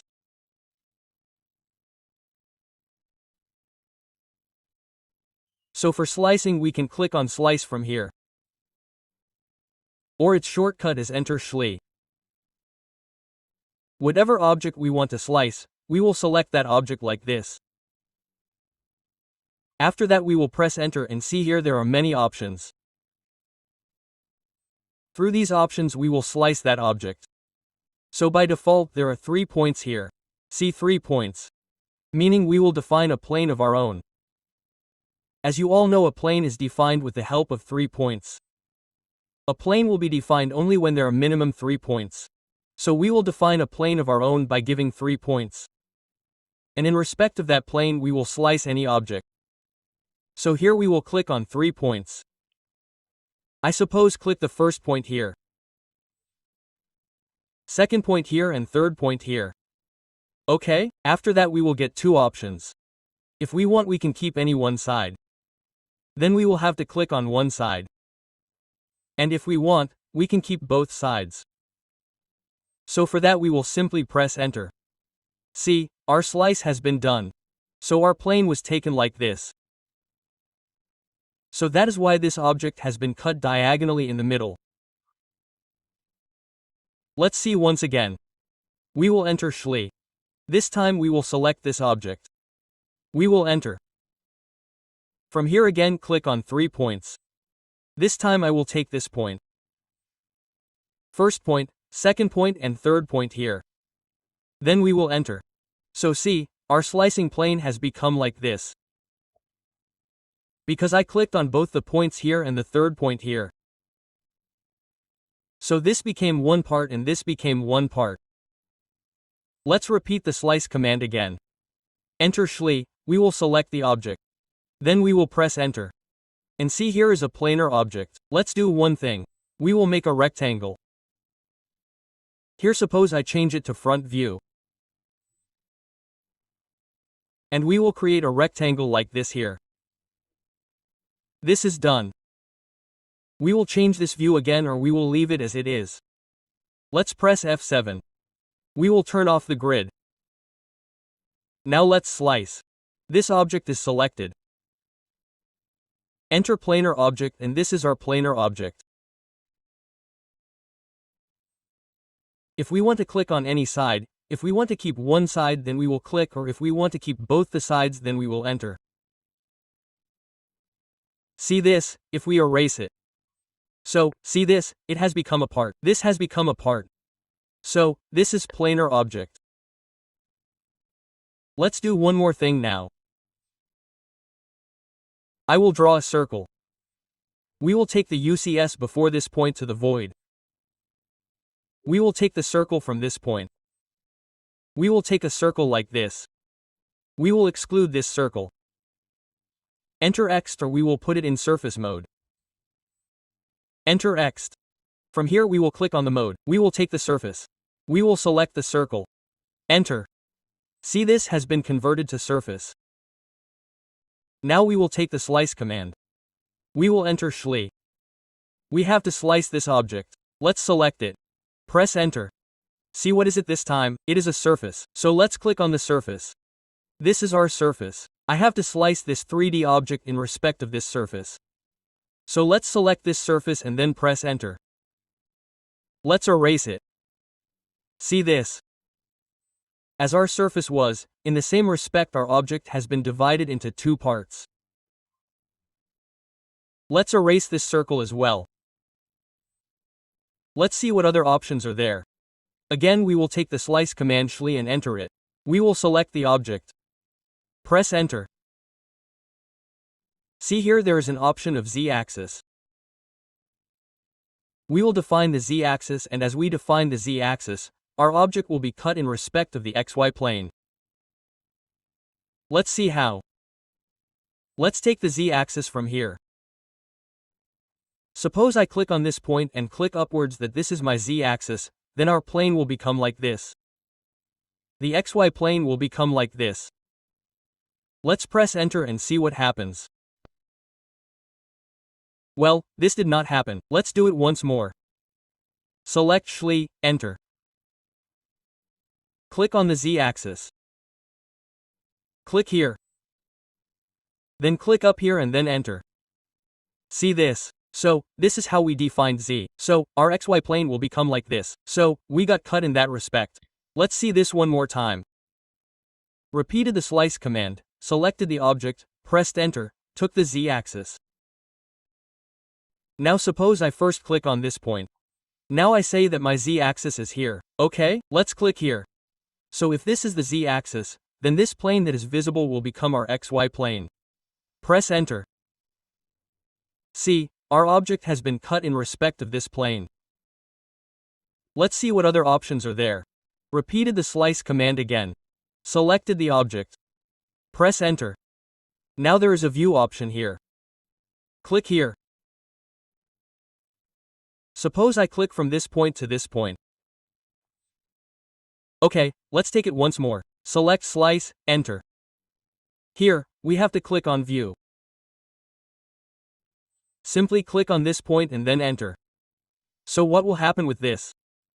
See, from this point, this length and this length became the same. This object of ours got cut in respect of the same length. So, let's delete it. And let's take a look at this option once more. We will take slice. We will select the object again. We will enter. We will take view from here. And suppose I take an extension from here and click on this midpoint here. And then enter. So see, this is a similar distance. It is the same distance. Sorry, all these three got cut in the same distance. So we can erase it or we can keep it. And this planar cut is happening. It is not that only this is getting cut. This is also getting cut. Okay? Let's erase it again. Let's see what other options are there. Slice Shli, enter, select the object. Enter. Now there are three planes here. So we can cut any object in respect of these three planes. The xy plane is telling. So suppose we have to define the xy plane. We have given the first point. This is done. It means that our xy plane is flat, so it will be cut from the middle like this. Then enter. See, it is cut. Let's take a slice again. Select the object. Let's do the same, select the object. Enter. Now suppose there is a YZ plane here. So I click on this point. And enter. So see, it is cut in respect of the YZ plane. Let's take a slice again. Let's select the entire object. Enter. Take the ZX plane. Now suppose I take a point anywhere here. Then enter this point. So see, this ZX plane is visible, ZX, so our ZX plane will be formed directly like this. The YZ plane means this plane is the face. Parallel to this face is the YZ plane. Parallel to this face is the XZ plane, and parallel to the face above or below is the XY plane. So this is our slice command. Let's erase it. Now we will learn the commands thicken, extract edges, imprint, color edges, copy edges, and 3D fillet and 3D chamfer.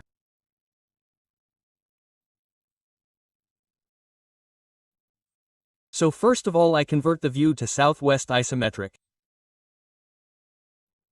After that, here we will create a box. So let's enter BOX. Let's click on any point and create a box randomly like this. I make the visual style conceptual. And here we will also create a spline. Let's enter SPL. Let's create a spline normally like this. And create a surface. So what do? I also create a line like this. Or what can we do to get a surface? We can go to the Surface tab. After that, here is a planar surface. So I can click here. Let's click on any point. And see, this is a planar surface being created. Let's do one more thing. Let's go to Solid. Let's take a circle in the Solid tab. See, enter such a circle. Now we will exclude it. Surface extrude. So enter X. Let's do one thing. First take the command X to enter. Only then we will be able to change the mode. So here let's go to mode. Let's make the mode surface. We will select it and create a surface like this. Again we will go to exclude. Go to mode. Surface and convert this also into a surface. See this. Now let's go to the Home tab. See here there is the Thicken tool. What does the Thicken tool do? It gives a thickness to any surface and converts it into a 3D solid. So, how will this happen? Here you can click on the Thicken tool. Or simply enter THI whichever surface we want to thicken, convert into a solid, into a 3D solid, we will select it, enter, and after that we will mention the thickness. Suppose I give 3 enter here. So see, it has thickened by 3 units. Let's repeat the thicken command again. Right click. Let's select it. Enter. Suppose I do 1 here. Enter. So see, it has thickened by 1 unit. Let's try this. Right click, select enter. Suppose I do 5. Enter 5. So see, it has thickened by 5 units. So we use thicken to convert a surface into a 3D solid. Let's erase it. Now let's understand fillet and chamfer. We can also take 2D fillet, 2D chamfer from here. It is better that we go to solid here and take fillet edge and chamfer edge from here. Or use its shortcut. First of all, suppose I want to fillet these 4 edges above. So for this I will give the command, for fillet edge, fillet enter. Now I have to simply select the edge. The edge for which I need to put a radius, I need to fillet it. So suppose I select it like this. I have selected all the 4 edges. Then we will go to radius. And suppose I mention radius here. 5 and enter. Enter again and enter once. So see, we have applied fillet of 5 radius in all the 4 edges. Now let's see the chamfer. For chamfer we will enter E for CHAMFER chamfer edge. Suppose I select the 4 edges below. Like this we will select it by orbiting. Then from here we will go to distance. We will have to give the distance for chamfer. For the first distance suppose I will enter 2. And for the second distance suppose I will enter 3. Then enter and enter once. So see, this is our model. Where we have put this chamfer. We have put 2 chamfer distances 3 and 2 and the upper fillet is of 5 radius. Let's see what other options are there here. There is an option of extract edge. We will click on extract edge. What will happen with this? All the 2D edges of any 3D model will be extracted. How do we see it? We will take extract edge or we will take the X edge command. After that we will select the object. Then we will enter the 3D object. Now if I select this 3D object and move it, I will remove the M enter on this side. We will add and turn it on. See, all the edges of this object of ours have been extracted here. Let's see the next option. Here is the option of imprint. Suppose for imprint I create an explain here. So we will enter SPL. Suppose we click here in this space. We will turn off ortho. Effect randomly I create a spline like this. This is done. We will right click to exit. This spline is not visible. So from here we will change the conceptual to shaded. See, it is visible now. So we want to imprint it on this object. So what will we do for that? From here we will click on imprint, or take a shortcut. We will have to type imp r, then we will enter. So what will we have to do first? The object on which the imprint will be done will have to be selected. 3D solid or surface. So I will select this object. After that, the object which is to be imprinted will have to be selected. So I will select this surface. Yes, as if there is some problem in the selection. Let's enter. Okay, let's do one thing. Let's turn on selection cycling from here. Let's do it again. Imprint 3D object. After that we will select this spline. This one. Now see, now we have the option of delete the source. If we click yes here, then our spline will be deleted. If we click no, then the spline will remain. So suppose I want to delete this spline. We will enter Y and then enter.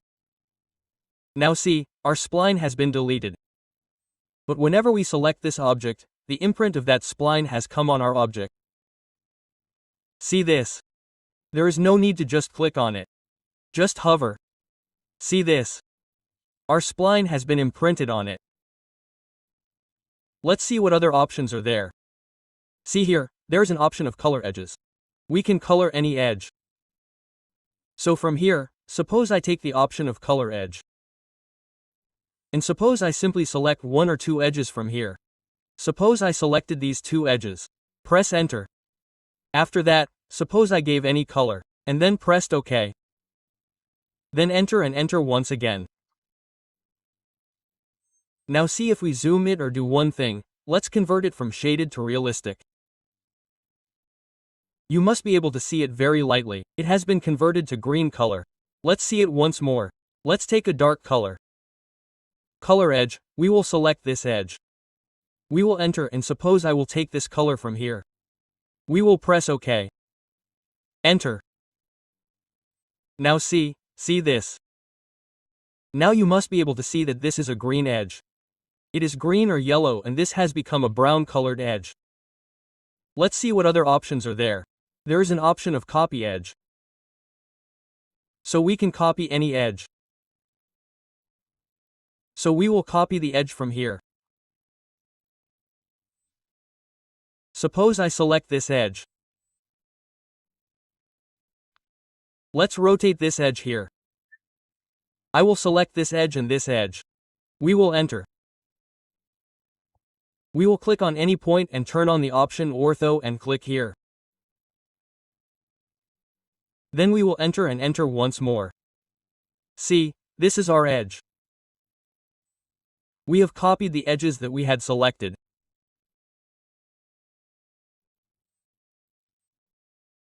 So this is the Thicken tool, extract edges, print color edges, copy edges, and we have also seen 3D chamfer and 3D fillet.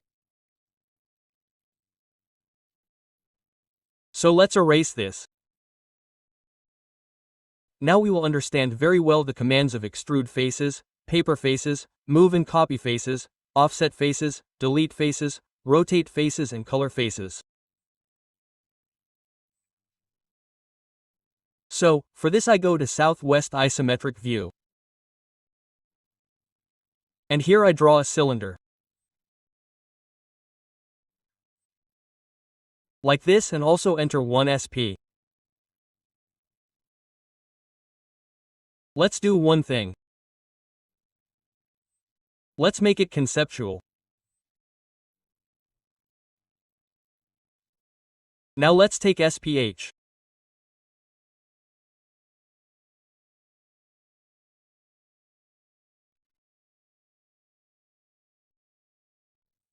And draw a sphere like this. Suppose enter 30 radius, and from this we will subtract the sphere. So sub enter, we will select this. Enter, we will select this, enter. See this? It's done, and let's do one more thing, let's make a box also. Random, let's go, the first command is exclude faces. Let's click here. On extrude faces. We can extrude any face. Suppose I want to exclude this face. Let's click here. Enter. We will click on any point. And so first I turn on the ortho effect. And I have to give the length. By what length do I have to exclude that space? Suppose I give 50 and then enter. And after this, if we have to give any taper angle, then we can give that too.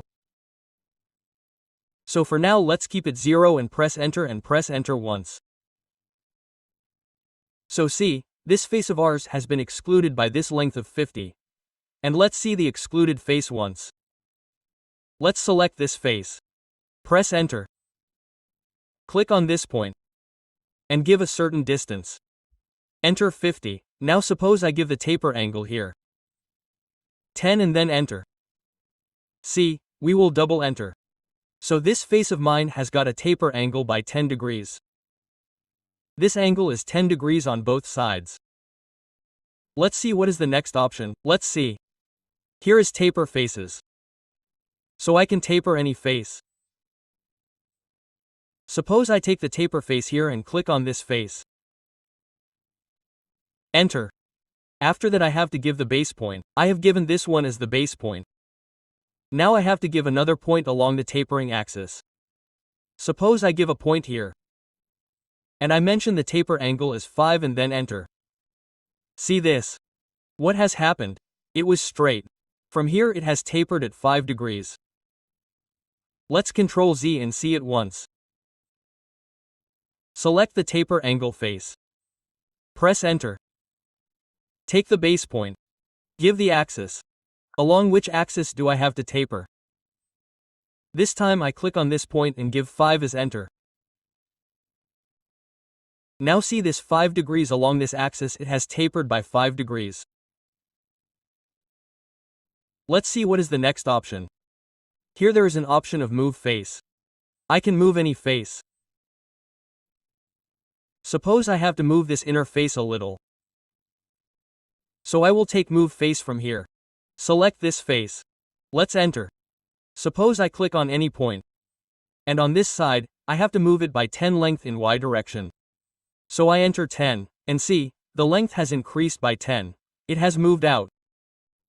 So it has moved by 10 units to the right side, that is, towards the Y-axis. Let's Ctrl Z it. And let's move it once. Let's select it. Let's enter. Let's click on any point and here suppose I press enter. See, it is not in the center anymore. It has moved from the center to the 2Y axis. Let's see what else is there. Let's see, there is a copy face. Let's select this face. Let's press enter. We will click on any point and we can copy this face and bring it out. See, we have to always press double enter to exit. See, we have copied this face and brought it out. Let's see what other options are there. There is an offset face. If we want, we can also offset any face. So we will take the offset from here. We will select this face. Press enter. Suppose I give the offset distance. We will press 3 and then enter once. So it is offset by 3. Here it was offset by 3 distance inwards. Let's copy it once more. Space. Let's bring it outwards. See this? Earlier it was like this and it is offset by 3 inwards. Let's see what other options are there. There is delete face. If we want, we can delete any face. Suppose I want to delete this face. So we selected it. Press enter and double enter. So see, the hole here which was a spherical hole has already been deleted. Let's do Ctrl Z and see here there is an option of rotate face. So let us see this. We will click on rotate face. Let us select it.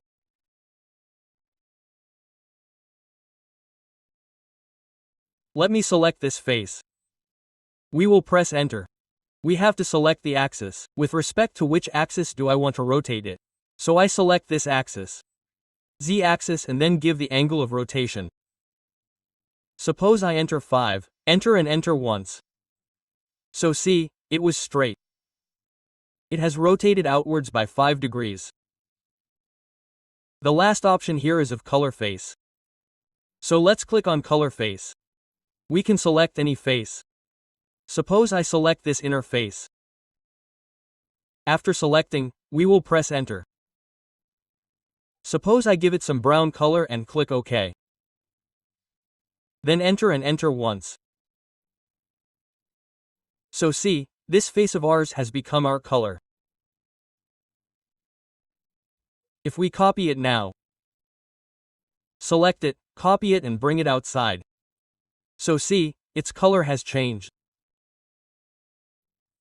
So we have learned all these commands.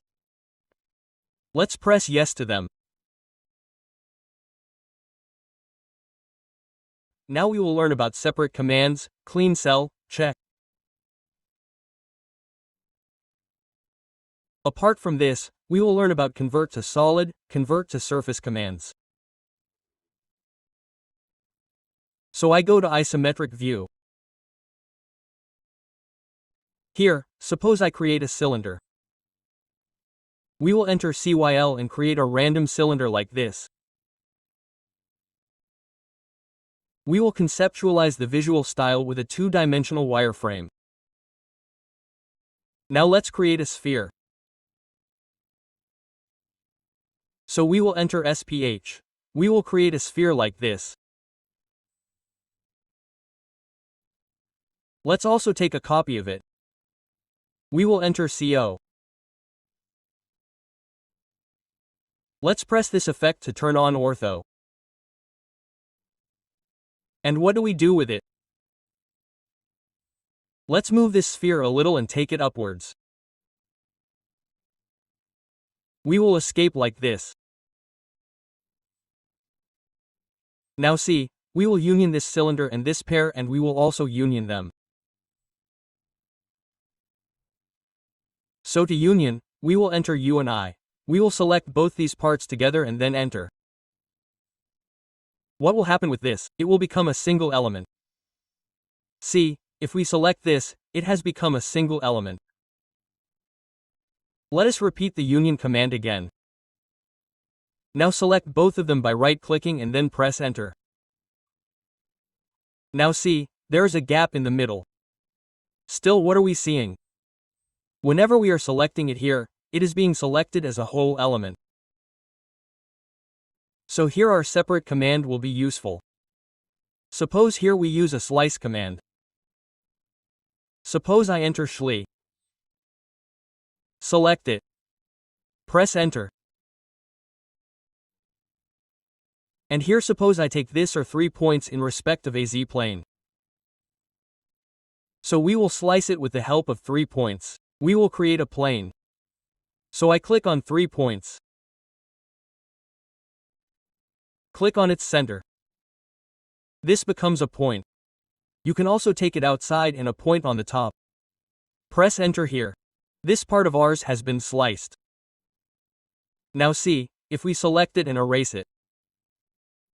So this is our half part. Now in this case if we do the same thing, we will enter Schli. We will select it. We will enter. Now again we will take ZX plane or 3 points. Suppose I click on this center quadrant and below. I will take a plane in respect of a z-plane and then enter. Now see, what do I want? I selected this cylinder and sliced it. I want to select this half part of the cylinder and erase it. But whenever I select it and erase it, see, half part of the sphere also gets erased. So to deal with this problem we have been given this separate command. Whenever we union any object or two objects are together but are not joined, there we can use the separate command. How? From here we will take the separate command. We will select the objects. Then we will enter like this. What will happen with this? We will have to press Enter once again. Now see, this part and this part have become separate.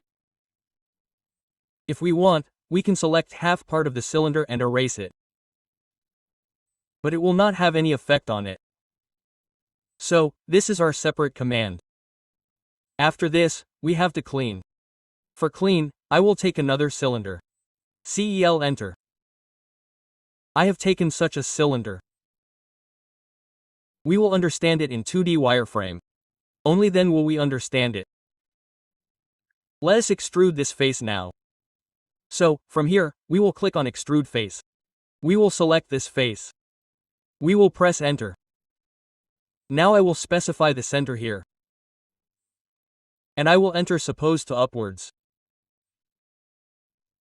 And I will put the taper angle here 15 and then enter. See this, and we will press enter once and enter once again. So see, this has become taper. So, we will take a copy of it. See this. Now we will use the clean option here. What happens by using the clean option? See, all the redundant edges or vertices are erased. How? We will clean. We will select the 3D object. See, as soon as we select it, all its redundant edges are erased. Let's right-click and then right-click once again. See this. You must be seeing the difference between these two. This has only 4 edges. Now there are 4 quadrants, and see, this has 5 edges. So this is our clean. After this there is the cell option. For the cell option we do one thing. From 2D wireframe we change the visual style to conceptual. And here suppose I create a cylinder. Let's create CYL or a box. We will enter BOX. We have created such a random box. Now suppose I have to create a cell in this object. So let's see how we can do the cell. So from here we will take the cell command. We will select the object. After that, we will select the face which we want to remove. Suppose I select this face. Then enter. After that we have to enter an offset distance. So I enter the distance by clicking randomly like this. And then enter. Enter again. See, this has become a cell for us. And the offset distance which we had entered has become active. Let's see it again. We will take the cell again. Select it. After that, the face which we want to remove, suppose we want to remove this face, so we will select it again. Enter. Offset distance, suppose I enter 1 and then enter. Then enter and enter once again. See, this distance has become 1 for us. Let's take another example of this. Suppose I take a plane. Enter STL. Turn off ortho and create a random outline like this. This is done. Then take a circle. Enter C and create a random circle. What will we do now? We will sweep this circle through this path. So enter SWE, this is our object. Enter. This is our path. See this. This is done. Now we want this face to be removed, and this side also gets removed, and 1 cell offset is removed. So for that we will click on the cell. Select the object. After that we have to remove this face. We have to remove this face also by orbiting. Then enter. And suppose I enter the offset distance here to enter. And enter once and enter once. See this. So what has happened? This has become a pipe for us. So this is our cell. The next option is check. Check means we can check any object whether it is a 3D model or not. Like we click on check here. After that we select any 3D solid. So see, this is showing here. This object is a valid shape manager solid. But if we select a surface from this, suppose I explode it. If we explode any solid object at a center, then it will be converted into a surface. See, it's done. What do we do now? Let's check and click on it. So enter. See, a 3D solid must be selected. Meaning, this is not a 3D solid. Next option here is convert to solid and convert to surface. So what do? We convert this object into a surface. First, for that we will have to take convert to surface from here. We will have to select it and then enter. See, it has been converted into a surface. How will we know whether it is a surface or not? So check it. Click on the check. We will select it. So see, here it is saying that a 3D solid must be selected, meaning, this is not a 3D solid. So this is our surface. Now if we want to convert this surface to solid, then we will convert to solid. And see, it has again been converted to solid. Let's check it again. Let's check it. Let's select it. So see, the object is a valid shape manager solid. So this is our convert to solid and convert to surface. We have understood this. So let's erase them. Now we will understand 3D mirror and 3D align. So first of all we change to southwest isometric view. Here suppose I make a rectangle. And make a line. Ctrl Z, turn on ortho and make a line. This is done. Right click. Now how to do a simple 2D mirror. So we enter MI. After that we have to select the object. Then enter. And whichever line we want to mirror in respective, we simply select that line. So we can do that at any point of the line. I click on both the endpoints. And see here, if you say erase source object yes, then this source object will be erased. And by default it remains no. If we say enter, then this will also remain and its mirror will be made where it is being made in respect of this line. So I simply enter and see this mirror is made. Now this is done in the case of 2D. What will happen if this object becomes 3D? Suppose I select it and exclude it. Enter X and give it a height. I change the visual style to shaded from here. Now see, the 2D object has become 3D. So the 2D line will also have to become 3D. Only then we will be able to have a 3D mirror.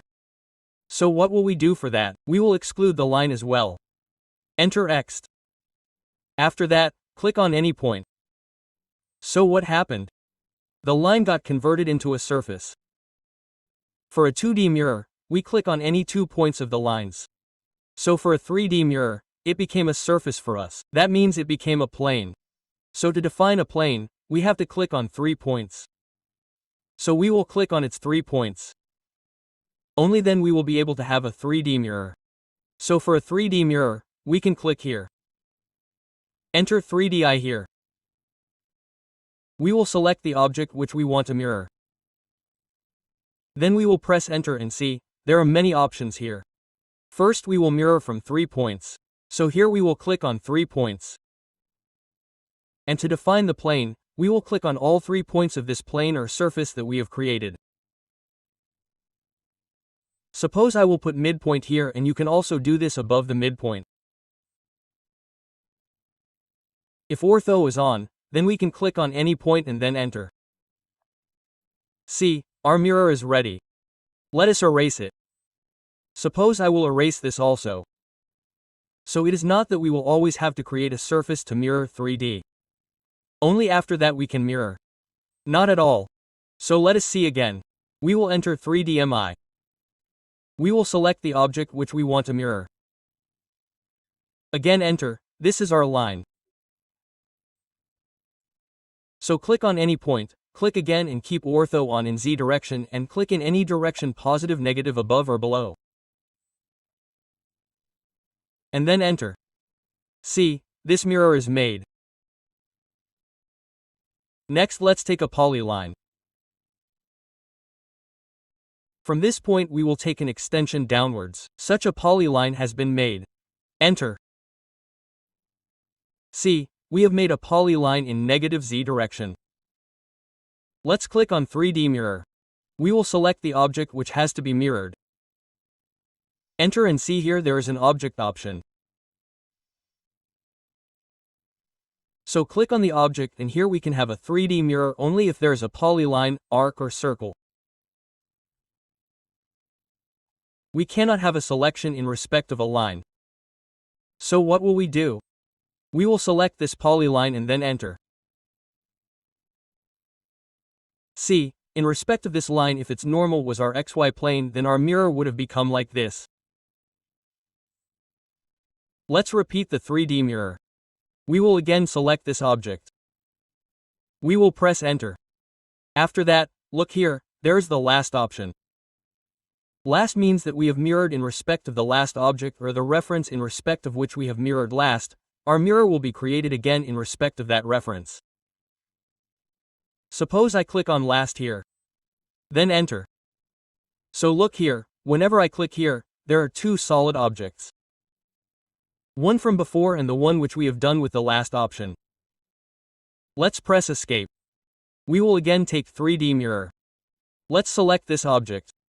Enter. Look here, there is the option of view. View means we have to put just one point in respect of the view in which we are right now. Suppose I take the view here. Click here and then enter.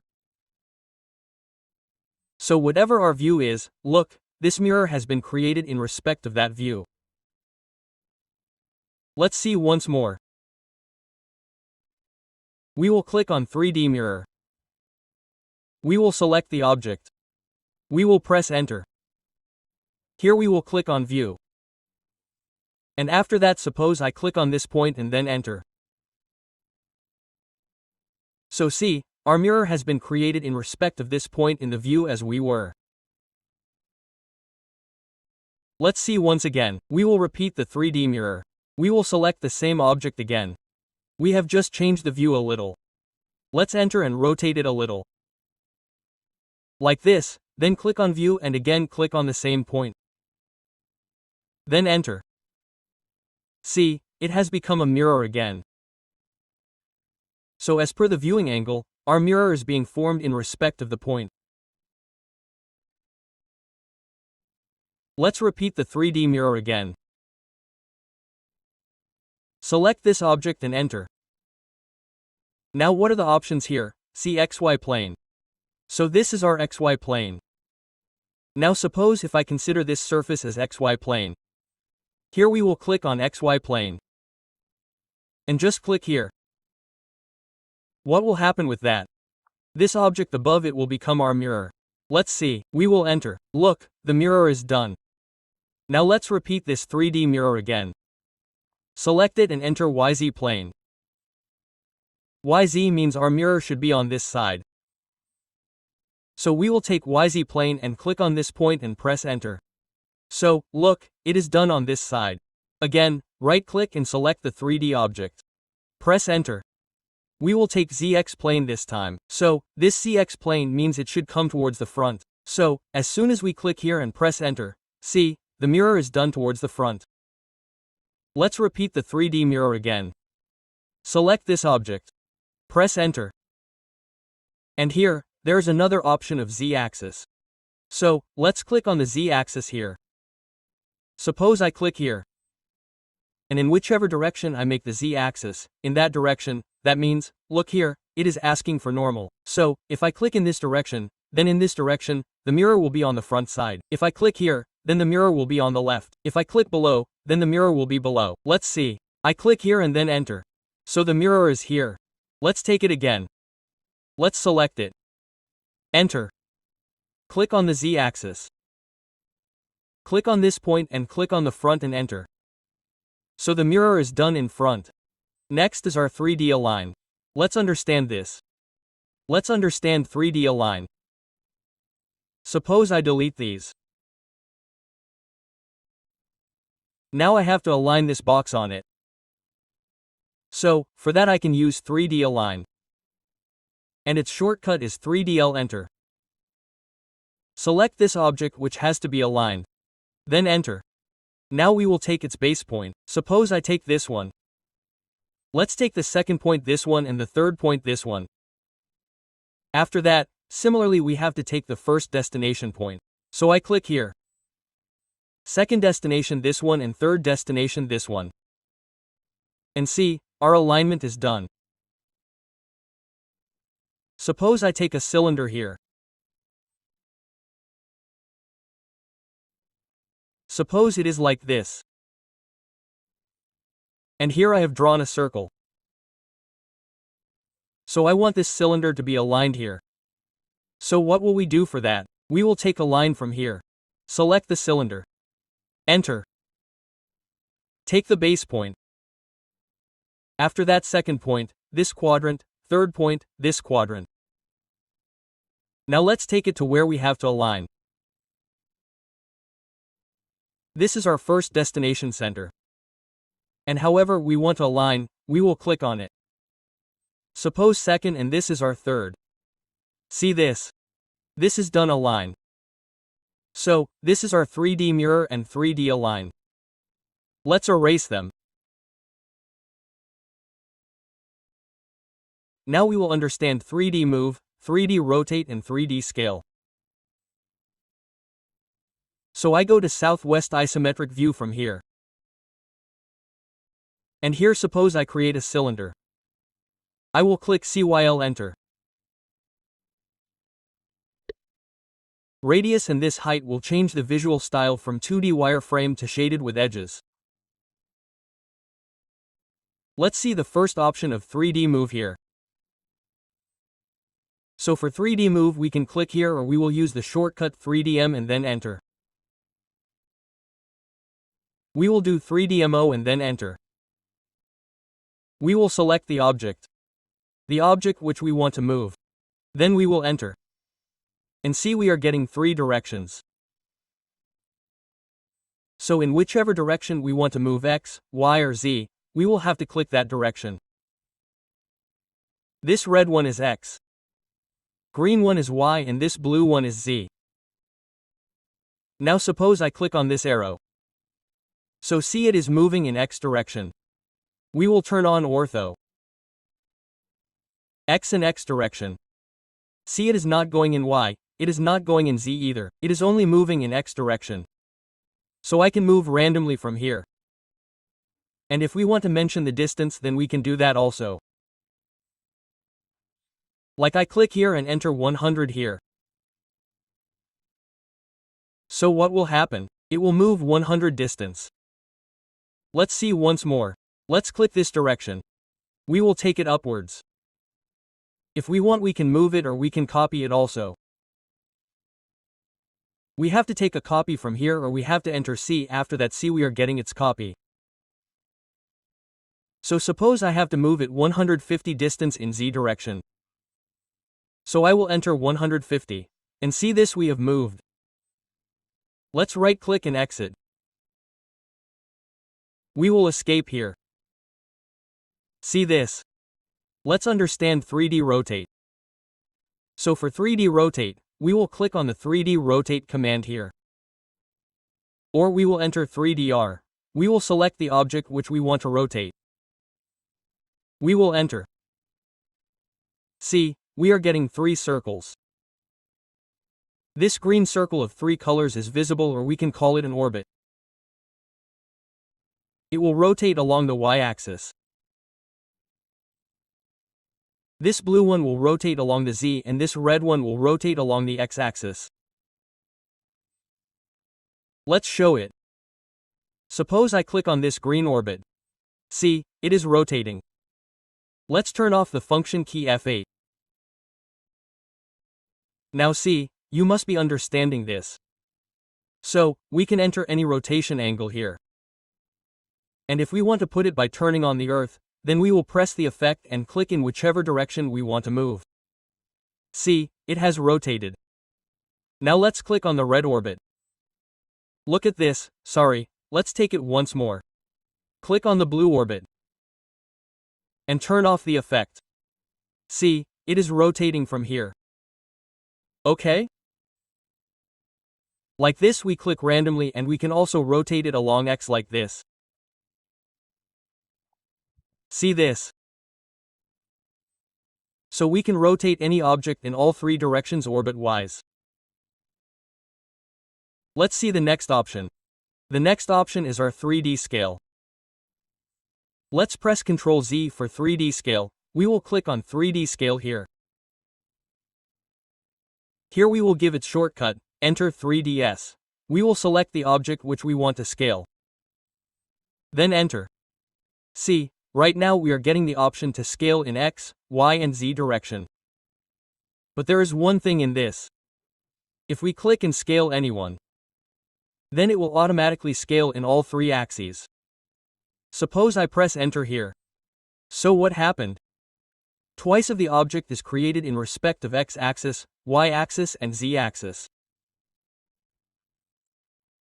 Let's Ctrl Z, and if we want to scale in respect of a particular axis, 3D scale means to scale the 3D object. So there is a process for that too. I will tell you that too. So what do we have to do for that? See, whenever we select any object and open its properties, here we do not get any option of scale. We close it. So what do we have to do for this? We have to convert any object into a block first. So suppose I want to convert this cylinder into a block. So we will enter B. Suppose I give it a name. CEL base point. We will pick point from here. We will take the center. We will select its object. We will enter this object and after that simply press OK. So see, it has been converted into a block. Now if we select this block and open its properties, press enter. Now see, here we are getting all three options: scale X, scale Y and scale Z.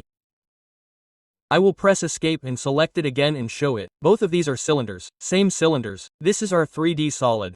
See, right now we do not have any scale option. But whenever we convert it into a block, select it. See, this block is showing the reference. See, let us select this. And here we are getting three scale options. So this is the X direction. Suppose I scale X to 2. Then enter. See, whatever our diameter was, we scaled that diameter twice along the X-axis.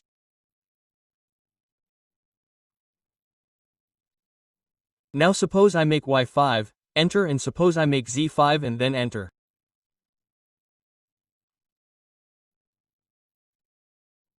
So see, in this way we can scale any 3D object in any one direction. For that we just have to convert the 3D object into a block, and by going to its properties we can change scale X, scale Y or scale Z, whichever we want to change. So let's close it. We will erase it. These are our 3D move, 3D rotate and 3D scale. Now we will work on this screw jack project. Here we have 7 parts: body, nut, screw, cup, washer, screw and this Tommy bar. So, we will make these 7 parts one by one in 2D as well as 3D. And in the last we will assemble the 3D model and take a complete print of 2D with bill of material and title sheet. So for this we will also make a title sheet at the end and we'll see how to take the print. So this will be a complete project. So let's start the first part. We will make this body. For that we have to set the unit first. So what will we do to set the unit? We will enter on. We will keep the type as decimal. We will make the precision here 0. And we will keep the insertion scale as millimeters and click OK. After this we will go to the Dimension Style Manager, so we will enter D.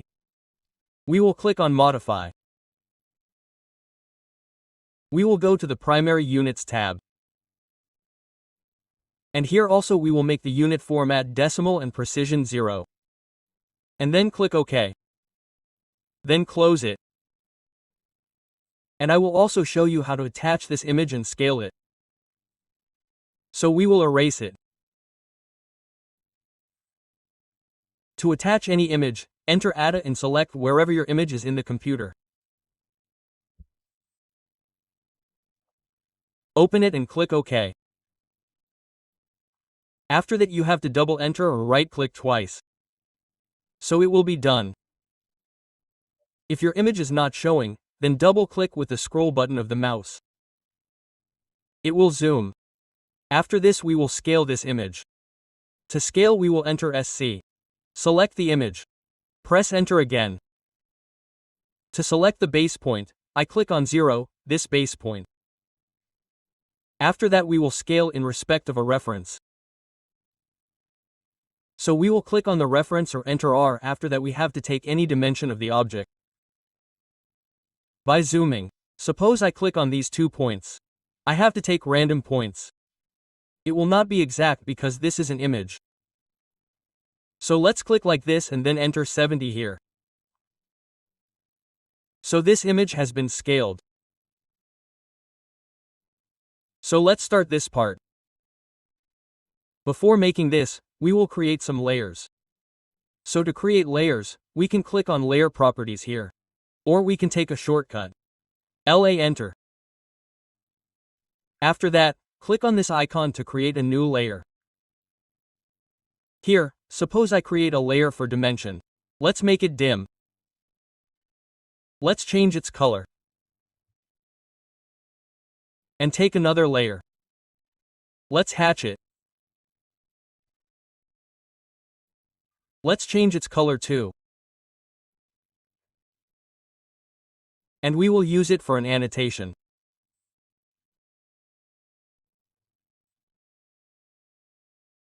So in another layer annotation, suppose we keep its color also something and close it, and we will make our drawing in the same layer, which will be the 0 layer.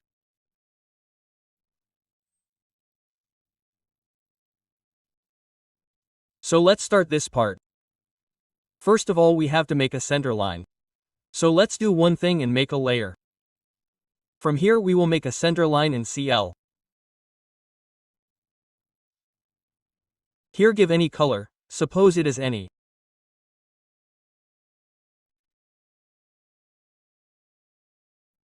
And this line type should not be continuous. So we will change it. Click on this. Click on load, and from here see this is the center line. Select the center and then press OK. So from here we have to select the center line again and press OK. So see here the line type has changed. There is a center and the rest of ours are continuous lines. So let's close it. Activate the center line. From here let's click on it. Now we will make a line.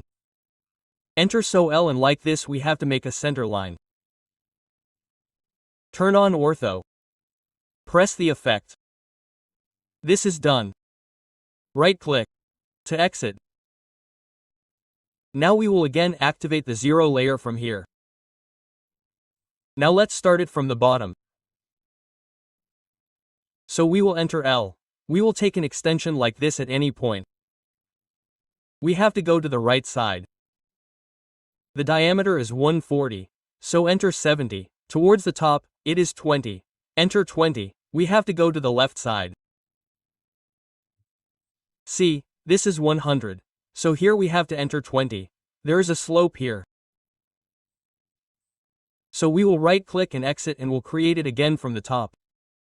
So again we have to right click to repeat the line command. We have to take the extension upwards from this point. The height is 185. So enter 185. We have to go to the right side. Enter 35. Towards the bottom, enter 40. See here, this dimension is 66. So here a sample of 2 mm will be taken.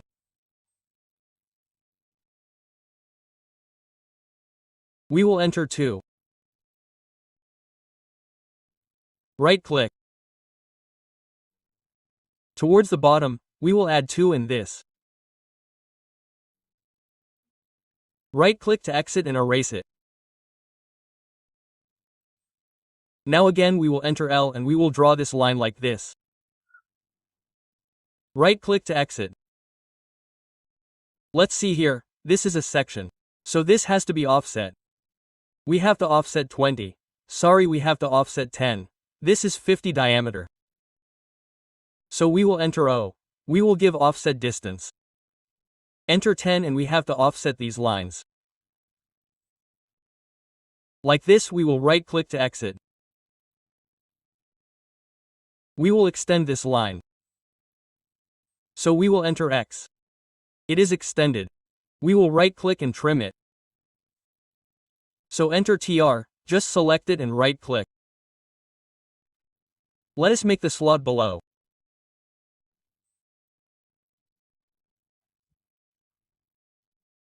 So we will enter L. From this point we will take the extension 50 upwards 3 and then click here.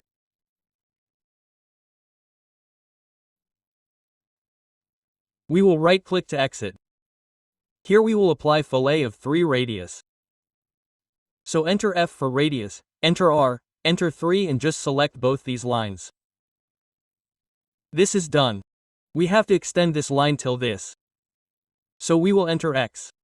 As soon as we click on it, it is extended. Right-click again. Now we will select it completely. We will deselect these lines. So press Shift and select them again. This deselects them. Now what will we do with them in respect of this center line? Mirror. So enter MI. Select the center line. Then right-click to exit. Enter L. This line has to be drawn.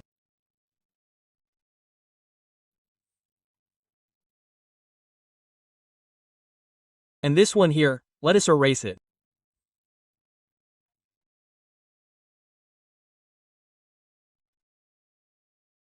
This is actually half section and half is our front view. That is why both sides are shown separately. And here we have to put a hatch. So we activate the hatch layer. Enter H from here. And click on this point in the middle like this. Select North Carolina 131 from here. And suppose I scale it to enter. Then close. Let us complete the dimension. So activate the dimension layer from here. See here there are many linear dimensions. So enter DLI. First we have to apply dimension 50 from here. So let's enter 50. Look, this is done. Now look, this is looking very small. So we will have to scale it. For that, we will enter D, click on Modify. We will go to the Fit tab. And from here, suppose I enter the overall scale as 3. And then click OK. Then we will close it. It looks correct. Let's enter DLI again. We have to click on both these points.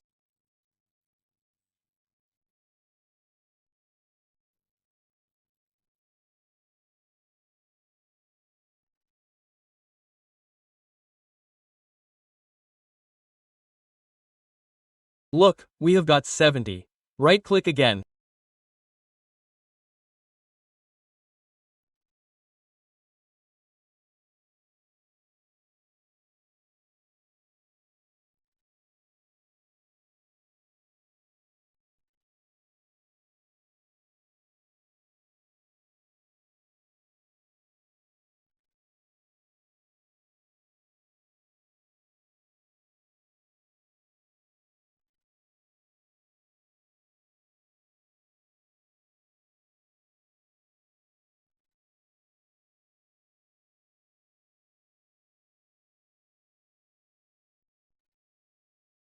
Here we had missed a fillet. Let's add it. Enter FR is the radius at. So enter and we will fillet it. We have to extend it on this side also. It has been extended by extending it. Look here, there is an aligned dimension. So, for this, we will enter DL and this is done. We will put a fillet here.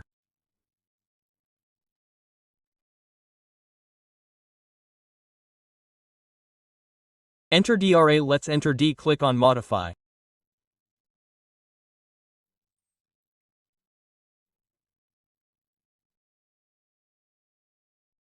Here, let's see the symbols and arrows. What do we do with the text? Let's make it horizontal or ISO standard. Then we will click OK and then close it. See, it looks correct now.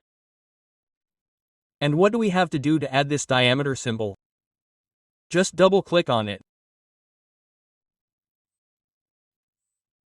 And look, we have to add the symbol here in front of 70. Let's left-click outside. Right-click to exit. You can add the rest yourself. Let's see it's 3D as well. So what will we do for that? Let's turn off this dimension layer. We will activate 0 in the current layer. We don't need hatch as well, so we will turn it off as well. Now this section of ours, we have to copy this section separately. So for this we will give a command, boundary command. So we will enter bow. Click on pick point and click on this point in the middle of it. Right-click and exit. See, this is creating a boundary for us. This is getting converted into a polyline. Let's right-click. Now we have to select this boundary, polyline and also this center line. We have to copy them. Let's enter. Suppose I bring it to the right side. Then we will right-click to exit. And from here I go to isometric view. Southwest isometric. Let's select both of these and I want to rotate it in 3D. So we will enter 3D. We have to select this right orbit and click upwards keeping ortho on so that it rotates 90 degrees. This is done. Now we have to revolve this section in respect of this center line. So we will enter Rev. We will select this section. Enter and then we will select this center line. See, our object is revolving. Let's do one thing. Let's escape. From here I convert the visual style to conceptual so that you can see it clearly. We will enter Rev. We will select. Enter and this center line has to be selected like this. See, it is revolving. See this? So we have to revolve 360 degrees. So as soon as I right-click, see this has become our object. So the first part of our body is completed. See this?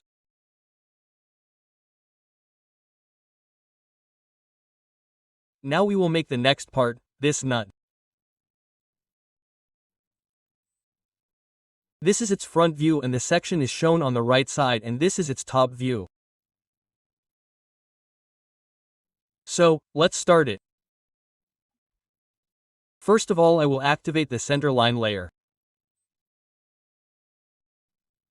Then we will enter L for line. And we will take a line like this. We will right-click to exit. We will activate the 0 layer.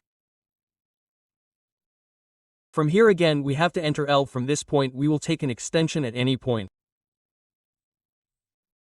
We will go to the right side. We will enter 25. We will enter 10 downwards. We will go to the right side. We will enter 20. We will again enter 10 downwards. We will enter 20 on the left side. And we will go down again. This will become our 25 and then enter. Then we will click on this point and then right-click and exit. See here the fillet is of R5 and on these corners also there is a fillet of R5. So to take the fillet we will enter F, then we will enter R and mention the radius. We will enter 5 and take multiples, enter M and then we will plate it. This is done with this as well. We will right-click and exit. Now after selecting this we have to mirror it to the left side. So we will enter MI and select this center line and then right-click. Now on the left side we have our front view and on the right side our section is shown. So we will extend this line. We will do XA center. We have to extend it like this and again right-click to exit. Look here, this is a square thread of 38/7. So what will we do? We will enter L. From this point we will take an extension to the right side. 19 and then enter. And we will make this line. Then right-click to exit. Now let's make this front view. For that we will take the circle command. We will enter C. We will take it from here. First of all we have to enter the outer radius which is 45. We will enter. We will repeat the circle command again. We will enter 25 from this center. Right-click again and this is inside 19 and then enter. It's done. If we want, we can copy this. CO enter. Right-click on its center. And we will make it on this side. So enter L. This is our center line. Right-click to exit. Let's give the dimensions now. Let's do one thing. First, let's add the hatch. So, we will activate the hatch layer from here.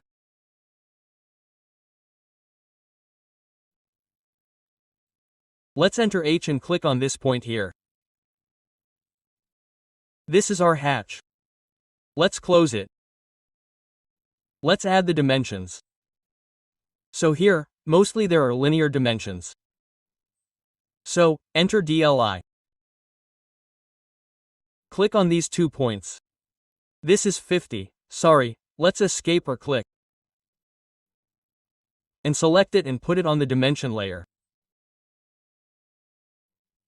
Close it and from here, we have to turn on the dimension layer and activate it. It's done. Let's add the rest of the dimensions.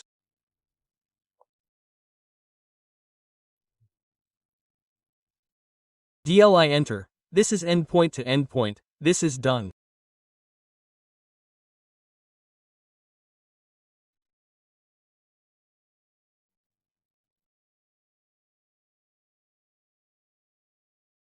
A10 this is done.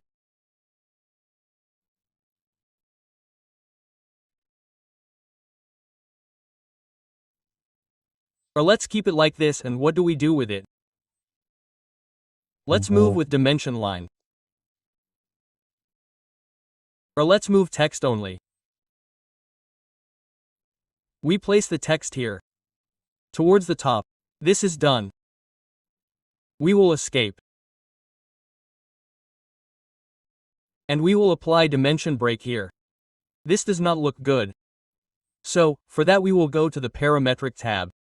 Sorry, we will go to the annotated tab. And here you will get dimension break.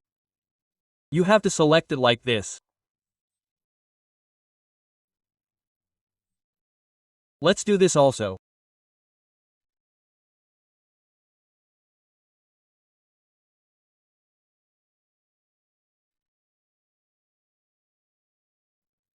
Let's right-click to exit. Enter DLI again. This is the complete dimension of 45. Let's apply it. This is done. And we will apply the radius here. So for that we will enter draw.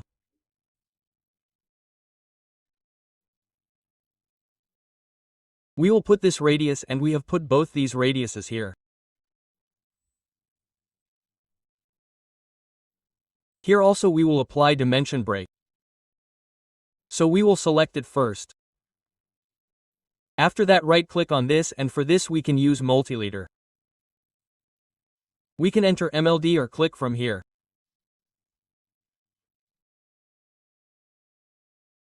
MLD enter will show like this.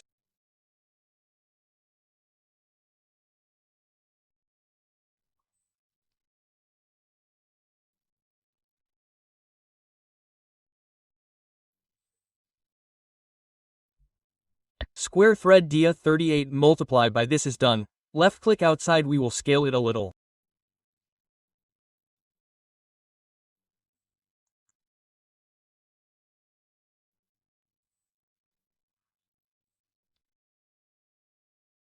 Let's select it. From here we will make it 6.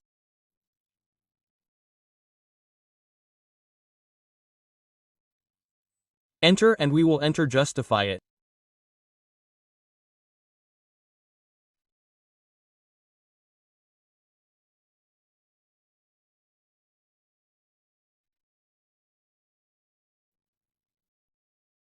Let's move it a little upwards.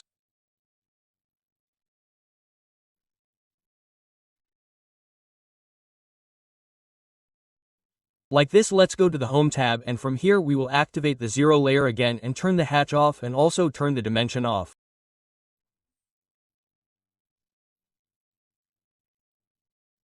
This is done. Now we need this section. So what will we do to convert this section into Polyline? We will use the boundary command. So we will enter bow. Click on pick point and then click here in the middle. So it has been converted into Polyline. We will right click to exit. What will we do now? We will select this center line. And this polyline of ours will be selected. We will copy this. So enter CO and bring it. We will turn on ortho. We will exit the effect on the right side. And we will turn on the rest of the layers again. Let's go to the isometric view now. We will select Southwest Isometric. We will enter 3D Rotate 3DR. We will select the red orbit and click upwards. It has been rotated while keeping ortho on. Now we will revolve this section in respect of this line. So we will also enter RE. We have to select it and enter. And then click on both these points of this line like this. See, our section is revolving. So we have to press enter or right click and it has become our nut. So let's go to the top view. We have made it 2 frames, so we have made our second part nut. Now we will make this third part, which is the screw. So let's start. First of all, we will make this upper portion. This is 83 and this is 13. So from here to here it is 70 and its width is 65. So let's make a rectangle. Enter a rect. We will make it here. Click. Click on the dimension or enter D. Length is 65 and width is 70. Left click.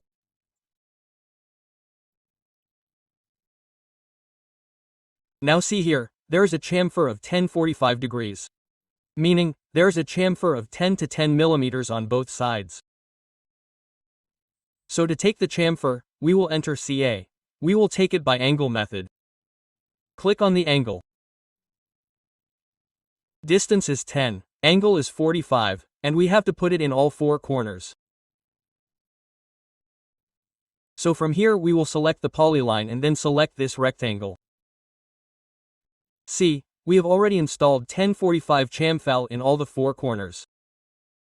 Let us now make this portion.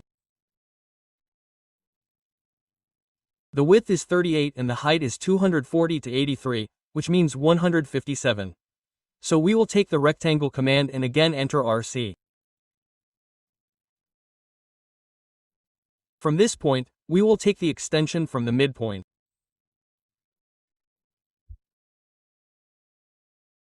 Enter 19 and D to give the dimension. We will give the length, enter 38 and our height is 157. And click on this side below.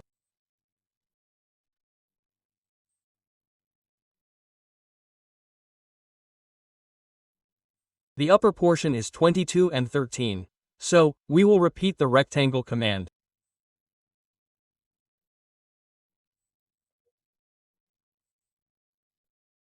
From this point, enter the extension of 11. Click on the dimension, give the length, enter 22, the width will be, which means the height is 13. And click like this. Let us insert these lines.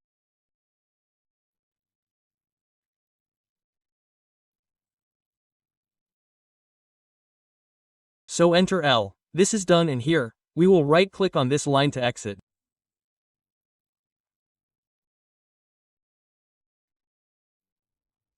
And we will first make this portion with the M12 screw. After that we will extract it from 3D to 2D by subtracting it. So we are leaving this portion for now. Let's make this circle of 12 mm diameter.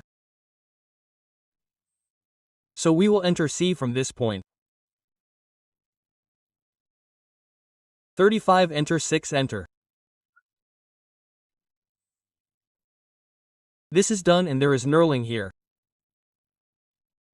So we will show this knurling. For this let's do one thing. Let's take a line L enter from this point. Let's turn on polar tracking from here or F10 and set it to 45 degrees. It is already set to 45 degrees. See this? Let's click here. Right-click to exit. We will provide a hatch here. Enter H. Let's keep this. We will rotate it to 45 degrees. And let's do one more thing. Let's scale it. Let's do 5 to it. No, 5 or 2 is too much.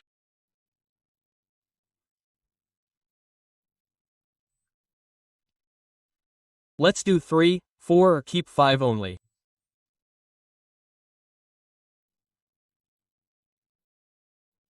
No, let's keep 4. 45, this is fine. We will close and erase this line.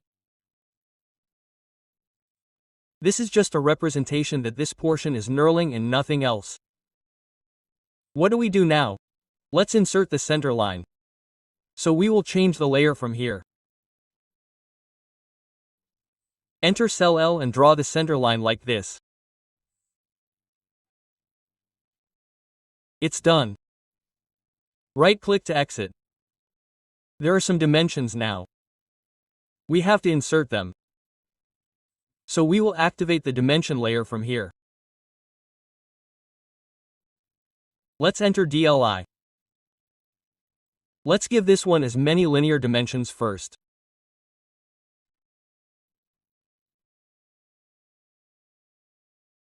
Right-click, this is 65. Select it and bring it down a little.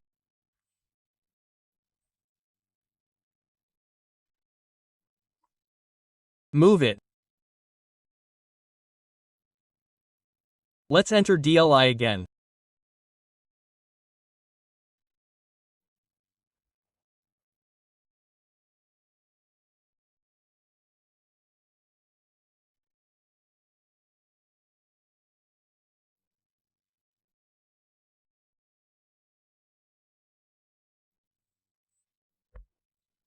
This is 35, this 70 is R13. This 240 will represent it with the leader.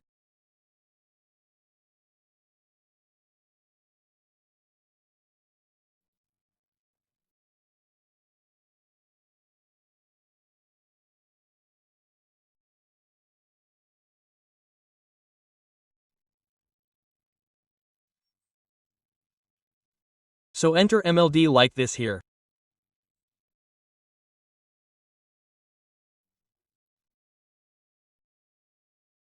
Null, let's match that property with it.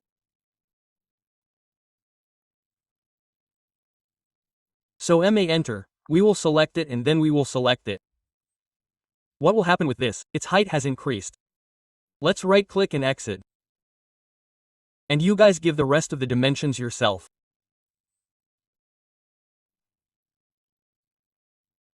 This chamfer etc. And make sure to apply dimension break here.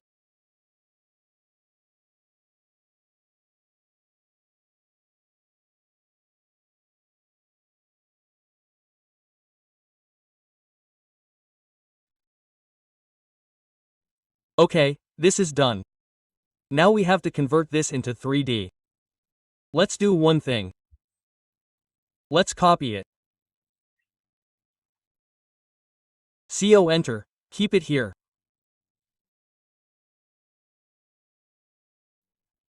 And we will erase this portion. We don't need it anymore. Let's trim half portion completely. So TR enter, we will trim these portions. We will erase them. Let's trim again. TR enter. These portions will be trimmed. Let's erase this line and take a line, L enter and join it. Right-click to exit. Activate the zero layer from here and take the match properties. M enter, we will match it with this. Right-click to exit. Select it completely. Enter J, this is our section. Now select it. Move it. Enter M, bring it to this side. Let's go to Southwest Isomatic View. Make the visual style conceptual. Now select it and rotate it to 3D. Enter 3DR, select the red orbit and then turn on ortho. Click on the effect upwards. It is rotated. Now we have to revolve it in respect of this line. So enter Rev. Select it. Enter. And then click on both these endpoints. Look, this is our revolving object. Right-click to exit. So it is done. What else is there? See, here is this hole. Before that we do one thing. Make a knurling. 3D knurling, so for that we will take the Alex command.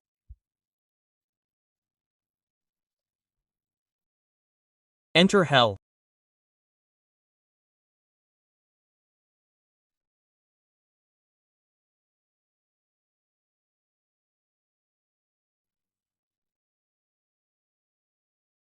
Center this is base radius 32.5, it is showing 33 because we had kept precision 0, but it is actually 32.5 because we are clicking here. Top radius is same 32.5, so we will enter.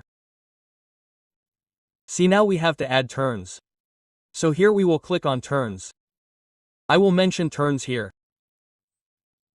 We will enter one more. Now we have to add turn height. So the height of this portion is 50. We will go upwards and enter 50. This has become a helix for us. See this? And let's do one more thing. Let's select this inner circle.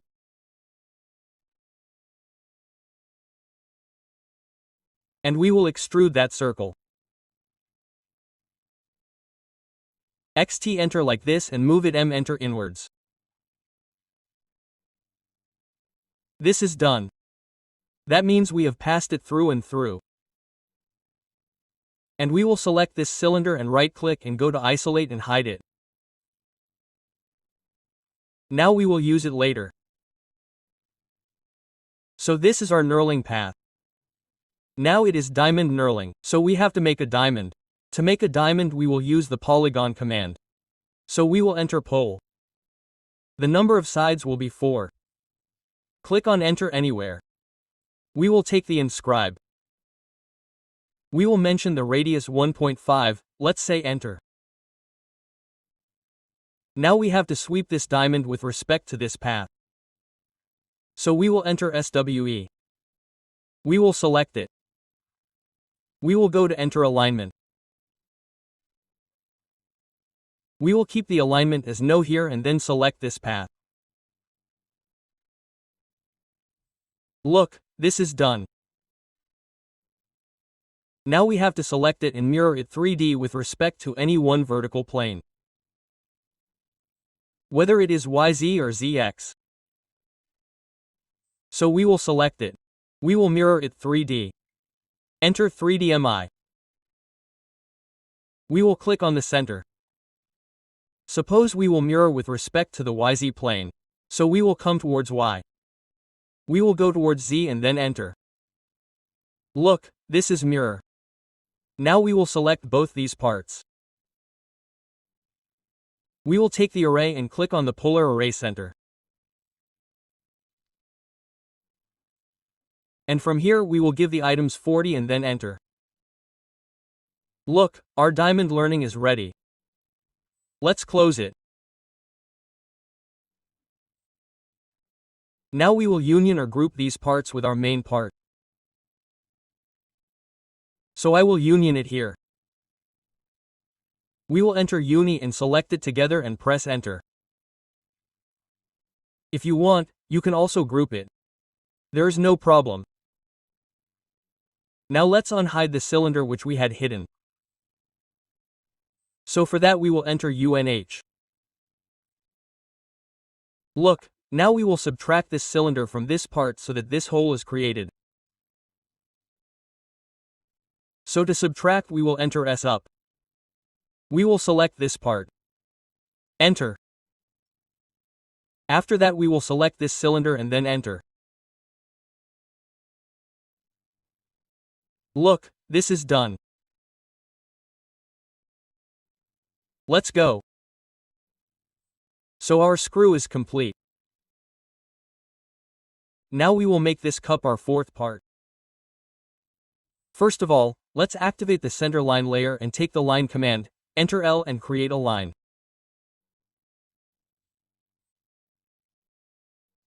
Right-click to exit. Activate the zero layer. And again enter L here. We will take an extension like this. Go to the right side. See, the diameter is 65. So enter 32.5. Right-click and exit. Repeat the line command again. From this point, we will take the extension downwards. Enter 42, enter 22.5 on the right side and then click on this point and right-click and exit.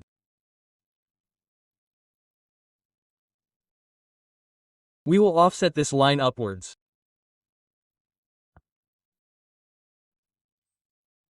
This is 12, so enter enter offset distance. We will enter 12, select the line and click upwards. Right-click to exit. This is 22, so enter L from this point. We will take the extension. Enter 11 and click downwards. It should be on the perpendicular snap, not on the midpoint, otherwise it will be wrong. Right-click to exit. Let's see, it is 38. So we can make this line 19 with the help of length command. So enter len. Click on total. Enter 19, and select this line like this. What will happen with this? See, this distance will be maintained at 19 units. This is done. This was 38, that is why we maintained it at 19 from the center. Now this is 6. So enter L from this point. We will take 6 units extension to the left. Enter and then click on this point. Right-click to exit. This is done for us. And here there is a slot of R5. So enter C from this point. We will enter R5. This is done. Now select this part. Mirror it. Enter MI. Select the center line. Right-click to exit.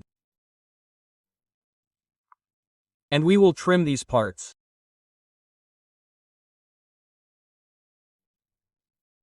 Let's hatch these parts. So we will activate the hatch layer. Enter H from here.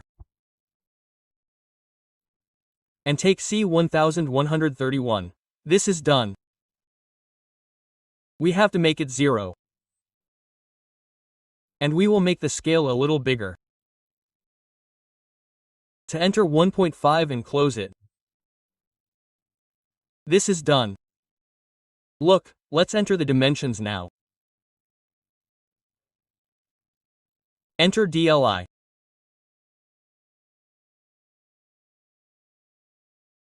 This is done. Okay, we have to change the layer. Select it on the dimension and put it on the dimension layer. Escape. Enter DLI again. Let's do one thing with it. Let's make it smaller.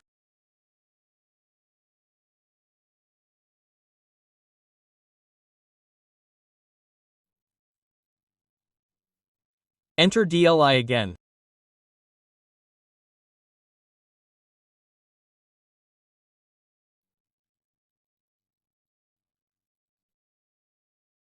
You have to apply the diameter signal here.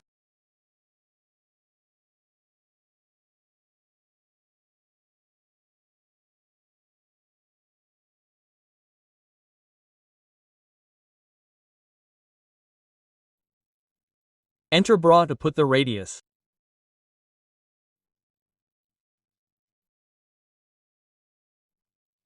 Enter R5 like this, and here we will break it.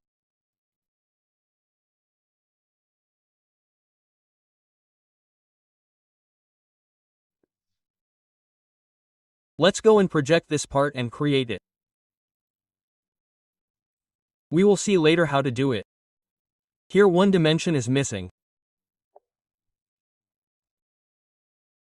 DL align this one. Okay, this is done. Now what do we do? Let's turn off the hatch layer. We will activate the 0 layer and turn off the hatch. This is our section. So what will we do with this? Let's do one thing. Let's turn off the dimension as well. This will make it easier for us. Now this section, we will convert this section into a polyline. So, for that we will take the boundary command.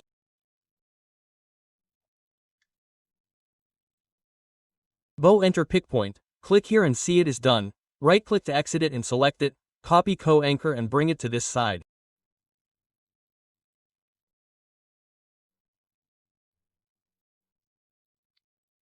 Right click to exit and now we can turn on the rest of the layers again. Let's go to the isometric view. We have to select them. We have to rotate 3D again.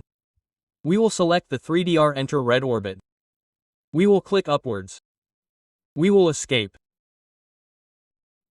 We have to revolve it in respect of the center line. So we will enter Rev. We will select it. Enter and then select the center line like this and then enter. See, it is made. Let's see, this slot is all around. That's why we did not revolve it. Otherwise it would have been made wrong. So what do we do for this? We will make a cylinder here. On the YZ plane in space. So what do we do for this? We will set UCS in the left. How will we do it? We will enter UCS and enter left eft. See, our XY plane is aligned in the left. Now we will take a circle or a cylinder. Let's take a little extension from the direct Psi L enter quadrant. Click. What was the radius? 5. Enter and it's done. Let's do the same in the front as well. So again enter UCS front FR enter. See, the XY plane is aligned with the front. Let's enter Psi L again. Let's take the extension from here. The radius is the same and we have to extrude it like this.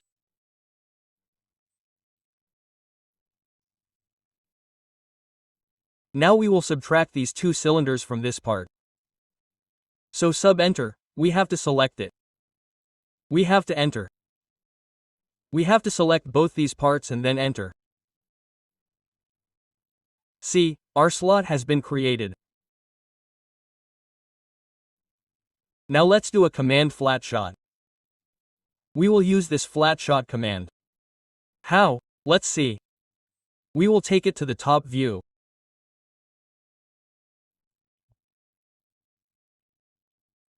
Flat shot means we can call it a screenshot of AutoCAD, so we take the command flat shot, enter, and create it. What is this flat shot? It will show us the 2D representation of all the 3D elements. Like we are in the top view right now, so whatever the top view of these four is, we will get it. So let's click here like this. After that we have to enter the scale. So enter, and once enter, rotation angle 0. So enter. It is done. See, our top view has been created. Let's select and explain. Otherwise it will always be connected together. So we don't need these parts X center. We will erase, delete, and select it. We will move it. Before that, let's do one thing. Let's select it. We will move it, enter M, let's do it here. Suppose we select it now.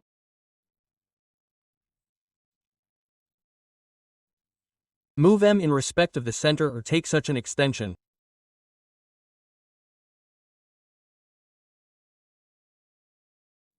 This is done. See how easily we have extracted its top view from 3D. This is our exact drawing. We will never be able to make this part exact on our own. That is why we have to extract some parts. What happens with that? We get an absolutely exact drawing. So from here, let's activate the center line.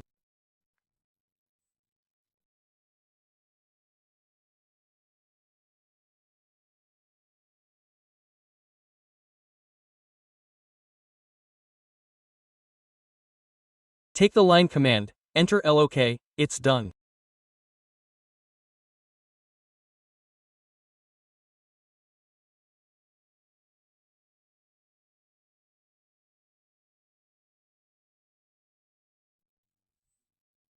Right-click to exit, and from here we will turn on the dimension layer. And we will set this diameter. So enter D. Let's select it. And put this 65. Look, this is done. Let's move it a little more to its side.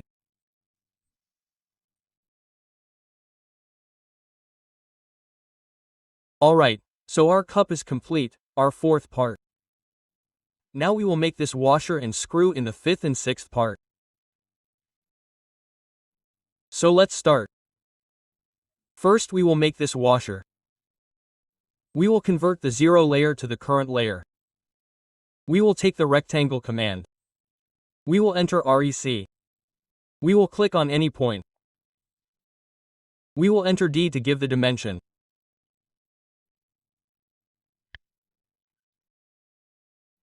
Here the length is 8, the width is 35. Then we will left click and create a center line. So we will activate the center line layer. We will enter L, and then we will draw a center line like this. We will right click to exit. We will again activate the 0 layer. We will take the line command. We will enter L. From this point we will take the extension upwards. 12.5, then enter. We will turn on polar tracking. We will press F10. And we will set the polar tracking settings to a multiple of 45 degrees. Because see, this angle is 90 degrees. So here it is 45 degrees from the center line. So let's keep it. This is already set to 45 degrees. Now wherever 45 degrees is coming, we will make a line like this. This is done. Right-click to exit. Repeat the line command again. From this point, we will take an extension upwards from the midpoint. Enter 7.25. And click on this intersection. Right-click to exit. We will trim this part. So enter TR. This is trim. Select both of them to mirror MI. And then select the two end points of this center line like this. And then enter. This is done. Take the line command again, enter L, right-click exit from the S point to this point, activate the layer. Enter H from here. North Carolina 131, click here and click here, this is our cross-section. Right-click to exit. Now let's enter the dimensions. For this, we will activate the dimension layer. This is a linear dimension. So let's enter DLI.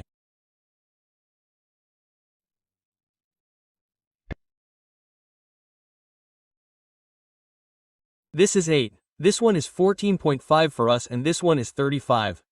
This one is actually showing 15. So, what will we do to correct this?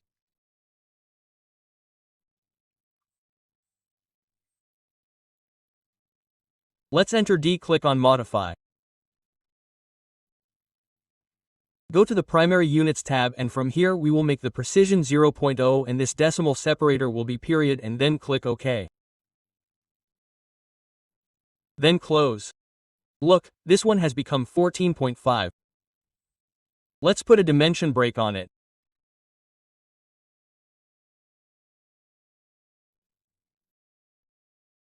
Let's take DLI again.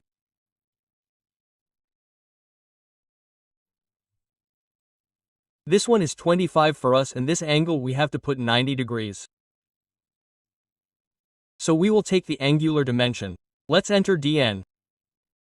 We have to select both these lines.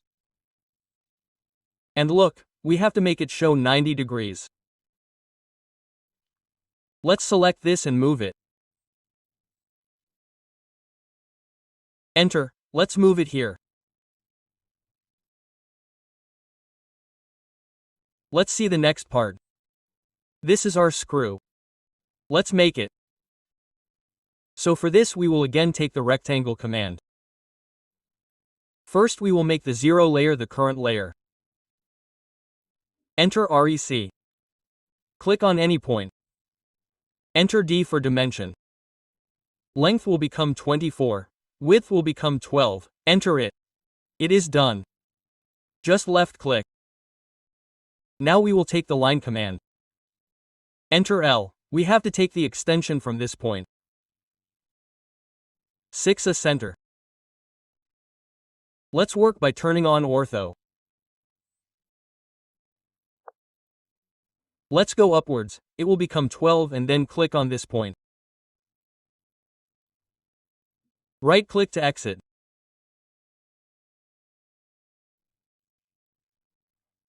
See, this slot is of 2 mm and its depth is 3.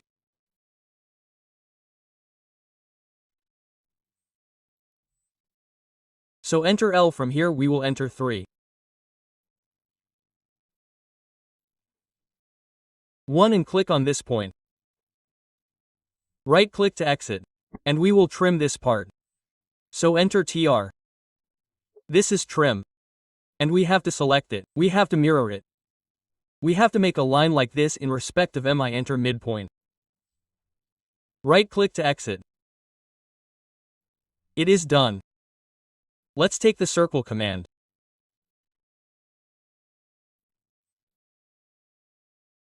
See, enter like this, circle of radius 12, enter 12, and this slot has to be shown, so let's take a line like this.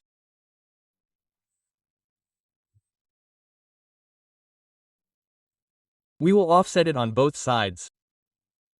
1, so O, enter 1, enter, we will select it. Click on the top and click on the bottom. Click on the track.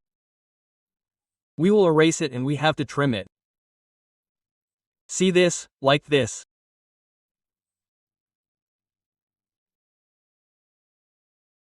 So let's enter TR and we have to trim these parts.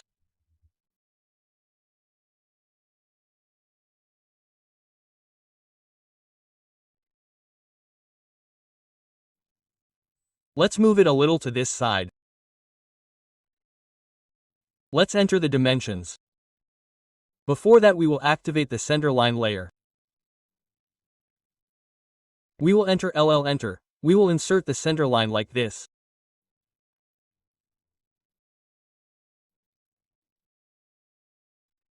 We will right-click in this also. To exit, we will activate the dimension layer now. We will enter DLI. This is the depth. We have given it. Right-click again.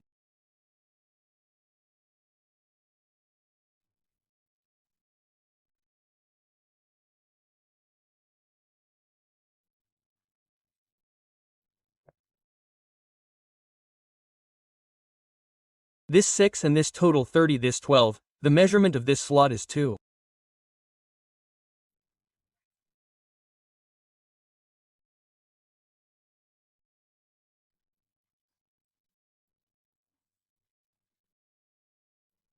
Let's do it. Let's select this also. Let's copy it. CO enter and copy it here.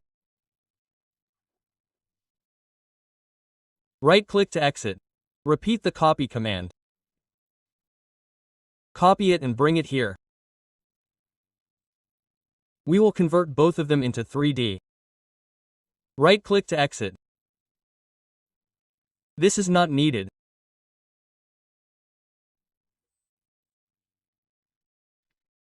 We will delete the dimensions.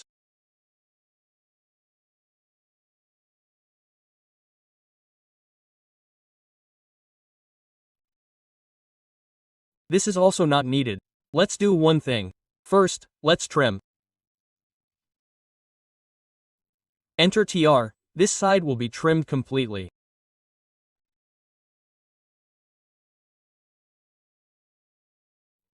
And we have to draw a line here. Activate the 0 layer. Actually delete it.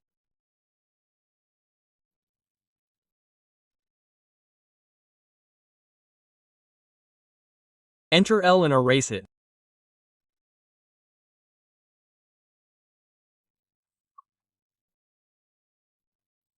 Actually, if we keep it and revolve it, it will create a circular hole in the middle, which is not our desire.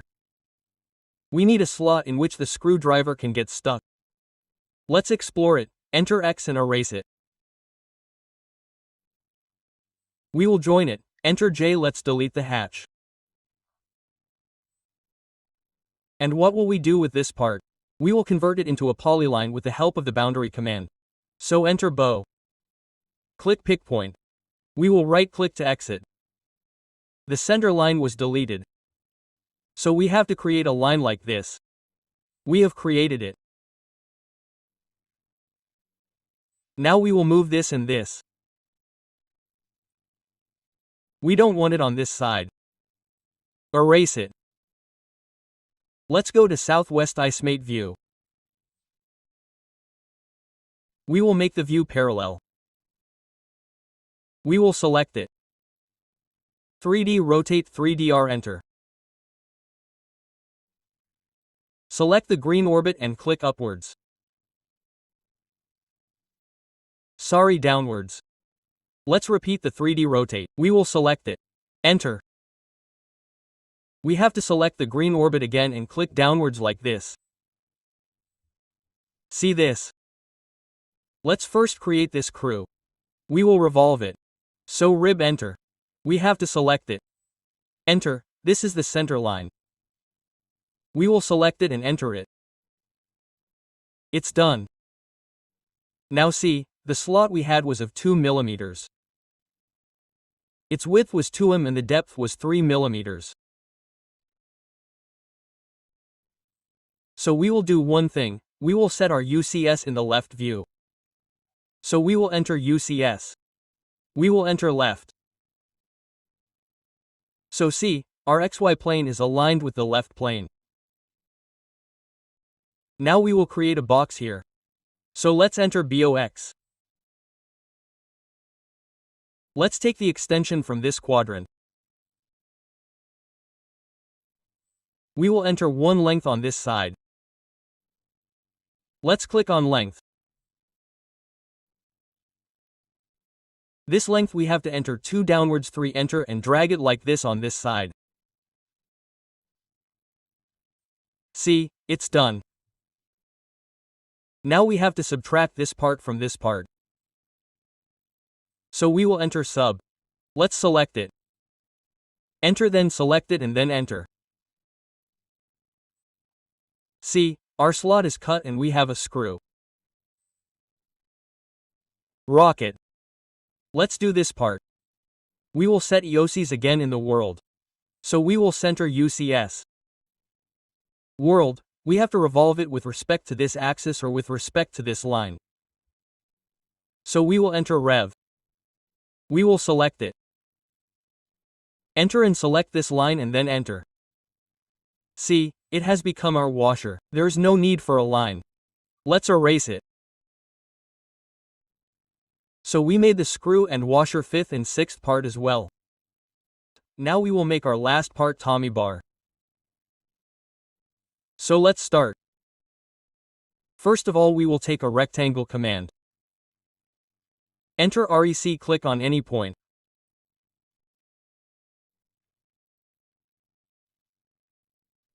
Click on the dimension or enter D. We will give the length, enter 213. And the width will be 20 for us and then enter. Let's left click. Now we will take the line command, enter L. Let's take the extension from this midpoint to the left side.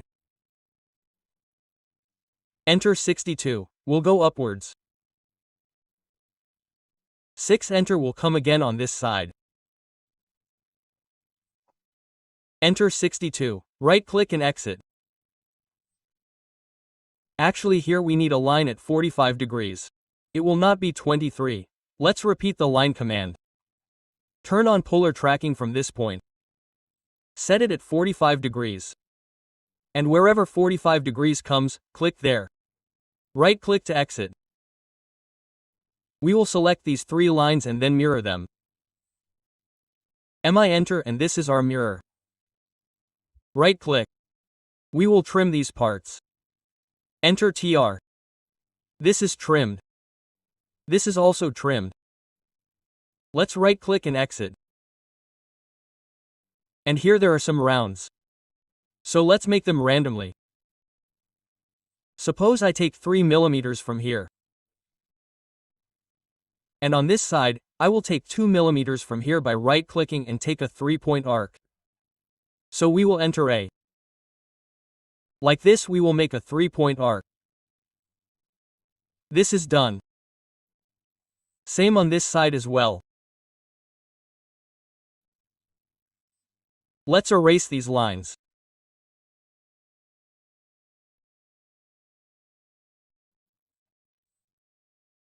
Enter L. This line and the knurling operation is shown here.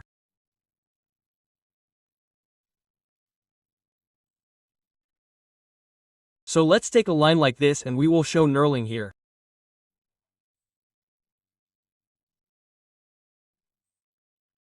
So enter H, let's keep this. Click here. We will make the angle 45 degrees.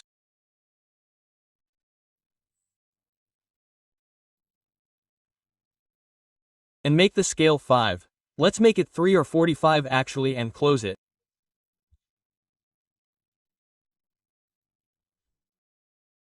We will erase this line. Let's show this knurling.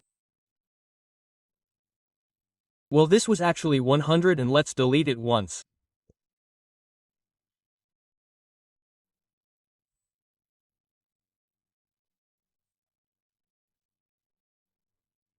L enter from here. Actually we had to take the knurling in 100 length, so enter L, sorry, enter 100 here. Let's take this H enter again. Let's take H enter here. We had created the knurling.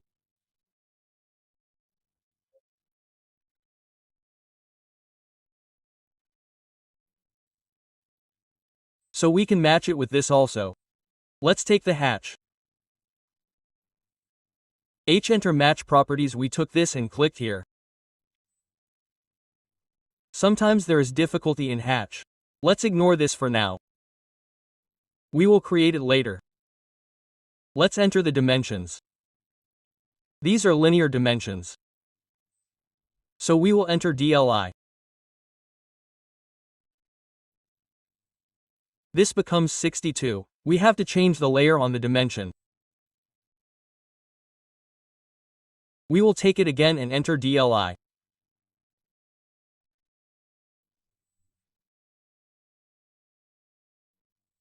This is null 100 and we have to enter the complete dimension. This will match it with 275.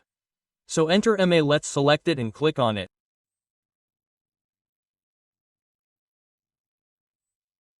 Right click. Enter DLI again.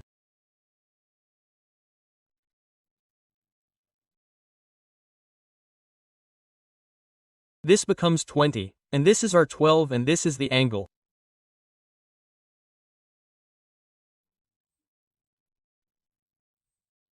So to insert this angle, we take DN dimension angular. This is 45 degrees for us. Let's give the SN link later. There is a lot of time problem in AutoCAD in HS.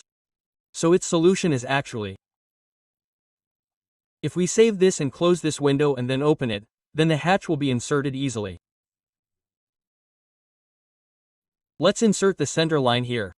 So we will activate the layer. We will enter L for the center line layer. This is our center line. We will right-click to exit. We will copy it. Enter CO and bring it here.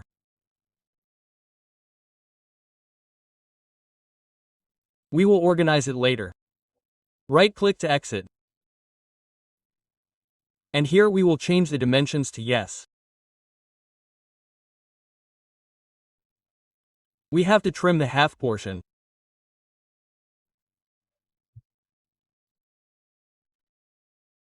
So we will enter TR.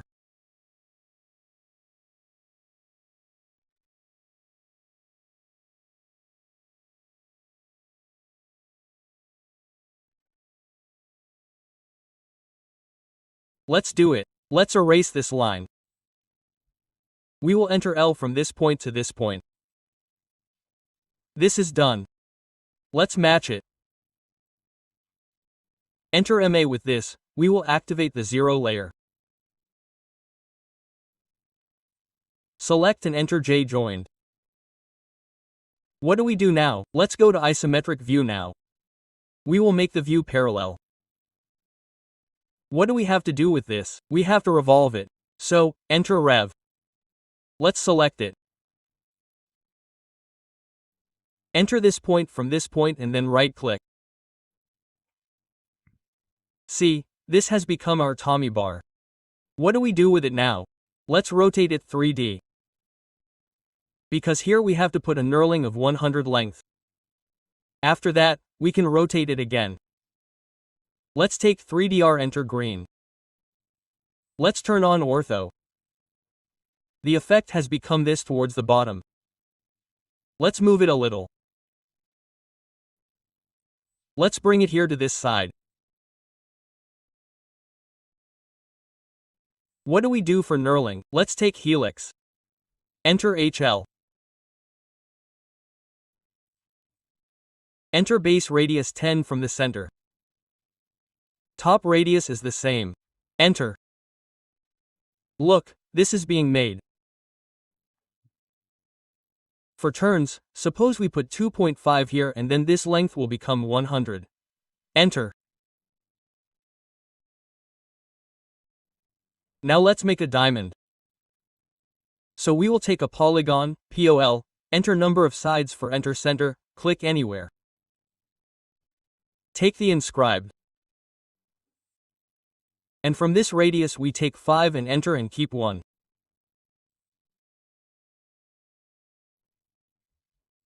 After entering the inscribed one, we will put whatever is right. Now let's use the swipe command. So let's enter SW. We have to select this. It will probably become smaller. Let's select this. We will change the enter alignment to no. And we will select this helix. Look, it's done. Let's erase it. We will mirror it in respect to the YZ plane. So let's select it. 3D mirror 3D MI. Enter from center, click towards Y, click towards Z. Let's select both of them now. What else to do? We have to take an array. This circular array or polar array with respect to the center, and let's suppose items here, enter 20. This is too much.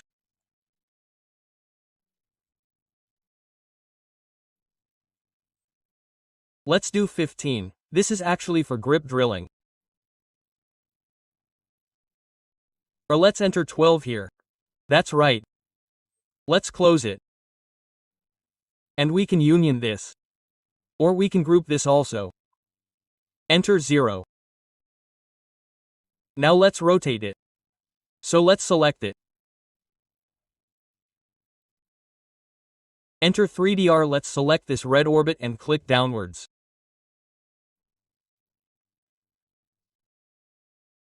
Let's move it a little.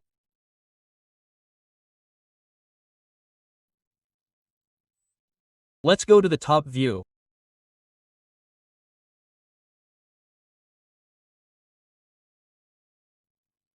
So we have created our 7 parts in 2D as well as 3D. Next we will assemble them. Now we will make 2 threads. See here, this is M12 metric thread of 12 mm and here is square thread of 38/7. So we will complete both these threads now. So I go to isometric view. Southwest isometric. We will convert the view to parallel from here. Let's do this screw first. It will have M12 thread. First let's do one thing. Let's put a chamfer here below. For that we will use Chamfer Edge. Chamfer Edge command. So we will have to do CHAMFER chamfer E for the edge. We will enter. We will select this edge and give distance here 1.75, enter 1.75, enter twice.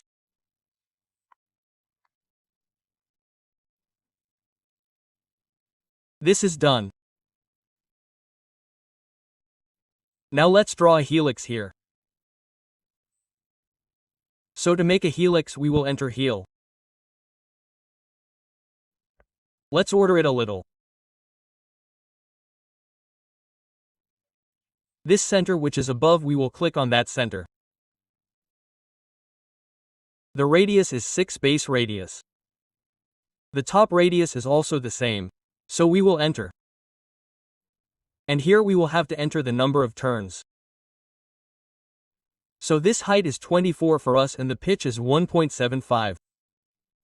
So here the number of turns is 24 over 1.75, so it comes to 13.7. So we click on turns here and enter 13.71 here. Okay? Our turns are set. Now for the height, we can click on this center. See, this is done. Let's select it a little and hide it. Right-click, isolate, hide. Now in this front view, we will set the UCS and create a triangle. So we will enter UCS. Enter UCS, enter FR for front. See, our XY plane is aligned with the front. So we will create a triangle here. Take the Polygon command. Enter Pole. The number of sides will be 3.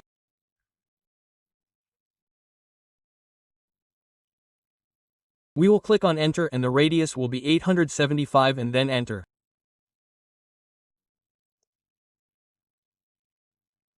Well, we have to rotate it a little. Let's select it and enter it. We have to rotate it in the respect of the center, not outside but inside. This is correct now. Now we will sweep this triangle in the respect of this helix. So we will enter SWE, we have to select it. Enter and then select it. See, the sweep is done. We will unhide what we had hidden.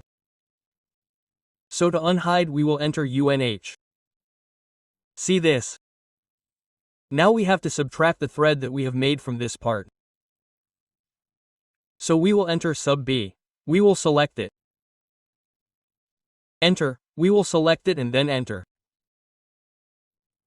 So see, our M12 thread has been made. See this. Let's put a 38/7 thread on it in the same way.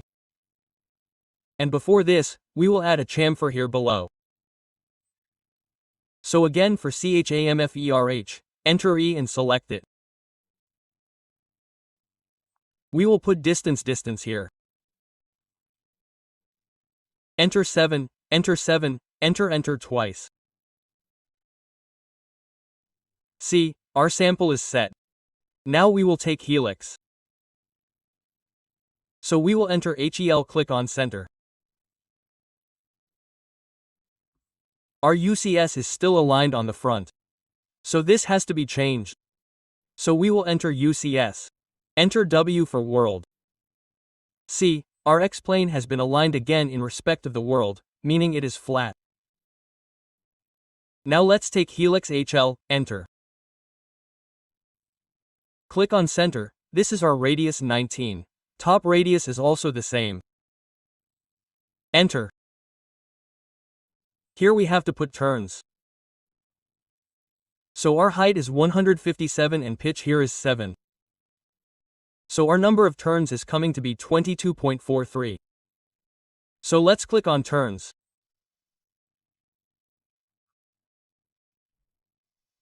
We will do this, enter 22.43 and go upwards and click on this center.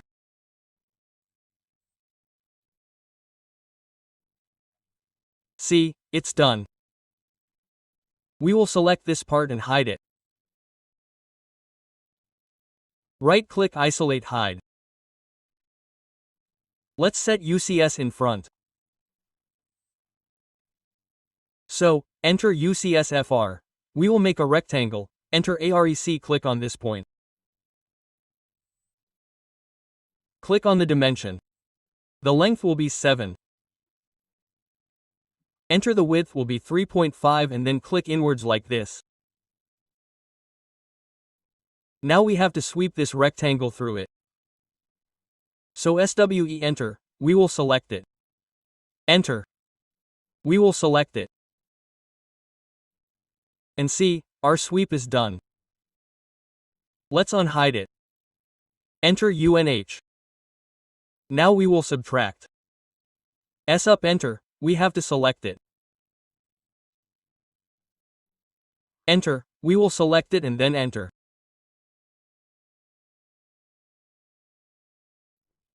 See, our square thread has been made.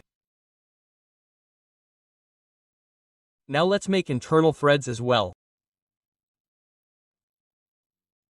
Like inside this nut, we have to make an internal thread of this thread. So what will we do for this? Firstly, take a cylinder. Enter CYL radius 19 from this center and then make a cylinder till here. Now we have to union it. Enter Uni. Select it and enter. Now let's do one thing. Let's convert it into a 2D wireframe. Let's take a copy of it. Enter CO. Select it.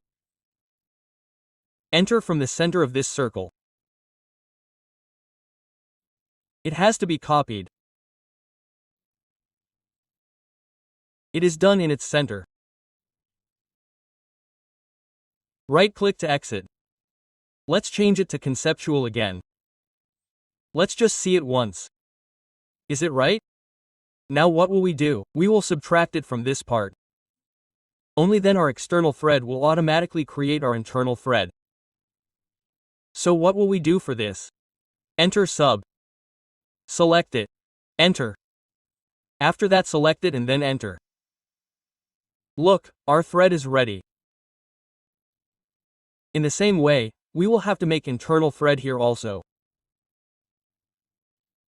So what do we do for that? We will select it. We will copy it. Or we will make the visual style 2D wireframe. Now let's copy it. CO enter. Let's select it. Enter. Let's bring it here in respect of this center. This is done at its center. Right-click to exit. Now we will subtract this part from it. So sub enter. Let's select it. Enter, then we will select it, enter. Let's make this visual style conceptual. Look, here also our internal thread has been made. So now we do one thing. Let's assemble this whole screw jack. Look, its inner face is of 50 diameter and its outer face is of 50 diameter. And this height is of 25 mm. So this nut will go inside it up to 25 millimeters. So what do we do for that? Let's select it. Let's enter M. This is the center. Let's do one thing. Let's make it a 2D wireframe. It will be easy. We have to select it. We have to move it. Let's align its center with this center. After that we will move it downwards. 25, so enter M downwards. 25, enter, let's erase it. Let's see it once in the conceptual view. So it is done correctly. Now we have to insert it inside it.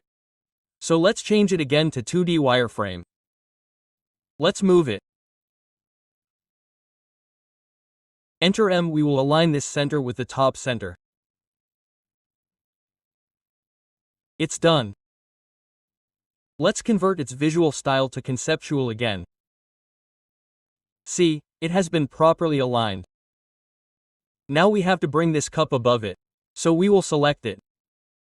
We will move it. Let's take the bottom center. Let's escape. Let's make it a 2D wireframe. We have to move it. Enter M, we have to align it with this center in respect of the center. This is done. Let's go here, our washer will come. So let's take this washer. Let's move it M, enter. Its center will be aligned with its center.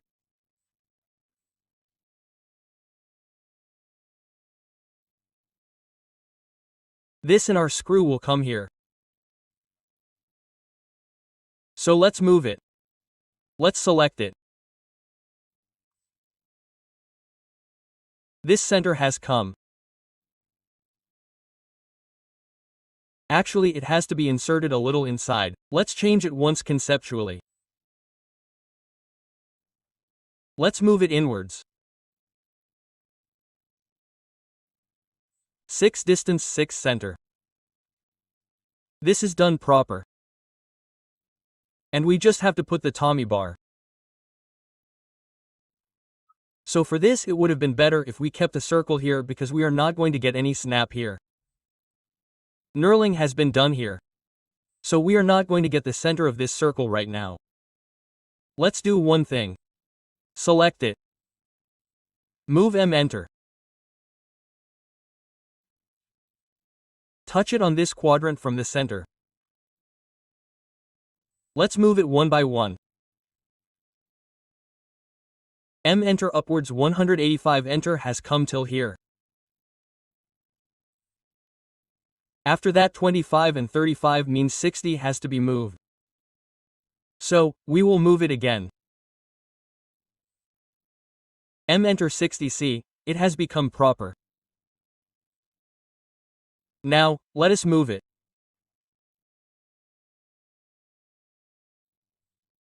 M do not enter 5 vector, now it is proper. Let us have attached this Tommy bar as well, we can move it a little inwards. It is done. If we want, we can rotate it a little in 3D. So, friends, we have completed the 3D model of our screw jack and have also completely assembled it. Let us go to the top and make a 2D wireframe for it. Let us move it a little.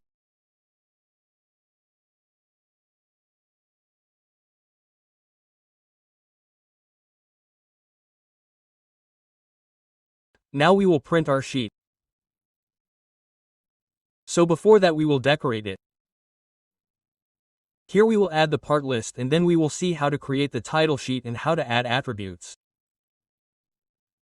After that we will see how to print it finally. So first of all I will decorate it a bit.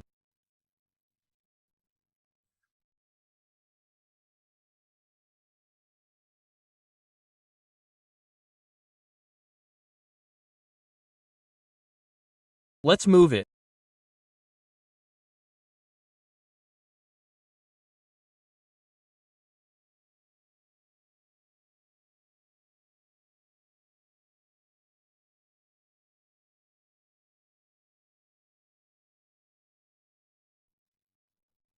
Now let's see how we can add this parts list.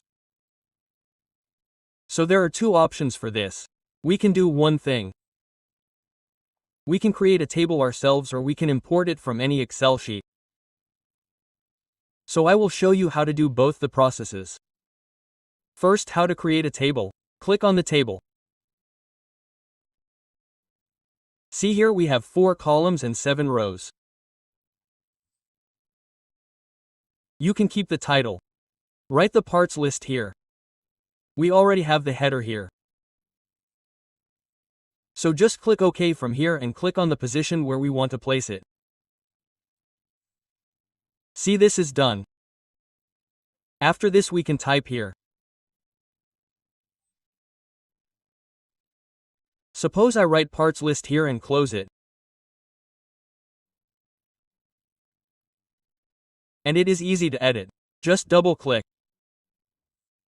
And from here whatever you want to do on it, suppose I edit the text height. And whatever you want to do here, you can give any justification. Or you want to change the text style.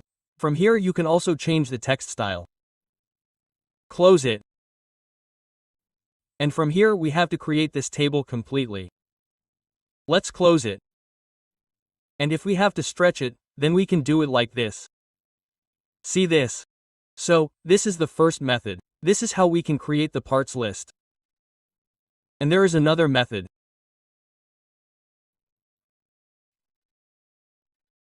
Suppose I have this image, I type this parts list in Excel. Or we can do one more thing, let's get it typed from ChatGPT. So for that I go to Google Chrome. ChatGPT, from here we upload the image. And here I give the command.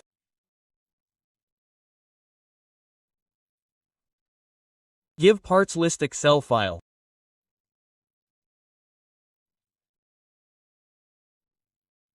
Let's enter. See, it has been uploaded here. It has created it. Excel is generating the file. So we don't have to type. We will get it easily. So it's done. Let's open it. Let's enable editing.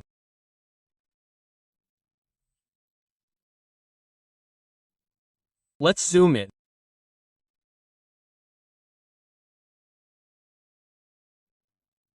And by selecting these we will center the justification. And from here we will also give it an outside border.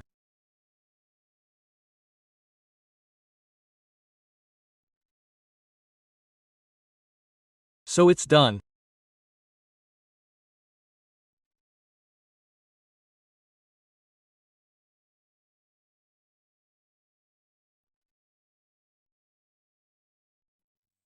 Let's save it Ctrl S, and here we can also add a parts list above.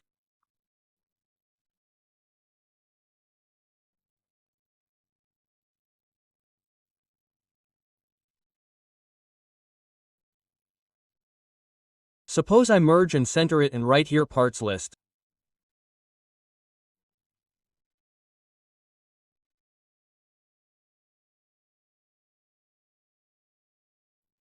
Let's save it.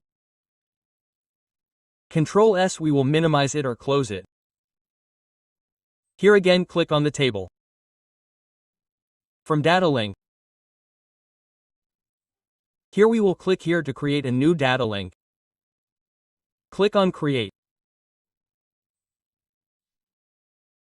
Suppose here I name it Screwjack.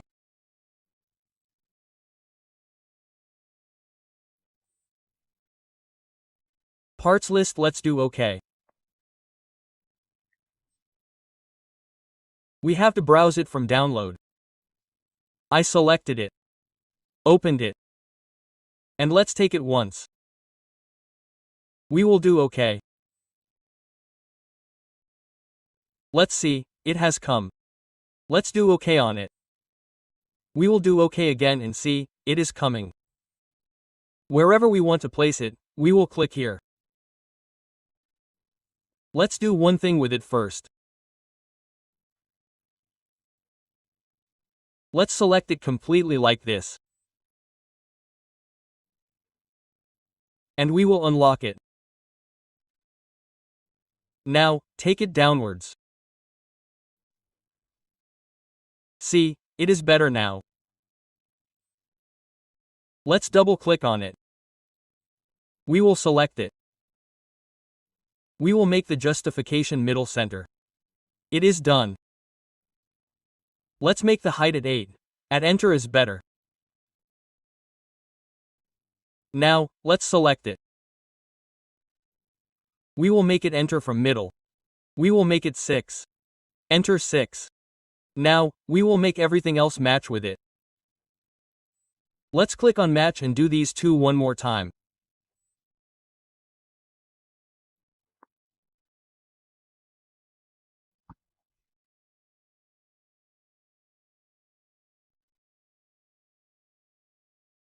Math cell like this, it is done.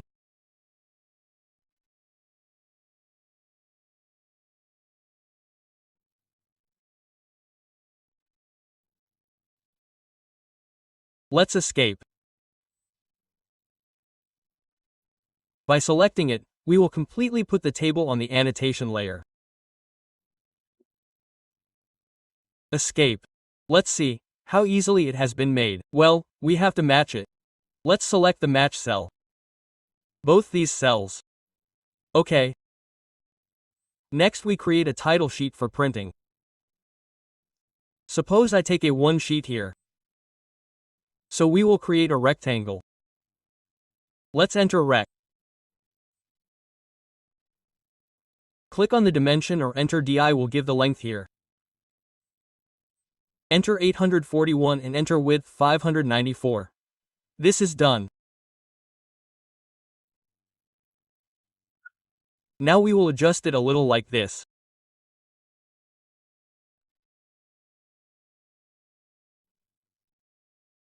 Let's create a title sheet here, or there is a trick. I will tell you how to do it. We actually go to any layout. Right-click and click on from template here. There are many predefined templates in AutoCAD, so suppose I take this manufacturing from here. Let's open this one. OK. It appears. Let's see here we are getting a title block with an attribute. So what will we do? Let's explore it. A center. Now we have to select it completely and then copy it. Let's not do Ctrl+C to copy. We will do Ctrl+Shift+C so that we get the base point. I have to copy with respect to this base point. Let's click. Go to Model Space. Ctrl+Shift+V, see here it is there. Let's click here. See now it looks very small. Let's scale it. Let's select it. Go to Properties. This is actually a block. So I will make it scale x2 and scale y3. No, we will scale y here, sorry here it is 2. Let's scale x to this also. See this, okay? Or let's make y 2.5. Let's do it right. Let's close it. See, this is our attribute. Whenever we click on this title block, this is a trick. We can copy the title block from any title sheet like this. That edge attribute will be copied as a block. And see here we can change any value from any position. Suppose I have to put the scale here. No, not applicable, so I will put it here. No, I will press OK and see the scale has been inserted. See this? Let's see again. Let's double click. Suppose I have to put the title here. Here I will put screw jack assembly. I will press OK. And see, our screw jack assembly has been inserted. And if we have to edit this block, then how will we do it? Select it. Right click. Go to the block editor. See this? And from here we can edit any property. Suppose I select it. If I have to change its property, I will enter PR. See this? From here we can change anything. Suppose I make it standard. See this? And with this we can also match the rest. I will enter M. This has to be selected. And all the rest have to be selected like this. See this? It's done. And we can also edit them like this. If we don't need anything, then we can also erase it. And after making the changes we will save it. Suppose I don't want to make any more changes here, so I will close it and click on Save here. See, these changes have come. There is evidence. Let's take a print of it and see. So how to take a print? So to take a print we have to press Ctrl+P, click on Continue. From here we have to convert it in DWG to PDF. We will keep the paper size as 841 594. See, we will keep this A1 sheet. We will not take display. We will take the window from here. This is our window like this. Let's make it portrait from here. We will center it. Center the plot. Here we will not understand the scale option. Here I do fit to paper. We have made the scale not applicable just like that. I have already explained the scale option very well in the scale section. And from here we will take a preview. So see, our preview is being made. But here the color is a little faded, so what will we do for this? We will close it and go to plot style here and make it monochrome. Monochrome means single color. Everything will be converted to black. Let's see. We will do no. We want to apply it only in this layout, not in the rest. So we will do no and preview it. See this? So how easily we have made the assembly of the screw jack very well. And along with this we have converted each part of it to 3D, and we have also done 3D assembly of the screw jack. Let's close it. One thing was left out here. Here we have entered the part number but did not enter it here. Like see here all the part numbers are entered. So for that it is simple. Take multiline text. Make a box like empty enter.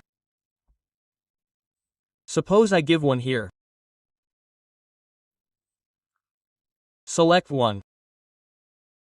Enter the size here. Suppose I put 8. Enter 8 and close it. Keep it like this and close it. See here one has come. Now we will put a circle around it. So there is a command for that, t-circle text circle tci. Enter. Enter again and enter once. See, this one has been inserted. We will copy this everywhere.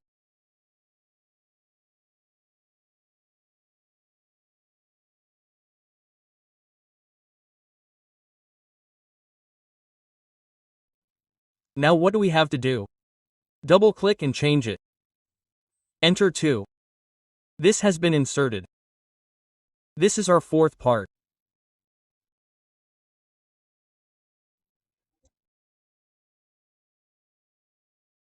This is the third, this is the seventh part.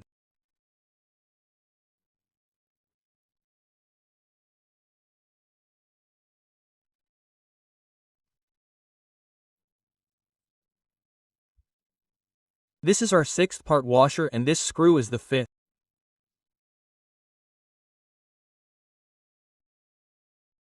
Let's take a print.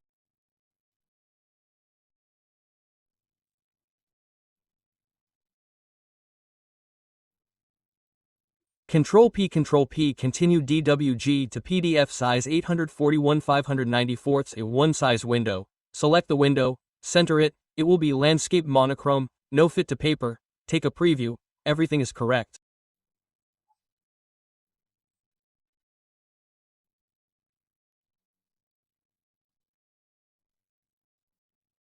And here you guys have to put whatever is the data weight here from the attribute. And what will you do after that? We will close and make it OK. See, it is being saved.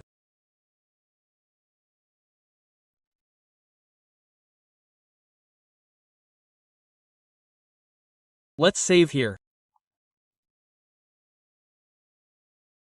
Let's make the save a little smaller. See this? So we have completely made this seat, the screw jack assembly and all its 3D parts, and we have also assembled the 3D and shown it. So, this completes our project. Now we will make this complete plumber block assembly. We will make it in 3D and we will also generate its seat. So let's start. First of all we will make this body. We will make its front view. So see, this is 168 and this is 14. So we will take the rectangle command, enter REC and click on any point. Enter D, enter 168, 14, enter left click. Now we will add chamfer here. See, this is 4 and this is 14, so enter CHA, click on distance. First distance we give 14, enter. Second distance 4, enter. Here we will click on multiple or enter M. First we have to select this 14, 4 and right click and exit. Let's say this height is 55. So we take the line, enter L.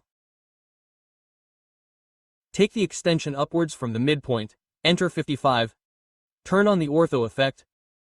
This is 44 for us. So enter 22. Enter 12 towards the bottom and this is 38. So this distance becomes 3. So we will go to the left, enter 3.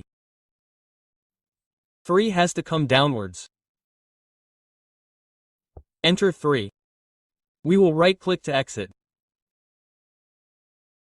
Let's erase it. We have to find this distance. See this? This is R43. We have already gone 22 from the center. We have to go 43, meaning we have to go 21 more. So we will enter L, click on this point. Enter 21 and click down. Right-click to exit. Select it and mirror it. Enter MI, click enter upwards in respect of the midpoint.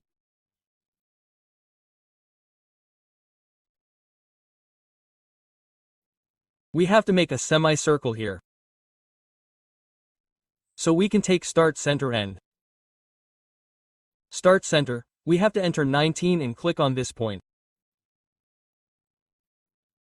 We have to press Ctrl and click so that it becomes in the reverse direction.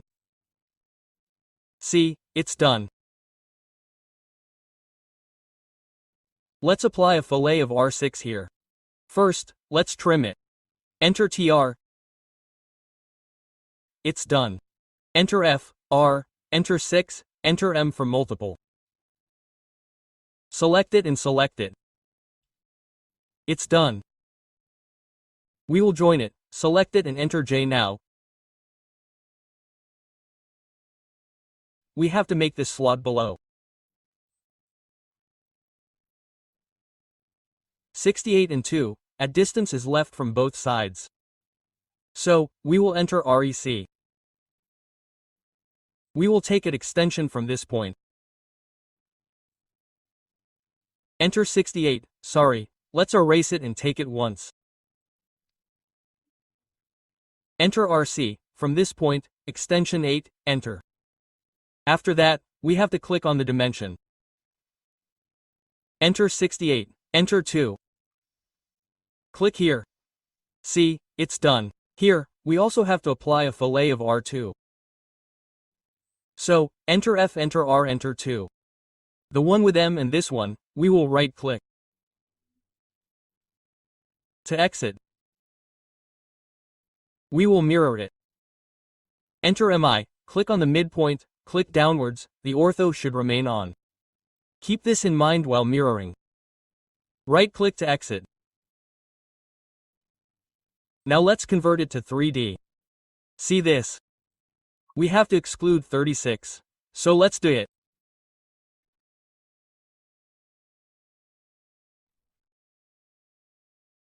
We will extrude half of it. Select it and extrude it downwards. Enter 18. We will make it a shade of gray.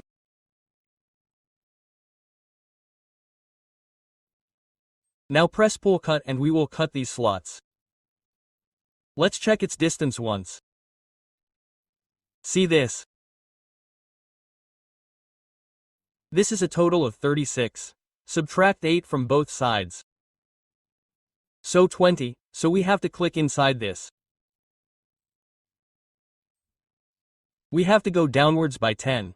Half in this also, same 10, enter downwards. Right-click to exit. We will rotate it. Select it. 3DR enter, select the red orbit. Click upwards. See, this is done. Now we have to mirror it in 3D. So 3DMI enter, click on this point. Click upwards, click enter. And we will union it. We will select Uni, enter complete. Enter. See, it is done. Now see, we have to make these holes. It is at a distance of 31 from the center. 10.5 diameter. Till here we have 22 and we do not have to go to the right side. So let's take the cylinder. Enter C and L. We will take the extension from this point. We will enter D. We will give the diameter 10.5, enter and click it downwards like this. We will mirror it in 3D. Select 3DMI, enter.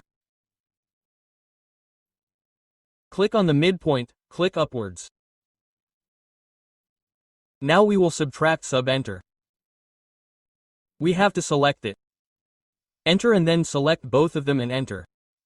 See, this slot has been cut.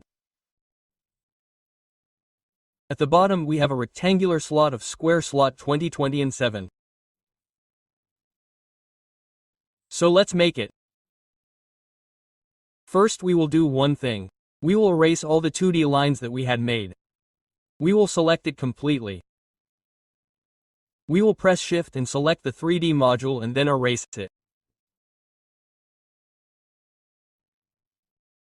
Let's create a square slot here. So we will use box. Let's take box from here. Let's take center. Let's click on center. Let's take length. This length of ours is 20 on this side and we have to give 7, we don't have to give it. We have to give 14 because it will be excluded on both sides. So enter 14. We will mirror this again in 3D. 3D I enter midpoint, click enter. Now we have to subtract this again. Sub enter, let's select this. Enter this, select enter, see the slot is created. And these are our slots. This is the length of 8 and the radius is 5. Let's create this first. We will use Polyline. PL enter, click on any point. Enter it, enter, click on arc to enter diameter. Enter 10 again for line L, enter at this side, enter at enter A for arc and click on this point. We will right click to exit. Let's see where to place it. We have to take 128 from the center. The total is 168. So we will trace from the top. So let's delete the 8. 160 to 128 means we have to extend 16 from this side. We will extend 16 from here. And we will move it.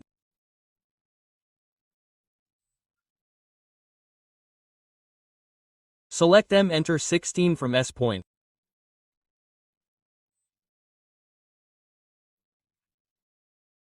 Click on the midpoint here. See, it is done. Let's select this. Let's exclude. This is done.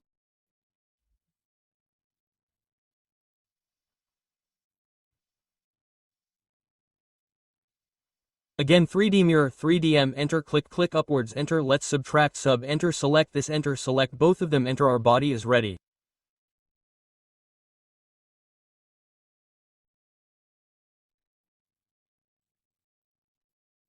Now we will make the cap. Here actually there is one slot and one slot. Let's make this as well. 6 diameter and its depth is 6. So let's take a cylinder.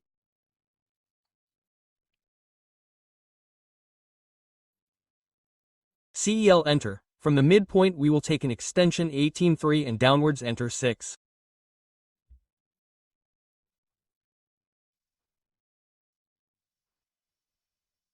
Let's do one thing with this, press pull a little upwards. After that we will subtract. Sub enter, select enter and subtract once, select enter.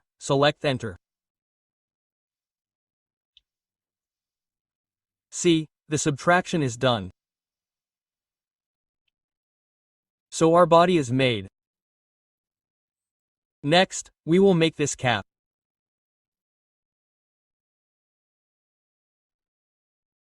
Let's take the line command. Let's do one thing. Let's move it a little to this side. Enter L, click on any point. Enter 22. See, 22 has come.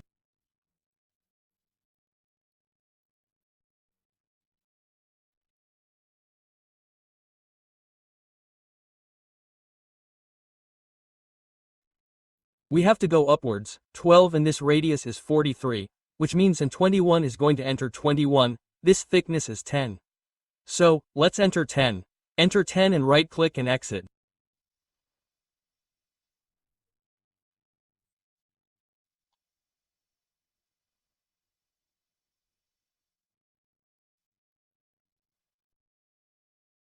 There are two radius here. Let's take a circle. CSSSSSSSSSS is enter 19 and 36 6 is its center below. So we will take extension from this point, enter 619. Again enter 36 from here.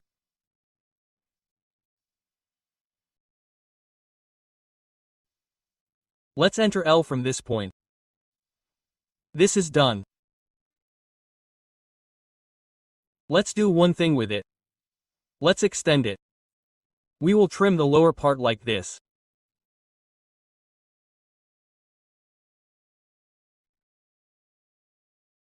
We will select it. We will mirror it. Enter MI. This is our mirror. Again we have to trim these portions on Trim TRA. See, this is done. Then we will join it.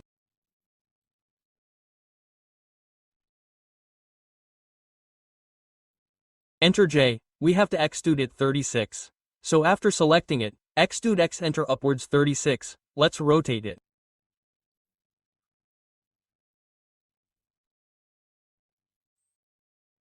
We will select 3DR enter, we have to select the red orbit. Click upwards.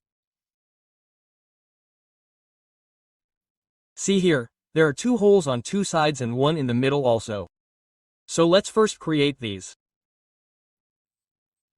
The diameter is 10.5 at a distance of 31 from the center. Let's do one thing first. Let's create this R43.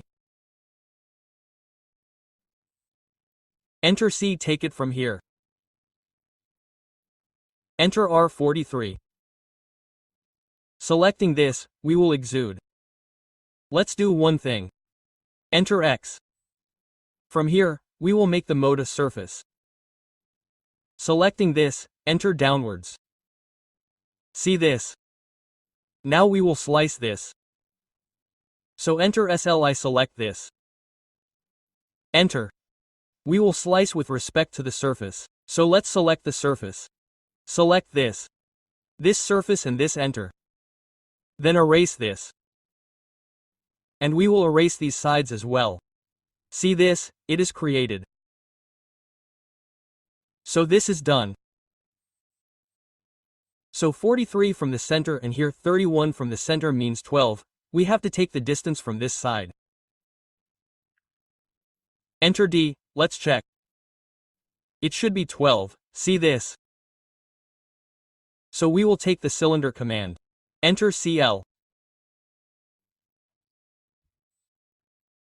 Extension 12 from midpoint, enter diameter 10.5, click downwards. We will make a CA 3D mirror. Let's select 3D MI, enter. This is our 3D mirror. We will subtract sub, enter. Select this, enter. Select both of them, enter. See, it is done. There's one more slot here.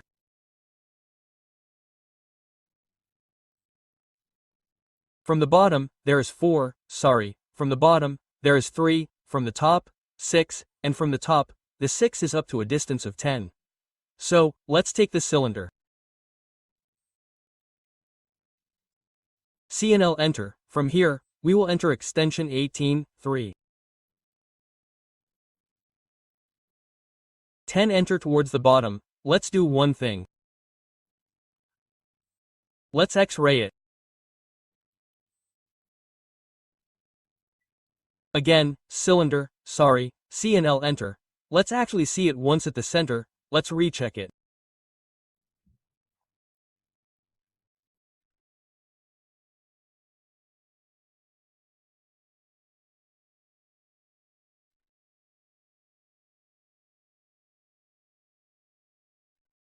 It should actually be 4. It became 3 by mistake. Let's take the cylinder. Enter 2 from the center. Click downwards. We will subtract again. Enter sub, we have to select this. Enter, select this cylinder and then enter. See, this hole is done. Now our both parts are complete. Body and cap. Now we will make the bearing bottom half and the bearing top half. So let's make it. Enter L, click on any point.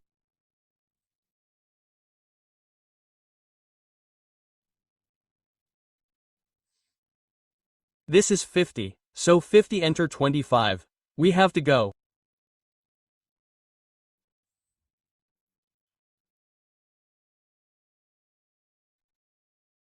Enter 38, so we have to go to 6.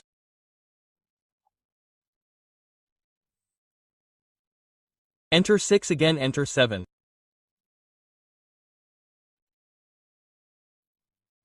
Now 38 to 35, 3 means 1.5, enter 1.5. And this 11, enter. Right click to exit. We have to mirror this. MI, enter, this is mirrored. And we have to take a line. L, enter 12.5 from this point. Let's click on this. Here we take the boundary command. Bow, enter pick point and click here. See, this has been converted into a polyline. Right click and exit. We do one thing with this. We take its mirror till MIN. This is done on this side.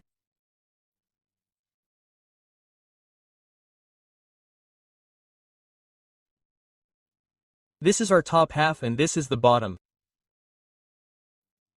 For the bottom, we have to make a slot here later. It is here as well. So what will we do with it? We will revolve. Rev, enter.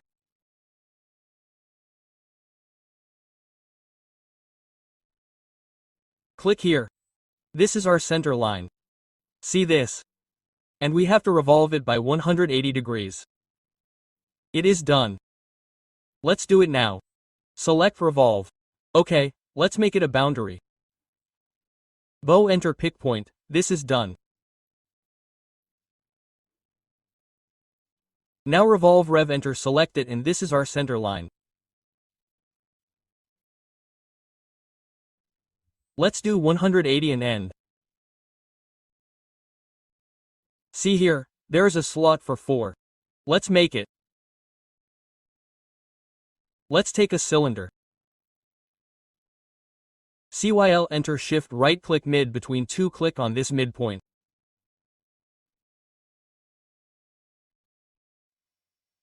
And click on this midpoint. See, we are done in the center.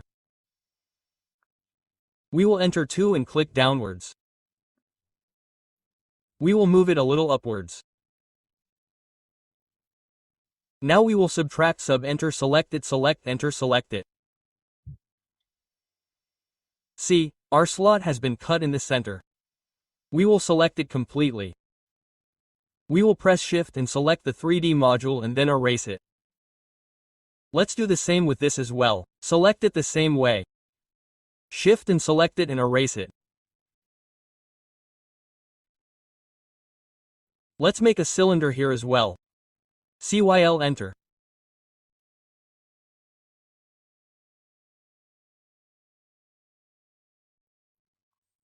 We will change its visual style. Sets of gray.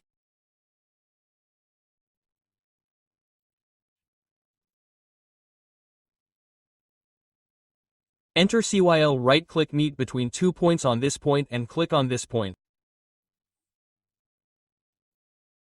Let's see its radius once.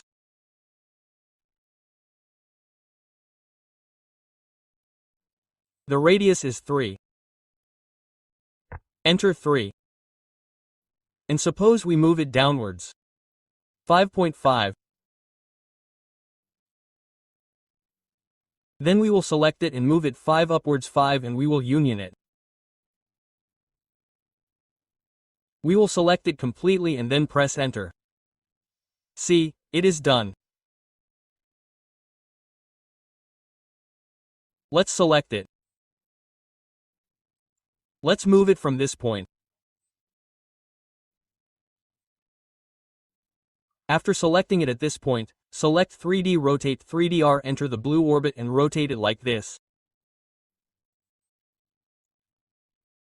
It's done. Let's do one thing with it. Let's place it at the center. We will select this. We will move it. And this is the center, we will snap it to this center. And we will click on this center. See, it has been set for us. Let's set this as well. Let's check the distance once.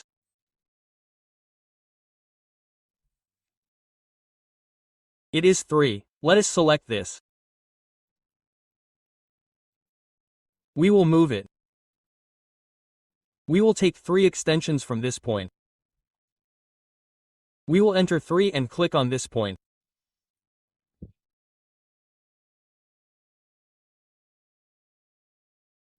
Sorry, this went a little wrong. Actually, we had to take it from here. No problem. Let us move it again. We will enter 3 and click on this midpoint. See, this is now properly aligned. What do we have to make now? This safe is left and these nut bolts. So, first we will make the safe. We will print it. We will take C or cylinder from here. Click on C and L, enter center. This is the radius and suppose we enter 50 for this.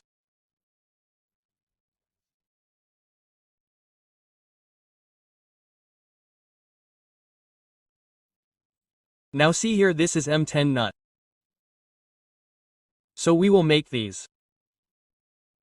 We will press Ctrl 3. This tool pet has opened for us. We will go to mechanical. See here, there is a hex nut. We have to select it. Okay, let's do one thing with this. First, let's top it or click on the World X notch and close it.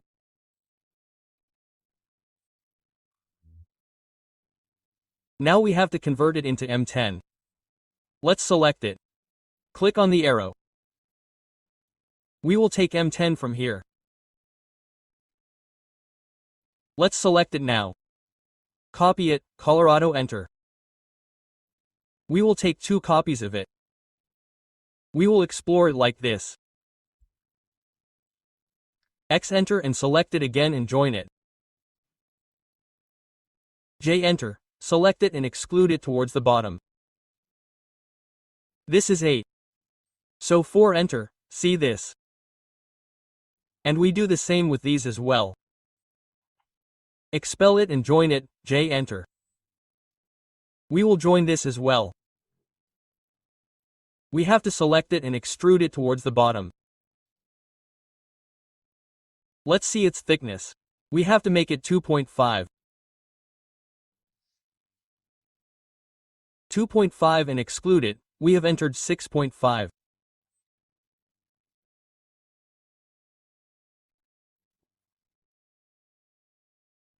Let's set UCS to front and create a profile here. Take a polyline. PL, enter, click on the extension from this point.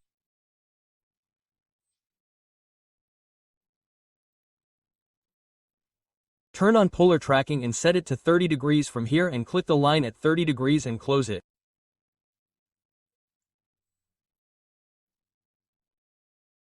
See, we have to revolve it. Re-enter Reb enter. Let's take it once more.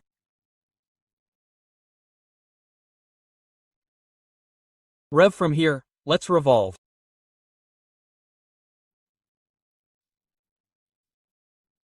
Select enter.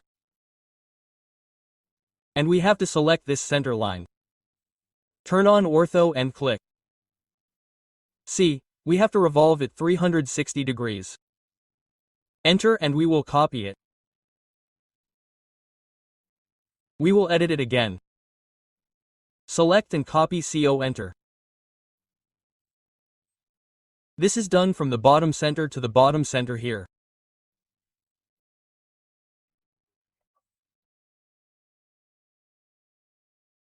Same here and erase it from the bottom center to the top.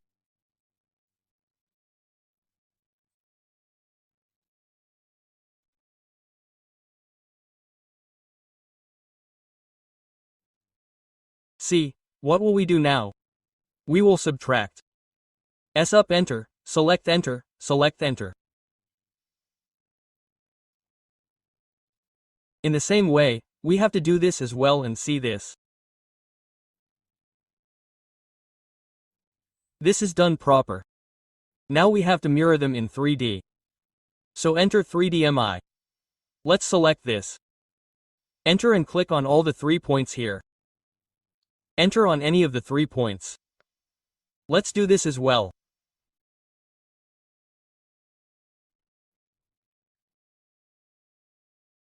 This is done, enter and we will select them and union them. Enter uni, this is done union. This also has to be done.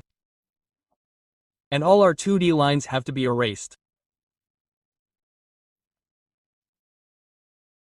This also has been erased. Let's go.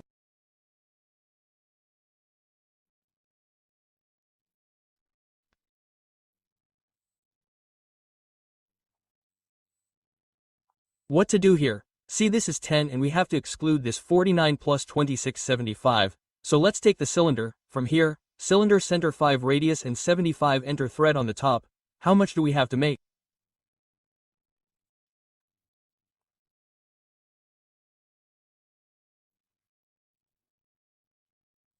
We have to make 26. So we will take the helix command. We will enter HEL let's do HELI click on enter center, this radius, this top radius.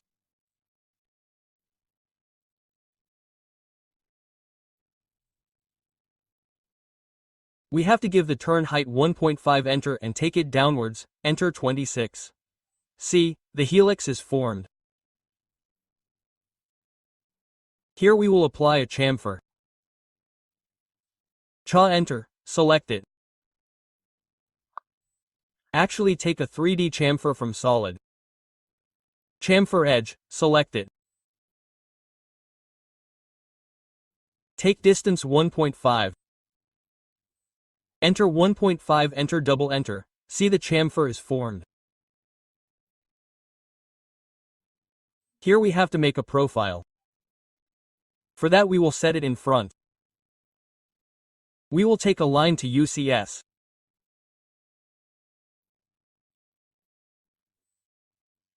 From this point we will turn on polar tracking. We have to make a line in 30 degrees. This is done. We will close it. We will mirror this. MI enter in respect of this line or we will make it below from this point.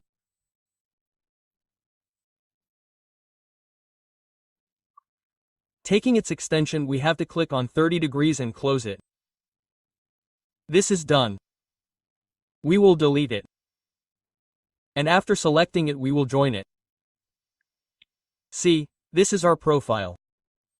We have to swipe this profile in respect of this path.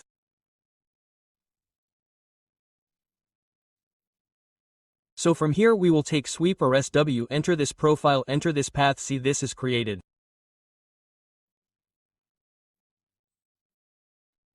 Now we have to subtract this part from this part. So we will enter sub. Select this, enter. See this, our proper thread has been created. See this.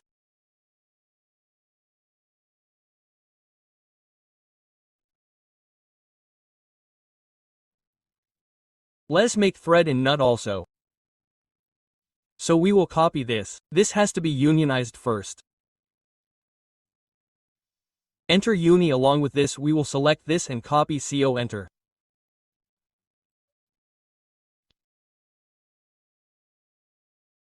Let us take it from this center. Click on center and click on this center. Right click and exit. We have to move both of these. Enter M, move downwards to cut the thread. This is fine till here.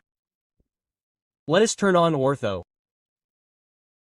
F click, let us subtract now. Enter sub, enter this, select enter. See this internal thread is created. Same in this also. Let us do it. What do we do now? Let us select this.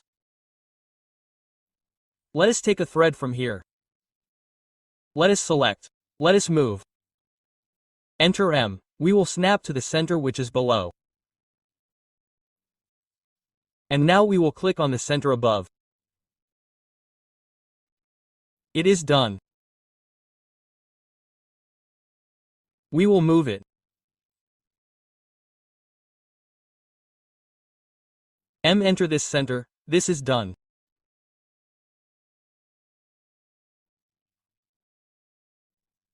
Let's copy both of them again, or 3D mirror.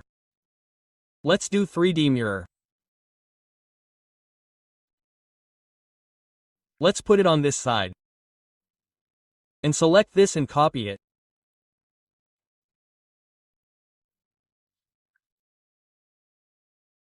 CO, enter this center to center. We will right click and exit and erase it.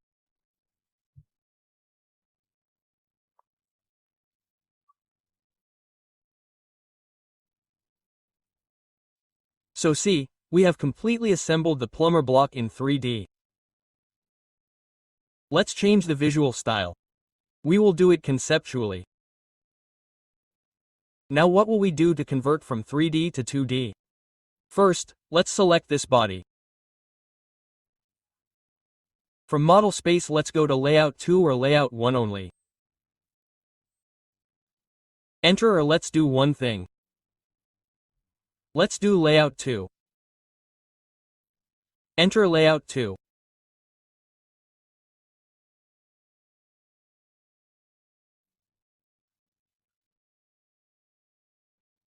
This click enter, this is done. We will right click and exit all the three views. We will go to model space.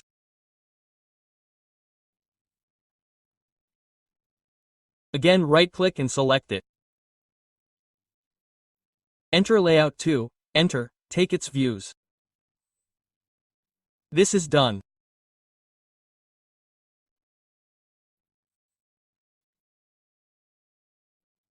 Again we took this also in model space, right click.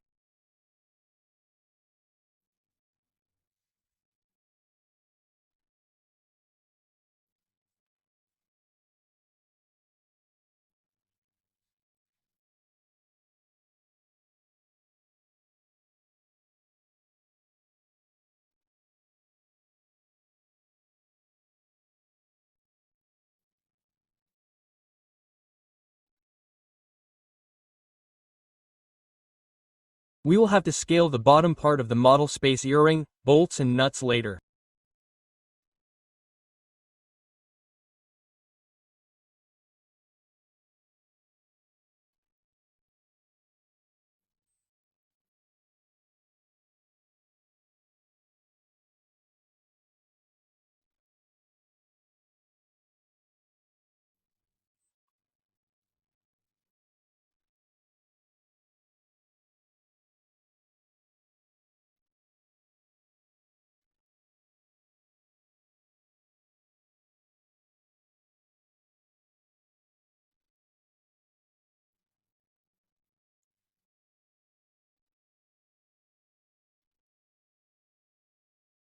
And again after that we have to convert this assembly from 3D to 2D.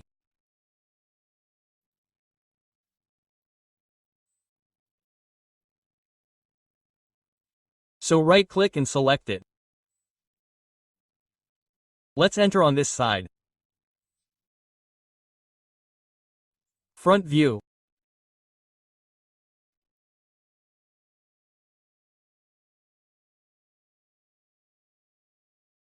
Okay, it is ready. Double-click on it. And we will make it visible lines. Close it. We have to make these also visible lights.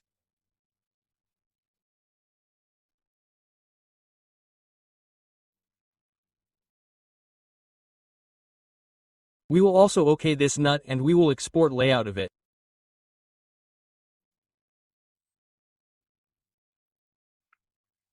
Export layout, enter.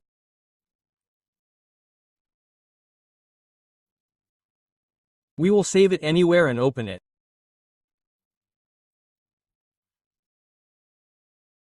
What to do after that? We have to select this.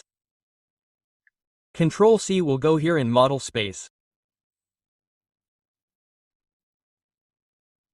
We will go to top view and here on this side we will Ctrl VC this.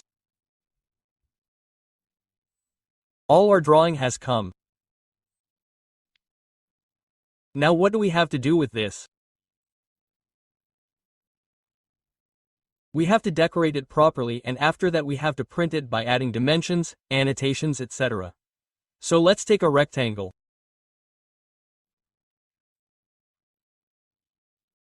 Enter REC. Suppose I take dimension 297 here.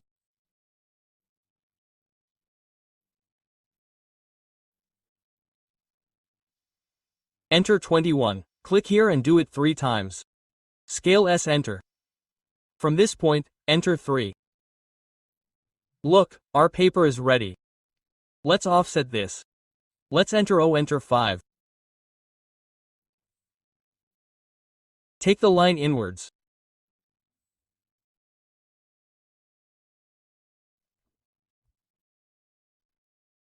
This is done at 25.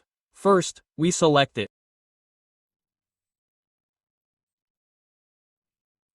Move it a little downwards.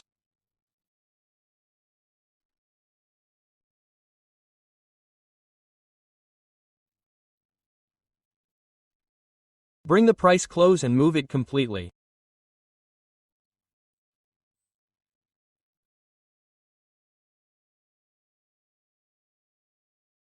Enter M. We will move it like this.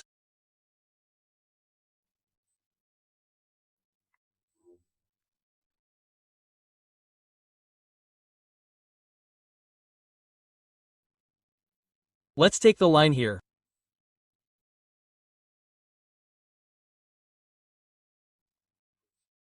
And the effect is this.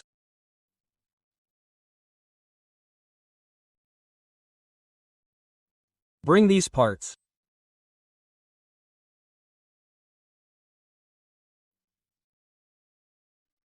Move ortho off again. This is done. Move it off. Turn ortho on.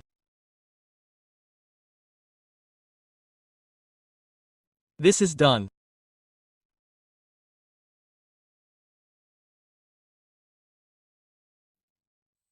Move M, enter.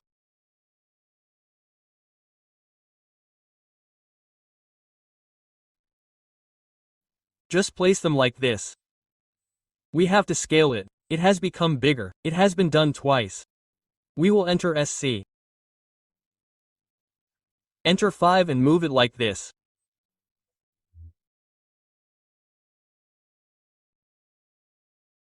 We have to scale these as well. All of these have been doubled. After selecting all of them, enter South Carolina 5 and select both of them. Let's move them. Enter MM and move it.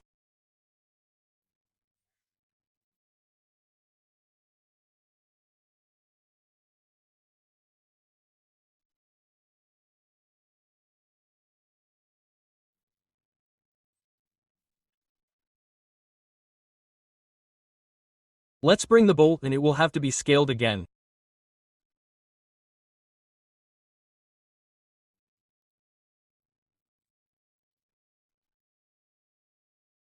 SC enter 5 and we will move it.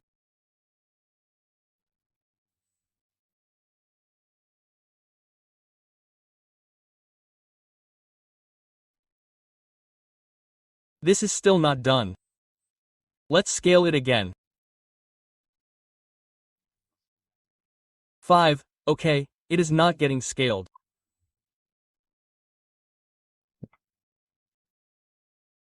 Enter C5 and enter. Enter 5 for this as well.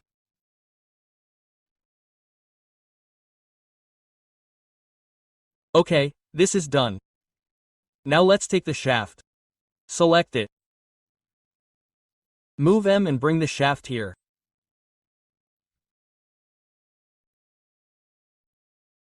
We will take its offset. Enter 5, first extrude it.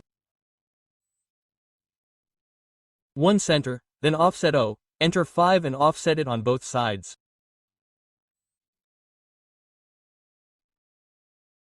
Look, let's make it. We will take a spline, enter S place. Click on this point, right-click, meet between 2 points.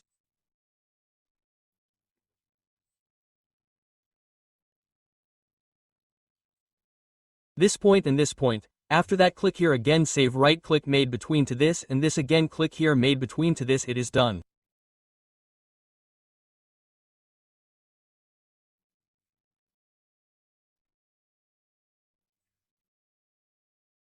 Let's actually mirror it. MI enter this point will make this point to this point. Yes, let's erase these lines. Now we have to mirror this. Let's turn on auto in respect of MI enter midpoint. And we will erase this as well.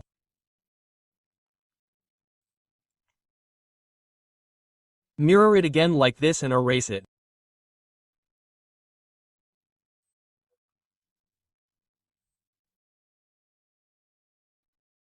See, this is done, and I have mentioned this parts list, bill of material and title block in every assembly.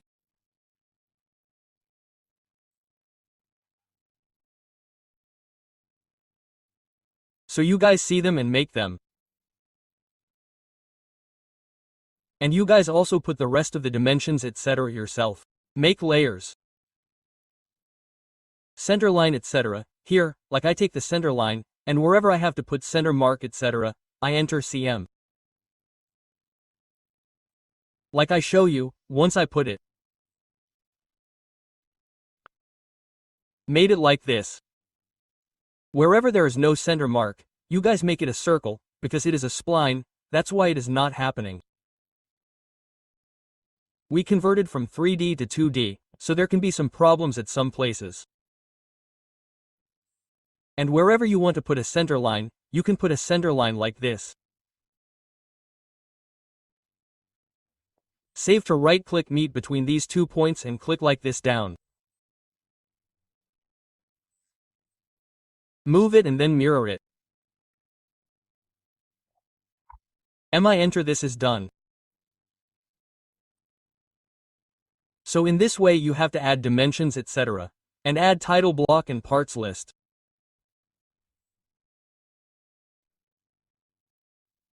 And here you can easily put the 3D model by taking a snap. See this? You guys take a snap with the help of snipping tool. And I will upgrade the shades.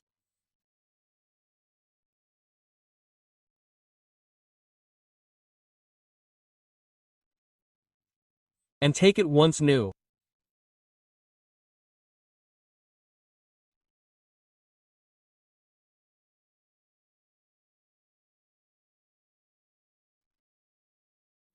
This is done.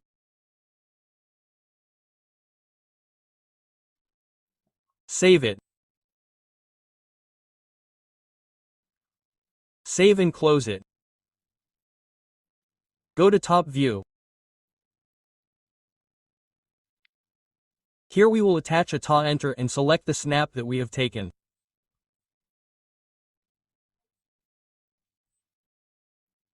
Open OK and put it just like this.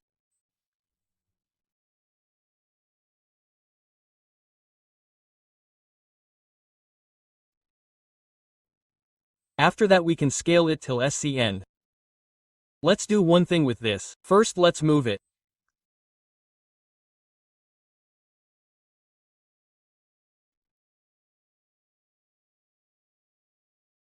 Let's move it and scale it.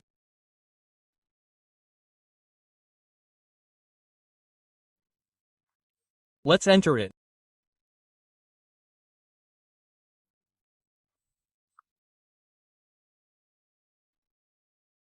Let's take the reference from here, square it and then adjust it.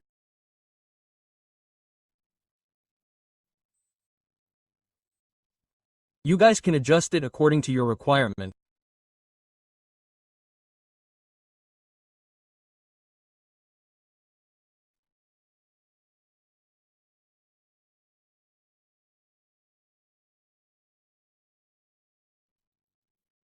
Let's make this set in this way. Add annotations etc. And to take its print, we will continue to Control P. From here we will convert it into DWG to PDF.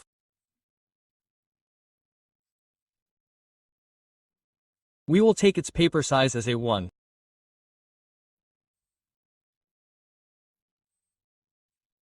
We will take the window, we will select this plot area and this corner and this corner. Center the plot. We will make the plot style monochrome. We have to take black and white. Let's make it no. We want this change only in this layout. So let's make it no. Let's keep it fit to paper. We will make it landscape. And then we will preview.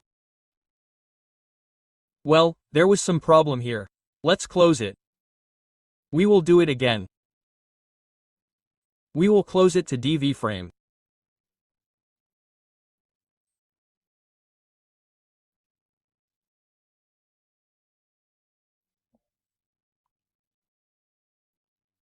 OK, Control P, continue DWG to PDF. We'll take it here. A1 window has to be selected. After that, center the plot monochrome, no landscape preview. See this proper. Our print setting is done.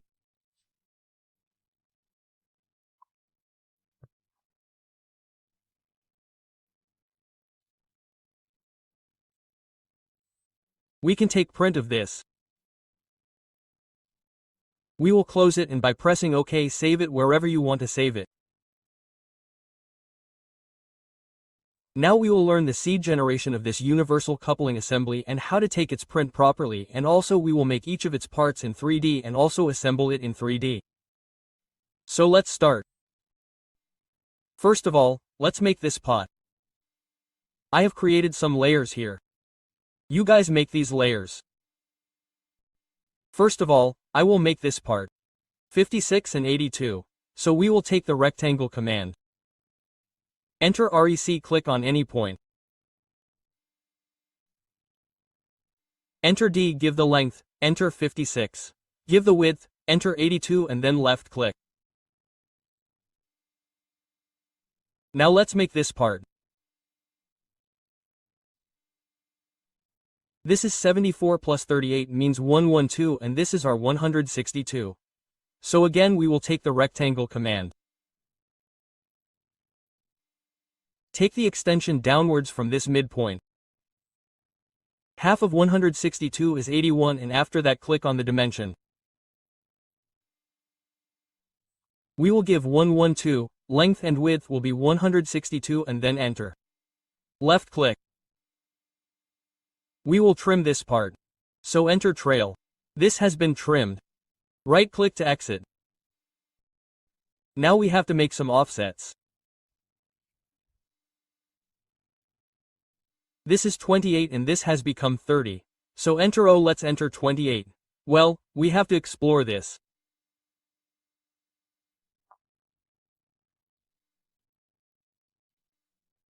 First select and enter X, after that we will offset O, enter 28, click this below and above.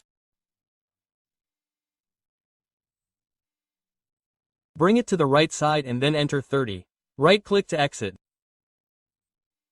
We will close this with the help of line command. So enter L, right-click this again, exit this, we have to trim these. So enter TR, this has been trimmed.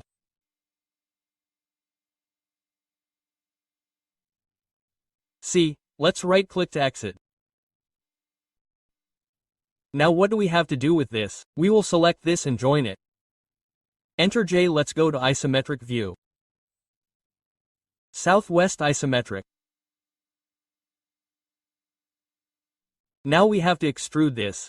How much? 88. This is its top view. So we will enter X. Select it. Enter 82 upwards and then enter. Let us conceptualize the visual style. Let us rotate it in 3D. So we will select it. Select the 3DR, enter red orbit. Click upwards. See, it is done. Let us escape. Now see its top part. There is a circle here. The hole is 30 diameter. And this radius of ours is 38. So we will take the circle command C, enter. We will take 38 extension from this point. Enter and then click on this point. Repeat the circle command again. We will enter 15 from its center. And see, after this 30 length, a line has joined here. So we will take the line command L, enter. We will take 30 extension from this point, 30, enter.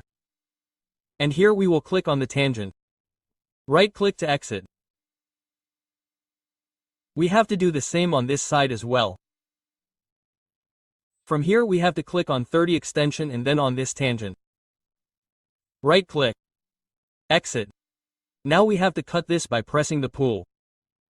So click on the Presspull here or enter press. This part has to be selected. Cut it downwards. This also downwards, and here we have to create a hole as well. Right-click to exit. This is done. Now see here, this diameter symbol is missing. You will have to give it. This is 50 diameter. It is a hole. So we will take a circle here. Enter C to draw a circle in this face. We will turn on dynamic UCS. F6, center 25, enter. We will take the Presspull from here. We have to select it and cut it. Right-click to exit. Now let us do one thing. Along with this, we will also create this key. This one is 7586, and with that we will also make this shaft. So what do we do to make the key? Let's take the rectangle command.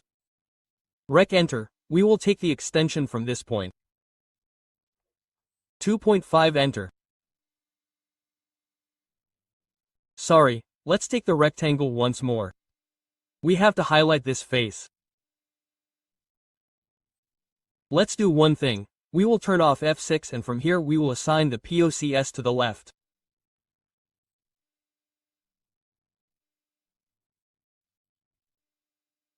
Now let's rec, enter. From this point we will take the extension 2.5, enter. On the dimension we will give the length 5, enter, and the width will be 7, enter. Click downwards.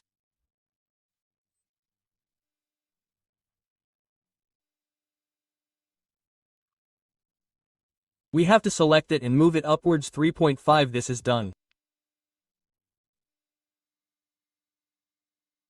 Now we have to extrude it by selecting it. Till here, this is our key. We have to take 2-3 copies of this key. Let's select it. Let's take a copy from here. From any point, we will click twice on the same point so that 2-3 copies of it are made. Right-click and exit. Now here we have to make a shaft. So for the shaft we do one thing. Take the cylinder from here. click on the center. This is its radius, and here suppose we take 125, enter. Now let's see what to do now. We have to remove this key from this and also subtract this key from this. So we will enter sub. Let's select it. First enter this, then select the key, then again subtract this, select enter, select the key.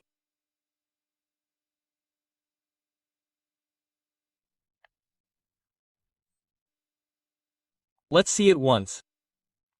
Let's hide this key and see. Here actually two keys have been made. Let's erase them. Now select this key. Right-click Isolate Hide. See here our cut has been made. Look at this. Let's do one thing with this. Select it.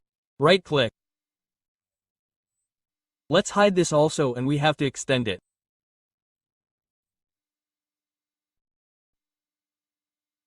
This is 90, this is 86, so we have to extend it by 4 units. We will take the Presspull and cut it by 4 units. This is done, right-click. Let's erase the circle. And to unhide we will enter un. See, these are our parts. And let's do one more thing, let's select them. By pressing Shift completely, we will take them out of the selection. What will happen by that? All our two-dimensional lines will be selected. Now we can erase them. Now let's make this center block.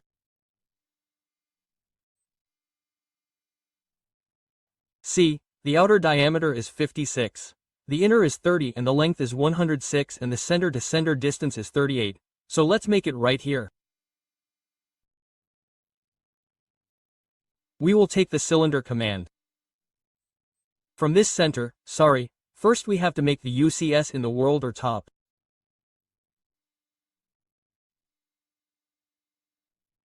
Cylinder center 28 and click on this point.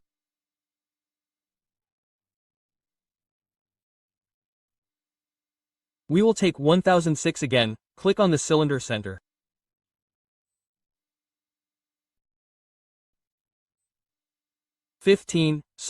Enter 15. Click upwards. Now we have to subtract this one from this. So enter. Select it. Select it.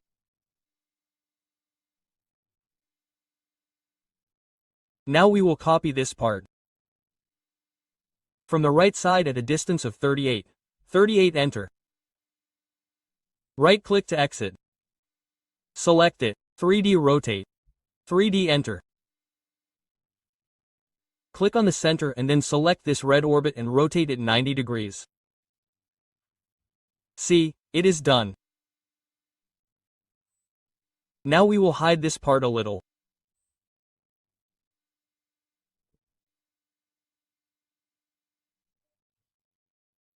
Now see, we will have to slice and erase these extra parts. For that, we will have to copy this inner face first. So we will take a copy face from here. We have selected it. Enter, click on that point from any point. So it will be copied here. Right-click twice. Again copy-paste. Select it. Enter, click on this point from this point. Then it is entered twice. Now we will slice. So you can enter Shli or click on Slice here. We have to select this part. We will press Enter. With respect to which? With respect to the surface. Which surface? This one surface. This one and then enter. See, this part has been separated. We will again take a slice. We have to select this slice. Enter surface. Which surface? This one surface and then enter. Now we have to select this. We have to select this surface. Erase the same here as well. Select this and then delete. We will union this. So uni enter, we have selected this completely and then enter. See, It is done.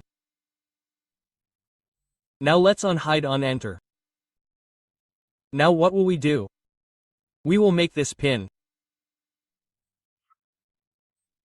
So this 5013 and 3080, so let's go downwards.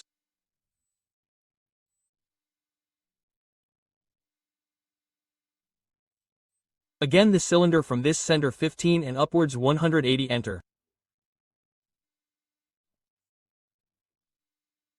We will take again. Cylinder from this point, how far was it from the center?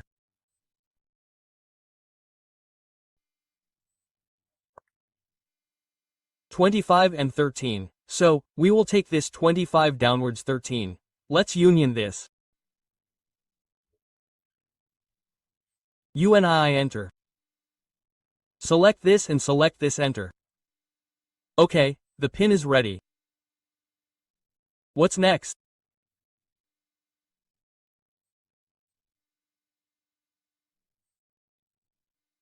Our collar is 50 30 and 12, so again cylinder center 25 12, again center 15 and upwards.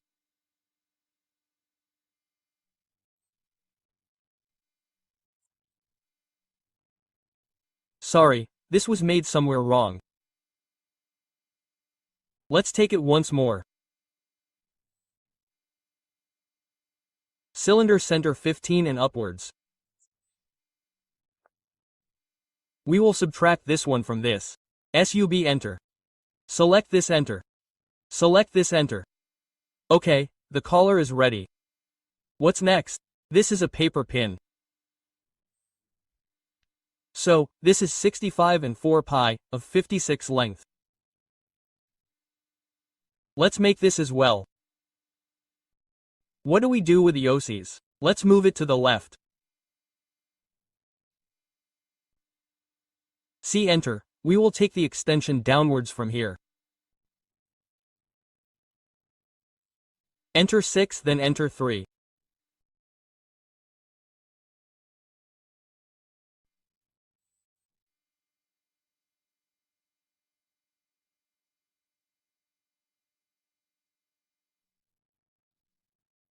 From this quadrant downwards we will take 6, enter 2, enter loft, command loft, enter. This has to be selected. Sorry, this is actually end. Okay, one thing has to be done.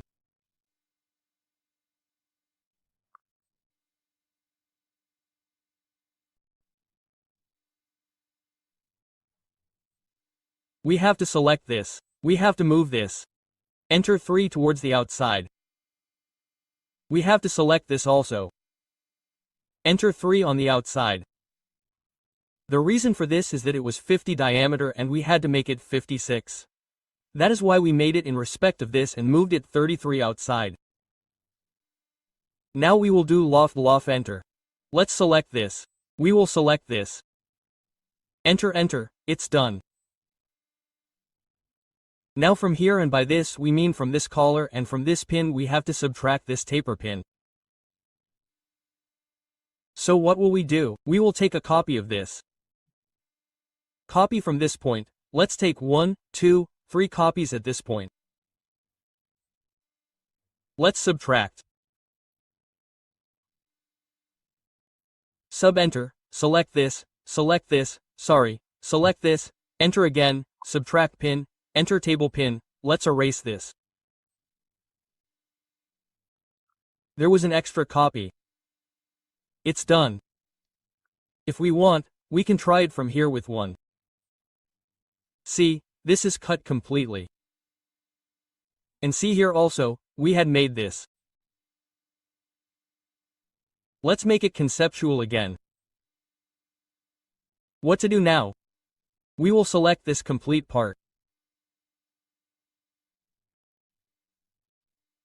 This, and what will we do with this? We will do 3D mirror. Actually, let's do one thing. Let's move it a little to the left side. Completely, sorry, let's select it completely. Move it, this is done. Now we will select these parts.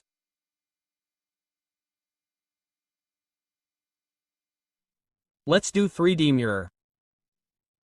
3D MI enter. Let's take out the extension from here. This is 3D mirror. We have to rotate it. So let's select it completely. And we will 3D rotate it. 3DR, enter red orbit and click like this downwards. This is done. Now let's move it. So enter, this is the center, we will take this center and we will click on its center. See this? So we have made every part of universal coupling and also assembled it in 3D. This is done. Let's do one thing now. We have to convert these 3D parts into 2D. So for that we will select each part one by one. Suppose I first select this difference. From here, from model space. Let's do one thing. Let's go to layout 2.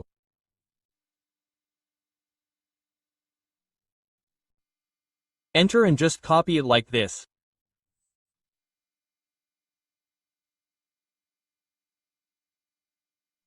Let's right-click to exit. Like this we have to do every part. Let's select it again. Right-click, repeat the view base.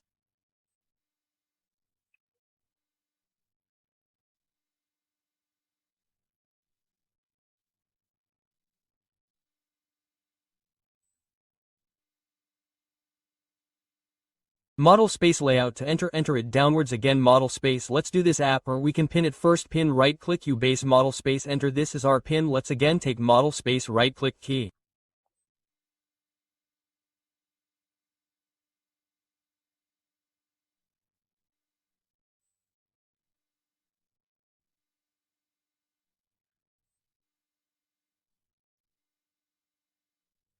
Enter, this is our key.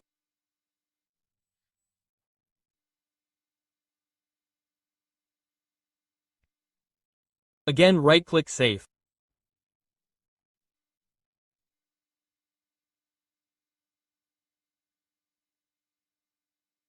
Enter, let's move it a little.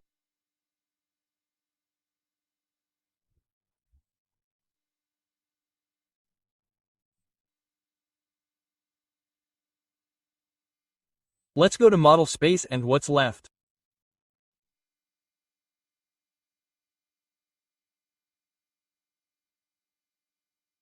Collar and our paper pin.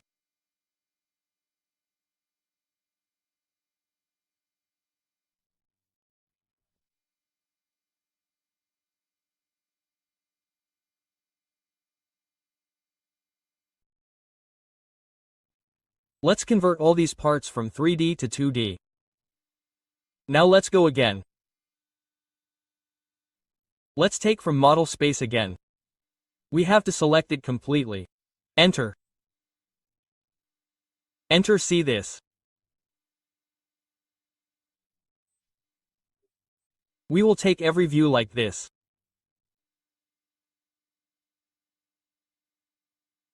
We will right-click to exit. Double-click on it, and from here we will convert it into visible lines.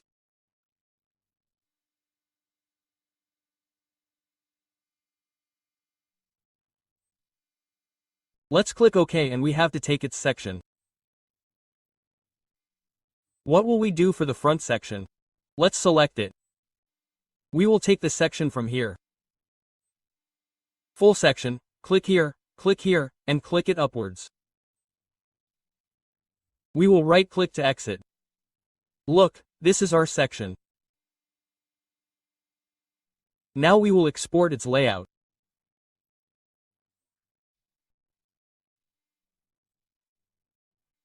So export, see this, export export layout, enter. We have to save it anywhere and open it.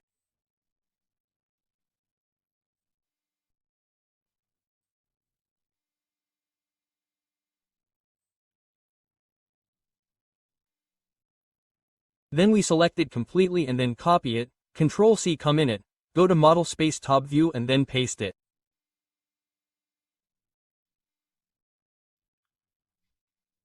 Look, all these parts of ours have come. Now we have to use it properly. So we will copy it one by one.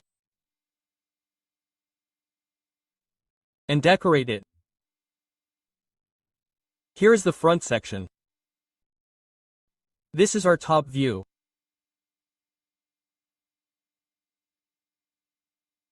We have to select it. We will move it. Move M, enter.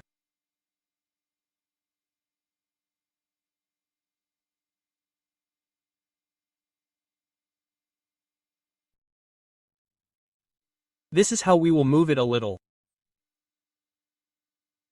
This is done. Let's copy it.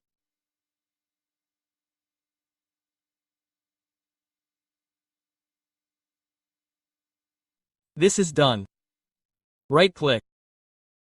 Here we will take the rectangle command. REC, enter. Suppose we will remove this section from here later. Let's take it from here.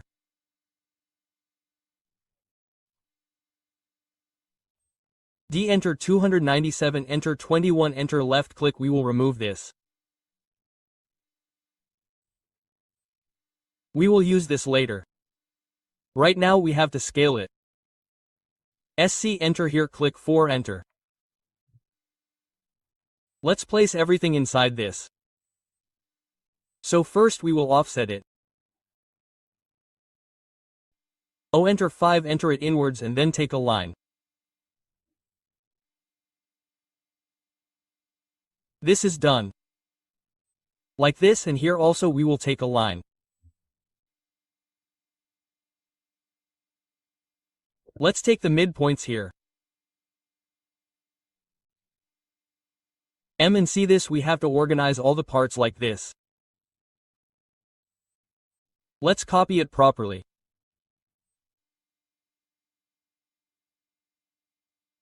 Let's bring it here.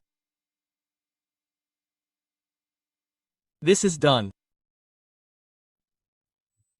Let's copy it. See this? We have to move it.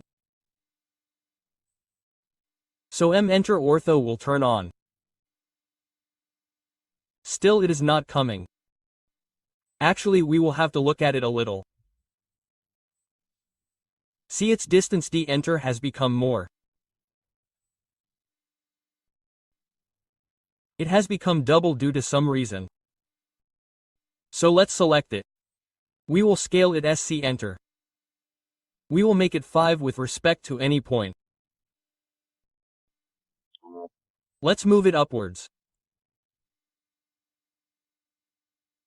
Now let's check the distance once. It has become 56. That's right. Let's move it.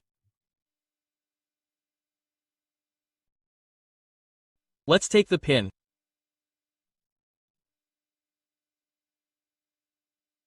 Copy, this is our pin.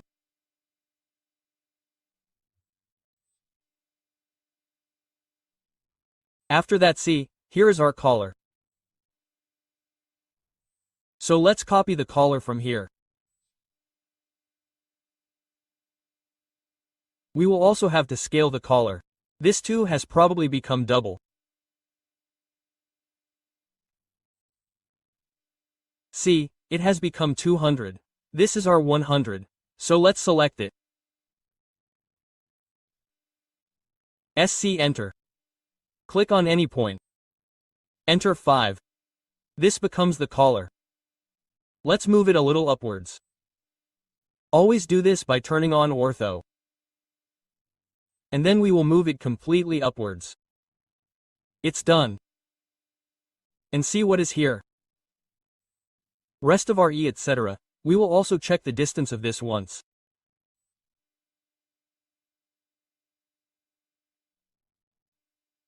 See this also, it has become 20. so it has become 4 times. We have to select it. We have to scale it, enter SC and make it 25. Now let us see the distance once. See, this is 86. Let us take it. We will move it.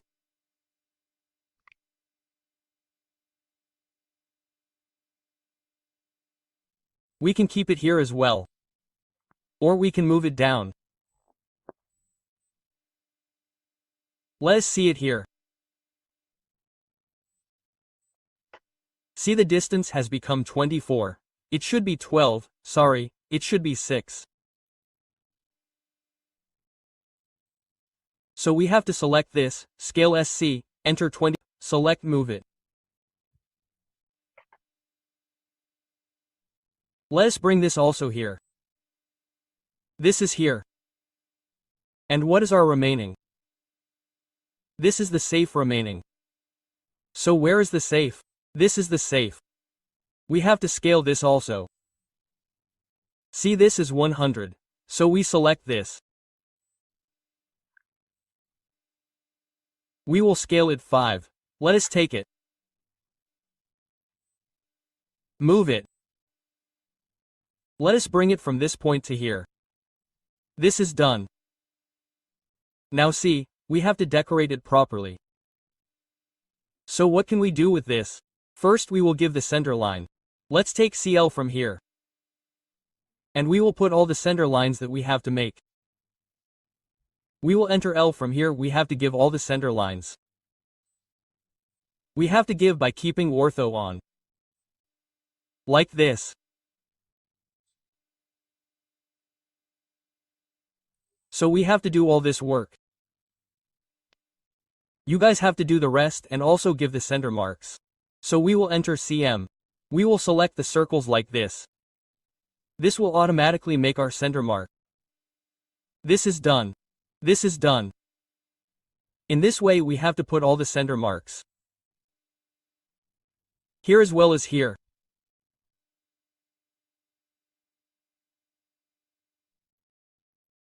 We will right-click to exit and we have to put the dimensions. You guys put the dimensions properly as given. You just have to mention phi here. Don't forget this, double-click on it. After giving the dimensions, go to add simple from here and add the diameter from here. Then close from here.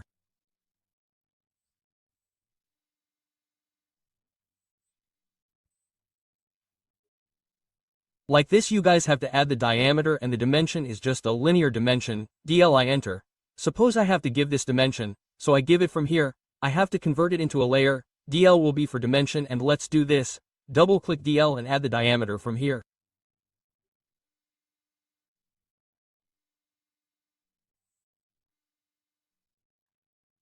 Close it. In this way you guys can insert the entire dimension. And from here you can change the hatches. You have to select them like this. And enter 2 from here. Make it match. Matching with this is done. And if you want, I had created some layers by selecting this. So see, from here it will be safe. Change it like this. So you guys have to do it completely. Just select it and enter 2. Select it. Enter 2. These have to be selected like this.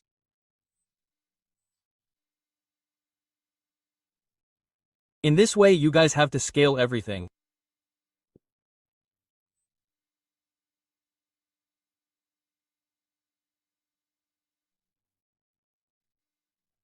And if you want, you can add a different color to it.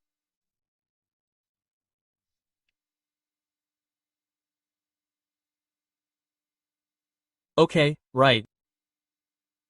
Do this as well. 20. What else? Here you guys have to add the bill of material, which is called parts list, and the title block here.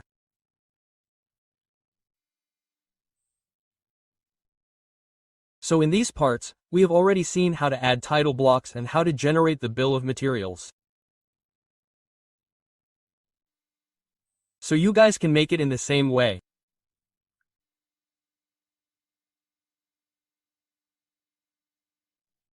I will simply copy it.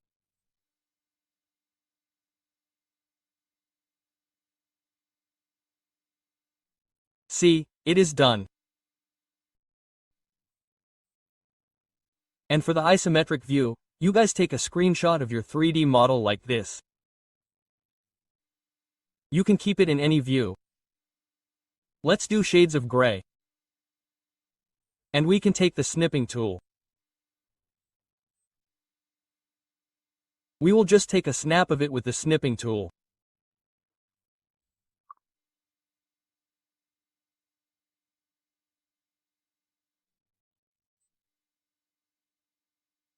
Save it in this way.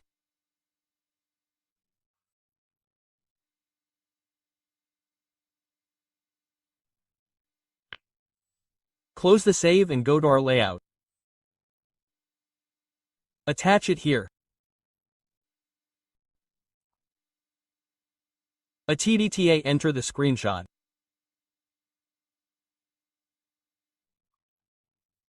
Open it. OK. Click anywhere on this point. Place it. Now we have to scale it. SC, enter from this point. Suppose I make it 01 and make it smaller. SC, enter. Select it. Click on this point. Click on the reference, take it from here to here and reduce it. It is done.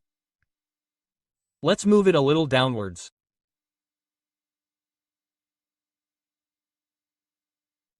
We have to add annotations here.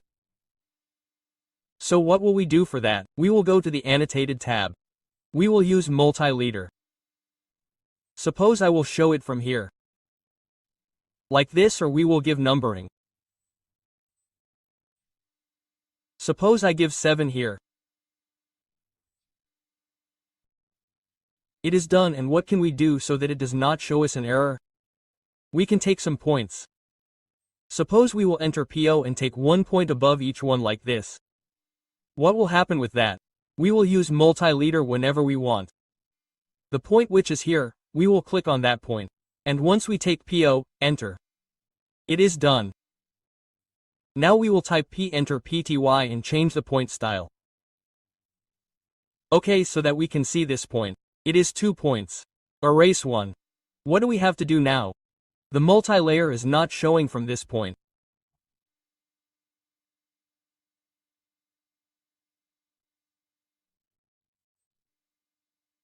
We will make it 7 from this point.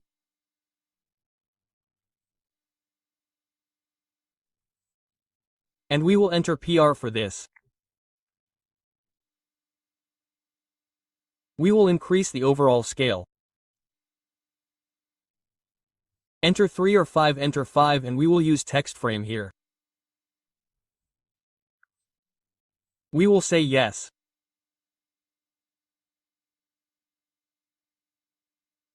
See, it is done. We can make it bigger or smaller. And after this, we will enter tie and we will make the point type done from here. Okay. So, we have to make all the parts like this. And nothing is missing for us. We have to add text here. Just use MT. MT, enter, make such a box. Right front section here.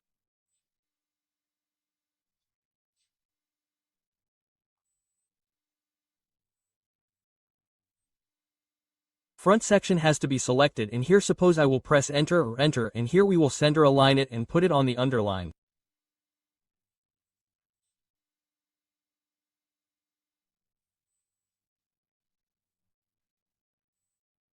We will make it smaller, that's it, close.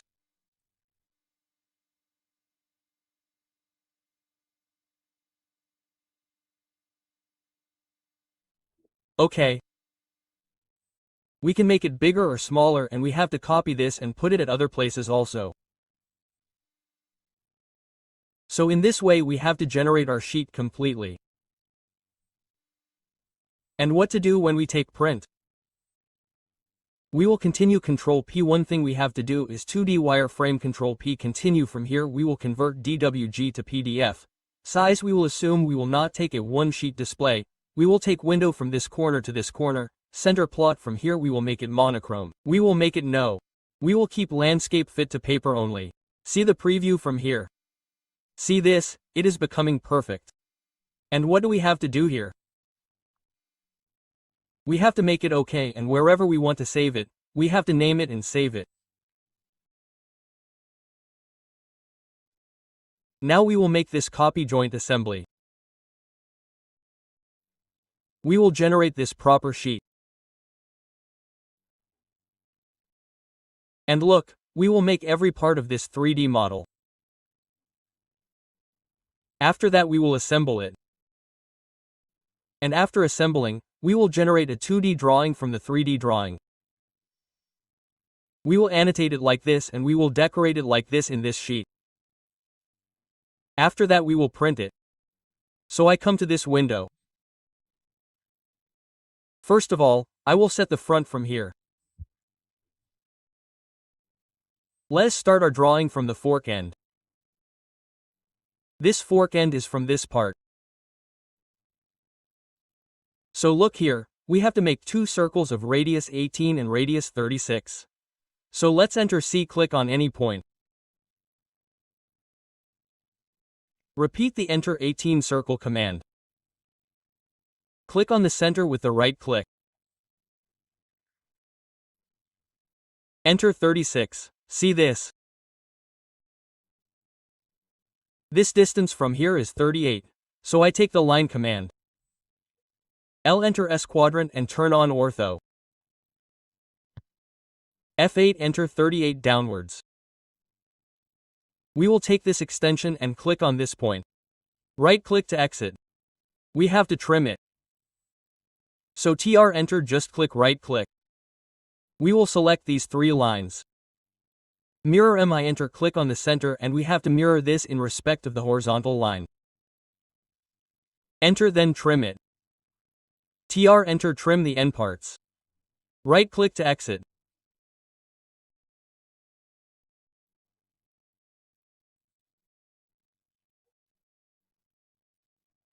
Now see, this distance is 150. From the center to here is 38. So from this point to here is 112. And if we subtract 45 from that also, then this distance becomes 67. So enter L. We will take 67 extension from here.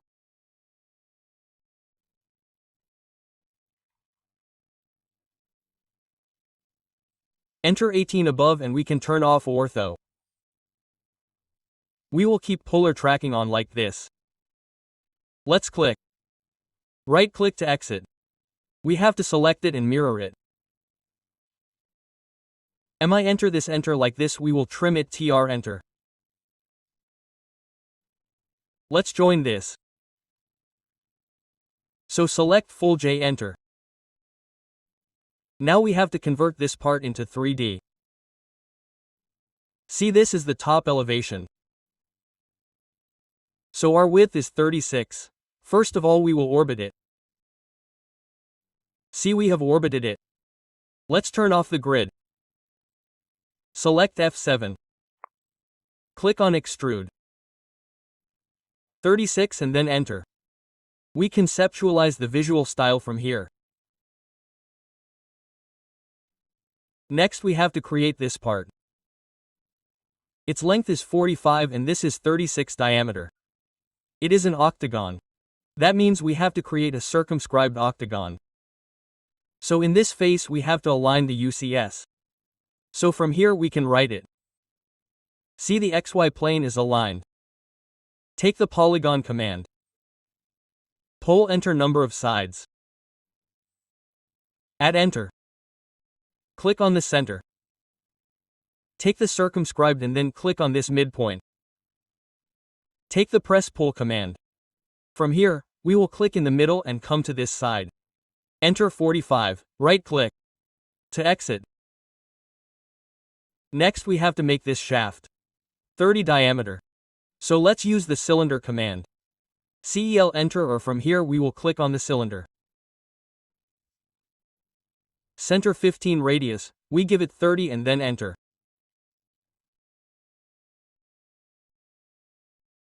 Let's make this part.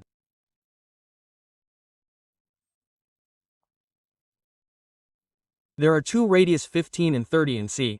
Our radius was 36, but this height is 22, 44 and 36 means 80. So this distance comes out to be 4 for us.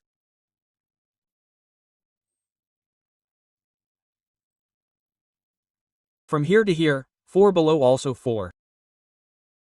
So what do we do?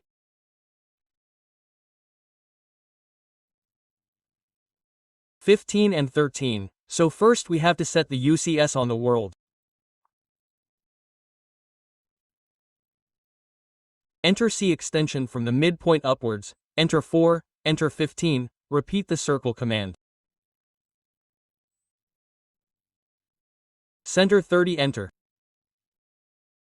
Select this circle and extrude it. Click on this point at the bottom. We can mirror it in 3D. Or we can copy it as well. 36 plus 22 at the bottom means 58, enter. Right-click. Let's completely union it. Uni, enter. Select it completely and then enter. We have to press cut this. So click on press cut. This is our press cut. Right-click to exit. Look, this font is ready for us. We have to insert some fillets. This is the fillet of R4. So we will take Fillet Edge. FIL this Fillet Edge, this edge and the one below both have to be selected. Click on Radius. 4, enter, enter, enter. Let's apply fillet. We have to apply fillet here. We will repeat the Fillet Edge again. We have to select 4 wedges. Sorry, let's take it again. What is happening?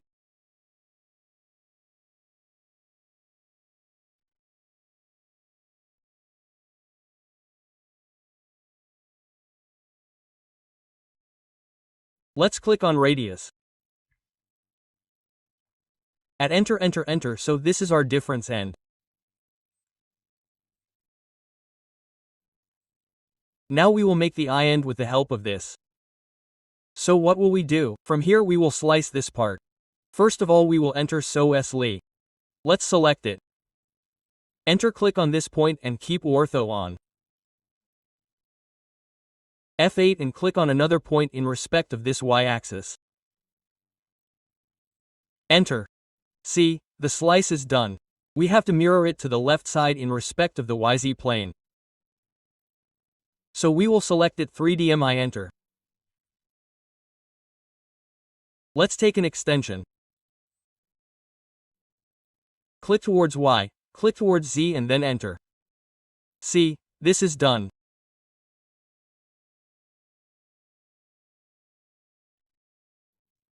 This is 120 distance and there are 2 circles of radius 15 and 30. So what do we do? Enter C. We will take an extension from this midpoint. Enter 120 15 radius, enter. Repeat the circle command again. Click on this center. Enter 30, select it and exclude it at this point downwards and press pull to cut it. This is done. And this face, we will press pull it inwards like this. Right-click to exit. And we will make it union uni, enter. Select it and enter. Same for this. And both these parts have to be selected from the green window selection. And after that press shift and deselect them like this. What will happen with that? All our 2D elements will be selected. So we will erase it. Let's get the front end. The high end is done. Now we will make the duplicate pin. See this 15 radius 102 22.5 15. Let's take the cylinder command.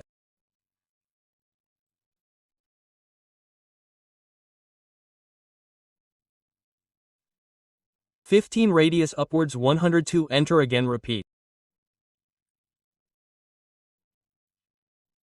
This is at the center 22.5 enter upwards 15 enter. This has to be unionized. So uni enter by selecting it and the pin is made. The hole here, we will make it after assembling.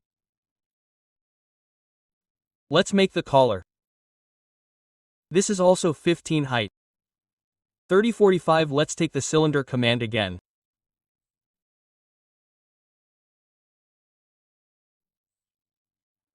"22.5 and 15. Let's take the circle command.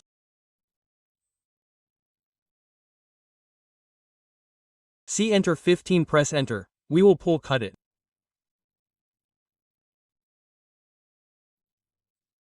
It's done and we will erase this circle. See, the collar is also ready. We will make the hole for the collar only after assembling. And finally our taper pin is 64 and the distance is 60. So for this we will align the UCS to the left like this.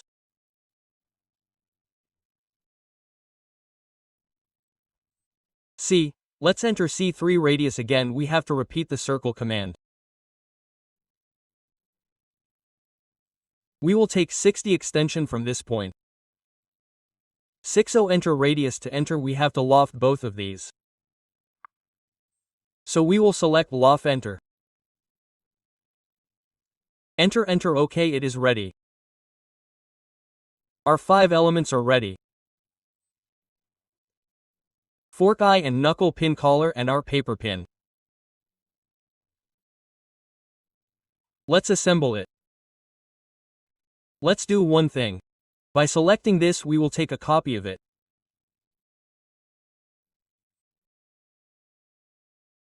We assemble it. We have to select this. We have to move it, enter. We have to repeat the move command again from this center to this center. We will select it, enter the center which is below will be placed on this center above. We will repeat the move command again. We will select it. The center will move from this center to this center. We will repeat the move again. We will select it.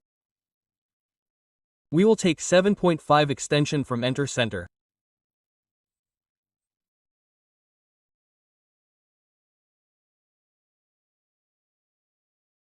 And click on this quadrant. We will repeat the move command again.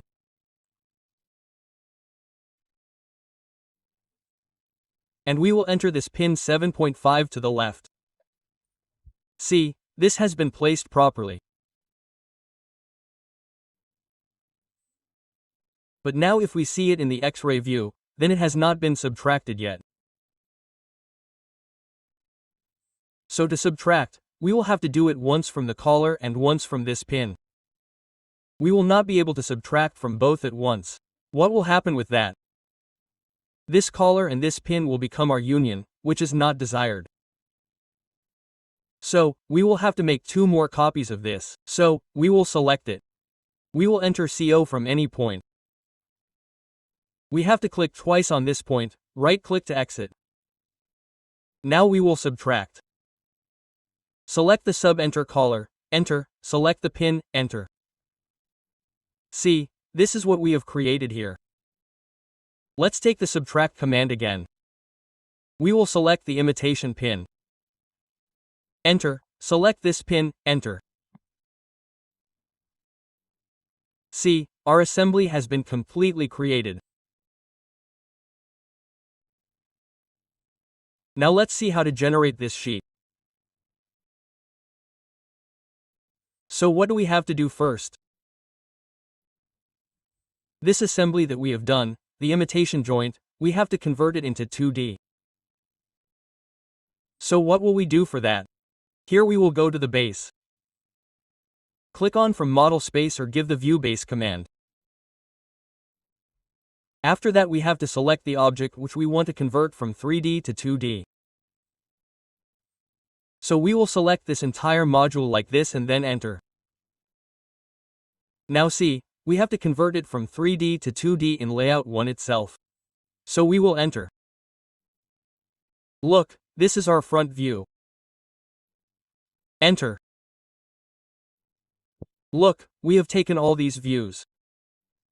You can take them according to your requirement. We do not need isometric view. We will right-click to exit.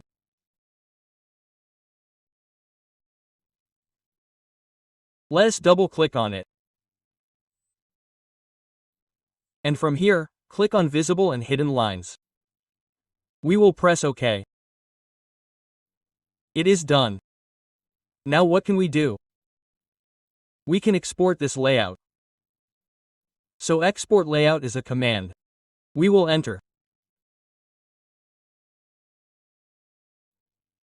Suppose here we will give any file name. We will save it. We will open it. See this. It has been converted. See, this has been converted properly.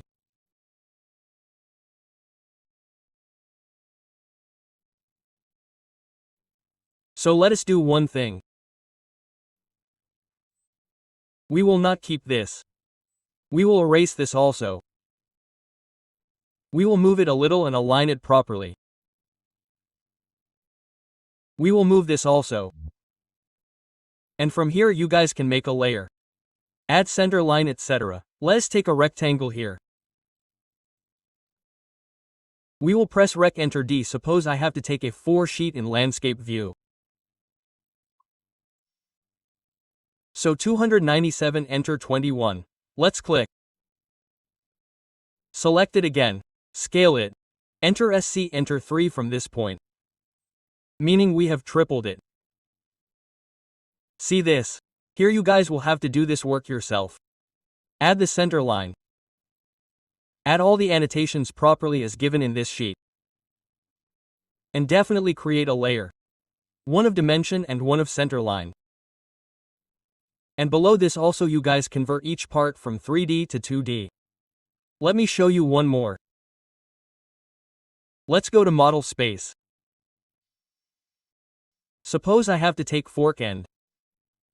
So I will enter from model space fork end here. Let's go to layout 1. See, this is done. Enter down top left right.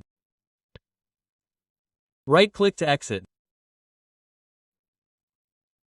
You can make it visible and hidden lines by double-clicking it. We will do OK. Now we can export it again. Export layout. Let's do it in this. Save it and give it another name. Open it. See this.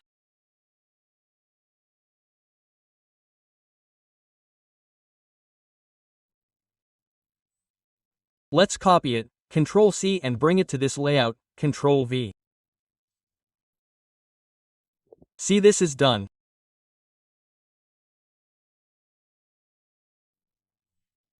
Here we can insert this line.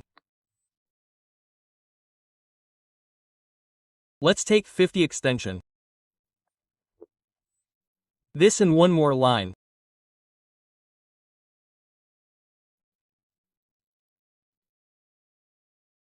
See here, let's delete this layout. Let's go to the no model space. I will bring this layout to this side. See this. How to generate it. What will we do for this isometric view? What can we do with this that we have assembled? We can take it in any visual style. Suppose I take shaded here. This is your shaded with edges. What will we do now? We will take a snap of it with the help of snipping tool. So I will take snipping tool here. Take new and take a snap like this. We have to save it. We have to close it anywhere. And we have to attach it here. Why is this view cube showing like this?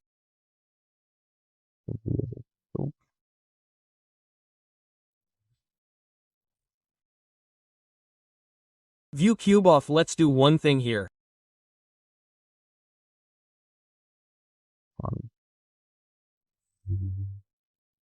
Let's do one thing. Let's do Ctrl S. Let's close it. Let's open it again. Well, this was this one. Let's close it. No, let's see. This one that was stuck here has been removed. We can also take an offset for this. Enter 5 distance and this is done. Here we will attach the image.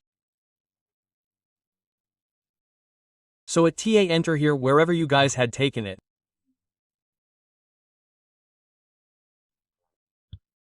Now we will open the screenshot. We will do OK and put it here like this. Let's scale it. SC enter, we will make it smaller.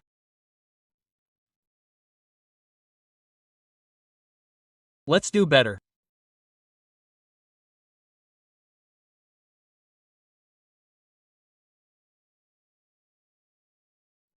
See this?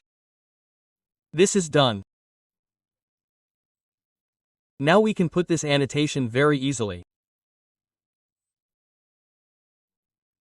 We have to go to the annotated tab and take multi-leader from here. See, let's click on this, we can turn off ortho. We will click and write one here and close it. This is very small. So what do we have to do with this? We have to scale it. We will select it. Let's go to its properties. Press PR and increase its overall scale. Let's make it 10. Let's make it 25 here.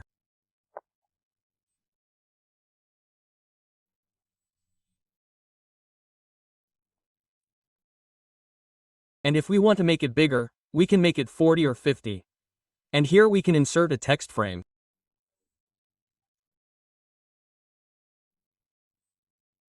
Yes. See, it is installed. So in this way we can show all our parts. So you guys have to do the rest yourself.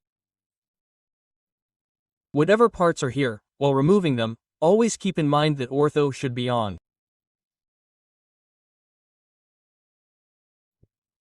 Done. So we have shown this part. We have shown this also. Here you guys just have to insert center line etc. and add annotations and you guys convert all these parts one by one from 3D to 2D and then copy from there and bring it to the layout. We have already told the parts list in the screwjack section. From there you guys can make the part list. And we have also explained this nameplate properly in the screwdriver jack section that how you guys can make it within few minutes. So you guys complete it and if you face any problem then you guys comment. I will personally help whoever faces any problem. Hello friends, now we will make this plan.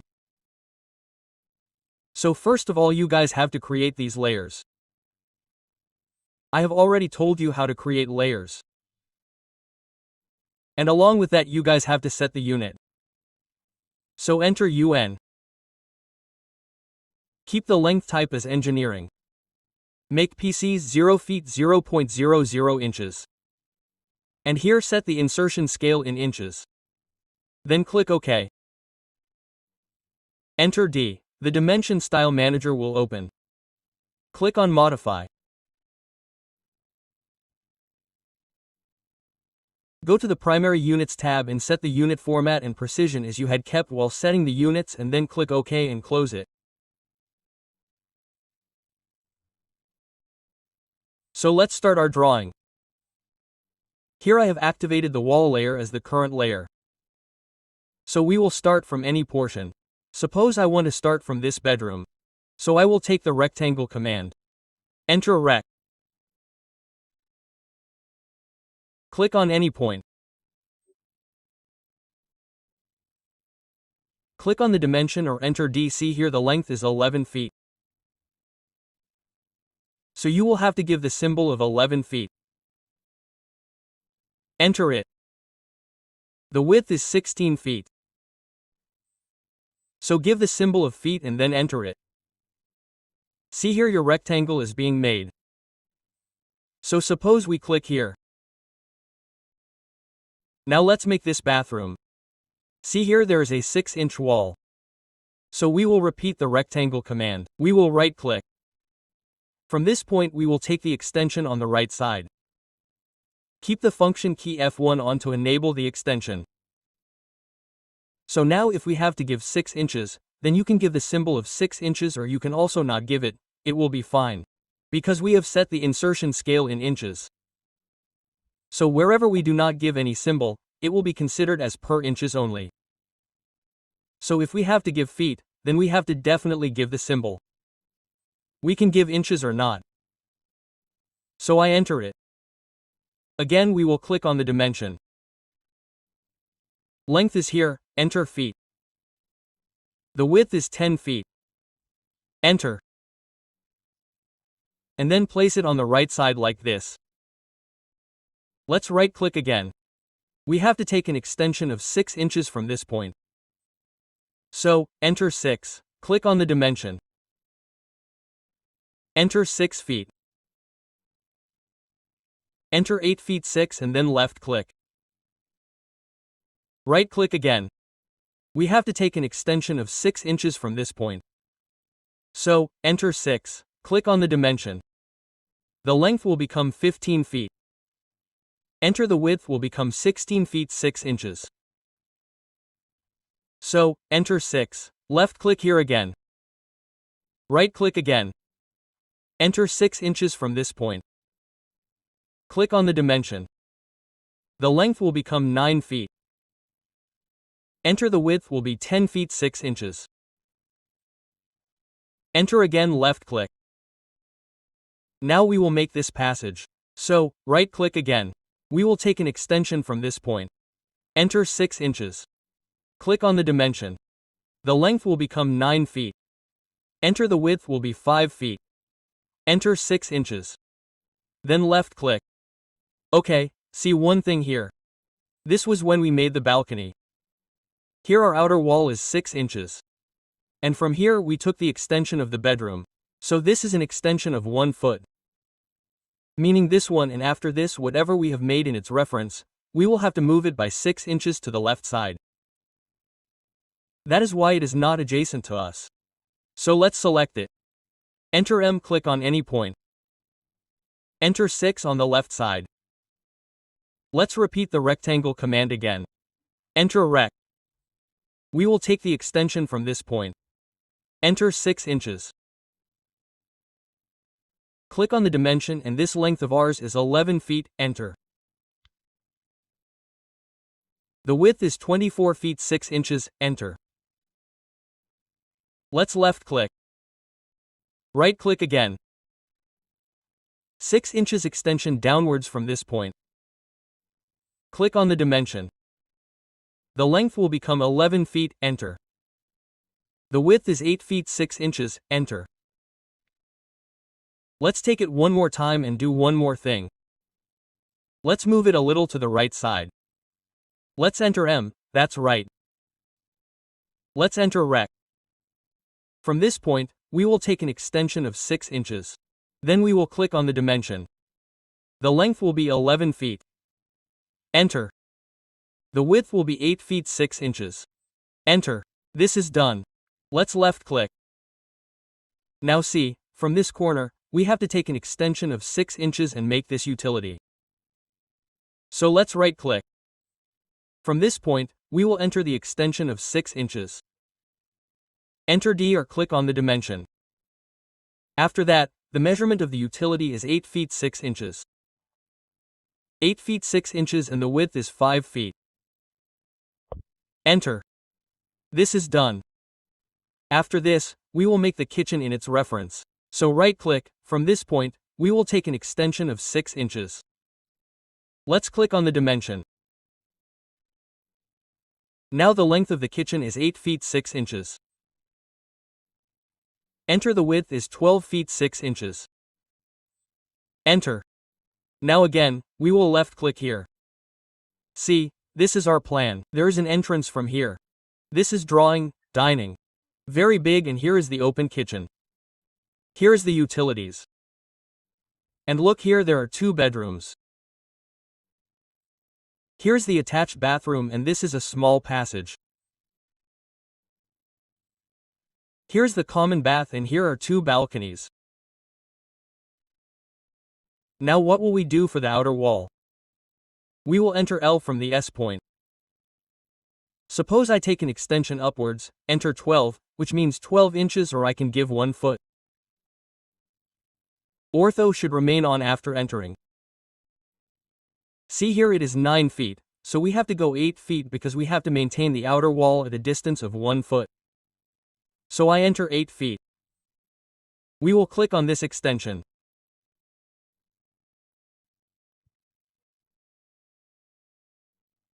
Enter 1 foot upwards, this extension again enter 12 inches, this extension is the balcony. So we have to go 6 inches. 6 inches, now look here, it is 7 feet. So we will enter 6 feet. We will use this extension. From here again enter 1 foot 1 foot. See, this is 8 feet 6 inches. So we have to enter 7 feet 6. Use this extension.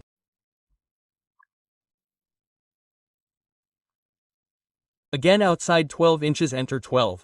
This extension is the balcony. So, we have to go 6 inches.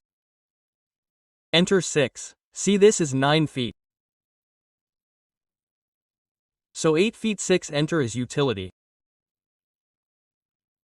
So here also 6 inches wall is done. Let's mirror later. So we will do one thing. Here we have 1 foot wall. So we will keep 6 inches so that it becomes easy to mirror. So I go out 6 inches and then enter. Right click to exit. Do the same here also. Exit 6 inches. See, this is done. Now we have to make these door cutouts. So see, let's measure the distance once. See, this is 3 feet 3 inches and the one for bathroom is 3 feet. So let me take the line command. Enter L. We will take a line like this.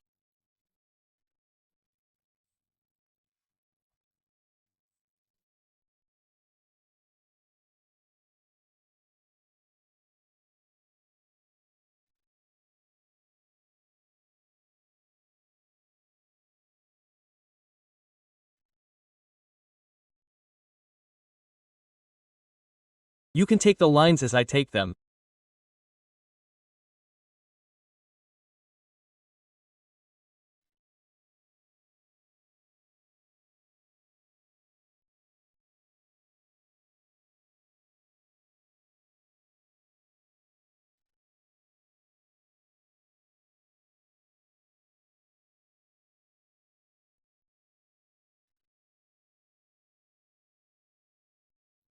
Now let us offset these lines. So we will enter O first. I will do 3 feet 3 inches. Enter.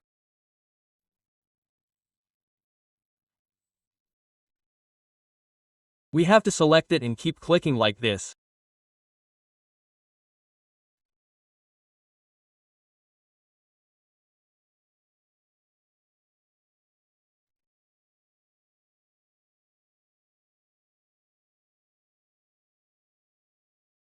This has to be made 3 feet, so we will select this. We will enter 3 feet.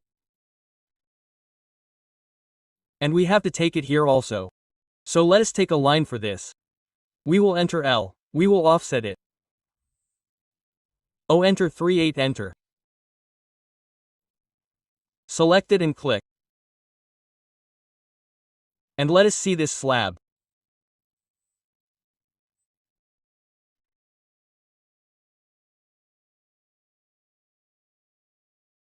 What is its measurement, distance, okay.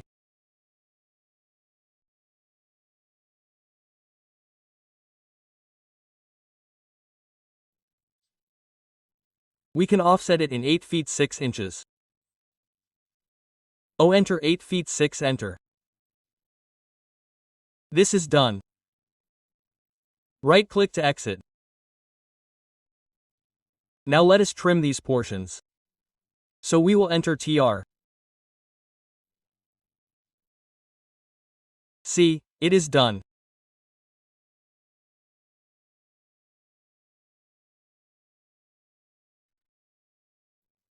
We did not offset it.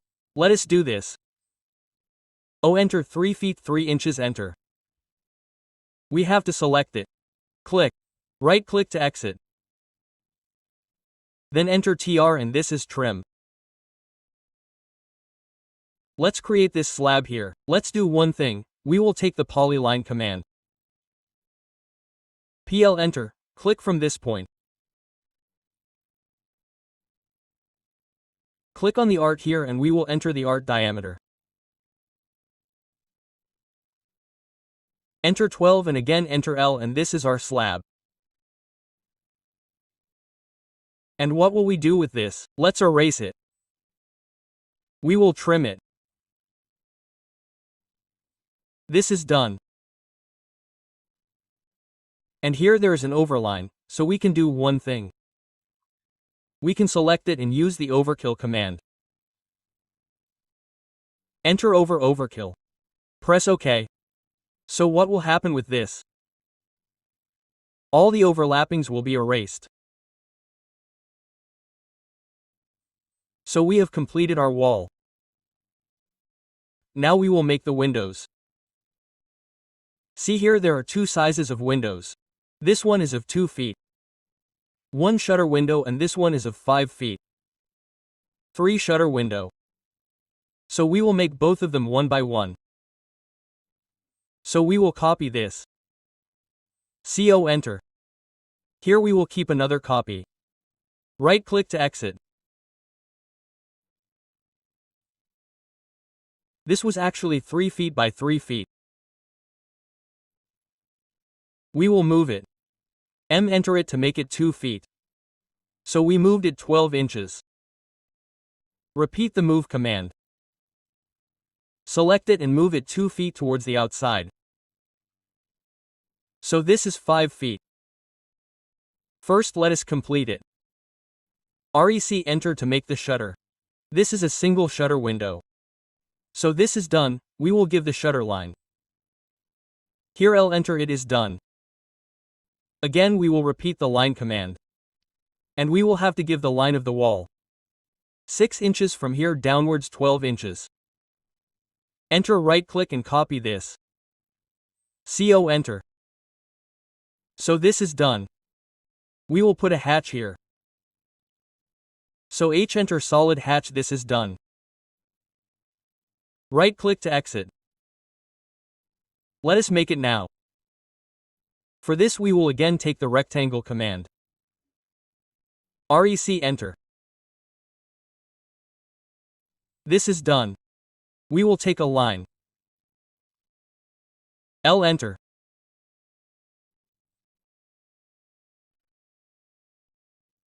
Now we will select this rectangle and explore the X center. And we will divide this line into 3 parts. So we will enter div. We will select the line and then enter 3. See, it has been divided into 3 parts. Now we have to select this part. Let us actually join it. J enter this also. Now we will select this. We will move this line at this point in respect of this midpoint. We will select it the same. This midpoint same as this midpoint. Then what will we do with these points? We will erase them. They are not needed anymore. Actually, we have moved them. We had to copy them. Let's do it one more time. Let's select it. Copy CO, enter from midpoint to this point. Right-click, copy again, select it. Enter from this midpoint to this point. Right-click. And erase the points. Let's trim them right now. TR, enter, this will be our trim. So this middle frame is done for us. We can do one thing with this. Let's just erase it. And here, using the rectangle command, let's make these settings. Like this. Let's have a double shutter here. So, let's enter L. Let's take a line from midpoint to midpoint. We will offset this line on both sides. O, enter by a distance of 6. So, we will click 6, enter on both sides. Right-click and exit. Again, we will take the line command. L, enter, take a line from midpoint to midpoint. We have to offset it on both sides by a distance of 3. So, O, enter 3, enter, like this. Now we will take the Polyline command. We will enter EL. We have to make a polyline like this. Right-click, erase them to exit. Look at all the other lines, it's done.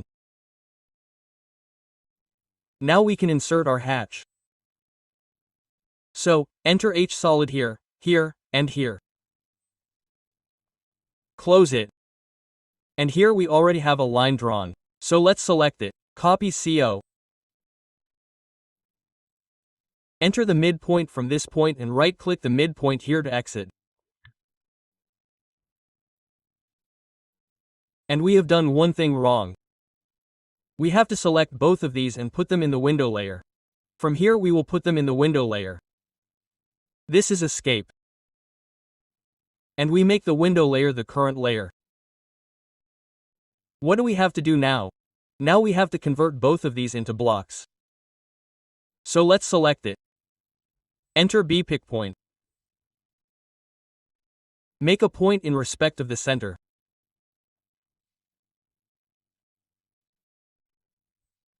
Its geometric center will be this one. We will name it 2 feet window. Let's do OK.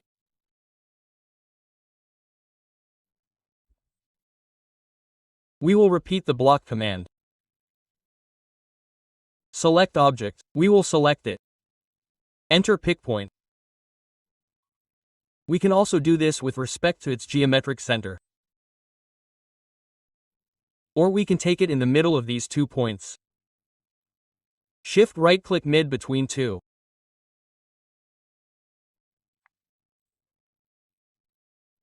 Let's name it here 5 foot window and click OK.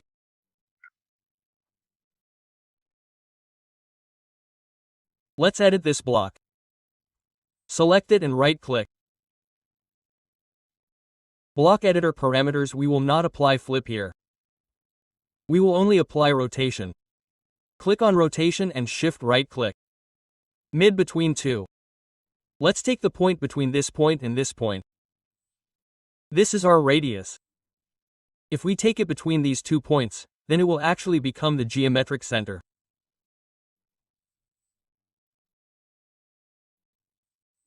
Take it and the radius became this one, and we will give the rotation angle 360 and then 360 and then enter.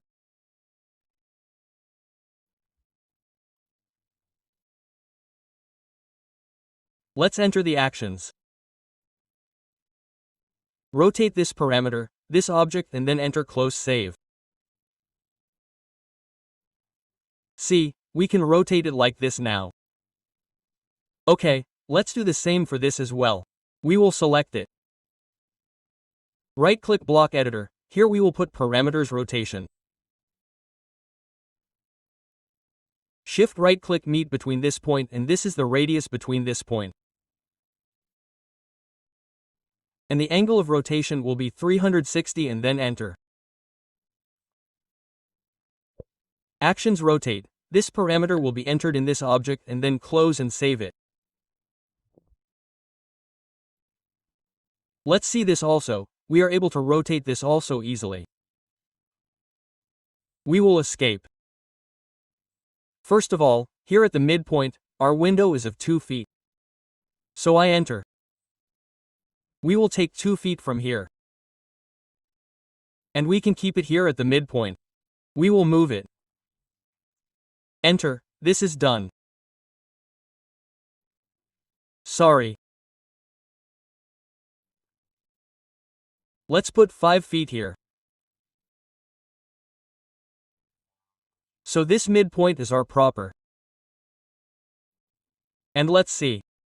Look here, there is a 5 feet window. It has to be placed again at this midpoint of 5 feet. This is done. It has to be placed here. So we will take it again. We will take the extension of this midpoint. Like this, but see, it has been done inwards. It is opening inwards. So by selecting it, we will rotate it. Look like this. Then it has become outside. And look, it is here. Let's take it. Let's place it here. Actually, we took the wrong point in the 2 feet window. That is why we are not able to place it in one go. We have to move it. First, let's rotate it. This is done. Now, let's move it. Here it is 5, we will rotate it and place it. Look at this. We will move it. We can take soft right-click mid between two. We will move from the point between these 2 points and place it at the midpoint here. All our windows are placed. So I will erase this. We will close it. So we made 2 windows. One 2 feet and one 5 feet 3 shutter window, and we fixed those windows in our plan. Now we will make our glass grills and chaha. So let's start. Take the line command. Enter L, take an extension of 5 inches from here. Enter 5, this line is the same 5 inches from this side.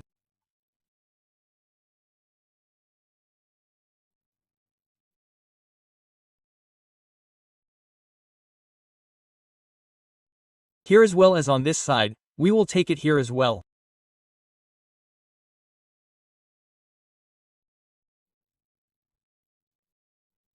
This is our balcony and utility.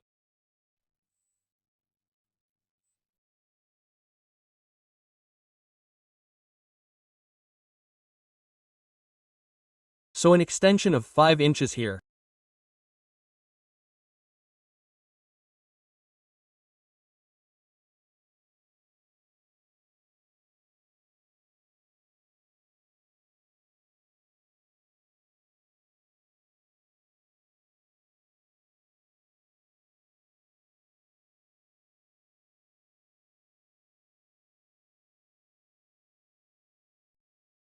Let's make a rectangle now. Enter REC, take an extension of 8 inches from this point. Enter 8, click on the dimension. Give the length as 1.6 inches. Give the width as 1.6 inches. And this is our rectangle. Place it on this side. Click and we will copy this. Enter CO.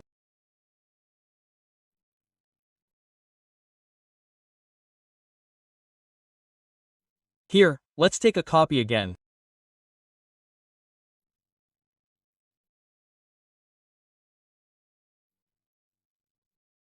Do it here and right-click on this point and exit. This is actually the cross-section of our frame. Now take the line command. Enter L, take a line from its center. See this? Click here.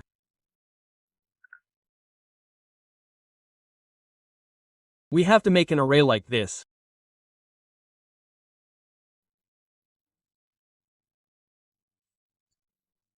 That is why we are making such a line.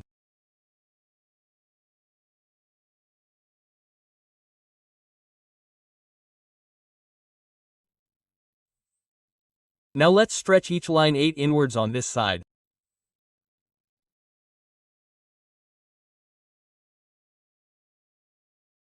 If we don't do it, then our array will become wrong.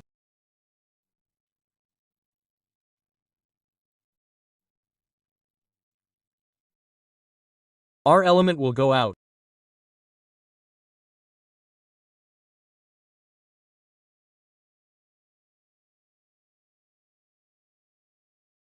Let's press escape. We have to select it. We have to click on the array. We have to select the path array in this path. And in place of the measure we have to divide it here. Here we will put suppose items. Enter 4, see this. Let's close it. Let's do this array. Right click. Enter this object. Divide this path. Here also we will enter 4.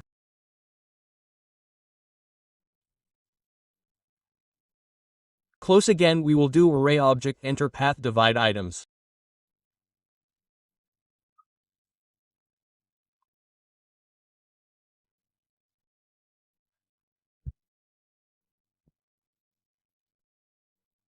Here enter 5, close again repeat object enter path. Here again we will divide it. Suppose enter 3, close, and the last one also enter 4.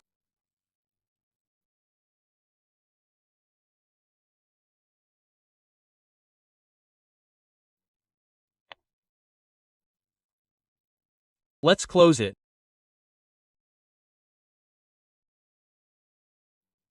See this? Now let's take a rectangle. We will enter rec. From this point we have to make a rectangle like this across.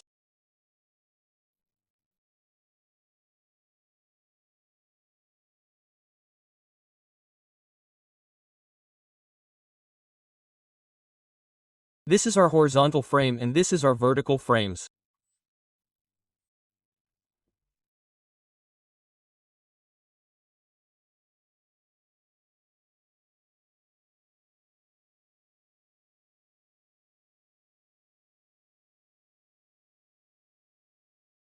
Now let's trim these portions. So we will enter TR and trim the shown portions like this. This is actually representing our glass. So, it should not go inside it.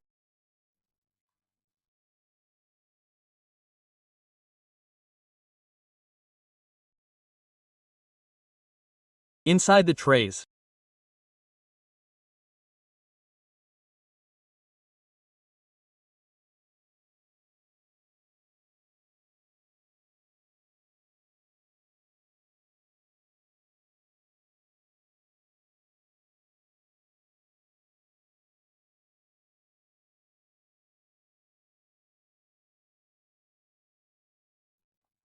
Our glass grills are ready.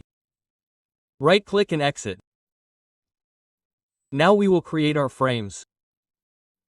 So for that, I will activate the frame layer from here. Now we will take the Polyline command. Enter plural. From here we have to take an extension of 6 inches. 1 foot 6 inches on the outside means 18 inches. And whatever is shown, we have to take out 6 inches more. So enter 6 straight and click here.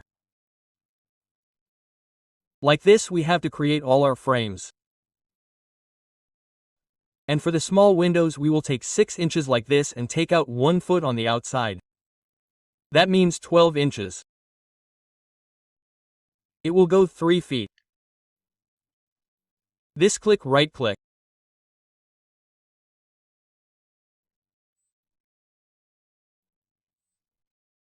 "6 inches, 18 inches, 6 feet" and click here.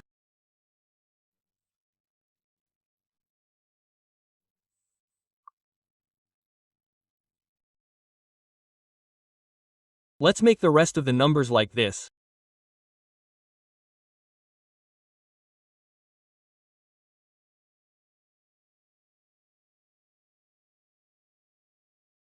We will continue like this.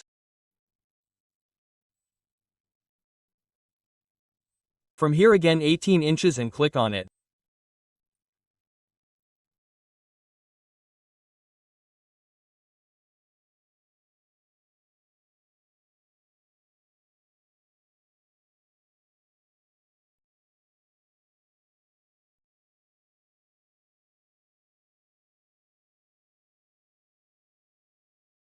Right click, this will remain continuous uncle.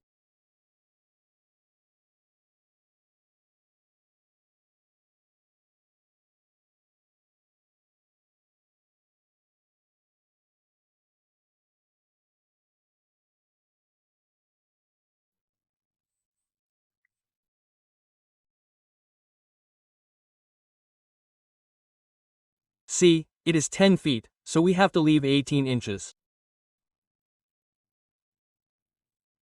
So we will make 8 feet 6 inches from here.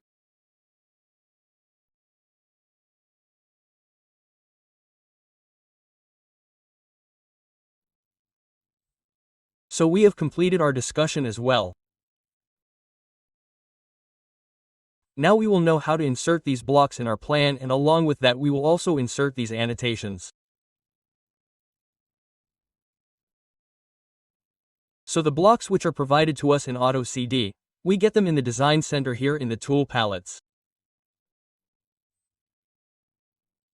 So to open the design center we enter ABC, and inside this ENIS folder you can see the design center here. As soon as we click here, we get all these blocks, home space planner blocks, see. And also here are the house designers blocks. So, we can use all these blocks. There is also a separate kitchen. But, these blocks do not look very professional. That is why we have inserted some different blocks here. And if you want to insert the same blocks, then comment. I will provide these blocks to you. So, what do we just have to do with these blocks? We have to position them in our plan. So I will just copy it and fit it in this plan. So for that I will use the Quick Select option. Enter Use. Set the Layer Wise property and give the value Furniture from here and then press OK. See, all these sets of furniture have been selected. What will we do to deselect them? Select it again. See, all these have been deselected on this side also, and we will copy them and place them here. Enter CO. Suppose I will place it here in respect of this position. You will get these blocks. So you people place them one by one after looking at them. After that we will have to enter text here. So for text I activate the text layer from here. Then we will use multiline text. So enter empty. Click on any point and make a box like this. Suppose I write here, enter passage.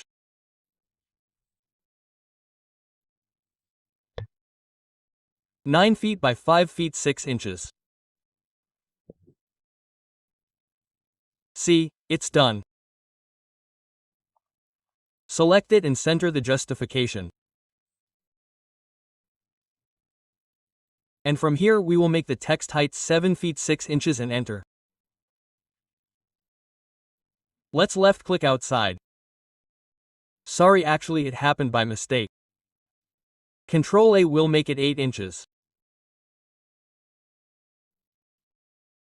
Then enter. See this? So now it is proper. Let's left-click outside. So this is our text.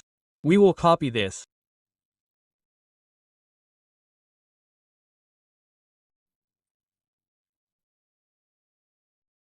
We will turn off Enter Ortho.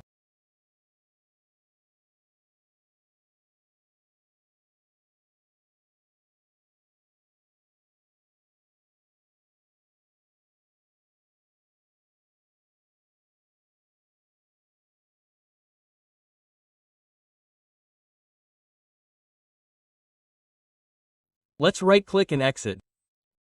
Now we will edit them one by one. So first of all, let's do the kitchen here. Let's double-click on it.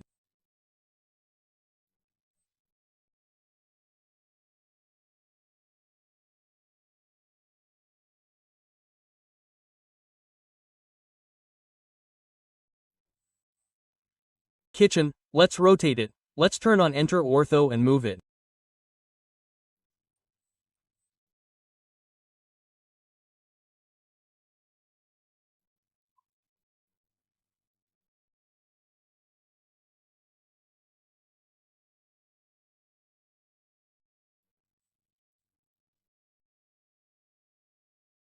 This is drawing, dining.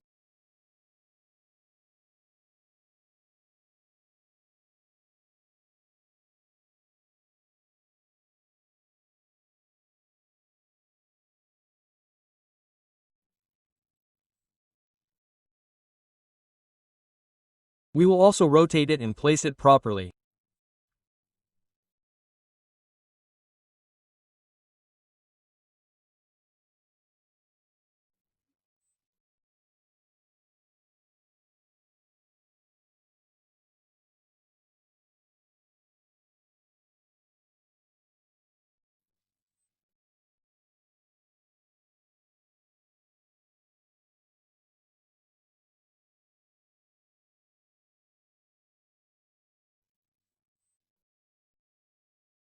This bathroom bedroom, this balcony, this bathroom attached, we can also keep it like this at this position.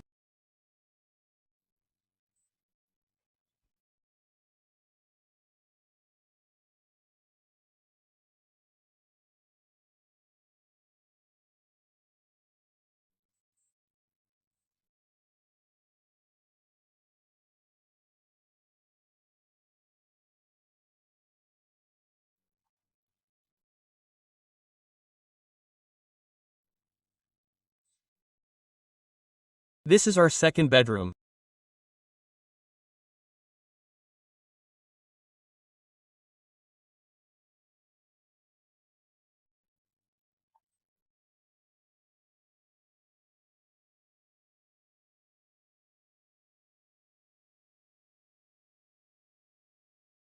This in a balcony, and this is our utilities.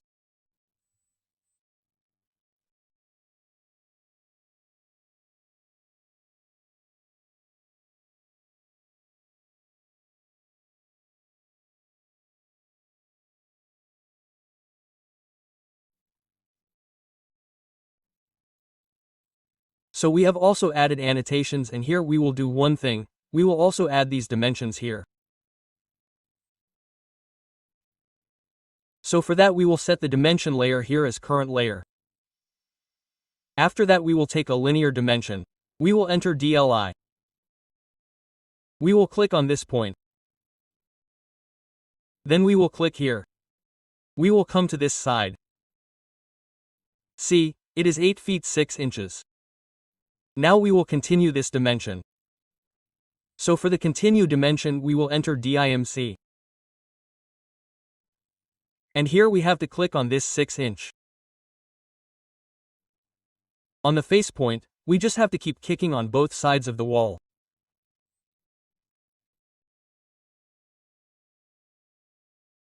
Like this, see, this is done.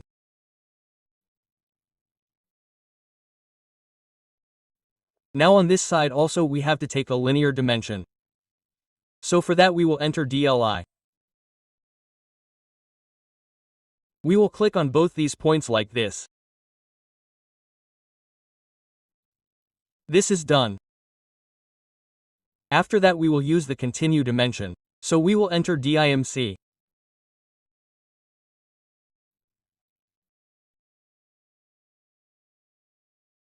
Like this is done.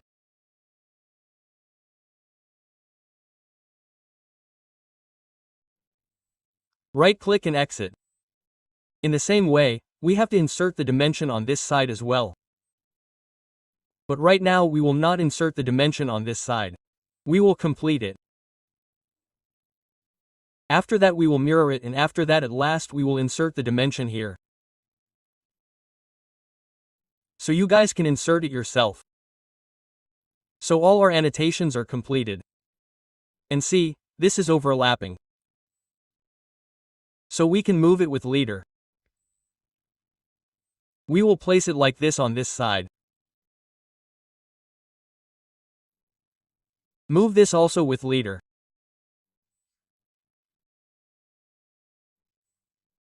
Let's not overlap any dimension. And I will show you the dimension settings a little. Modify by entering DC this.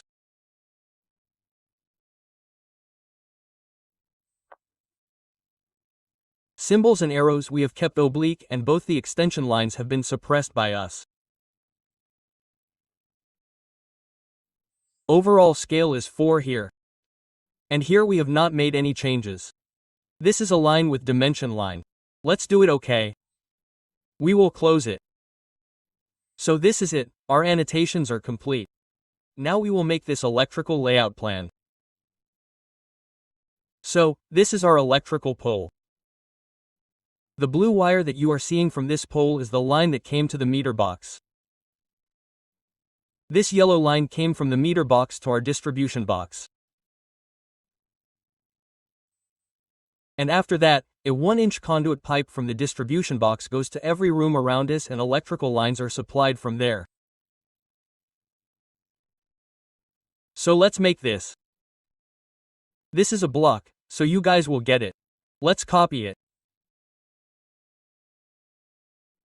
Turn on Ortho F8 and suppose I keep it here. Right-click to exit. Now we don't have to make these boxes. I will make one and show you. Suppose this is a meter box. So here we will make the meter box. I will take multiline text. Enter MP. Create such a box. Here I will write MB.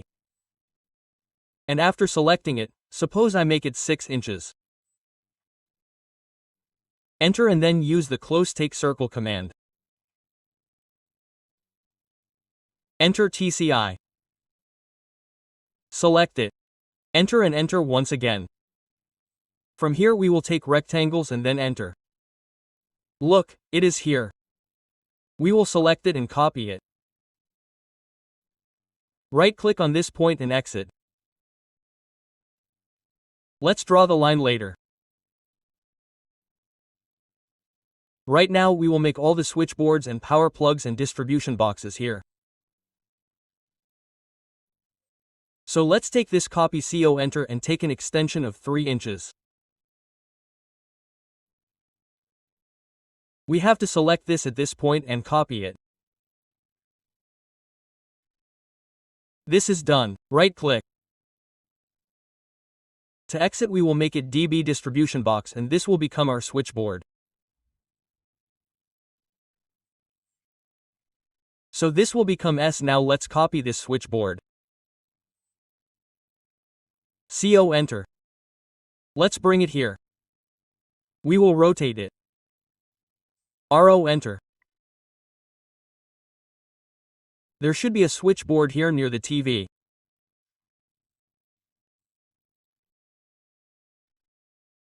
So we will move it and move it a little like this, and we need a switchboard here on this side. So after selecting it we will mirror it. MI enter. This is done in respect of the E midpoint. Let's move it a little.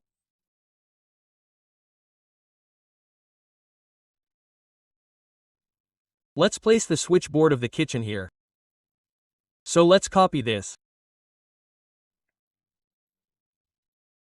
CO enter, place it here from this point. And take it. We will copy it. Colorado will turn off the ortho from this point and place it here. We will make it a power plug. Right-click on it. Double-click on it and make it PP power plug.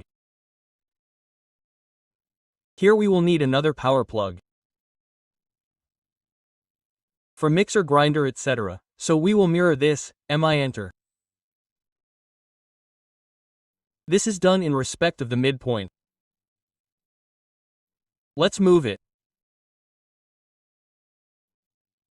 It is there. Let's copy this switchboard. CO enter. Place it here. This is the switchboard of the utility section. Here we need a power plug. So let's take it. Copy it. Place it on this corner.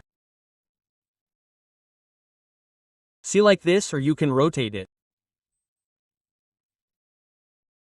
Rotate both of them.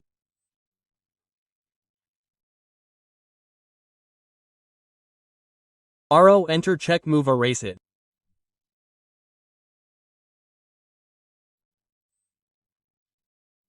And copy this. CO enter, this is done. Here we will need a switchboard. See this on both sides. So let's take this, copy, CO enter. It is here. And we have to move it here. Enter on this side. Let's complete this bedroom. Here we will have a switchboard. We always have to keep the switchboard on the left of the entry. For convenience, copy it.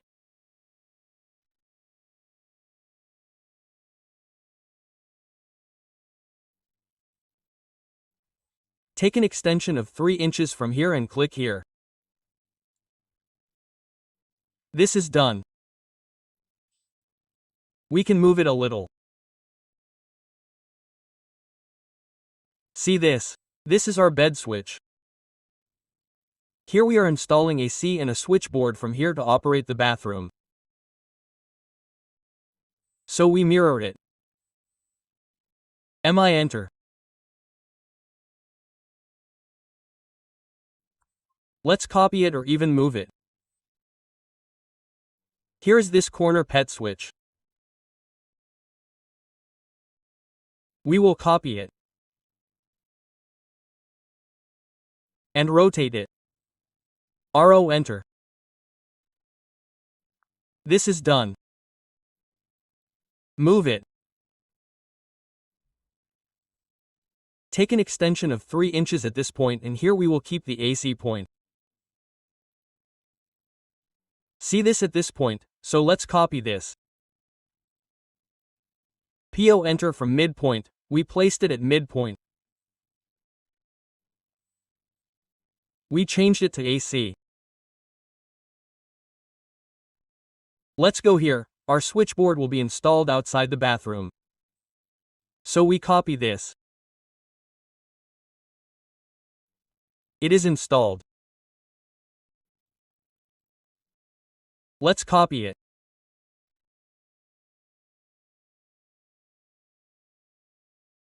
"3-inch extension.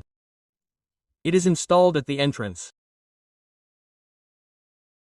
See this?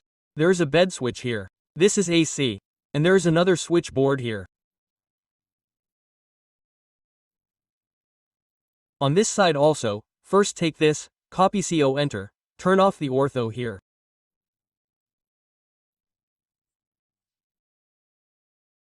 In this position, we give a switchboard. This is done. Let's copy it.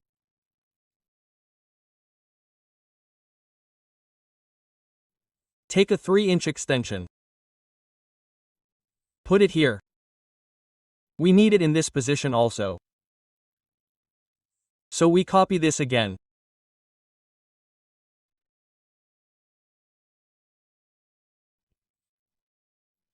French extension.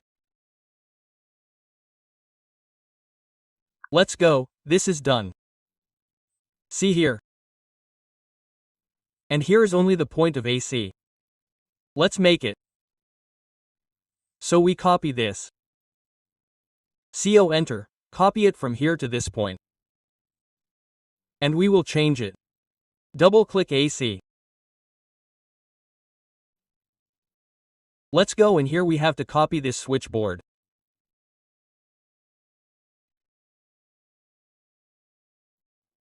It is here. Look here, we have to give a power plug for the geyser. So we will copy this and enter it. Let's keep it here and change it. Power plug BP. Okay, it's done. So it's almost done. Now we will place our lights, fans and junction boxes. So for that we will do one thing. We will create some rectangles. Let's enter rect. And we have to create such across rectangles in every room.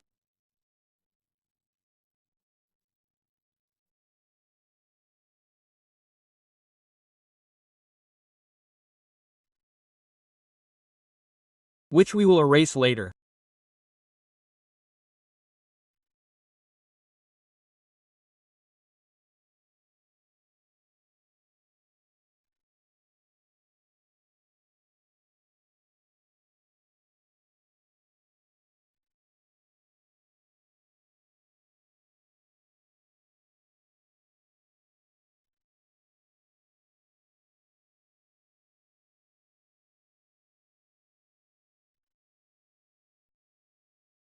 Okay, it's done. Now we will offset these rectangles inwards.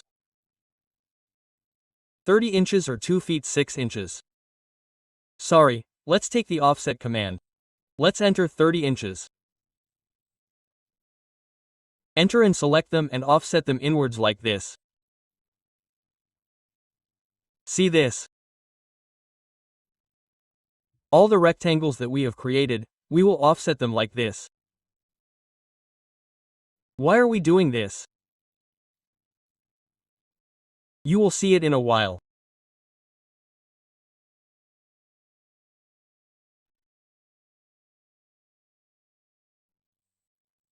All these are almost done. Now let us place our fans. So I will copy this. CO enter in respect of the center.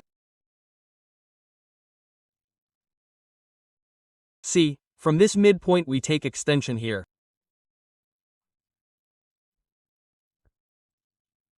We will enter 3 feet of 3 feet and the same from here so that we can get fans on both sides.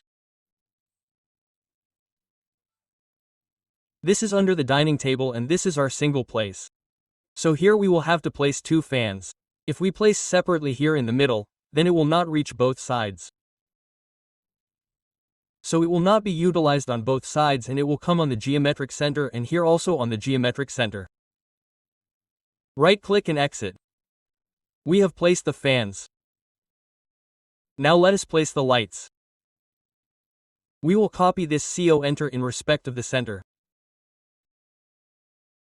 First of all we complete the drawing, dining space. See here we have installed 6 lights. That is why we had offset these rectangles. This will come in the middle and one here. Like this in the kitchen, 2 lights will come here.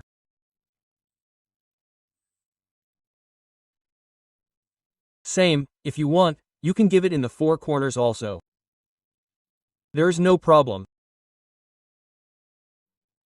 And here in utilities, take the extension from this midpoint.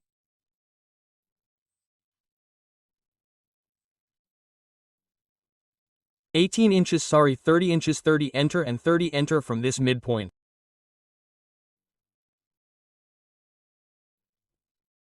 See, it's done. We will erase it. Let's make some mistake here. Let's erase it.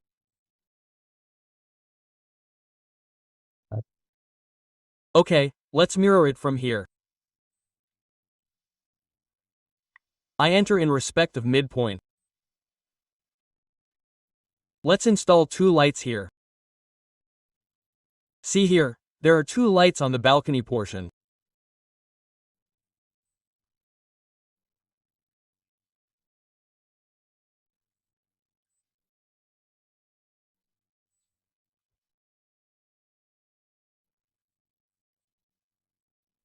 So we will copy this, Colorado enter in respect of the center, make this point and make point here 4 lights on the 4 corners. See in the bathroom, like this here also we will install it in all the 4 corners and 2 here.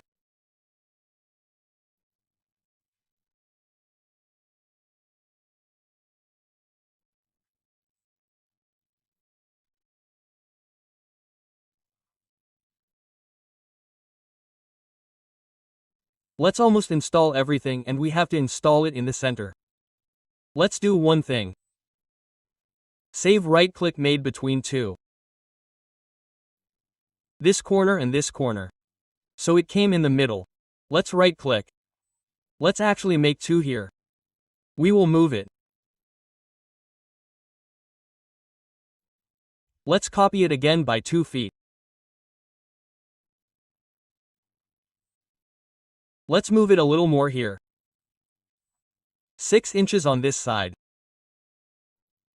Now we will copy it. The pipe is done. Let's right-click and exit. So we have installed all our lights. Now we will fit our junction box. So we will take a copy of it from the center. So first it will come in between these 2. So we will shift right-click mid between 2. Click here and click here. So it has come in the center. Let's turn off ortho. Look, our junction box has been installed. Here's the junction box in the kitchen. So again shift right-click mid between 2. This center and its center. It has come in the middle. Look, there is junction box on both sides in our room. So we will get both these midpoints. Put it on both these snaps. It is not needed in the balcony. And it is in this bedroom. So here we will fit the junction box in the midpoint snap. This is done. We will right-click. We will exit. So we have almost installed our junction box, fans and lights. Now we can erase these rectangles.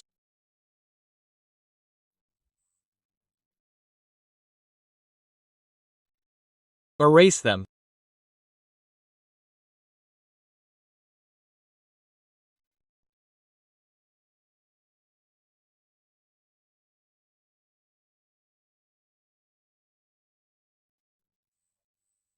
All these are almost erased. So let's bring the first line.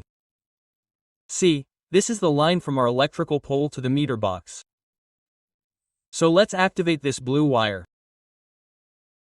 And here we will use the spline command. Enter SPL. Let's bring it from this point like this. It is on the meter box. Right-click to exit. Let's activate the yellow line. We will do this by escaping. Now see, the line is coming from the meter box to the distribution box. So again enter line SL. The line has come from here to the distribution box. Right-click and exit. Now activate the green wire. Again we will take this line SL enter. From this distribution box, the line will go to the junction box of the kitchen. It is here. See this? It is done.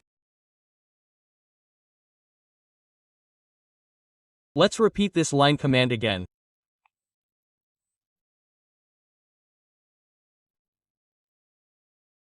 We have to take it from here to this handle.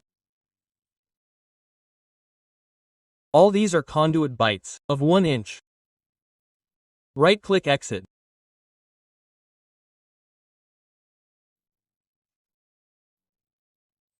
And look at it once again, the line is coming from the distribution box till here.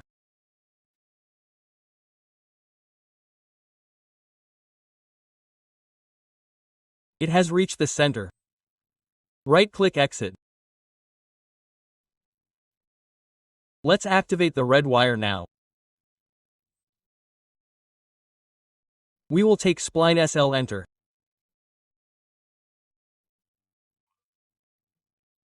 Let's connect it to the switchboard and from here to the power plug. This is done. Let's take it again. The line will come from here to the junction box. And from here we have to take the line to the power plug. This is done.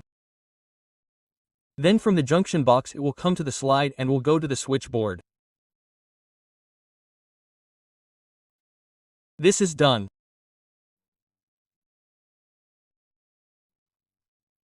Let's go from here to the switchboard.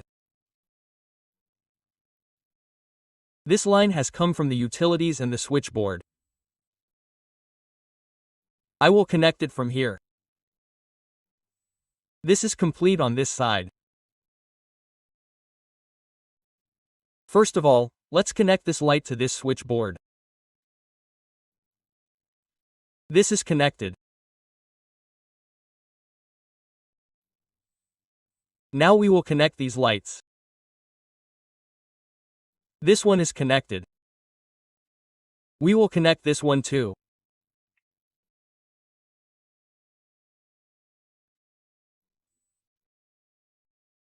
Let's go to this side.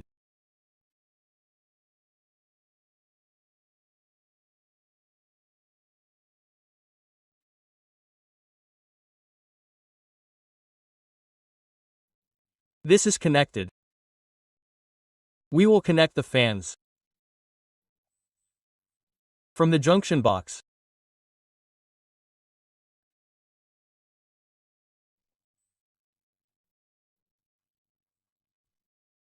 Again, this fan has to be connected from this unbox and from here connect the lights.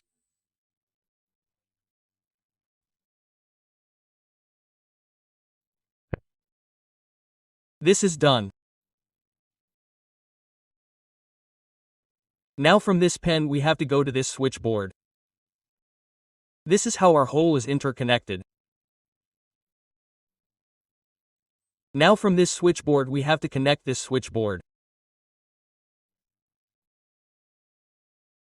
And from here we will connect these lights. We will install a fan here. Let's copy this.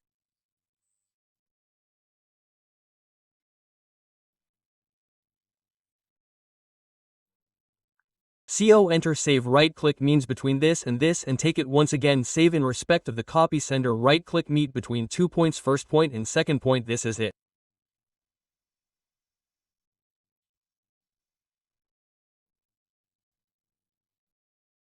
Let's repeat this line.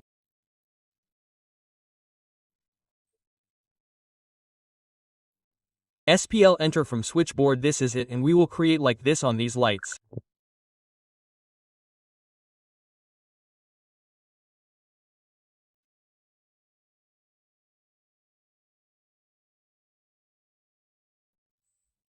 This is done. We will connect this cable to the switchboard.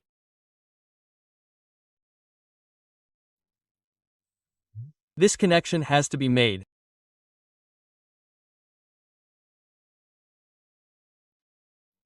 This is done. These have to be connected to the junction box.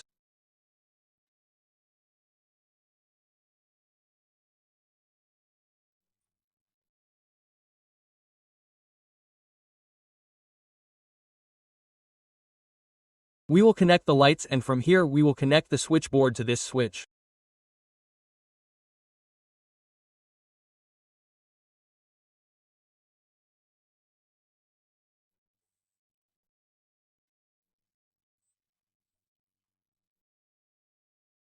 We will not take the AC line from here. We will take it directly from the junction box. Here it is. Let's draw the bathroom line from here. Here it is. We connected this and this. And from here we connected the switchboard. Now this portion is ours. We will connect the bathroom light to this.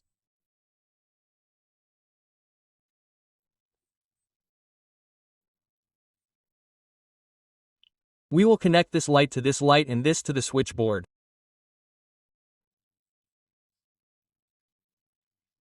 This is done. And from the switchboard we will connect these two lights like this. Or we will connect this to this. Let's connect the switchboard to the junction box from here. This will run the fan. From here the junction box. From the junction box the AC. This is done.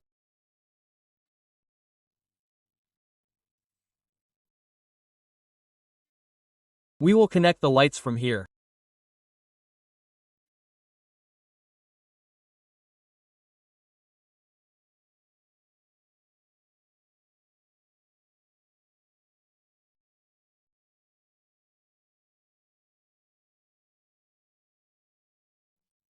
We will connect this switchboard to this from here. This is done. And from this light we will connect this switchboard. And from this switchboard we will connect this switchboard to these two lights after that.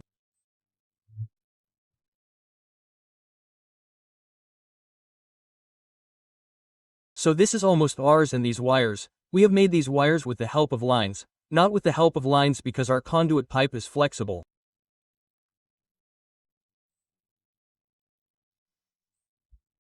We will not make it in a straight line. So that is why we have made it using splines. Well, this is not connected to the switchboard. This is done. Well, we did not connect this to the switchboard either.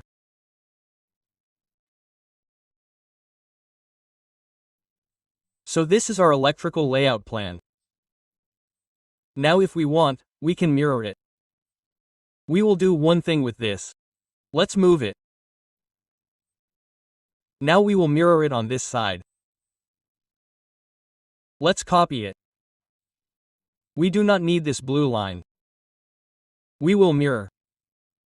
Enter MI. This is here. We will turn on ortho. This is done. We will take the mirror command again. Let's see this distance actually once. It is 10 feet. Let's enter MI. We have to select it again. We do not have to take the blue line. Let's enter MI. We will take 10 feet extension from here. Enter 10 feet and mirror it with respect to the horizontal line. Right-click to exit. Let's take this common corridor, which is 45/10 of a foot. So let's take the line. Save. Right-click made between these 2 points. This is in the middle. It is 45, so 22 feet 6 inches. Here it is. Let's take it to the 0 layer. We will convert it to the 0 layer. We will mirror it. This is done. Let's take the line again from this point to this point.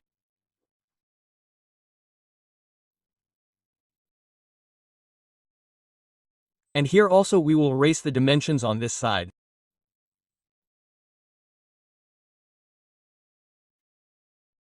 Now the line will go from the electric pole to our meter box. So let's take the wire. Take the spline SL, enter from here. We will turn off the ortho. This went to this meter box. It will go here also. Well, this mistake has been made. Let's erase it. This meter box is not actually there. Our meter box is inside.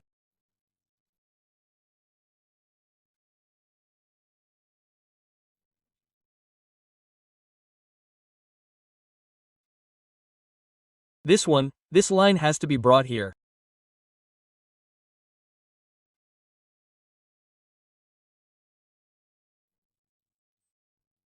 We will put this line in the meter box. It was left by mistake. And let's check this distance a little. It became 20 feet. Sorry, it was 10 feet. So what will we do with it? We will move it downwards. We will turn on ortho. Move it to 10 feet. Now it is correct.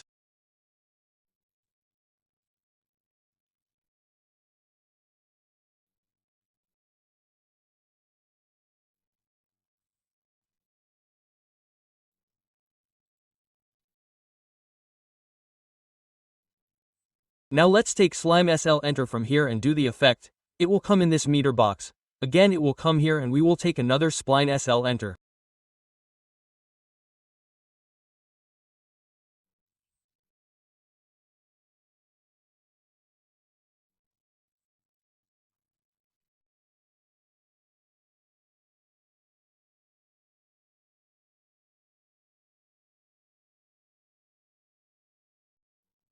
It has come to the state box.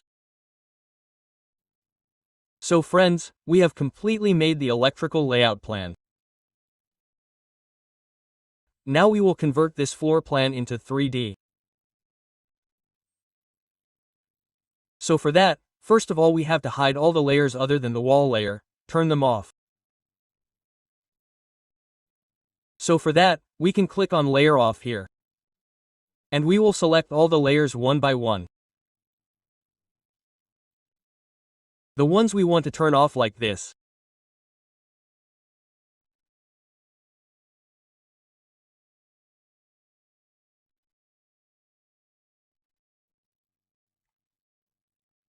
Let's turn off the rest from here.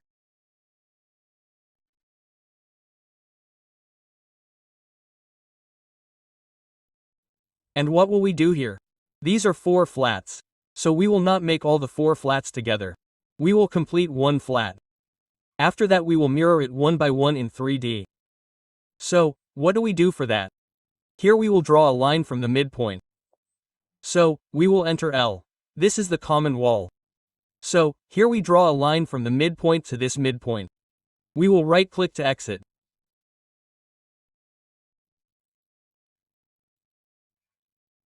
If we want, we can also trim the rest of the portion or hide them like this.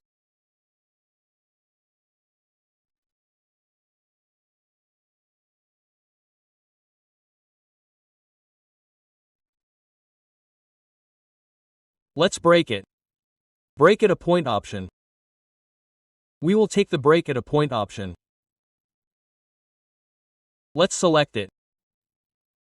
Click on this point. Again we will take break at a point. Select it. Click on this point. Let's select it and hide it like this. Isolate, hide. Let's convert it to 3D. So what do we do first? We will select it and use the Overkill option. What happens with that? If there are any overlines in our drawing, then all of them will be erased. So let's select it once again. Let's take the Overkill option.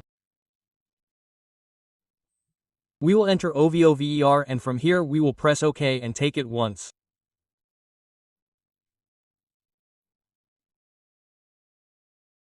Okay, let's go to the isometry view.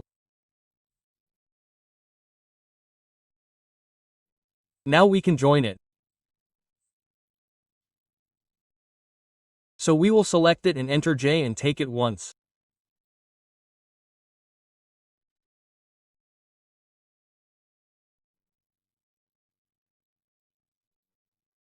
Let's click on the Presspull tool from here or we will enter ERES enter.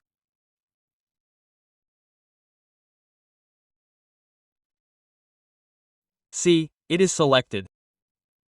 We have to exclude 9 feet 6 inches on the top side. We will press enter. We will right-click to exit and change the 2D wireframe to conceptual. So our 3D wall is ready. Now see, these door cutouts are cut up to the ceiling. These door cutouts will be up to 7 feet. So for this we will make some rectangles. So we will enter rect.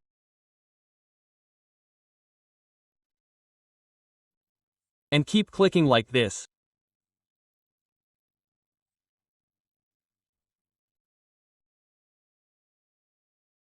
As I make rectangles, you guys also have to make them.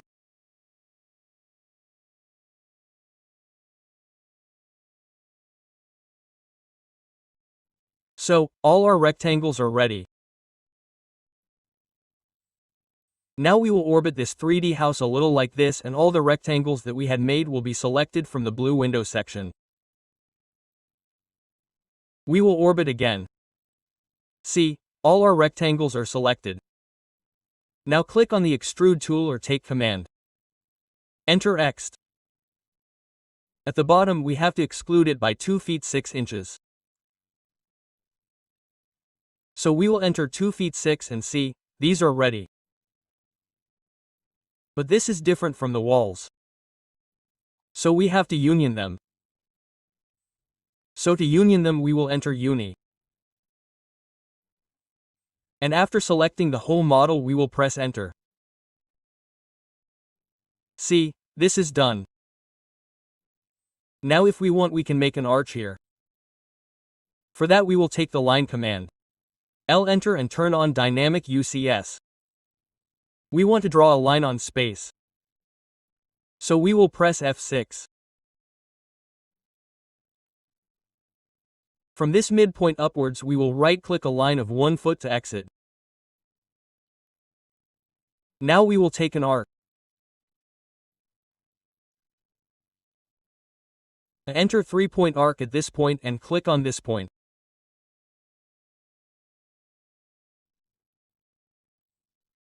We will select this line and erase it. Now we will take the Presspull command. Enter ERES.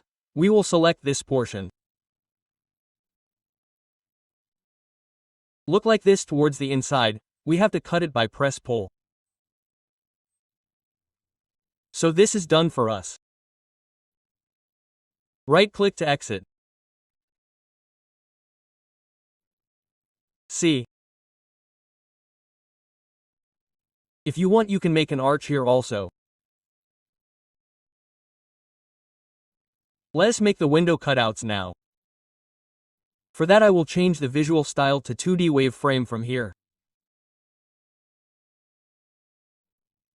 We will activate the 0 layer and from here we will turn on the window layer.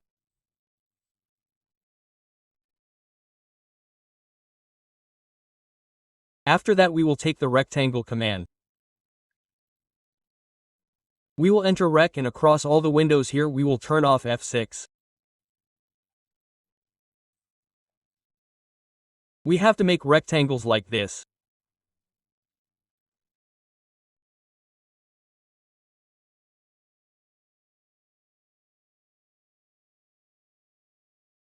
See this?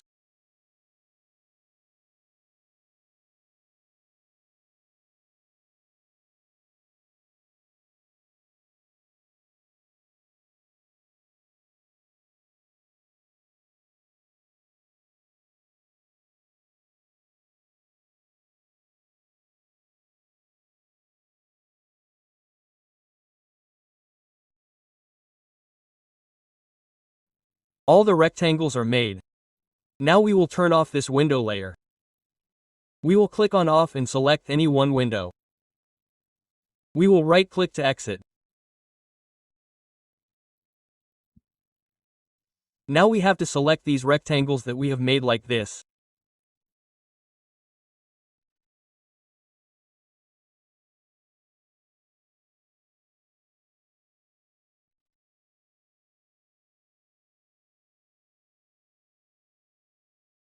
Now we have selected all the rectangles.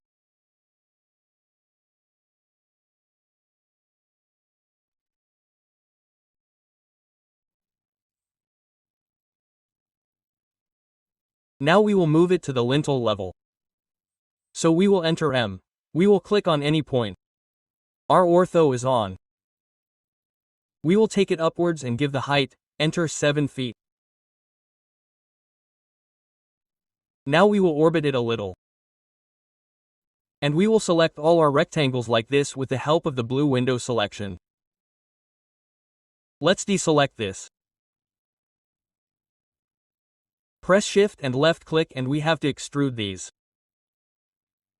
4 feet downwards. So we will enter X.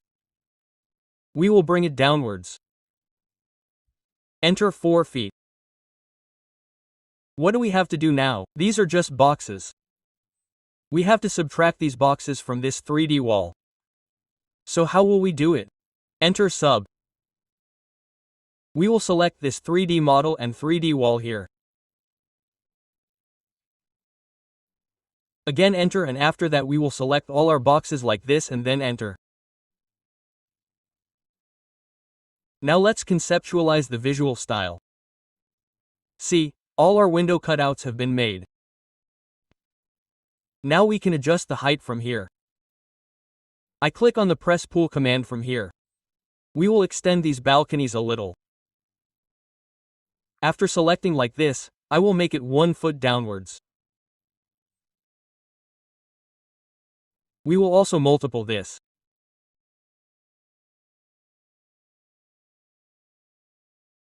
We will enter 12 inches downwards. So that's it. And these windows, these bathroom windows, we have to make them smaller by 2 feet upwards.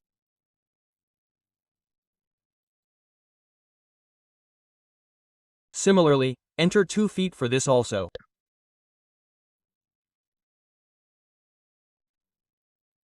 Right-click to exit.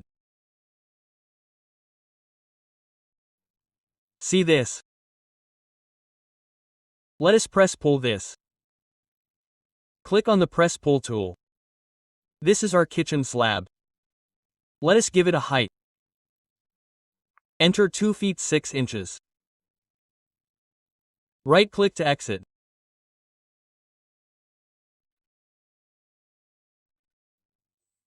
This is our entrance. This drawing means singe, dining space. This is the kitchen.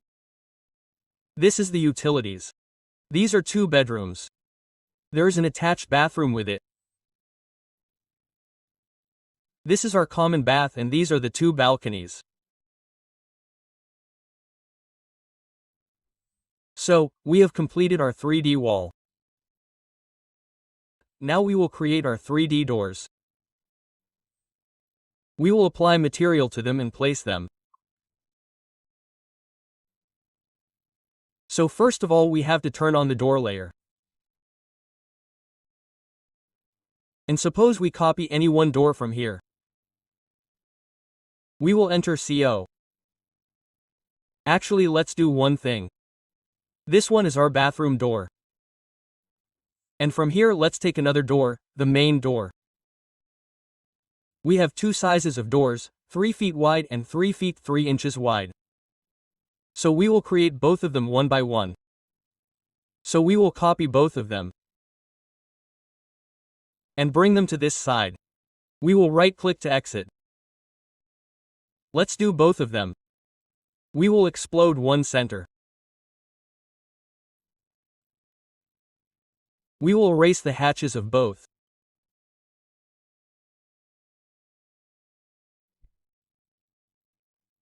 We don't need this arc and we will erase this rectangle as well.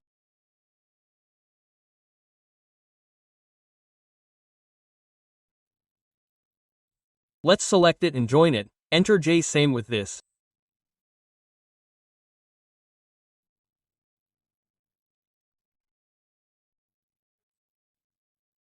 Now we will take the line command, L enter. From this point upwards we have 7 feet, 3 feet width and 7 feet downwards we have 7 feet, this is done, we don't need it.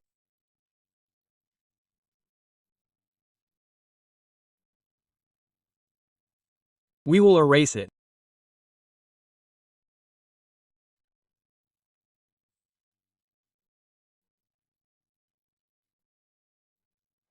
Actually we will do it, join J enter, take the line, L enter. From this point upwards we have 7 feet 39 inches, 3 feet 3 inches, so 39 sorry give the direction 39 enter and 7 feet downwards we will right click to exit and we will do it.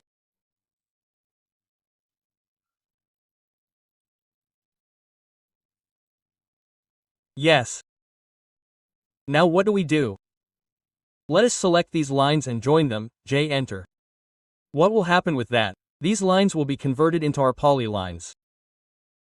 And let's keep the conceptual view. Now this is our cross-section. This is our path. So we will have to sweep this cross-section through this path. So to sweep we will enter SWE, we will select it. Enter and then we will select it. See, it is done. Same with this sweep, select enter, select it. Look, this is also done. Now we will take the box command from here. Click here. And this is our door. We will have to do the same here also. Let us orbit it.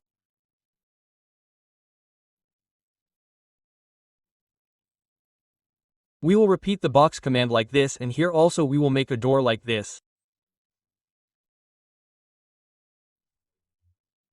Look, this is done. Let me measure the distance once. This is our 3 feet and this is our 3 feet 3 inches. Okay. Let us do one thing now. We will make the visual style realistic. We will group it. Is there a 2D element here or not? Let us see. There is none.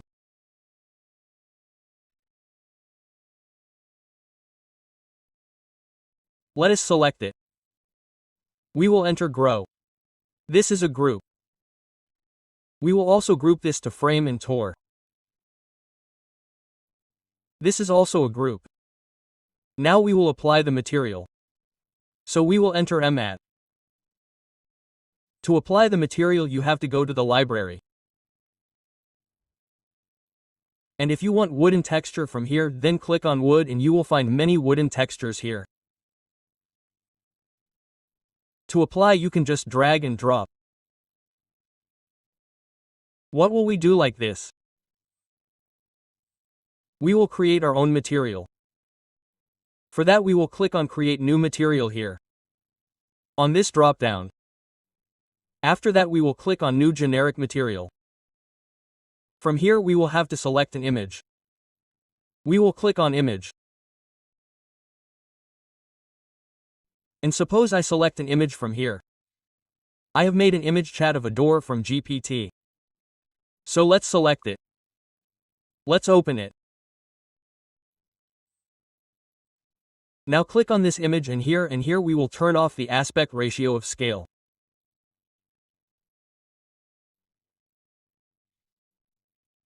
Here suppose I give the width to 2 feet 6 inches and the width to 7 feet.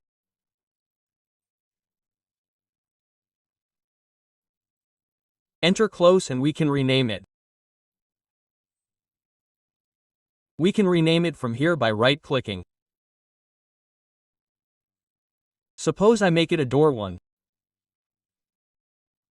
And to apply it on it, we will select it.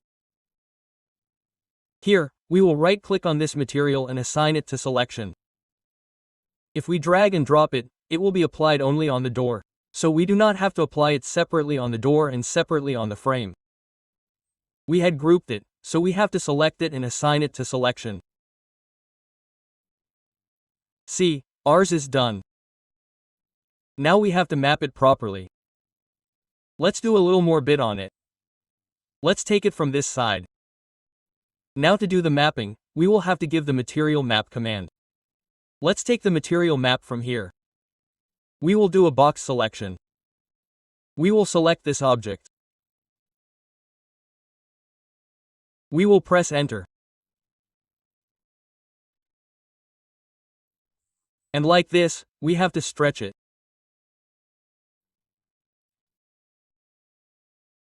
See, like this, it is done on this side also. It is almost correct towards the top. We have to stretch it a little more.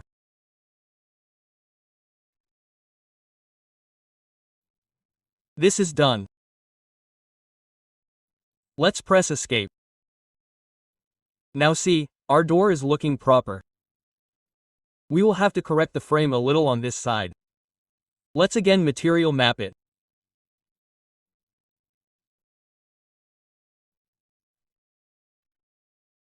M at material map box.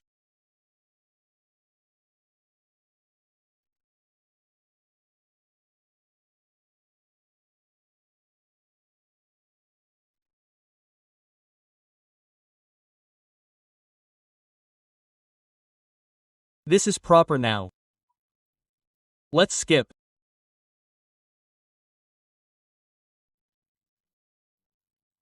Now let's see this by rotating it. This lock of ours is showing on this side. And if we orbit it,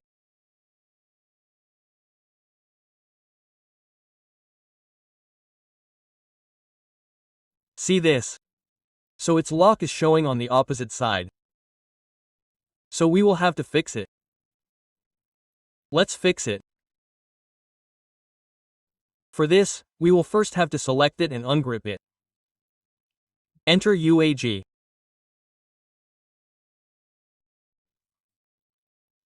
Select the frame and right-click Isolate Hide. Now we will have to slice it. So enter SHLI, let's select it. Enter midpoint to midpoint, we will slice. Enter. And we will erase the back part. Now we have to mirror this in 3D.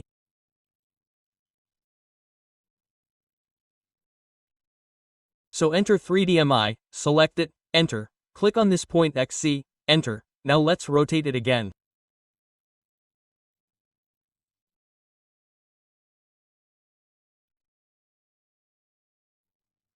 See, now our lock has been properly formed on the same side. But it is not to be unioned. By doing union, the lock will again be on the opposite side. So we will again group it with 0 and unhide the frame with un. Let's convert it into a block. Select it completely and group it with 0. And now we will convert it into a block. So let's enter D. We will select the 3 feet wide dot object. We will select it. Enter pick point, this is done. Let's go and then press OK. See this? It has been converted into a block. We will place this door in our 3D plan. So we will do one thing. Let's mirror it a bit. Enter 3DMI and mirror it in respect of YZ plane.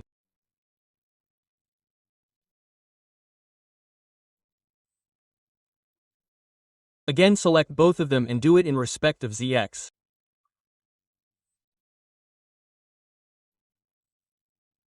And select all these 4 and take a copy of it.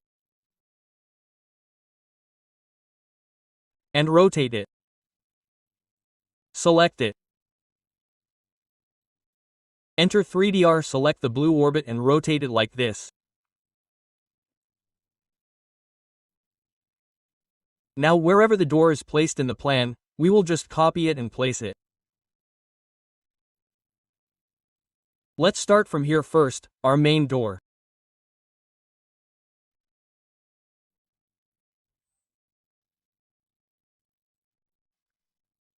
See, this is our main door because it has to open inwards, so we will select it, copy it at the midpoint and place it here.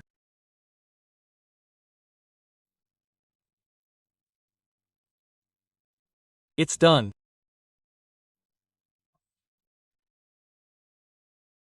Same here as well.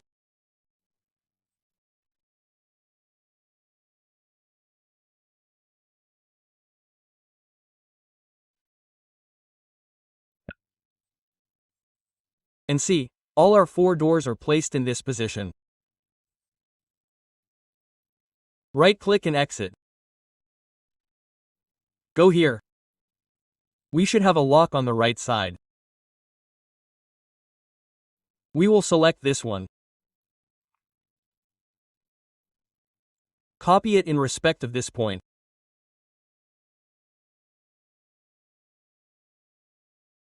Let's beat it a little more. It is placed, right-click.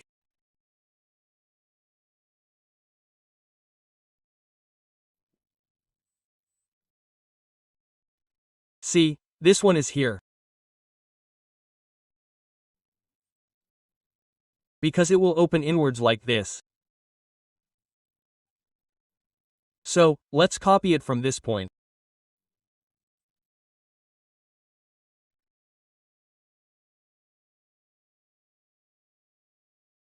We will right-click at the midpoint to exit.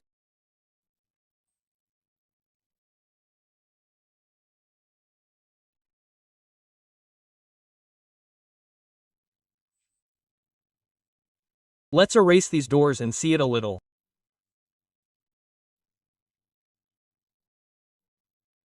See, we have 3 feet 3 inches doors.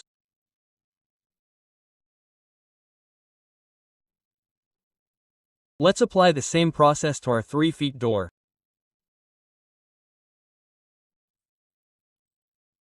So for that again we will click on the generic material image from here. Suppose I take this one. Let's open it. Let's select it. We have to turn off the aspect ratio of the scale. The sample size is 3 feet height for 7 feet.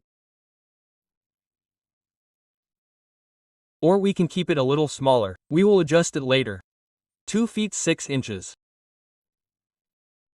Let's group it. We will rename it.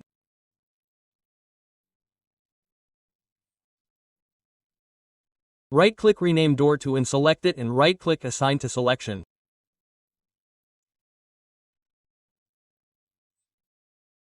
See, it has come in it. Now we have to map it materially. So for that we will take Emit and then Material Map. Take Box Selection from here. Select it. 1 minute, let's take it from this side. So it will be visible properly. Let's select the Material Map box.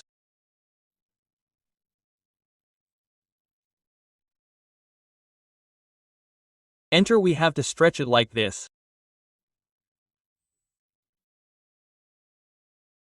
This is done. This is done on this side.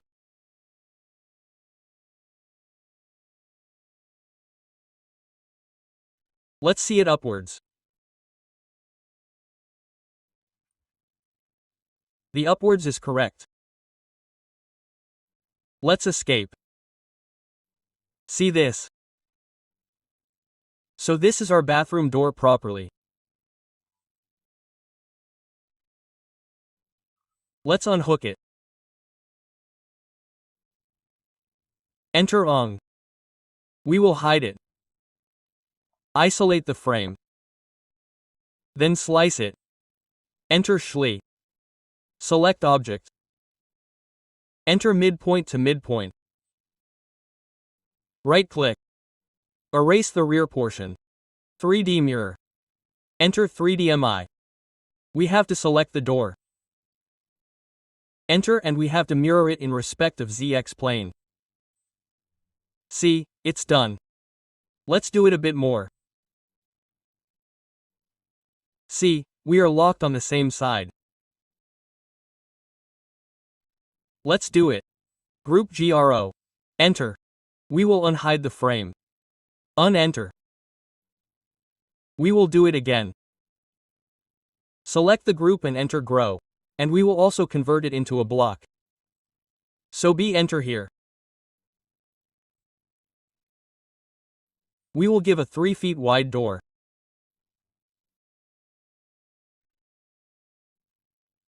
Select object.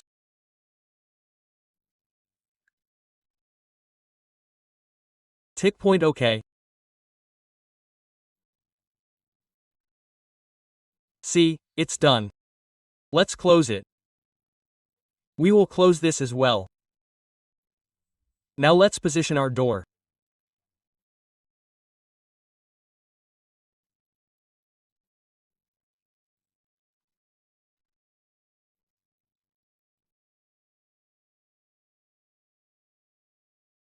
We will select this, copy co-enter from this midpoint. This midpoint is placed and there is one here, we have to rotate it.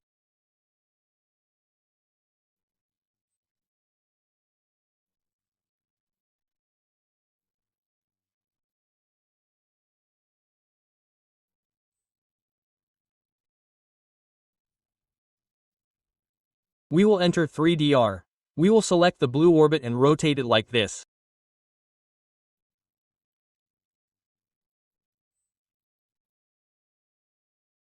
We will move it from this point.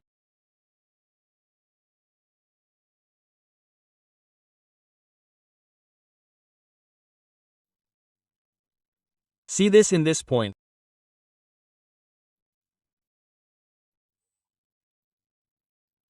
So we have properly placed all our doors in our plan.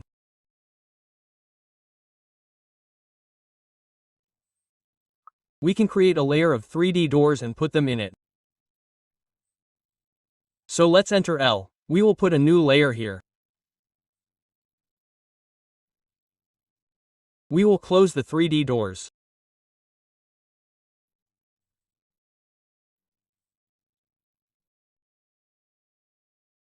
We will select these doors and put them in 3D doors.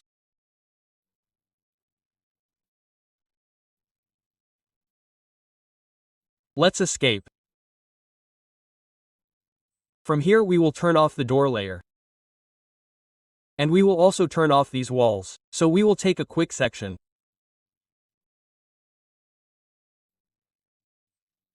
QS enter layer equal to from here we will do wall OK, press shift and deselect it.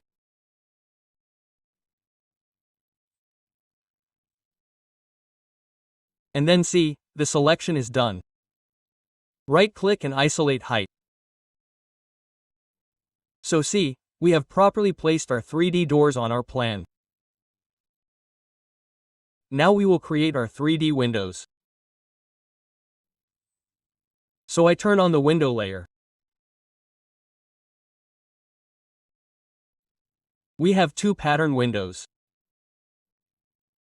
See, one is a 3-shutter window and one is a single shutter window. So let's see this. I will copy it and bring it out. Right-click to exit. We will make it explain center. We will erase the hash. This cross-section of our frame, we will convert it into a polyline with the help of boundary command. So enter bow. Click on pick point and click in the middle of this polyline here. See, it has been converted into a polyline. Right-click to exit. We have to erase this hatch also. Now take the line command L enter. We have to take 4 feet upwards from this point. And the width of the window is 5 feet. So enter 5 feet. And we will click on this point. Right-click to exit. We will join these lines. Enter. Now we have to sweep this cross-section in respect of this path. So enter SWE. We have to select it. Enter. Then select it. See, this is our sweep. This is a part of our frame, so we have to press pull it. So enter press. Click here. And then click on this point. See, we will right-click to exit. So our frame is ready. This is different. This is different. We have to union both of these. So enter U and I select together and then enter. This is a single part of our frame. Now, for shutters, we will take this single shutter press pull. We have to select it until this point it is done. Let's escape. From here, we will change the visual style to shaded with edges. Now our edges are looking proper.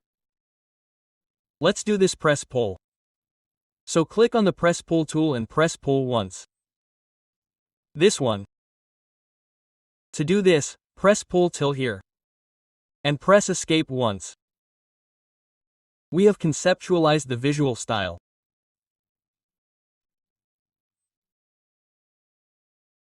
Again press pull this part till here, right-click to exit.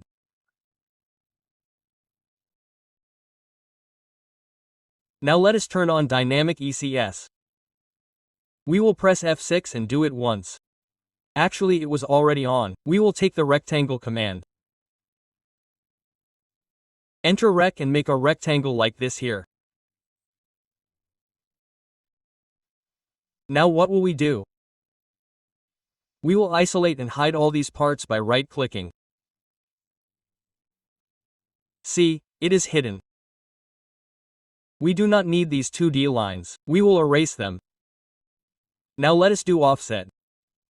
So we will enter 2 inches. We will offset. To enter, right-click inside. We will take a line. Midpoint to midpoint. Again take the line command. Take an extension from this point of 18 inches. Enter. And then we will make a line like this. Right-click. To exit. This line has to be extended properly, till here. Now we have to trim this part. So we will enter TR. Well, this is not getting trimmed. So we will do one thing. We will align UCS on this face. What will we do for that? Enter UCS. Click on this point in X direction and Y direction above. Look, it is aligned. Now we will trim. Enter TR. Look, it is trimmed. Right-click to exit. And we will join these parts. Enter J. We have to offset it again inwards. So enter O2. We will offset 2 inches. This is done. And let's take it once. Well, let's make a rectangle here once again. Let's take it again on top of it.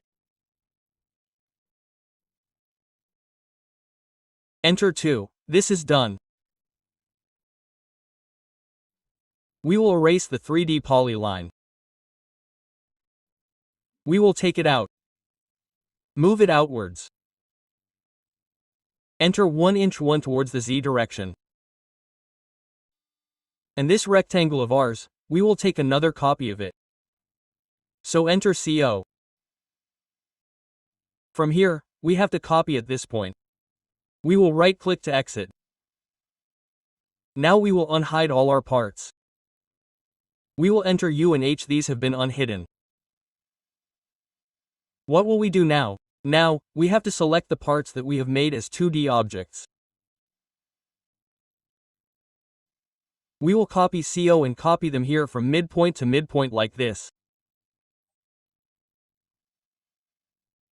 C. We will right-click to exit. We will cut these parts by pressing the pull. Our glasses will be placed here, so we have to take the press pull from here. And we have to cut them like this. See this? Let us take the press pull again. This part is 5 meters inwards. See this? This group has been formed.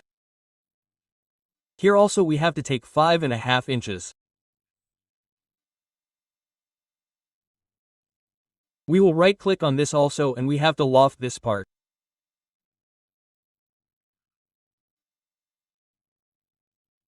We will move this polyline of ours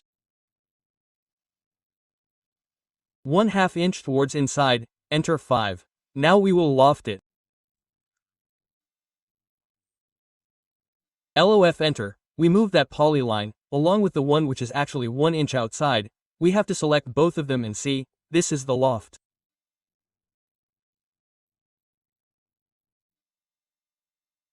Right-click to exit and see once again, this is our group and this is our panel. So we will copy this.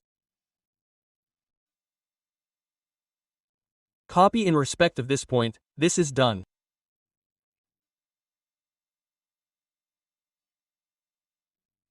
Let's go and what can we do here? We can take a rectangle. Right enter from this midpoint to the midpoint here. And we have to make it a region.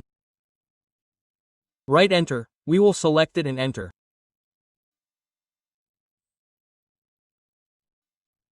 Here we will assign glass and copy it.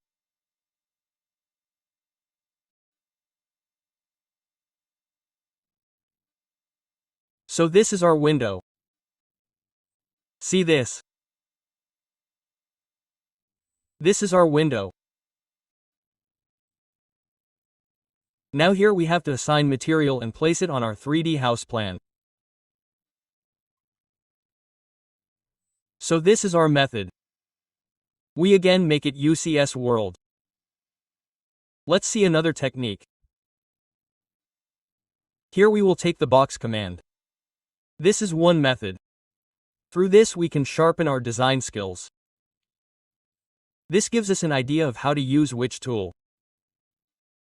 And for such rendering purposes we use the second method. For that we will take the box command. We will create such a box.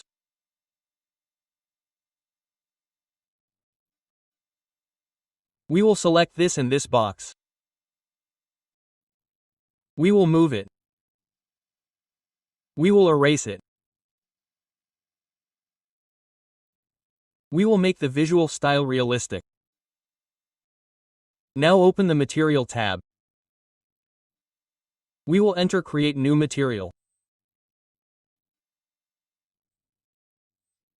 Click on the new generic material image.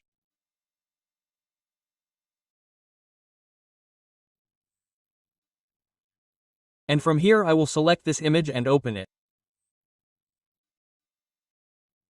After that click on the image. Here on the scale option the aspect ratio has to be turned off. We will enter 5 feet for the width. And we will enter 4 feet for the height. We will close it. Right-click on this material and rename it. Let's make it Window 1. Suppose Window 1. Now we have to apply this on it. So, we can drag it like this. So, see, it has become a proper window for us. See this? Now what will we do to make it more realistic? First we will set the UCS in this face. So we will enter the UCS. Let's click here. X-axis direction at this point, Y-axis upwards. See, our UC is set in the face. Let's turn off the grid. Now we will make some rectangles.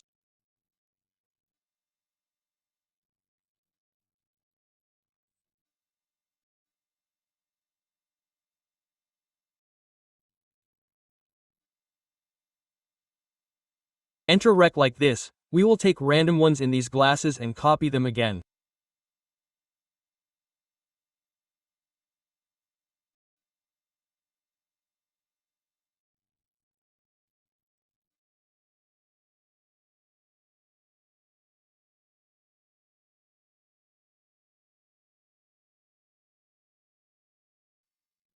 Let's right-click to exit.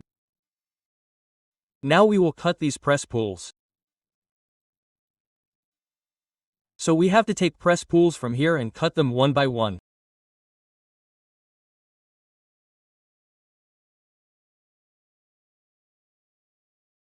Right-click to exit.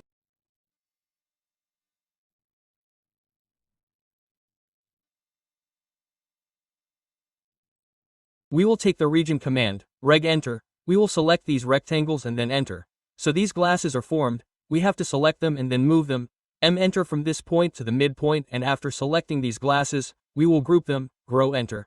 Here we will assign the glass to these surfaces.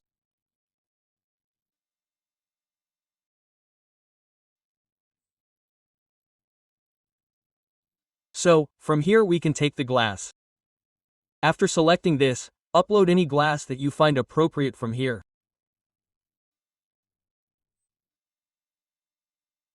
See, it's done.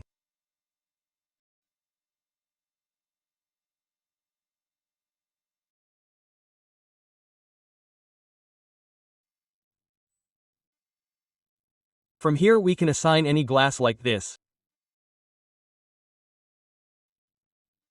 Let's group it now.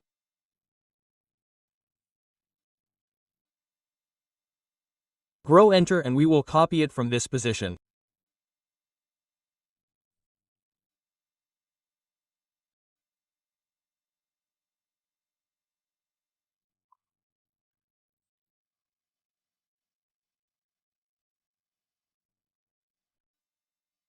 We will place it here and right-click here to exit.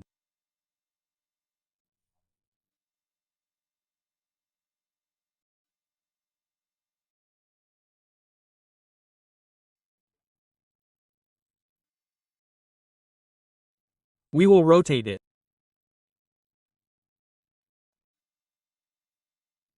"3D rotate 3DR enter." With the help of blue orbit, we will move it like this in respect of this point. We will place it here at the midpoint.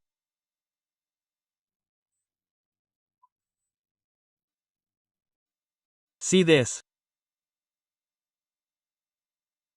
See this? In this way, we have also created our window.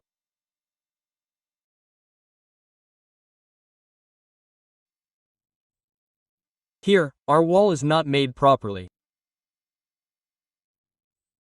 From here we activate the wall layer. Enter rec. We will calculate UCS from this point.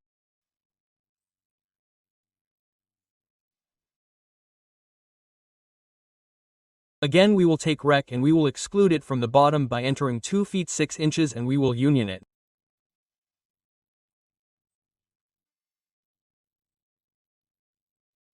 So uni enter and this is done. Select and enter.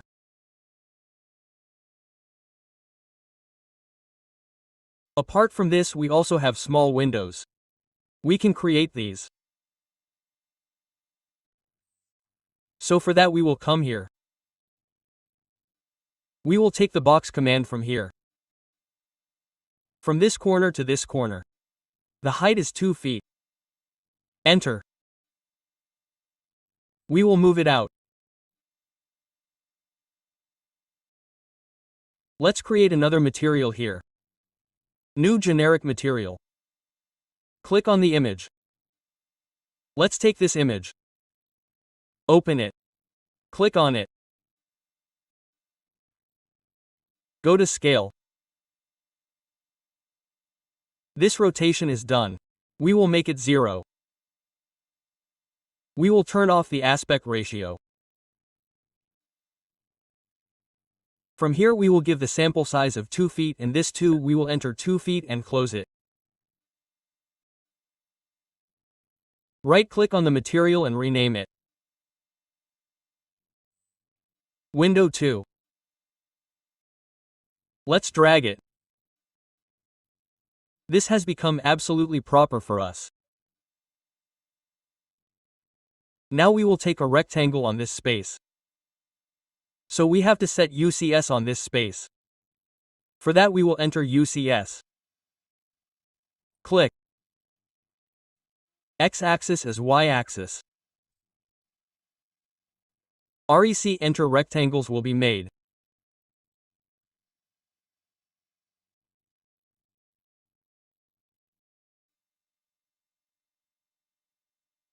Random like this, and we have to copy this.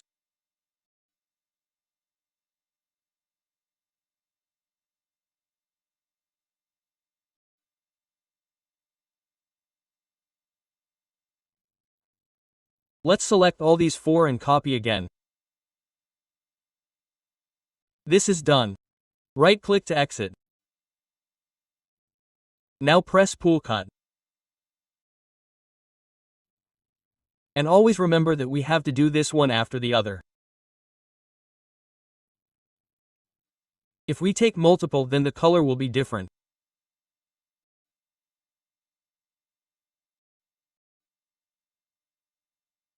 Right-click to exit. Take Region command.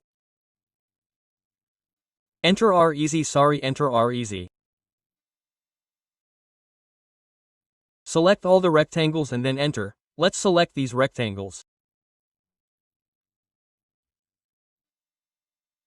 We will group them GRO enter. After selecting them we have to move them enter from endpoint to midpoint, and after selecting them we have to apply material.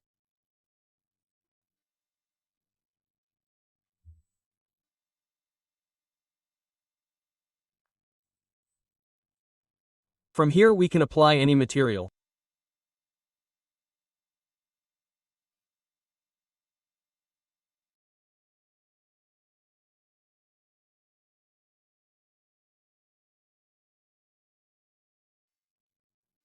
Now let's move it.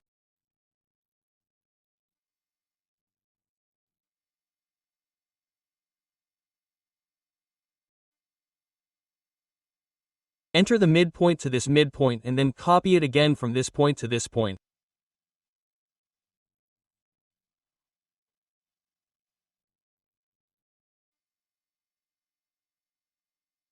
Well, we had not grouped it. Let's do it once more. We will copy it. It's done. Let's right-click to exit. So see, we have created our proper windows.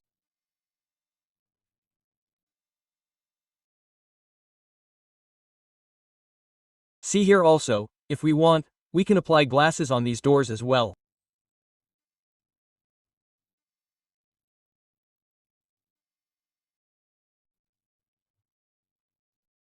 Let's copy it.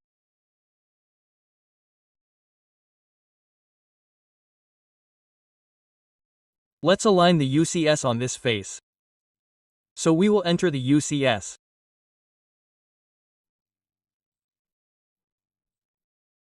Here, let's take the origin X-axis and Y-axis upwards.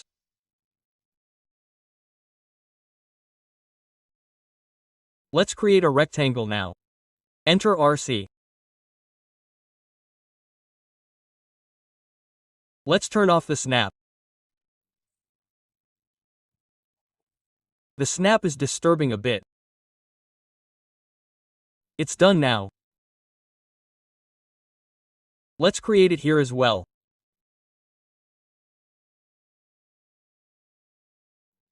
It's done. We will press Pull Cut.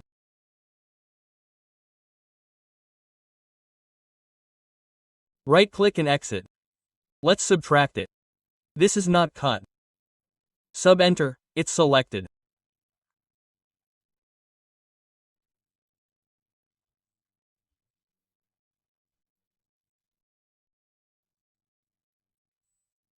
Enter and take it once sub-enter this select enter, it actually explains X enter, it is a block, that is why it is not happening. Let's subtract sub-enter, select both of them enter and take it once press Pull Cut, this is done now.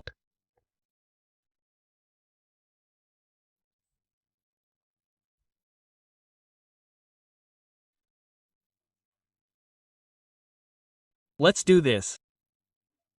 Region Reg Enter, we have to select this and then press Enter. We will select both these surfaces and move them to the center. Turn on Object Snap. Press F3. Then at the midpoint we have to move like this. We can do this. Group GRO Enter. And by selecting this we will set glass from here. See, this is glass. Now we can group it. GRO Enter. Let's erase it. We will select this and then move it. M Enter.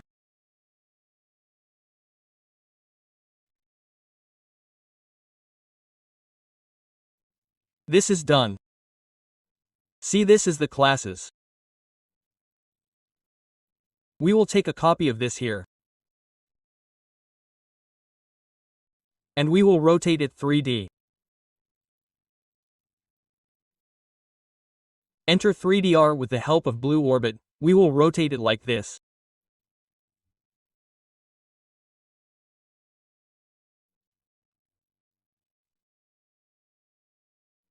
We will erase it and move it in respect of this midpoint.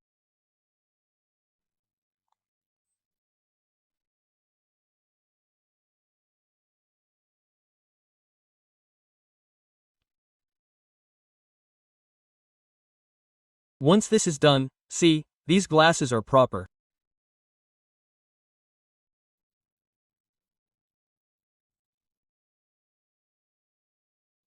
Use frosted glass only. This is a bathroom. We don't have to give it clear glass. So these are our doors and windows. We made two types of doors. And here we also made two patterns of windows. Let's close it. Now we will create our 3D glass grills. So I take the box command here. From this point, we will set the world UCS. We will take the box from this point to this point.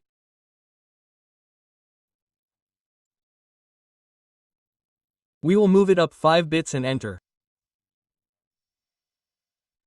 We will select it and move it. We will take it out. Here we will directly assign the material. So we have to enter MAT. We will click on New Material, New Generic Material Image.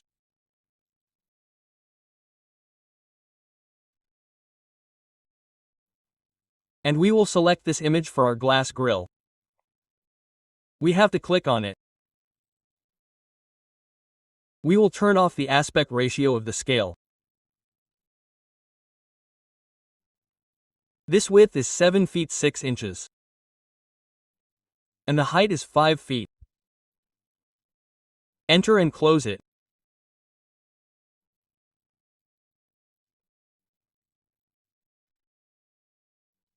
We will right-click and rename it Glass Grill, and we will apply it and drag it like this.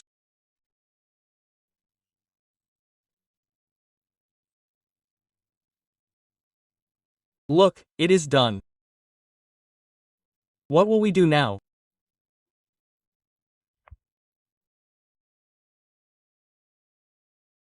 We will create some rectangles here.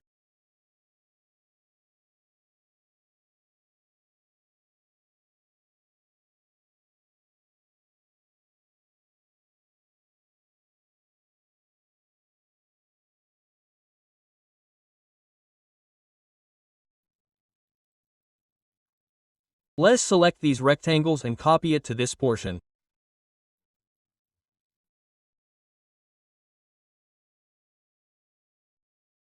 Let's make it a little smaller.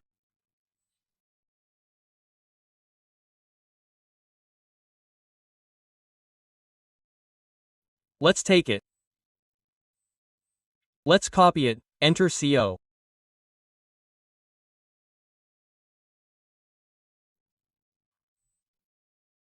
Place it here.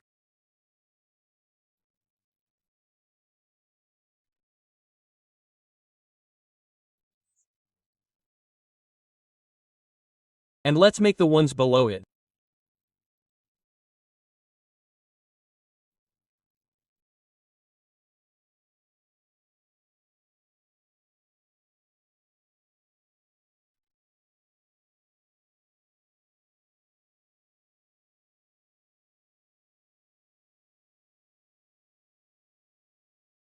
Rectangles, let's select them and copy them.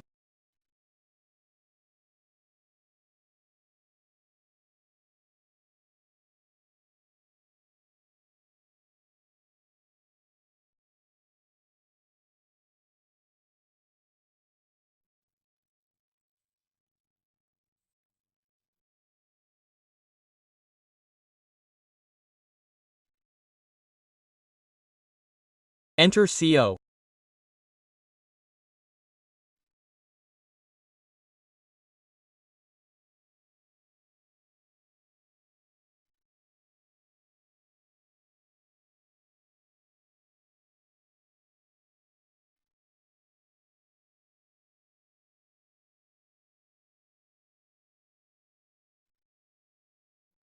Let's right-click and exit. We will make it a conceptual presspull and cut them individually like this.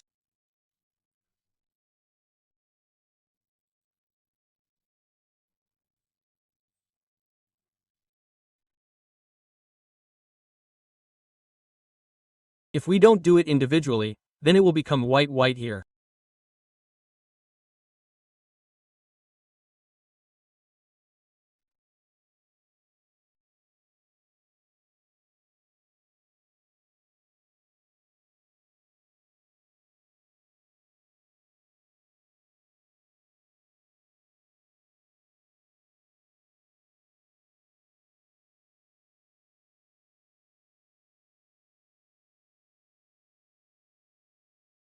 Let's do it. Right-click to exit.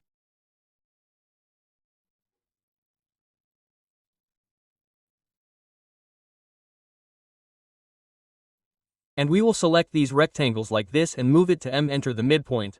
Take the region command, enter R easy and then select all the rectangles like this and enter.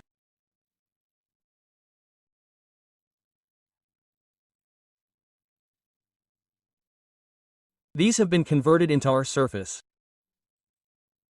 We will group them. We will enter GRO. We will make the visual style realistic. And by selecting it here, we will assign the glass. See this? We can assign any glass here. So this is our proper glass grill. Let's copy it and take it.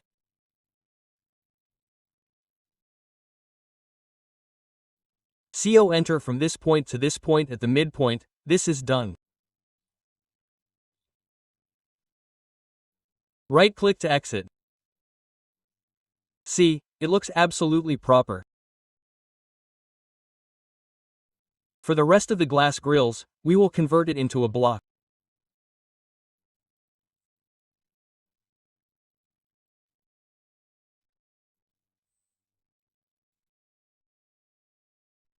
Let's select it, block, B enter, give it a name, glass grill, pick point, this midpoint, select object, enter, it's done, okay, let's do it, our block is made, now let's see what is the distance.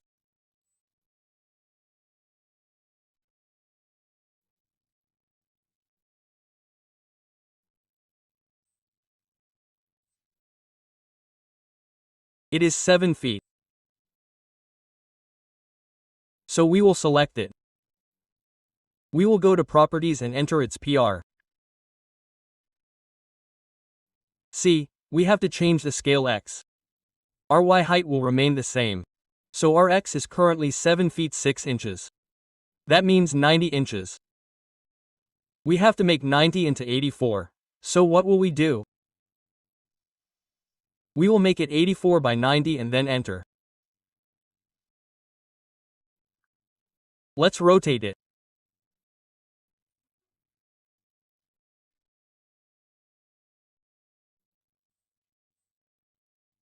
"3DR enter with this blue orb, we will rotate it like this and move it.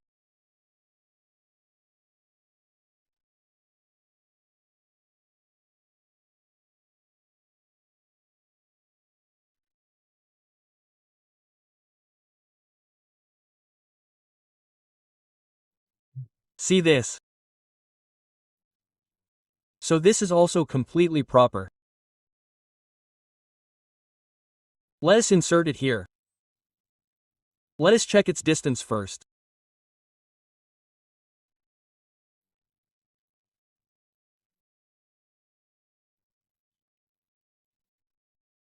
This is 10 feet 2 inches. I will enter. Insert this glass grill, we will insert it, select it, change the scale X, make it 10 feet 2 inches, which means it has to be made 122 inches. So 122 by this is actually 7 feet, so it is 84, enter.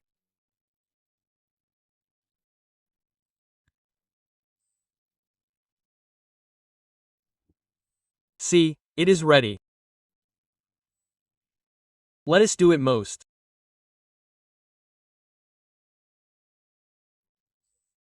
How easily our glass grill is being installed. Actually, some mistake has been made. Let us check its distance one more time. 10 feet 2 inches. The scale X was 122 by 90. Actually, we made it 84. When we had blocked it, we had made it 7 feet 6 inches. So it will be 90 and then enter. Look, it has become proper now.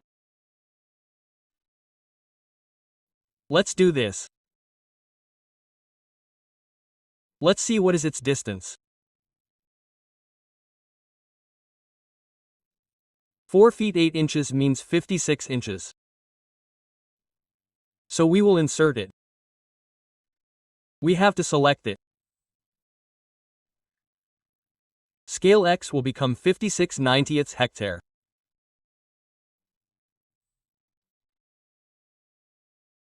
Let's move it.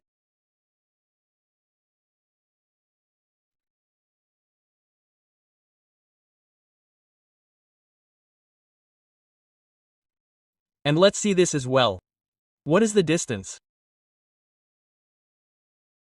It is 7 feet 8 inches. Okay.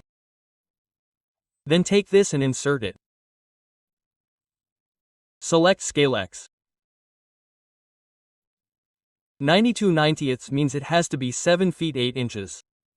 7 feet 6 inches is already there. Then enter 92/90 and rotate it.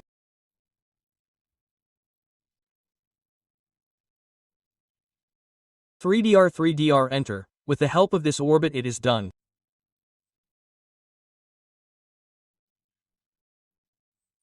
We will move it with the help of this point. We will place it here. Let's close it. See, we have made our glass grills also very proper very easily. See this?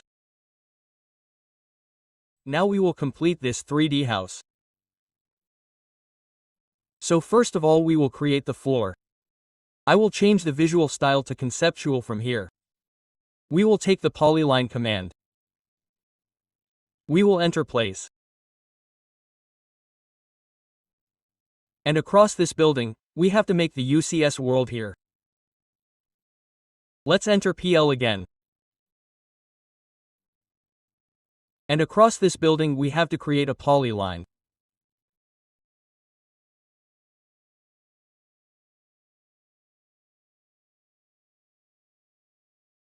So it's done.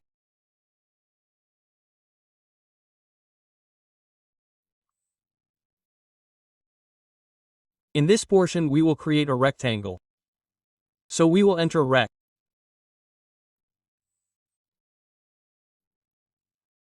From this corner to this corner we will create it separately.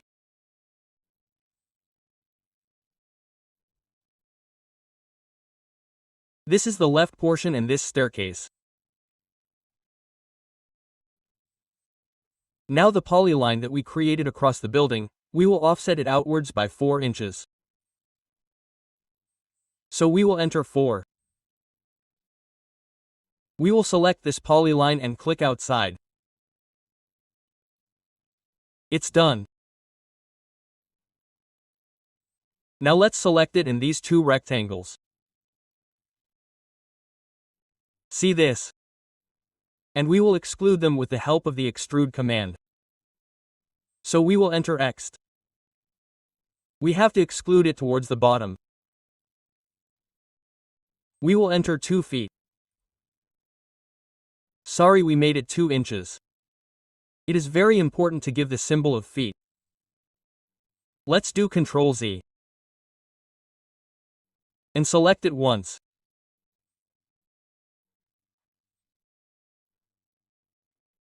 This rectangle and this rectangle X, we will enter 2 feet towards the bottom, we will mirror it 3D mirror.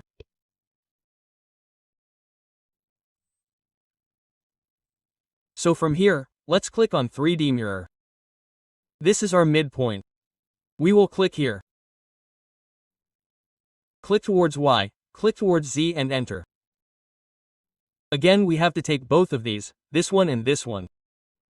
Now we will mirror both of them in respect of this midpoint. So again 3D mirror, this midpoint click towards X, click towards Z, enter. These are all our mirrors. Now we will union them.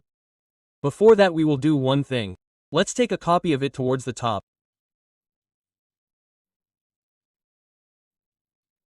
This one, this and this one, and we will not take this also because after going to the second floor, we will not have a ceiling here.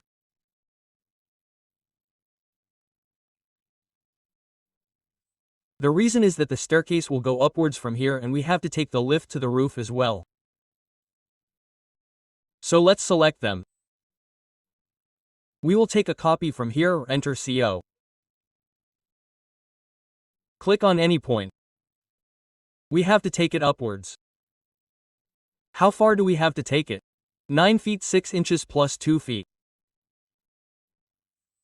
So this is 11 feet 6 inches. Now we can union it. So we will enter Uni. This is how it is unioned. Now it will not remain 2 feet for us. Our slab thickness is 6 inches. So we will cut it in the Presspull. There is some problem in pressing this face. Let's slice it. There is a lot of problem in pressing the pool in 3D. Let's do one thing about this. Let's front the UCS. And slice it. We will enter Schli. Select it. Enter. Let's take 6 inches extension from this point. 6A center. Let's go towards Z and towards X and then enter. Look, it is cut. We will erase the upper portion. So this is done for us. Look, it is proper.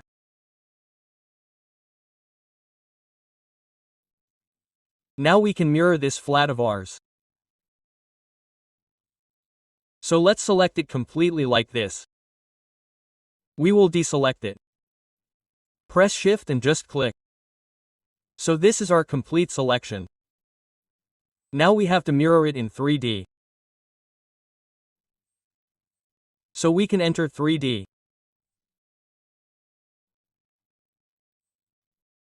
Click on this point and then enter ZY. Look, this is mirrored. Let's union it. Enter Uni. We will union all of them together.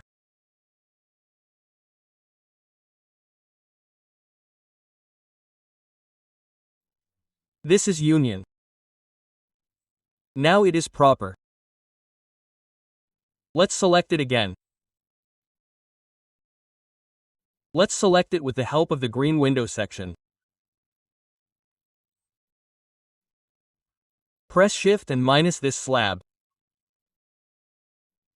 Then we will orbit it like this.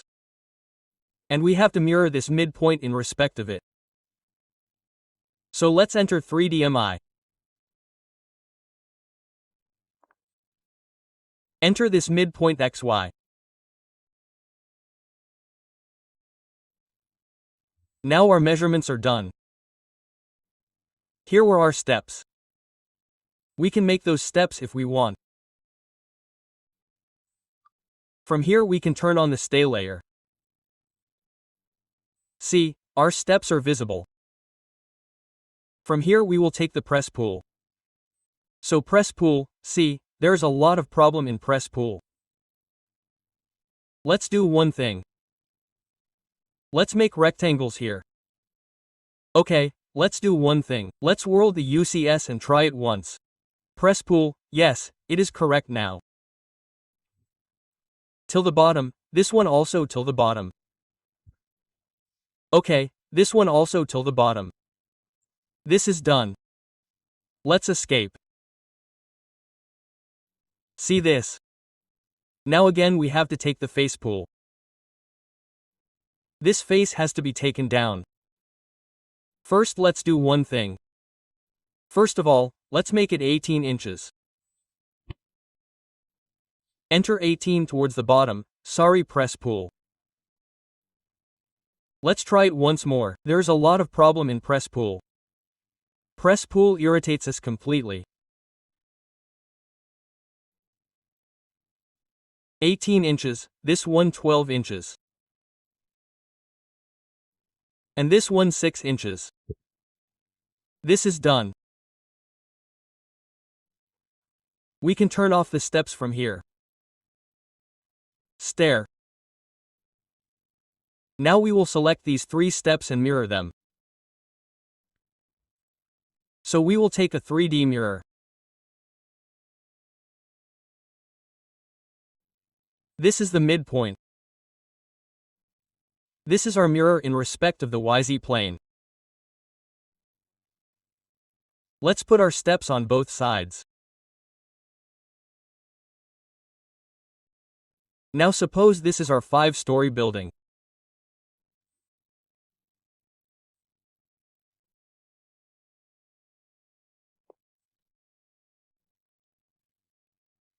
So again we have to select it completely like this, and to take a copy, we will enter CO from any point upwards, 10 feet, then 20 feet, 30 feet and 40 feet.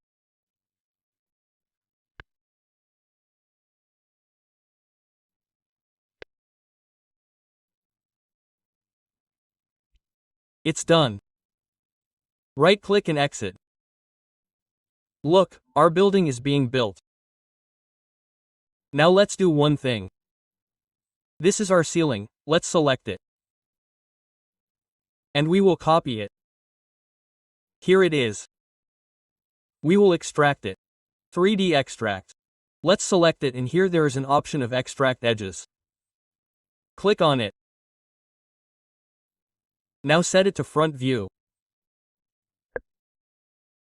Front. Now we will select it like this with the help of the green window section.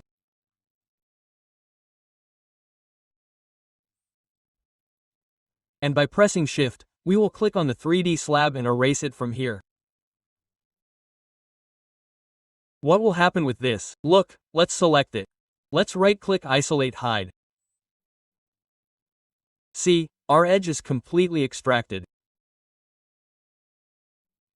We will do this join J, enter. Let's offset it. 4 inches inside. Again it inside. And we have to press pull this portion. We will world UCS and take press pull from here. Let's see, it is not happening. Never mind. Let's do it first upwards. 2 feet, then the outside one. Enter 2 feet. Right click. Subtract. Select the outside one. Enter, select the inside one. Enter. See, this is done for parfait ball. Now let's make the room. So let's take a rectangle. REC enter from this point to this point, take its offset.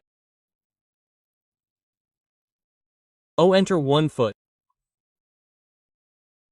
Towards the outside. Let's see if it press pulls or not. No, do the inside one. Make it 9 feet 6 inches. Same right click on this also, to exit. Subtract. So you baby, enter. Selected this, enter. Selected the inner one, enter. See, it's done. Now we have to put a slab here. Before that, let's do one thing. We will make a rectangle here. Like this. We will offset this rectangle and enter. 4 inches. We have to select it, towards the inside, like this. And we select both these rectangles. We will move it upwards 6 inches.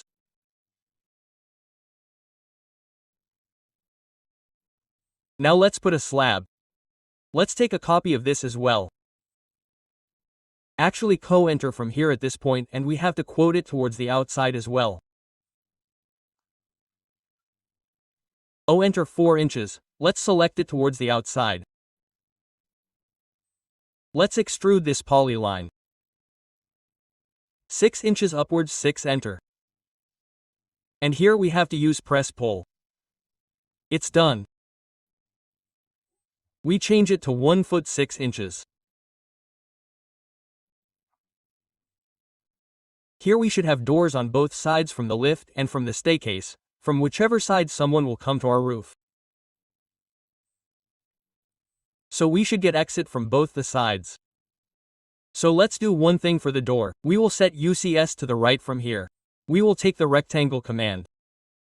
Click anywhere. Enter D. We will give the width 3 feet 3 inches. We will give the height 7 feet. This is done. Let's move it.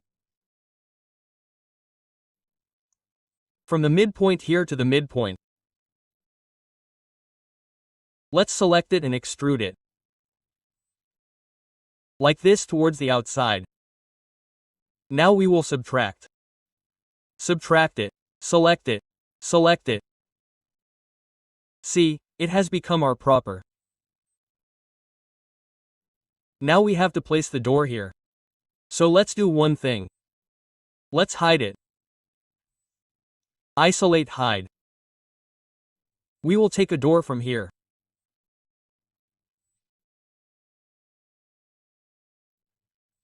Let's take it or else we will bring it out.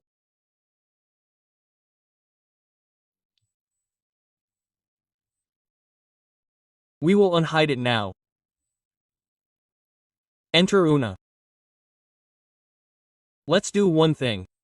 We will make the visual style realistic from here. And we will rotate this door. 3D rotate. Let's do this.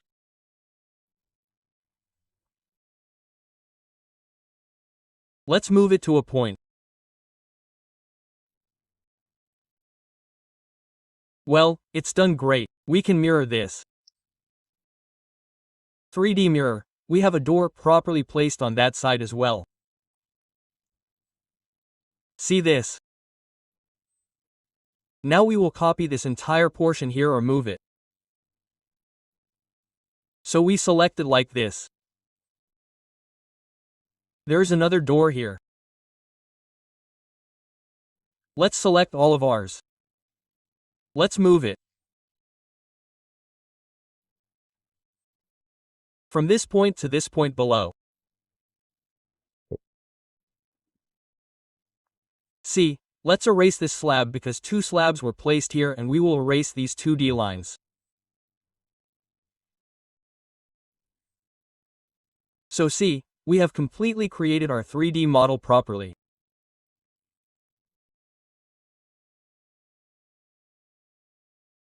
Let's conceptualize the visual style from here, and once here I use Polyline.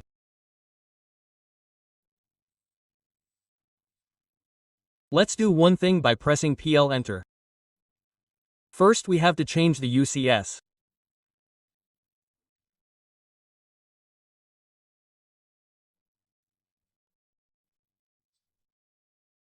After that the polyline on that side will become 6 inches and then 6 inches.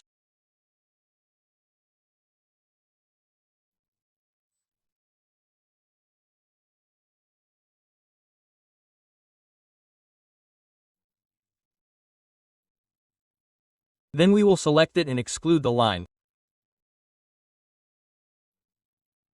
This will become 2 feet upwards. This has to be 3D mirrored on that side. So we will take a 3D mirror. We can take the midpoint here. This one. Click Enter. Let's see. See, we have placed it on both sides. We have to select both of them. Now we have to copy it.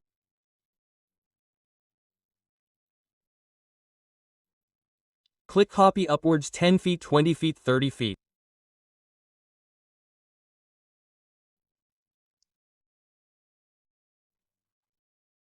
So let's make it realistic again. See, this is our complete building. So our 5-story 3D building is complete. Now we will render our 3D model 3D house with the help of AI. For this, we will take some snapshots with the help of snipping tool and save them.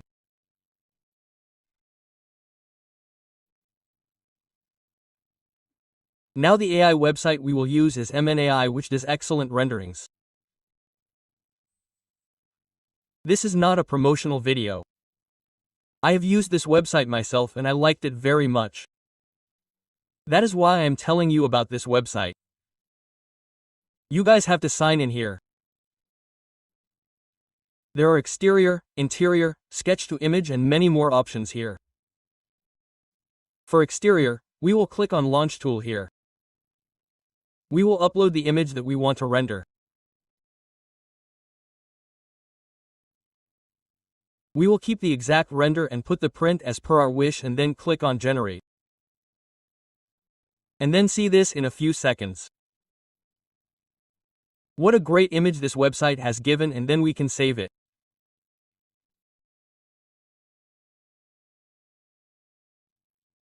Here we have created some more images and only a few credits are given to us for free in this website. After that you guys have to purchase credits here. Up to 30% discount is available here for students and educators. So friends, in this way you can get very good realistic renderings in a few seconds. So let's end this video here.